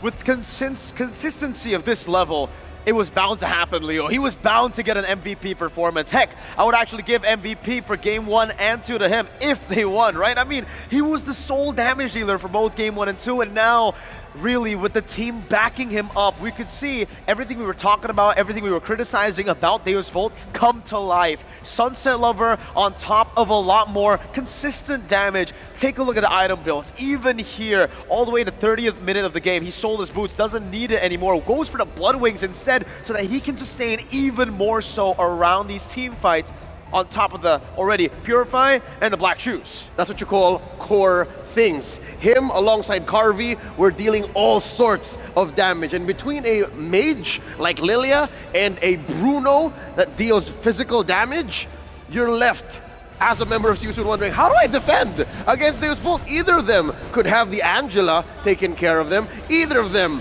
could have the front lines. Either of them could help set up a big old Kid Bomba special. The OPZ coming up. But yeah, no, mid-game, it was really close. Mid-game was anybody's game. I mean, in the early stage, I would actually say Deus Vult were able to control the tempo, have that gold lead for a long time. But then in the mid-game, when these power spikes started to hit for See You Soon, that's when we saw these big plays from BTK. Wait, BTK? Oh, Boxy the King. That's right. Him and MP are almost a two-man kill squad. But then again, I think at some point, Sorry I'm Felix was going in a little too deep. You could say the same for Kid Bomba. I think some of us watching would say, hey, why is Kid Bomba just throwing out that penalty zone willy-nilly? It's because even the opponents are pushing the advantage. So sometimes, at this rate specifically, you gotta go toe-to-toe. And you can flicker forward to confirm these kills. And I have to say, man, Deus Vult, in the early stages, when they get wins even, they don't capitalize on it like completely, right? Sometimes you do see a lot of misses, but when it comes to the 20th minute all the way till the end, they're always able to capitalize on any little mistake. Take a look at this, right? They all clump up into this choke point. Sunset Lover's crisp, clean positioning literally got them this win. He was able to pop in those glooms and let Carvey soak in the damage with the immortality. Once Carvey stood back up, he was able to execute these members, and then the prolonged team fight started to happen where Kusei just did not have enough consistent damage, Leo. Yep. I think that's the main problem for the Wan, right? When it's bursts of damage coming through, when you are able to execute some of these members, it's a great hero to have. But when the team fight goes for a super long period, you use that crossbow attack and then you're done.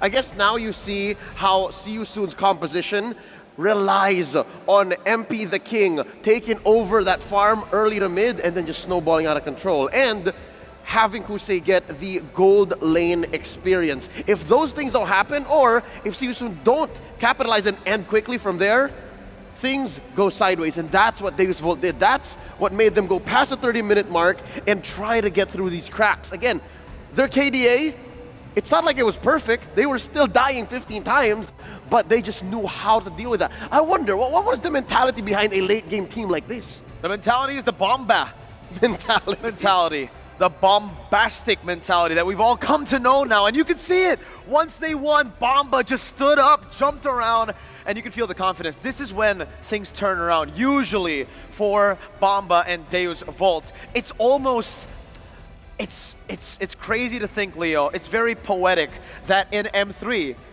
Na'Vi were up 2-0 against Todak. And then Todak were able to reverse sweep them. Now we're seeing See You Soon go match point against Deus Vult.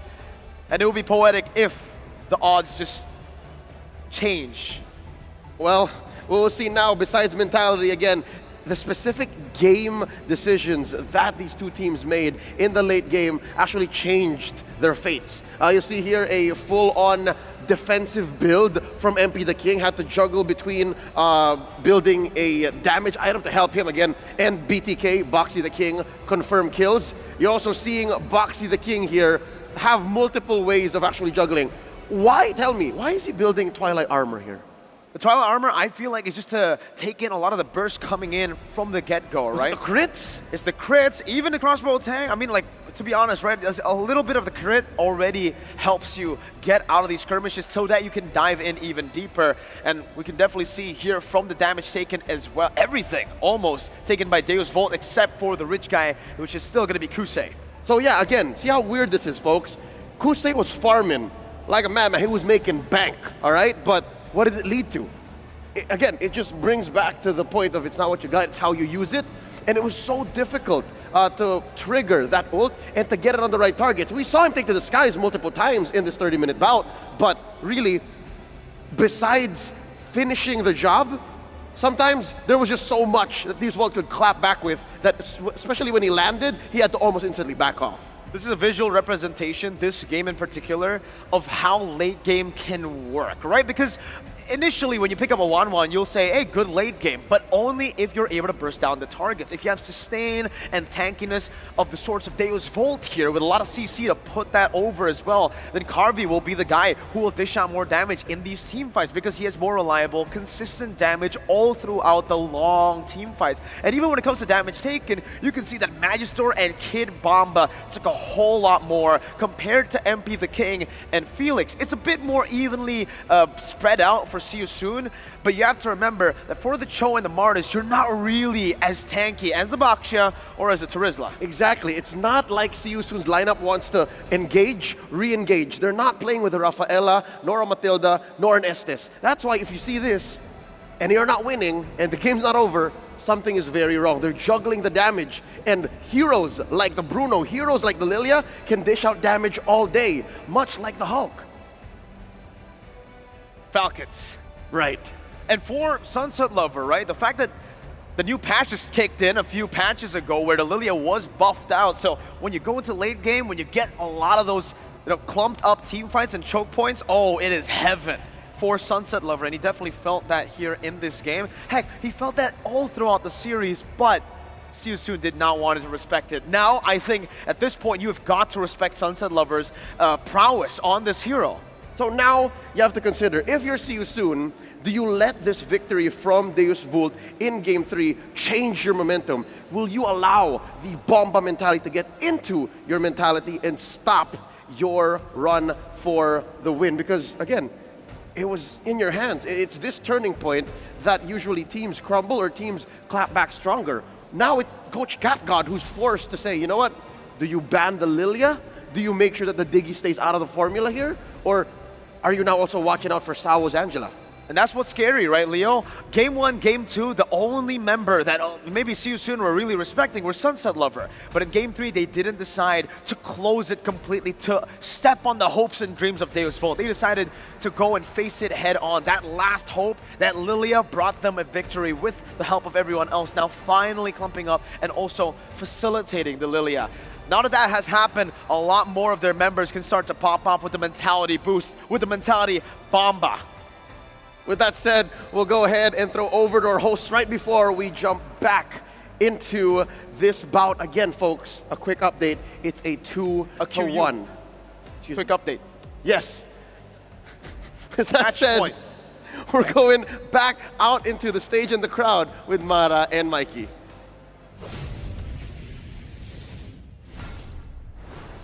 For the first time in MLBB history, we partnered up in collaboration with Moonton and Philippine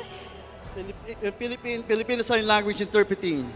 Philippine Sign Language Interpreting. And it's so nice to have you, Jefferson. Earlier, we showed you translating the interview in our Tagalog Yes, I broadcast. translate from the Cambodian, the English, then I translate Wow. the Filipino Sign Language. Then my deaf partner translate it to International Sign Language. Wow, that is crazy. And I heard that you also play Yes. ML. Big Blacklist International Blacklist, fan. Blacklist Yeah. International. I heard yung deaf community daw very Yes. supportive of the Blacklist International. Yes, me sometimes with team with the deaf community, we're playing Mobile Legends.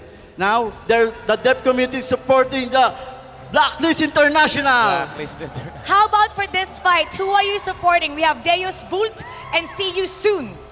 So, I think I saw Boy Bomba, right? Kid Bomba. Kid Bomba.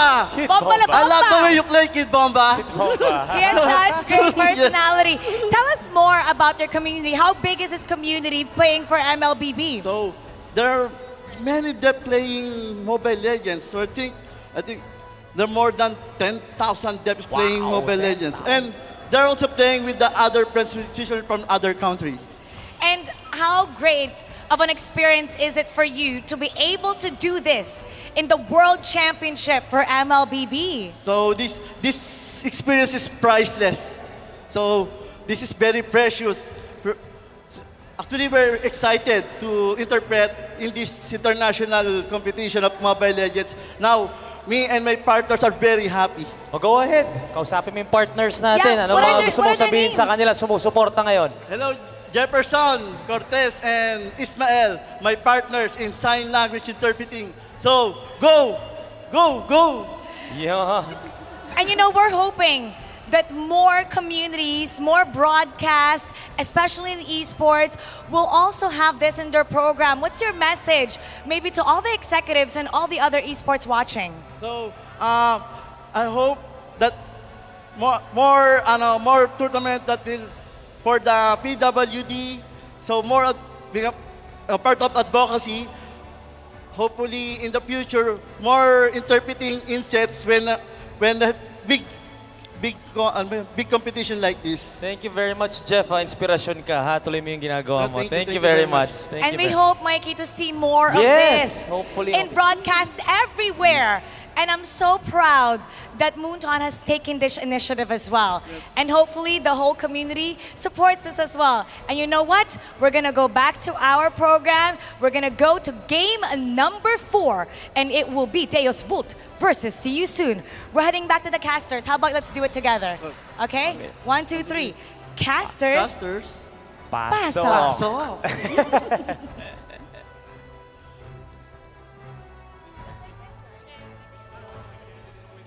To hear these stories and hear, you know, the advocacy, the inclusions, of course, for the broadcast. Definitely. Now, once again, at stake here, Tournament Lives, the series has been extended, right? Deus Vult in an amazing game number 3, take us to game 4 upon us, and they've adjusted. This is something we were pretty much trying to brainstorm here, and I know the panelists as well, trying to put things together. How do they keep things going? And this is a man himself that was a big part of the last game. Sunset Lover, average damage dealt across the board. He is topping the charts right now. Yeah, and I remember a little joke that we made, but it felt like good analysis at that time. In the Filipino broadcast of the previous tournament, especially in M3, Sunset Lover, no wonder that they're winning now. He's stronger because the sun finally set. like it's finally nighttime. That's true. When they started playing, the sun was still a little bit up, so it still wasn't his hour. But now it's like it's nighttime. It's like it's sunset time. It's like, oh yeah, it's definitely my time now. Activated. Yeah, activated. Right? It was a well-deserved MVP from the previous game. Yeah, definitely an important player to put our eyes on. There's so many eyes on Kid Bomba right now that we forget about Sunset Lover, and he's just been a monster. Same thing with Sawo, the Sawo-Carvey combo last game. Yeah. That is truly what brought them to victory there. I think it's great because, even in the draft I was talking about, hey, Angela's first pick, usually it means a certain type of play style. And really I would say for the early game, it was that, right? It was a little more defensive. They had to kind of keep things together. Focusing Mark was the emblem of choice. Yes. But ultimately, as long as you kept Carvey and Sunset Lover alive, things worked out for them. So we'll see if they can actually replicate or even refine what they did the previous game and start off on the momentum themselves to take it to Game 5 here for Dave's Vault. As we get into the draft here, game number 4. Bans already, of course, coming out. You see the Boxer. You saw the Angela banned out as well. Yep. So that is not going to be a part of this matchup, but it's See You Soon on the blue, Deus Vault on the red, and Baksha, Lilia taking out the respect now here. Everything changes now, right? Because See You Soon's bans are completely different. Nolan's still up.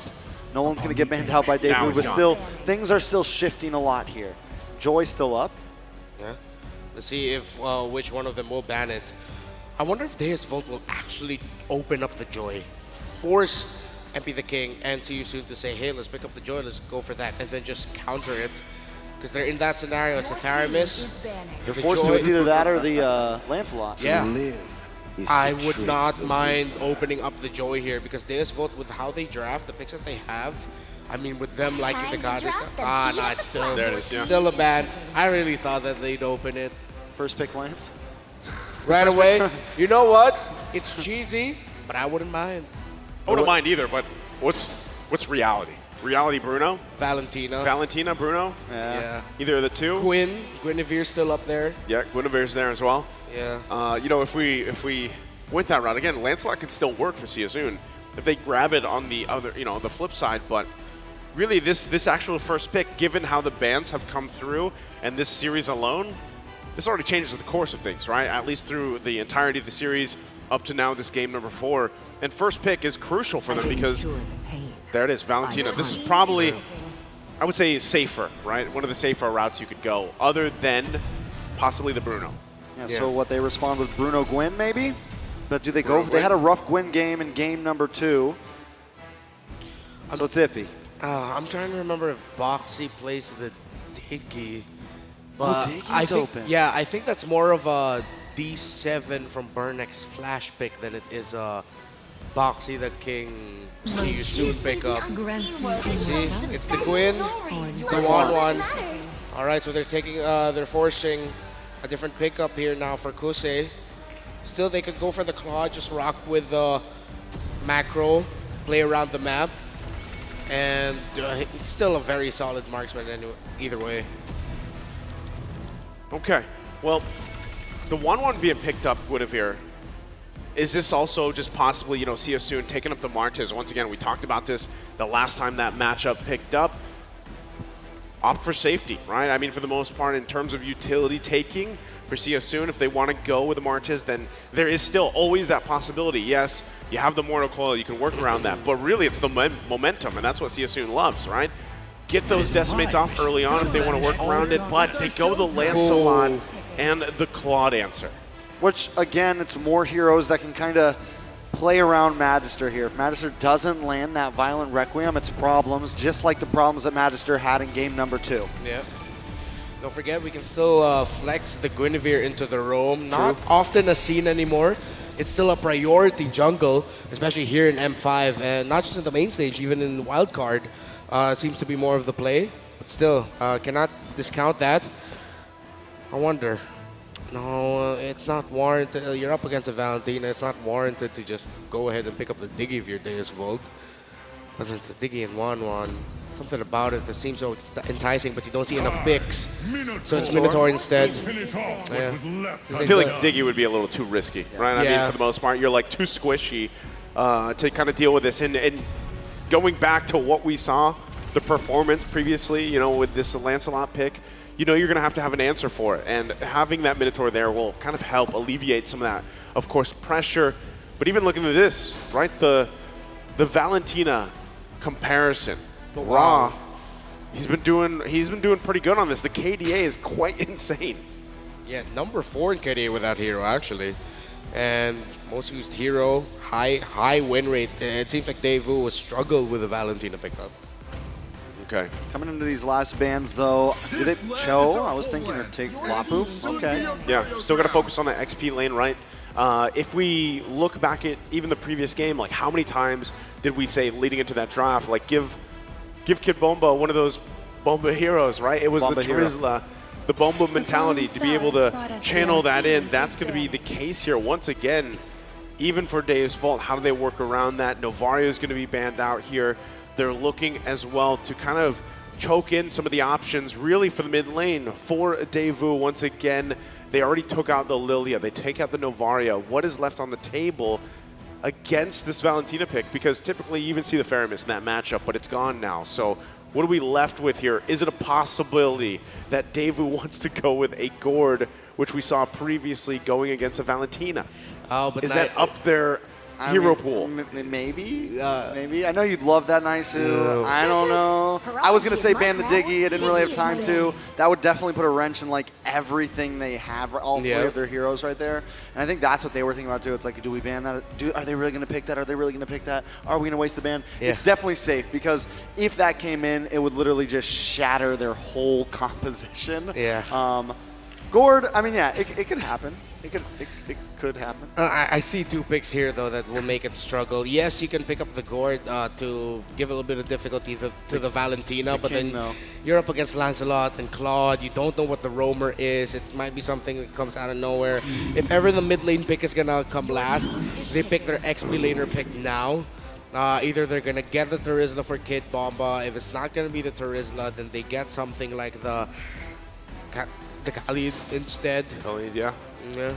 Mid lane, though, really, from what we've seen so far, with these bans coming out, yeah, there's still, I mean, this could be a time, too, that we see something different pop up, right? But really, is that the time to kind of go and opt for some of these niche picks? There it is. Oh, you called Guys, it, my man. All right. I know the laugh. High five. You know, high five. I'll high five you, bro.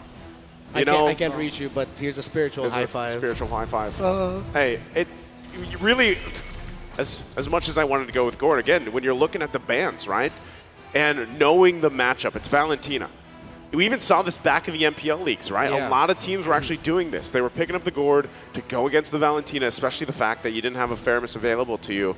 So, you know, it makes sense. But, yeah, like you said, in going against a Lancelot and a Claude who are going to be coming in from different angles, very hard to even land that Mystic projectile is going to be the difficult part. And then, not to mention, that's even worse. Gord game right yep, there.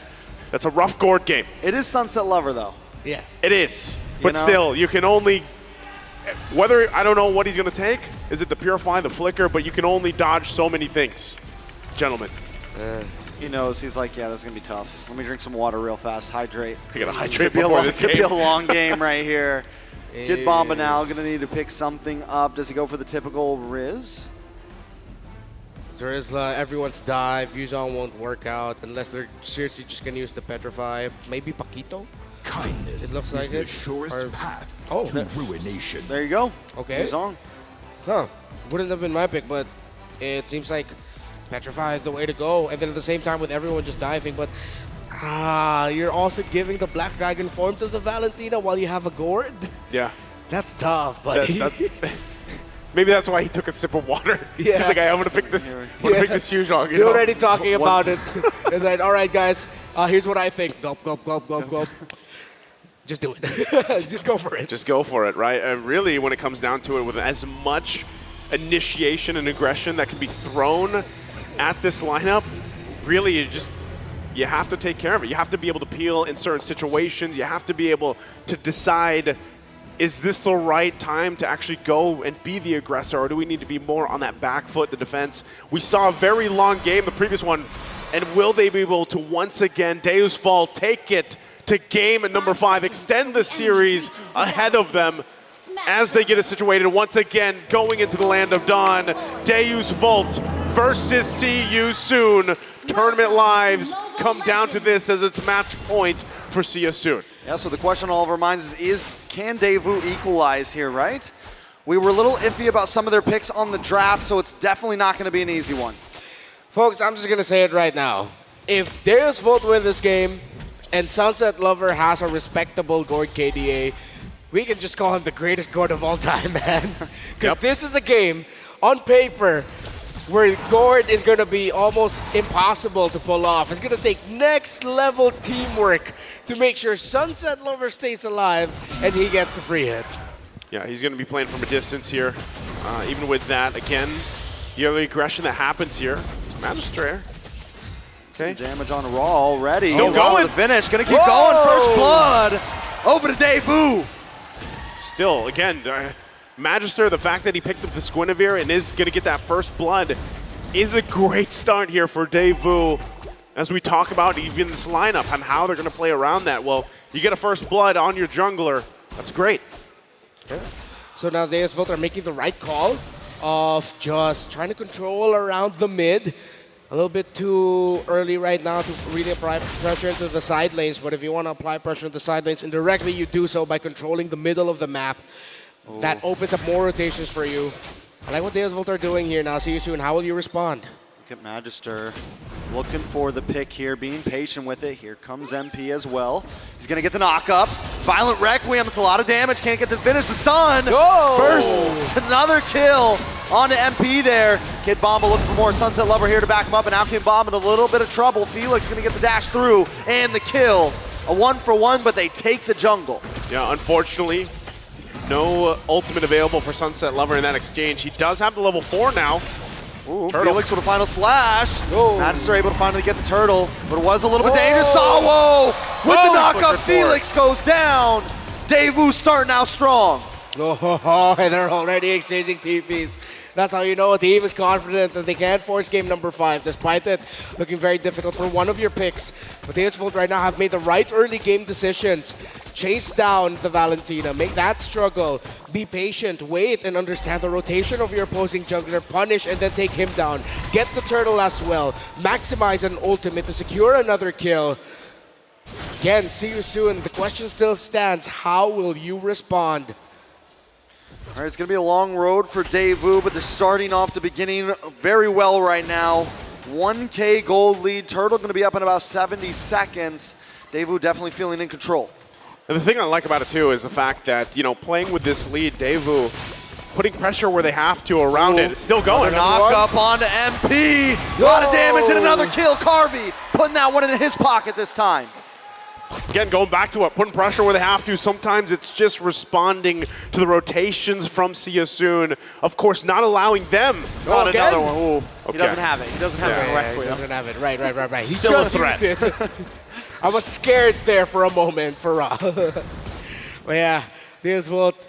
Yeah, you put it you said the right thing there, nice. It was just putting the pressure at the right place at the right time. And once again, Kid Bomba, can he? Still going. A lot of damage on Felix. Magister 3-0-2 right now. He's had a rough couple games, but this time he's feeling it. Magister's on fire, man. I mean, this is the best start you can have here. Again, when it was only the first blood and now leading into this. And with that, I mean, even looking at things kind of unfold, Sunset Lover also took the arcane boots, by the way, on the gourd, so he's not going for the cooldown, he's going for the damage. He is going to be building into the talisman first, I believe, and then he'll be scaling up really quickly with that. So we'll see how that all, once again, plays a part here. No, again? No, not again. Magister 4-0-2, we're 4 minutes in. That is 1 kill a minute right now. Gonna work on the turtle now. And See You Soon can do nothing about it. This is all Magister, man. Yep. I mean, this is great rotation team-wide by Deus Volt, what they're doing. But he's just understanding his opposing jungler so well. We are witnessing a jungler reading a fellow jungler to the point where he's there in the nearest bush, a step ahead of the time, and then he's gonna pick him off, combo, take him out, rinse and repeat. It's the glasses, man. He's it's been like downloading. yeah, he's been downloading. You know those anime characters with the glasses? It's like, oh, he's just a side character. He's just there. Next thing you know, yeah, he just does that thing. The light shines. The glass. sunshine hits it. Yeah. That hits it perfectly, right? That's what he's pretty much he's activated at this point. Now 3K ahead for the majority of the series, if the whole series. Oh, hold on. They are going to pull on a Kid Bomba. Kid Bomba goes down raw, picking up the kill. Going to move on to the tower, but up in the top side. Carvey going to move on to the tower of his own. See You Soon comes out on top of that one, though. A nice trade for SYS. Okay. So they're finding the right calls now, getting those pulls, getting those pickoffs. They'll be playing around that. So now let's see. Oh. Hey, they get the flicker. That's still, that's still something out. Yeah. But even with that, that's how much of a threat Magister is right now on this Guinevere. That's going to actually get them that tier 1 turret on the top side as well. Still putting the pressure once again. This side of the jungle, they got to be careful. Sawo comes in to disrupt a little bit. Magister was looking for that purple. MP able to secure it though. Magister popped that to dodge the final slash, huh? Oh, wow. Goes Wait under. a second.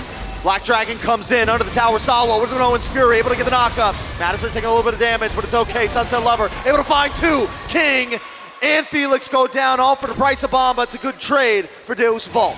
Again, Deus Vault now. We talked about the Gord and how difficult it would be boxing to wait.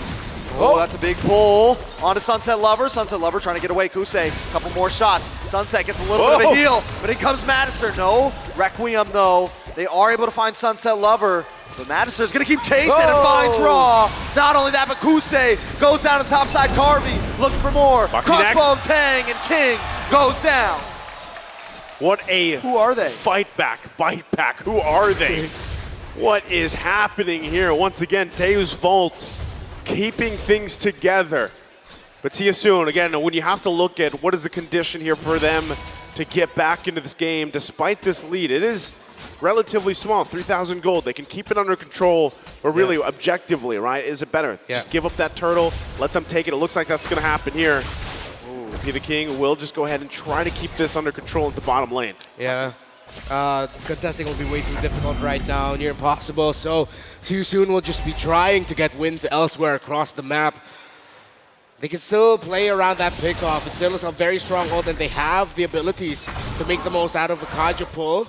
But now, oh, another one. No, Carvey with the outmaneuvers, able to take down MP himself. Spicy. Spicy. Spicy, very spicy. Hot. Carvey's hot right now. When we were talking about the fact that Sunset Lover was going to have a work cut out for him with a lineup from See You Soon, that is not the case. Because Magister is just doing work. He's overtime right now on this Guinevere.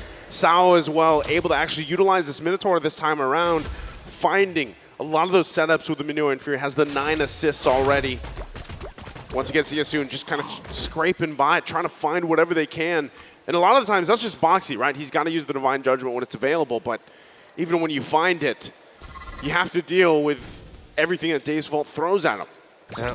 Why worry about your Gord getting dived on when you can just play to a lead and to a point where See You Soon can't even dive on the Gord? Yeah. That was just it.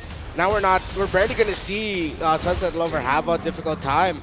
The members of Deus Vault have the item advantage, the ability advantage. Chao's been on fire, honestly, on this Minotaur, 0-0 and 9. Yep. He's been timing the Minoan Fury incredibly well.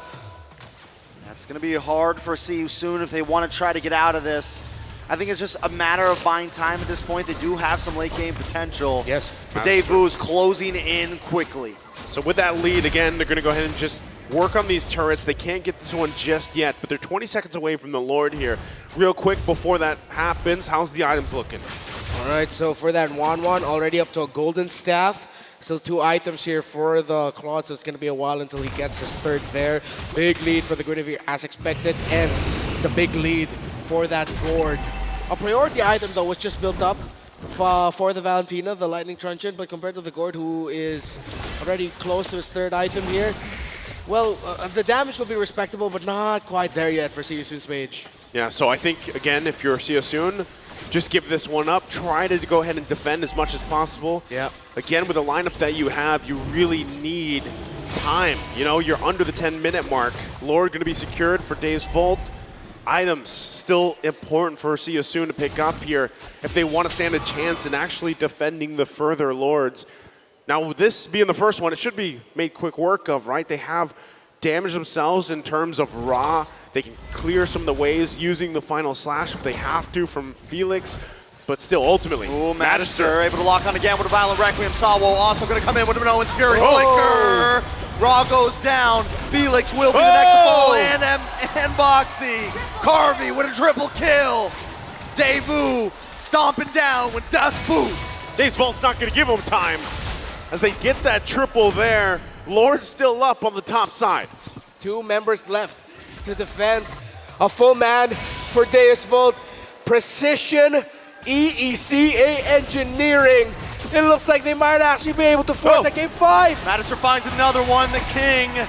MP goes down. They're going to move in. The Flicker, the Magic Gush. Hussein in the backside with a blazing duet. Felix with a big final slash on several members. Carvey trying to dance around. The lead. Is he going to pop it? He doesn't have it. Decides not to use it. Going to melt down finally. He comes in. The Crystal will fall. Deuce Volt equalize the score. A very quick game this time around from Deus Volt, taking us to a game 5. All passion by Sawo. You thought it was over. You thought the Owls would run away with it. But the Dark Knights are knocking on the castle of the Cambodian Kings. Game 5. The night is not over yet. Wow. We saw it earlier. We saw what Kid Bomba did the previous game. It's about to happen possibly here if they play like that once again. Let's go ahead and have this broken down by Leo and Mirko on the panelist stand.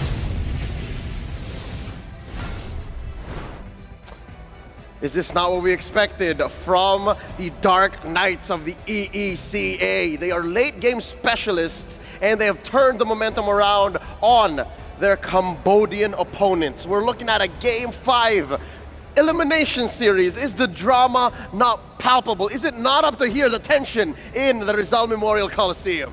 And to make it even better, we had a conversation backstage that if Deus Volt were able to win game number 4, the odds for See You Soon to beat them only gets even worse now. And man, that wasn't just a win, Leo. Game 4, it was Deus Volt domination.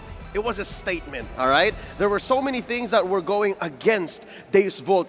So many picks, so many turns, but as soon as the game loaded in, as soon as Magister found that early kill up top, as soon as objective after objective came in, it just seemed like it was Deus Volt's time to shine. And now it's clear the momentum has swung on over to the ECA with Cambodia left reeling. We're awarding our MVP to none other than, of course, Magister. Again, his Guinevere was the sole reason why starting minute 1, See You Soon could not see a mid-game wherein if they did not stop this, the madness that Magister was pulling, then they were going to go to game 5. And it comes down to the base damage again. I love that Magister took the risk here to go for Thrill again. They just relied on that base damage in the early game, what already makes Guinevere such a hassle to deal with. The CC, the early game damage, put the Thrill on, and then you'll see how much damage he does. It just really feels like it was a big throw-off for the side of See You Soon. They weren't ready for that damage. Heck, MP the King died 6 times, Leo. A solid 6 when in the other 2 games where he dominated, he was the main star. Game 1, Lancelot on MP the King hit diff. This time, he was hit in a different way. Did not see that coming. Again, the Trill, I will agree with you, because a good friend of ours watching right now is also seeing the item builds, and this is how you build Guinevere. Again, some would say you need maybe 1 magic item, but I am of the camp that, hey, just build your tank, let the CC speak for itself, and then let the follow-through shine. It's already no secret that these Volt rely on Sunset Lover so much, and I guess it's the whole offensive line of thinking and play that Magister has that allowed for Sunset Lover to get away with its gourd. They've constantly turned the tides around, right? And it's crazy. Again, Na'Vi, the team that Sunset Lover and Sawo were in at M3, they were reverse swept by Todak. Now they're on the way for their own reverse sweep. And we have both the longest game of the day and the shortest game of the day in this series with Magister and the rest of the team just popping off. Even Carvey, man, I gotta say, early on, I was actually doubting the pick for Carvey, right? Is he comfortable on the pick? He showed us all around with a few triple kills. Yes, Carvey is here on the 1-1, not just to pop random crossbow attacks, but to carry the team with the crossbow attack. All right, so correct me if I'm wrong. Carvey scored 2-3 kills back to back, right? Yep. Two of them. 3 kills. And he, again, against a lineup like this from See You Soon, it usually doesn't happen because, again, they have such a nice way of overloading her cleanse, but they never got to do it. If I'm not mistaken, he was also deathless. It was. Everything went right. Even the Yu Zhong pick towards the end, right? Even though I would say in the lane itself, Kid Bomba was picked off a couple of times, it was kind of like, it was a Baloyski special, man. It was a death that was worth it. He was always able to sacrifice one of these random deaths. Sure, it looks kind of bombastic in a bad way, but it turned out to be bombastic in a good way. And again, that's what makes Deus Vult so dangerous, so effective as a team, especially in the late game, is because when you think you have them up against the ropes, it's actually where they want to be. And now, in a full-on series, they also just wanted to be at match point, and that's what got them in the zone. What activated the Bomba mentality across all 5 members, nay, all 6, including Coach Fly Solo, because his draft, again, as risky as it was, putting the gourd in that situation, picking that Yu Zhong last, it was just worth it. The momentum doesn't start unless it is everything on the line, down to the wire, the final game, perhaps of the series, when See You Soon went to match point. At this point, we might as well call it not momentum, bombentum. Bombentum.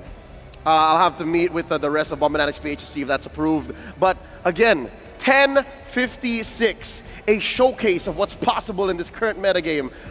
Game prior to this, we went past 30. So again, folks, looking at that MVP build for the Guinevere over there, Thrill makes a difference. Again, just those extra hits, triggering that passive and then jumping in, it's worth it. I think it's less about the base damage. I think it's more of just the hop, the jump. The consistent damage coming through as well, right? I mean, throughout the series, throughout the matches that we've seen for Kusei, this is what really stood out to me. The fact that he did not go for the Master Assassin. Sure, you would say, Miracle, it's on a Claude against a 1-1. You'd expect him to go for more defense. Sure, I get that. But honestly, the way that he was laning as well, it just feels like he kind of already lost a bit of confidence. I don't want to say a lot of confidence, but it's a bit. When he was dominating throughout game 1, 2, and 3, it was completely different. This Kusei was playing a farm, and then later on carry.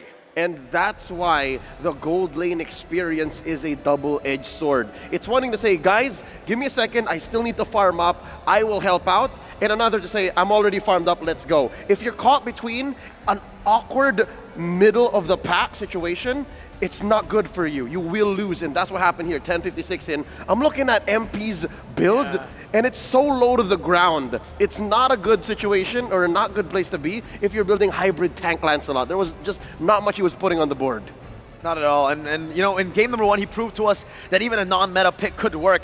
In game 4, he kind of proved to us that if you force it, it'll still be hard to execute. And that's what we saw from him, man. 0-6-1. That's not the normal MP performance that we've come to expect, especially after the first 3 games. And even here, the sandbag, Felix, right? This fact that, you know, 0-6-1 and you don't take the most damage shows you just how squishy the tank slot really is right now. Yeah, again, everything going towards Deus Vult's way. And of course, don't forget Sawo's assists. I'm pretty sure these numbers count not just for in-game, but even outside, because I'm sure as of the moment, as we speak, he's already psyching up, making sure that the bombastic mentality, the Bomba mentality, and of course the Bombentum is on their side. Look at the damage dealt. So it's approved? No. I'm trying to get it. Okay. Yeah, all right. Going back, again, looking at the team fight participation, 72%, again, it's about the same, 70-80%, except for Kid Bomba. So what does that mean for Deus Vult? Why is Kid Bomba very low on the KP? I feel like, again, it just comes down to him being the sacrificial lamb, right? In a lot of these scenarios, he just dives into the back, acts as a distraction, and even carries on his job desk as a side laner. He'll be the one that you send onto the side lanes to just clear it up, to do the dirty work on the team, because Carvey, their main win condition popped off. That was what they were looking for in game number 1 and game number 2. That didn't happen. That one-dimensional gameplay, when it works, Carvey pops, bro. And he doesn't just pops, he pops off. That's right. And now it's up to see you soon. We are at match point for either of them. A best of one for the ages, because one of them goes home at the conclusion of this last game tonight. Mirko, we've already talked about what Deus Vult is doing well and how momentum has gone to their way. Now see you soon. I'm wondering, do they have a late game? What does a late game see you soon look like? The late game for See You Soon, I feel like at this point, the late game is the early game. The way that you want to play this Game 5 late game scenario is you take control of that early game. Do what you've been doing in game number 1, 2, and even 3 here. Create that snowball from the get-go. Do not force MP to play on these assassins if it's not a good situation.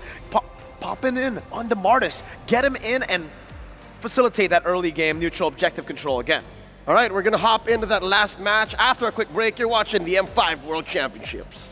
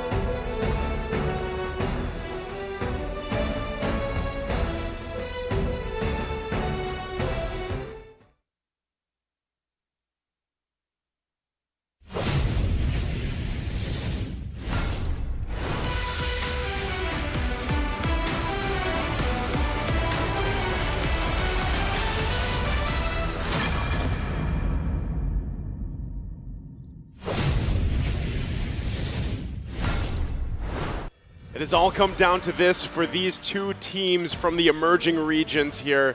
It's See You Soon and Deus Vult. It comes down to the best of one as we head into game number 5. Once again, I'm Naisu, joining the desk with Trex and Reptar. And man, what a better way to end the day here with 5 games. I'm still speechless.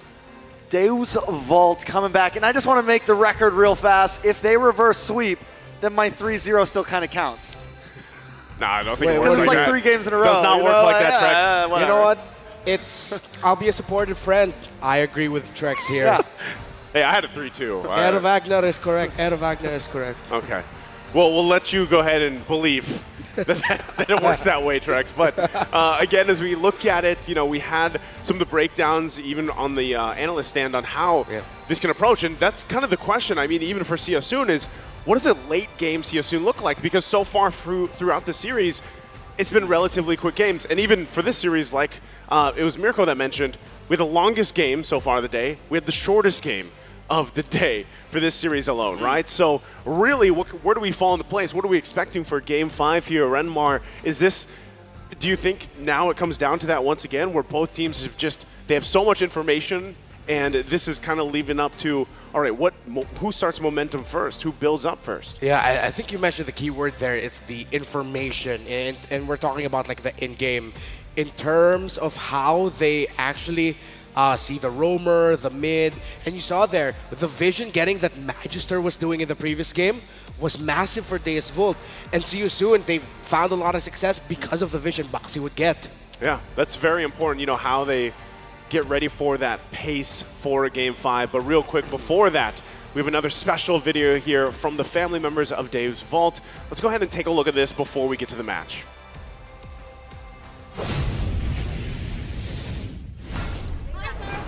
We wish you all the best, you and your team. Good luck and Парни, никогда не сдавайтесь, идите к своей цели, добивайтесь успехов, стремитесь к победе, вперед и только вперед. Все в ваших руках. Удачи вам в следующих играх. Again, great to hear from the family there. The support is obviously there for both these teams. It's always great seeing these kind of like insider videos from the support around the world. And of course, at the end of the day, gentlemen, the way that the tournament works, competition works, eventually someone has to go home. And unfortunately, for these two teams, at the end of this game ahead of us, one of them will have to end their M5 journey here. And again, if you look at the series alone, from Game 1 to Game 4, what we've seen so far, it's been really a pendulum, right? Back and forth. That's kind of one of the words we've been saying, back and forth all day. So much, all day, even with this series alone. And really, yeah, it comes down to that because we've seen dominating one-sided games. We've seen extended games, back and forth. But, again, it leaves you to question, like, even draft-wise. We talked a lot about this, the previous one. The fact, too, that Valentino was picked up, but then the answer seemed to be the Gord. There were so many bans towards the mid lane, focusing on Sunset Lover. But really, Magister Shine, he stepped up. So, if you look at the kind of the way things unfolded through group stages to knockout 1 to now knockout 2, so much was on Kid Bomba. Yeah. Great player. But everybody is in their own limelight here for Daewoo. The same can be said for See You Soon, a squad that has played together for so long, has accomplished so much, and they are also fighting for that chance to continue on here as we are moments away from the draft for game number 5. See You Soon on the play. Daewoo here as well. Bans, like we've seen them for the majority of this series, very similar, but this time the 1-1 is going to be taken out. Guinevere as a response from the performance from Magister from the previous game. Nolan as well, and the Joy. I think something that's going to be important here. We talk so much about Daewoo, but I want to talk a little bit about See You Soon. MP the King. He had an amazing Game 1. He's had amazing games, I feel like, throughout the whole series, except for the ones that they started losing. And one of the reasons for that was Daewoo was really able to single him out, especially last game. He started that game off with 2 or 3 deaths within the first 5 to 6 minutes. So See You Soon need to try to make sure he has a solid road ahead of him. Yeah, they can really just continue applying the pressure Deus Vult onto MP the King, and I think Deus Vult now, their approach, similar to what Sisun have been doing, did in the first 2 games. They literally control the center of the map. Now Deus Vult, they can take that same principle and make it work for them. If I'm Deus Vult, let's just go for thematics here. Let's pick up the Leomord and then the Tiger. Let's go full Crusades, man. Honestly, just go for it. It's the last game. Put on a show, but at the same time, make it so that the picks that you're getting make sense. And that isn't just for Deus Vult, it's also like that for See You Soon. I cannot think of owl-themed heroes here. Oh, Diggy! Diggy's one. Diggy's one. But if there is a strat that you've been saving, now's the time to show it. If you're brave enough, if it has worked in the scrims, if it's a unique pick, something that screams you as a team, just go for it. You have nothing to lose, everything to gain. It's time. And I think what ties into that as well is the mentality thing, and we've saw it. Yep. Daewoo came in once in game number 3 when things started turning around. They started to get their hopes up. They started to feel good again. They came into the last game just completely confident and completely stomping them. So has the morale changed? Because honestly, the drafts haven't been too crazy. There hasn't been any like, oh, they just completely beat them in draft. It has been mechanics, and Daewoo, when they're feeling good, they're playing good. And the same goes for See You Soon. So can See You Soon reset here? Can they come into this game 5 with a good mental? That's where you gotta kind of think about, right? Like the short break that we had, was that enough to reset and just focus on this game? Valentina being picked up, first pick here for Daewoo, because you already said it, right? For the most part, when you look historically at reverse sweeps, right? Momentum heavily in favor of the teams that's able to pull off the reverse sweep, and right now that's Daewoo. So the answer from See You Soon starts here. They pick up the Kadita, they pick up the Bruno. How are we feeling about this, Renmar? Is the Kadita the right kind of risk factor here for them? It worked out for them. Deus Vult may have already had the time to adjust, but folks, it's a final game. Play with your comforts, play what you're known for, play to your strengths. I'm never gonna knock it. There are asterisks to put onto it, but at this point, makes a lot of sense to me for See You Soon. Diggy pick. Let's right go. here. Come Just on. take it first phase? I think that's, you can see Sawo, he's talking to him. He's like, do we go for this? Yeah, it's a Baksha. Baksha gonna be locked in right now. There it is. Oh! They take it up. I They can see it listen. on his face, man. I can see it on his face. He's like, is that what we're gonna do? Let's go for it. It's the 15-year-old owl to go against the owls. The scariest 15-year-old I've ever met. Yes. To quote Whiplash, what was his name, Whiplash? The villain from Iron Man 2, I want my board.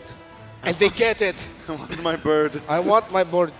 And right. they got it. They got the bird, man. They got the bird. Hey, remember, going back to how many records that this team has broke through M5, this hero is one of them. Is one of them, right? Part of that whole why teams automatically banned out the Diggy throughout the stages leading up to this point was because of that performance from Salo. So now that they have this, that's the thing. What is the answer to deal with it? They pick up the combination that has also made waves up to this point, the Kaja Kadita combination. I know this is a very important series, folks, and we're really serious. Bird but have you first guys bird. ever heard that joke that Kaja is just Diggy older? I've never heard that joke. You never heard Battle that? of the Birds. Yeah. So in a distant future. Or is it like Diggy's father? No, that makes sense too, honestly. But the original joke was Diggy is just a younger version of Kaja. And as he grows up, he starts suppressing instead of decompressing. Yeah, I guess. I guess that's how evolution maybe works, right? So, again, as we focus here on the XP lane options, the Lapu Lapu is going to be taken out. And I think, we've kind of talked about this quite a bit, the Bomba mentality. What is going to be placed in him? They decide to take the Lapu Lapu out. So where's this going here for Daewoo, Renmar? I'm trying to see if there's... Oh, no, we haven't seen that yet. I was thinking like a Fovi's XP lane, if there are more dashes on the side of See You Soon. Still might be the usual default to Rizla, heroes like that. Fast clear, rotate, setup. I'm more worried about Carvey here. He's running out of heroes. By going for that Diggy and putting him into the second phase of bans, no Brody, no Bruno, no Wanwan. I guess he can pick up the Ixia here. Oh, no Beatrix. Yeah. Ixia for me would be all right because it's paired up with a Diggy. But what might work, just a suggestion, what if it's a Clint? Oh, I knew you were gonna. I knew you were gonna mention He played that in group? Yeah, he played that in group stage. Did it do well, though? I can't remember. I'll have to double check that. It's been a while. It's been a hot minute. It's not high noon anymore, Renmar. Yeah, it's sunset. It's sunset. It's sunset time. Actually, I think by this time, gentlemen, it's nighttime. Don't kill the story. Don't kill the story. Dyroth. This is interesting because we saw this earlier in the series too. Bomba. Yeah, it did not work out very well, but this time around, Siasoon goes and picks it up. There's the Riz. Tarizla comes through. He's been picked 69 times, and the Iksha. Nice prediction there, Trex. Man, you are on point today. I try. I'm doing it for Leo. Leo said I didn't sound smart, so I have to sound smart now. What? Hey, you are smart, man. You've earned it. You've earned it. You're smarty pants now. Last pick here. Claude, if they just want to go for the dive. Or does he just go for utility, something like the Fred? Just keep it simple. Yeah. Jungle. Jungle pick. Or is that a jungle Dyroth? Or is it a jungle Dyroth? Could be a jungle Dyroth. Let's keep it simple. Utility. But we haven't really seen MP pick much utility. Yeah. Keep think he's going to Martiz or not? Oh, Martiz. Oh, Martiz might be good, yeah. It'll be good to have the instant kill, chain it all together, extra control as well, a tanky presence. You need someone who can also front. Oh! Wow, talk about risk. That's risk, yeah. Hayabusa. Hayabusa! Santu. What do you got to say? Renmar, this is all you. You're the smart guy. Okay. Hey, man, you're smart too. You said to pick comfort. Yeah. I just want to let you know that depending on how this goes, it's all on you, Renmar. Okay. Cambodia will come for you. Why me? Because you said to go comfortable. Yeah, okay, this is comfortable. You get the pick off and all that.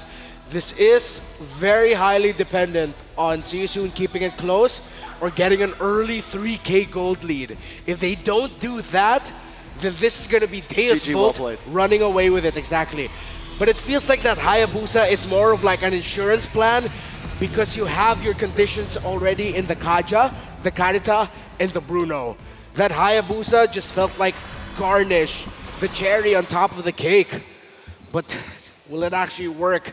Because if they can chase the damage on the Hayabusa, the Ixia will be in trouble. It's all come down to this, the best of one. For the lives of the tournament, Deus Vult and see you soon. Who will move on in the lower bracket and who will go home? It starts here. All right, the Dark Knights up against the Owls. Daewoo with an incredible run to try to reverse sweep this. Both teams leaning towards comfort in Game 5. We've got Sawo on the Diggy. We've got MP on the Hayabusa. Whose comfort will come out on top? It's pretty on brand right now for both teams. You have a lineup built to peel for Carvey, who has been one of the more impressive positioning marksmen throughout M5. And for See You Soon, you have that chaos. You have a bunch of heroes who can make plays on their own. An assassin for MP the King, who could potentially be the game changer here for SYS. Okay. I feel like Deus Vult needs to just be aggressive. When you have something like a utility jungle, especially a Basha, you go in, you give MP as much hell as possible, and that's exactly what he's already started to do. Yeah, he's gotta. Oh, MP the King. A lot of damage on MP. Madison are gonna take it, but they find first blood. Sunset Lover Raw might just be next on the chopping block. Make it 2 for Deus Vult. That's the difficulty of running an assassin up against the Baksha. That is what you get. But while that was happening, pressure bottom side by See You Soon. Now Sorium Felix forced to flicker out. With that start already, Deus Vult, great chances here to get this first hurdle even, right?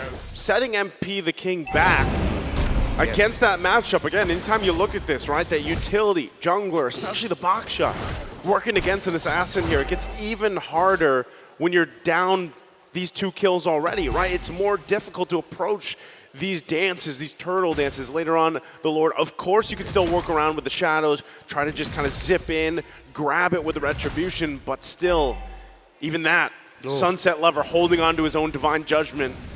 Ra trying to give the information here, but still, it looks like they're just ultimately going to give this one up. Yeah, there's not much of an answer for it. Madison should be able to do it, but a big purify on a Kid Bomb. I mean, a big petrify on a Kid Bomba, but he will be able to get away safely. And honestly, as the clock keeps... Ooh, Carvey in trouble. Shadow kill. Carvey trying to get away, but no, King picks it up. Madison there as well, now trying to capitalize on Akuse, but Boxy's here to help out. Madison needs to be careful. Sawo there, gets a reverse time. Oh. Madison walks right into it, in a bad spot now. He's trying to get away. Time's Journey. Gets the Time's Journey. Madison trying to walk away safely. Can he spin? Yes! Daewoo gets away. Oh, they found the time, a little bit of time, and, well, the shield as well from the Diggy. It was all that he needed to be able to get away. I like what CUSUN are doing here. They're taking attention away from the gold lane, ganking it themselves. Here's a pull. Carvey getting a little bit of damage there. Sunset Lover uses the Divine Judgment himself, but still, things back down to a stalemate. Well, congratulations here. The M Series Facts. This is a milestone. This is the 500th game of the M Series here. Incredible, also top side. A lot of damage on Kid Bomba. MP now coming online, 2-1, taking a death, but picking it up later. That's crazy, almost, M5, 500. Dude, that's wild. Did they Game plan 5. that? It's all part of the plan, Trex. It's all part of this, yeah. Right? Life is scripted sometimes. Can someone write that I win $1 million, please? Hey, we still have plenty of games, right? There's still 2 days ahead of this. Moving back on to Carvey.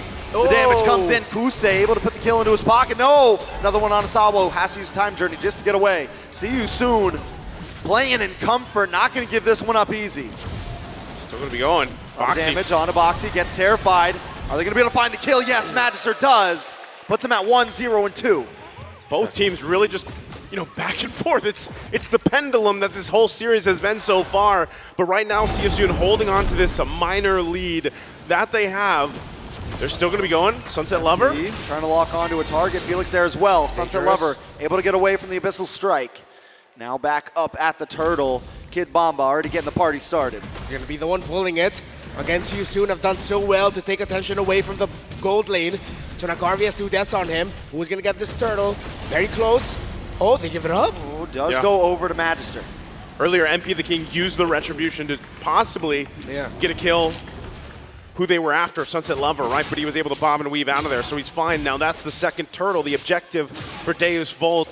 So despite some of these CSUN actions happening here, Deus Volt holding it together with objectives. Itemization, though, how's it looking here? Yeah, Hephaestus Rush already. Kuras, well, Kid A Bomba. lot of damage on to Bomba. Bomba having trouble. Killing spree for MP. This Hayabusa could become a problem. Cross map plays. It was supposed to struggle. Now MP the King are making Deus Volt struggle. CUSUN rotating as a team. All around. Boxy. Whoa! Raw goes down. A beautiful pull back there. Nice bomb to catch him. Sunset Lover gonna lock on to Boxy. He's trying to flicker away, but Carvey doesn't want to let it happen. Reverse time. That's gonna be it. A nice kill in the hands of Boxy. I mean, of Carvey. Still gonna be going. Verify locks on to Felix there. Kuse able to drop another bomb. In comes MP. They got to be careful with Time Journey. Going to help out. Carvey, unscared, not scared. Ready to jump in. Flickers in.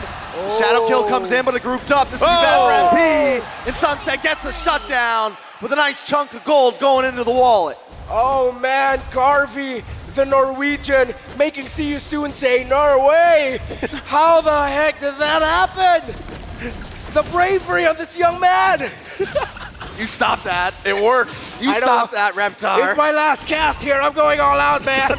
They're going all out in the bottom lane here. Boxy. Ooh, another full barrage. Boxy in trouble. One more hit the ball. Together, no way. Sawo again. No way. Deus Volt, 2K ahead now. And they are just synergized all together in everything they do at this point of the game. See you soon. Struggling. This Turtle, though, most likely going to the hands once again. 3 for 3 for Daewoo. The pendulum is still going. Earlier it was Deus Volt, then CUSUN, now back to Deus Volt. How will it swing again? Who will it swing towards to? Who will the pendulum favor? We'll have to figure out. Daewoo holding down the mid side, but CUSUN has vision across the river. It's a 2.7K gold lead. Daewoo gonna make the aggression. Watch for Raw, looking for an angle into the backside, same with Felix.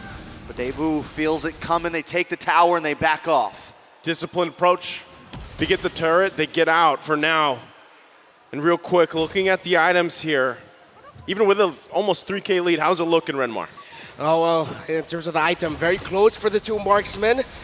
Good rush there onto the anti-cuirass, as we were mentioning earlier, for that Baksha and then Dreadnought as well. It's going to be the full damage Dicky that we're going to be seeing on the hands of Sawa.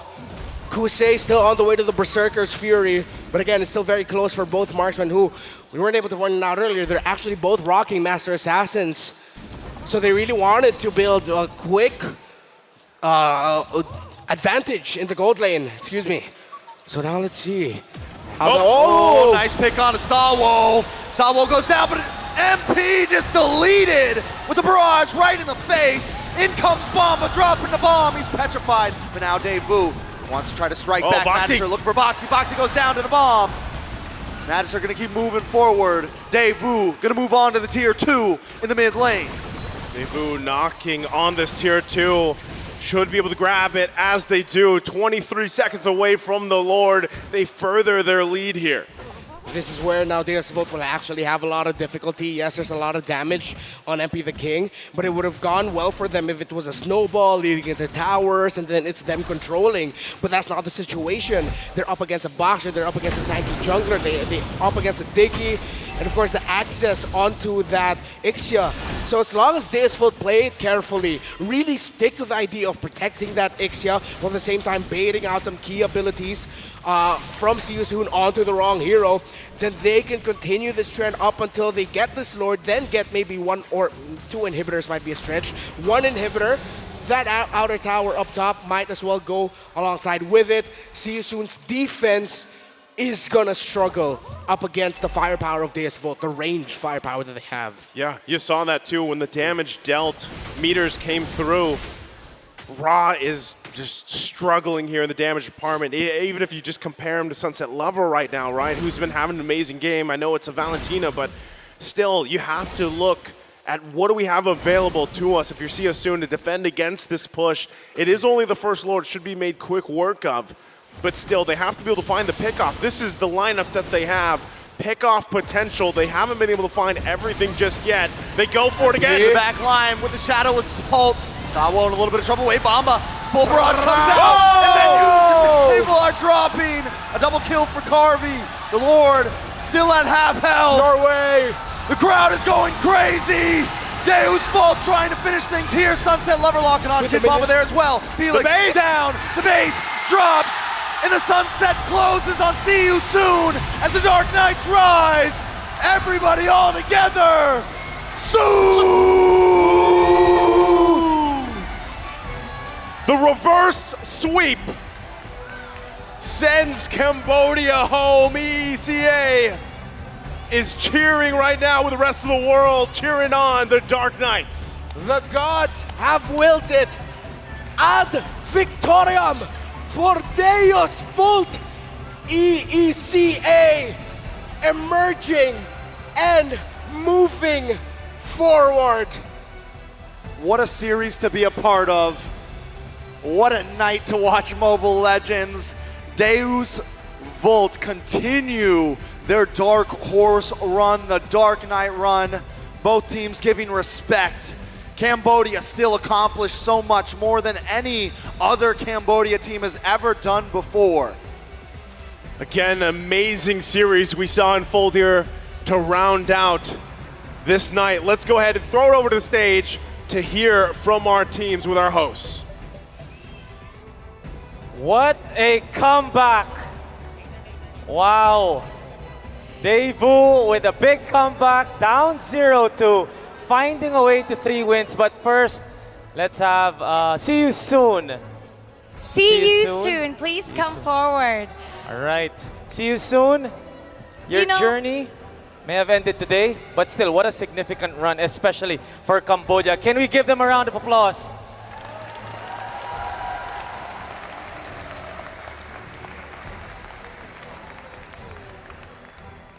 Any message for your fans, your supporters who are present? Sa next na international scene namin, mas lalo namin gagalingan.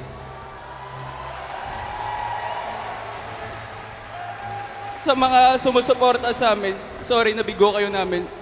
Pero pangako namin na mas babalik kaming malakas.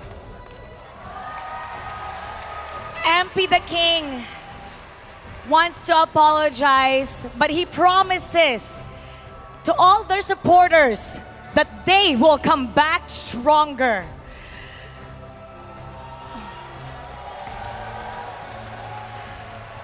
See you soon, MP the King. Cheer up, because you've made a great run this M5 World Championship. A lot of people are cheering you on. You have done wonderful. And because of this, everyone is looking at Cambodia with such high respect. Cambodia is still proud of you. And the entire world is looking up at you. Everybody, once again, let's give a big round of applause to see you soon.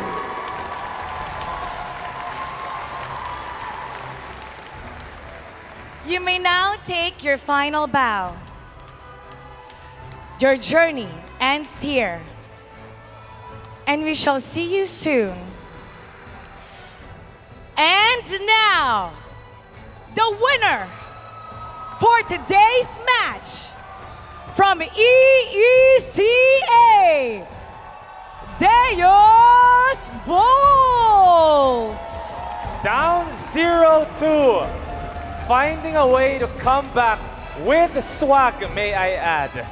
With swag. Let's talk to Kid Bomba. Kid Bomba! Palakpakan natin si Kid Bomba. Bomba la bomba! Bombastic! Kid Bomba, what happened there? After the first two games, both were losses. How did you turn this around? What did you talk about in there that made you perform out here? I'm just so proud of my team. We're better than every region except for, right now, except for Indonesia and Philippines, like the best region, these two regions have been, I'm just so proud of them, And it's my first time here too. And we already made it to top 4, and I'm just looking forward for what's to come. I'm just super proud of my team. I think I didn't even play good today. It was all the rest of my team, so if you wanna applaud just for them. Everybody had such a wonderful performance. I want to ask also Carty, earlier when you guys won, you had a conversation with MP the King. You guys were exchanging a few words. Oh. What were you guys talking about when you were hugging back there after you won? I just asked if he speaks Tagalog, and he says yes. And I said, oh, I don't, bro. I speak Bisaya. And then I said that it's really good gold lane. He gave me very, very hard time. It's games like this, there are always victors, and there are teams that would go home. You saw how heartbroken they were. I did. You guys sent them home. Is there something that you want to say to them? See you soon was great. They beat us 2-0, and they made it like 2 quick games. I think they have so much potential to That's do right. a lot, and they're just a great team. Cambodia has been like very bad in the past, but what they have done just shows there's so many good players also in Cambodia, so they should be proud of themselves, even if it wasn't enough today. I think they have such a bright future in front of them, and especially like Lance, MP the King. In the 4th game he didn't do as well, but in the 1st game he was a really, really big problem. How he survived, he has a lot of potential. Generally, the whole roster, they can be very, very, very, very proud of themselves. And I'm sure hearing from you, they would be happy to hear those praises. And that's exactly the swag that we were talking about. You put up the 3-2 sign. Can you talk about that first? The 3-2 sign. Again? The 3-2 sign. You called it. You called it. I was just super hyped after the third game because it was like a 30-minute game and we won it. So I was just hyped. That's why I was taunting a little bit. But no disrespect to what See You Soon. They're really, really good. Yeah. Give us an inside scoop, because we know you really pump up the group. When you went back there, what did you tell your team to pump everyone up, to make sure everyone had such a positive mindset in the Land of Dawn to get this win? It was not me, it was a lot of us was actually our coach. He was saying, guys, relax. We're gonna reverse sweep, relax, we got this. It's our last game if we lose this anyway, so he was really hyping us up, and also I feel like Savo in game was really helping us to like pull ourselves together, you know? Like he was really guiding us to our win today. Coach and Savo. And reverse sweep they did. Reverse sweep, you know, this is the furthest that the EECA region has gone in the World Championship. What do you want to say to all your fans and the people from EECA? Thanks so much to everybody supporting us. I really appreciated the support from me in the Philippines, and I just want to point out again, my team is also so good, so don't only support me, support all Devu, and just thank you for the support. We saw the videos from the casters, from the players. We appreciate it. Спасибо за поддержку. Kid Bomba, and tomorrow morning, you're going up against Blacklist International. Initial thoughts? Oh, Blacklist International. I really hope we can do a good game versus them like today. That's all I have to say to that. Once again, everybody. Oh, you want to do the Sioux? Go! Let's all do the Sioux with them. How about that? All right, let's all gather up. Let's all gather up. Deus Vult style. Here we go. 3, 2, 1. Everybody, Sioux! Congratulations from EECA, Deus Vult. You may now take your bow. We'll see you again tomorrow morning, and good luck. Congratulations again. What a wonderful 3-2 reverse sweep for Deus Vult. We're gonna break that down for you, so we're gonna head back to our casters from all over the globe. Casters, pasok.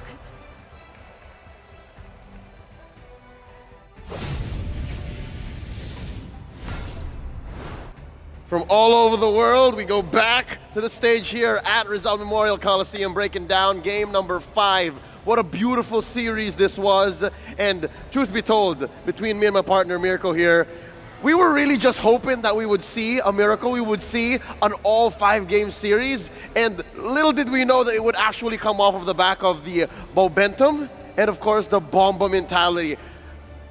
That was as 50-50 as it gets, but again, if you take a team like Deus Vult all the way to series end, and again, half of the series went past 20 minutes, you end up with a series like this. It was a phenomenal series, man. From the start all the way till the end, it set the tone. The storytelling was immaculate, so poetic, with a domination in game number 1 of See You Soon, and to end it all with a full barrage from Carvey! Oh my goodness, man. Leo, this man, game 1, game 2, I would even say he was underperforming real bad. Sunset Lover was the man who was a pillar to hold everyone together, and by the end of it, everyone was popping off. Yeah, I gotta tell you, man, most of the things you were telling me about how Carvey could have positioned better, game 1 and 2, how in 3 and 4 maybe he was getting his mojo back, he's grown on me, right? Game 5, he was just off of the back of the aggression from Magister, from Sunset Lover, and from Sawa. Again, a lot of people will say, look at Deus Vult, you can 2 things. Number 1, they take you all the way to game 5, way past 30 minutes, and they have a great mid lane trio. Here, those trios set him up so that Carvey can get this MVP performance of a lifetime. This Ixia, you couldn't ask for anything else. Oh! And to end it all off, the cherry on top, that alarm bomb from Sawo. Flashbacks to the amazing group stage run that they had. And even here, man, Kid Bomba, I have to agree what he said, right? Usually we give Bomba so much hype, but now today is not the day of just Kid Bomba. It's the day of Sunset as well, bro. Right. Sunset Lover was amazing all throughout the series. He was him. He was him. But at this game, in this series, in the end, I think it's safe to say that it's Deus Vult as a team. The better 5 walked out victorious today. And I like how Kid Bomba pointed out that a lot of this came from their coach. Coach Fly Solo telling them, you know what? Reset, reset, reset, regroup, because if you lose this, it's your last game in all of M5, and boy, see where that got them. 10 minutes 37. Correct me if I'm wrong, that's actually faster than the game prior. They're trying to beat the clock, Leo. Again, we have the longest game of the day so far and the shortest game of the day in one series, just this one alone. 10 minutes against a Hayabusa, against a pick-off composition. You'd expect a win 10 minutes from the opposing team, from See You Soon, not from Deus Vult, but they beat the odds here, taking every single one of the neutral objectives, taking every single one of the structures as well. Again, this goes back to how, as the Lancelot performed in Game 1, yes, MP the King shocked Deus Vult into that win, but now you're proving that if a hero is off meta, it's off meta for a reason. As early as the first few engages, it was noted by our English desk that there's a reason why you don't pick the Hayabusa into a lineup that's rocking a Baksha and a Valentina. It's just so hard to win that fight early on. He can just push the advantage, stun you, and then Sunset Lover's gonna take care of the rest. I would say for See You Soon, right, in game number 5, they just gambled on the fact that they have a very early game composition. They need to get MP as far ahead as possible in the early game, but it ended up with MP dying early on. Sure, he was able to come back, find a lot more kills in that early stage, but with that one death already, Magister would have been able to collapse over to all the other camps, invade, taking little by little and slowing the process of that snowball. So when that snowball inevitably happened for MP, when he got those 3 kills, it was a bit too late. Yep, looking back at a lot of the times MP was actually pushing his early game and the mid-game advantage, you would see Sawo coming into play. You would see Sawo protecting Carvey. You would see Sawo protecting Sunset Lover. And now, looking at it again, he's the forgotten one. Back to back to back. The Sandbag, Boxy the King, he had that interesting build, right? The Kaja with the Brave Smite. Best case scenario, what are you hoping for, right? You come in, you get hit, you heal up a bit, and then Divine Judgment back. It seems to be 2 steps forward, 1 step back. The rest was just Deus Vult just pushing into what would seem like an inevitable 11-minute game. And again, it's poetic, it's very dramatic. The fact that just 2 years ago in M3, the World Championship, Sunset Lover and Sawo were knocked out in a reverse sweep against Todak after winning the first match. And now we are seeing the complete opposite, the 180 happening to See You Soon by Sawo and Sunset Lover. It has gone full circle. And now EECA are top 4 region. That's right. Top 2 region. Top 3. Yes. I was looking at the damage dealt, and the Diggy dealt Sawo much damage. Looking at the damage taken, again, Buddy Smith doing work here. Kid Bomba taking a majority of it, even going up against Sorian Felix and Boxy the Kings despite being on the winning side. So it just shows you that this kind of lineup, again, all 5 members of Deus Vult have gone in sync. Is it safe to say that this is a team that actually just gets better and better as the series goes in deeper? They just need one late game to wake them up, and then they go on with the momentum to win out in game 4 and 5 to close out the series. 10 minutes, 10 minutes. We got a total game time of 20 in the last 2 matches. I hate to imagine what Deus Vult might look like if they went to a best of 7. Oh, what if? Don't tease us, Leo. Don't tease us. But if they do, that'll truly be the most crazy run we've ever seen in an M series. I think now that record is still held down by BTK top 3, and that's what Deus Vult will be looking to do tomorrow, or revolt against Blacklist International. Speaking of which, we're going to be showing you all the brackets, and again, think about it. Is this what you expected to see in a reality that we're living right now? This is the timeline, folks. EECA, top 3 regions in the world for MLBB Esports. And of course, Deus Vult in top 4 overall of the M5 World Championships. They'll be facing off against Blacklist tomorrow morning. And of course, that matchup everyone's waiting for, AP Bren versus Onyx. We're going to have a lot of great matches tomorrow, ending it off as well with the lower brackets. Match 13, finals, to see who gets to the grand finals. Tomorrow's going to be a stacked day, Leo. 3 best of 5s. Onyx versus AP Bren, Blacklist versus Devu. I just have no words. I don't think anybody has words right now. They look at the brackets and they see art. I am not emotionally prepared to have figured Me out neither. that this is what happened, right? I cannot see any of these teams get knocked out tomorrow, man. Looking at the way we started, it already got bloody between Geek and Burmese Ghouls. It got bloody between Onyx and Black.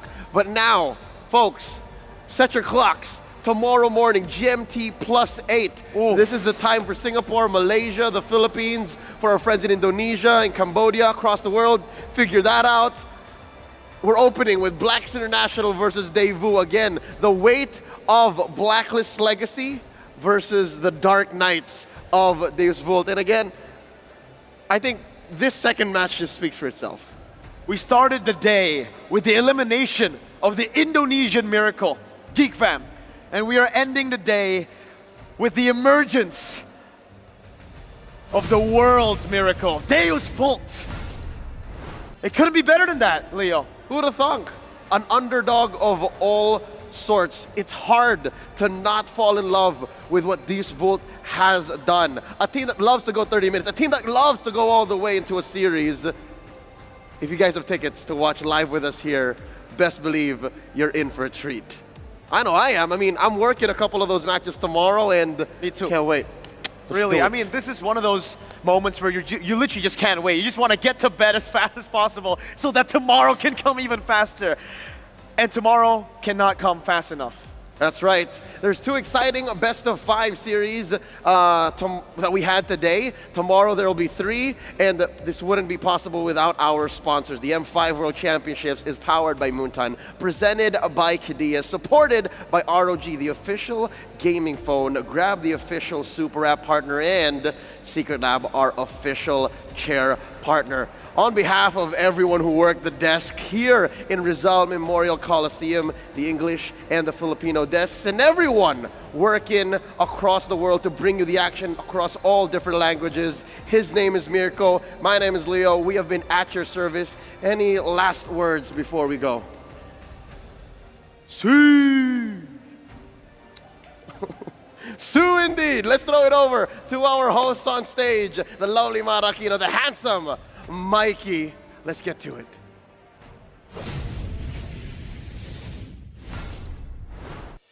We kicked off the second phase of the knockout stage, seeing 2 teams carrying on with their M5 journey and 2 teams saying goodbye. And Blacklist International and Geek Fam opened the day. The Indonesian Miracle went on to win the first of a 4-game series, but those 3 straight wins by Blacklist International made them advance to tomorrow's matchup. And right after that, we witnessed See You Soon getting a dominating performance in the first 2 games. We thought they were actually going to take it home, but Deus Vult, man oh man, they proved why they are the dark horses, fighting with everything they've got, taking See You Soon by surprise and taking that reverse sweep. So now they are moving on to the next round tomorrow.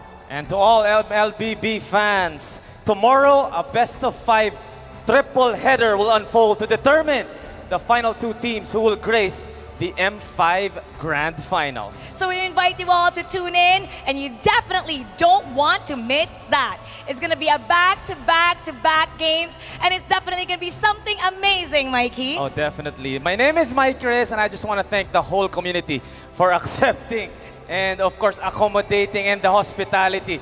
It was a crazy day, and tomorrow's going to be even crazier. Tito Mikey, you did a wonderful job. And once again, my name is Mara Aquino, reminding everybody who's in the pursuit of victory to be better than great. See you tomorrow, everybody, and keep it kid vibes.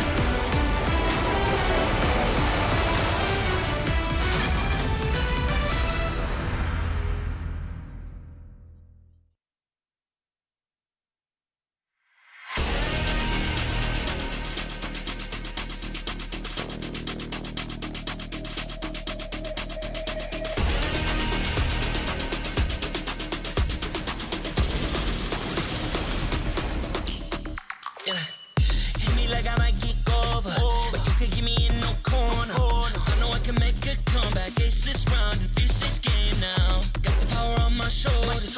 Yeah, you know that I'm a soldier. You can keep me off my guard, but you can't keep me from my honor. Nah, nah, nah, I feel like the floor is lava. The energy's getting higher. You're saving my arms. 'Cause I know just what I got. I got you like na-na-na. And you know I hold the power. It's real that I love. Oh, yeah. Making my grind good to great. So don't stand in my way. Standing tall and I won't fall over. We are better than great, good. We are better than great. We stand tall, won't run away. We are fun, nothing gon' change. Great, we are better than great. Can't get it great, I'm better than great. I play my own role, I become the greatest. Transcend myself into this game, yeah. I build a power to dominate fate. Championship mind on top of the week. We start to the game, shot reveal. Better than great, that's how we feel. I feel like the floor is lava. The energy's getting higher. You're saving my arms. 'Cause I know just what I got. I got you like na-na-na. And you know I hold the power. It's real that I love. Oh, yeah. Making my grind good to great. So don't stand in my way. Standing tall and I won't fall over. We are better than great, good. We are better than great. We stand tall, won't run away. Play our part, nothing gon' change. Great, we are better than great. If we stand tall and believe, we can make it, you and me. With a sense of urgency, you'll see I'm better than great. I'm better than great. Oh yeah, yeah. Oh, I'm better than. Making my grind good to great. So don't stand in my way. Standing tall and I won't fall over. We are better than great, good. We are better than great. We stand tall, won't run away. Play our part, nothing gon' change. Great, we are better than great.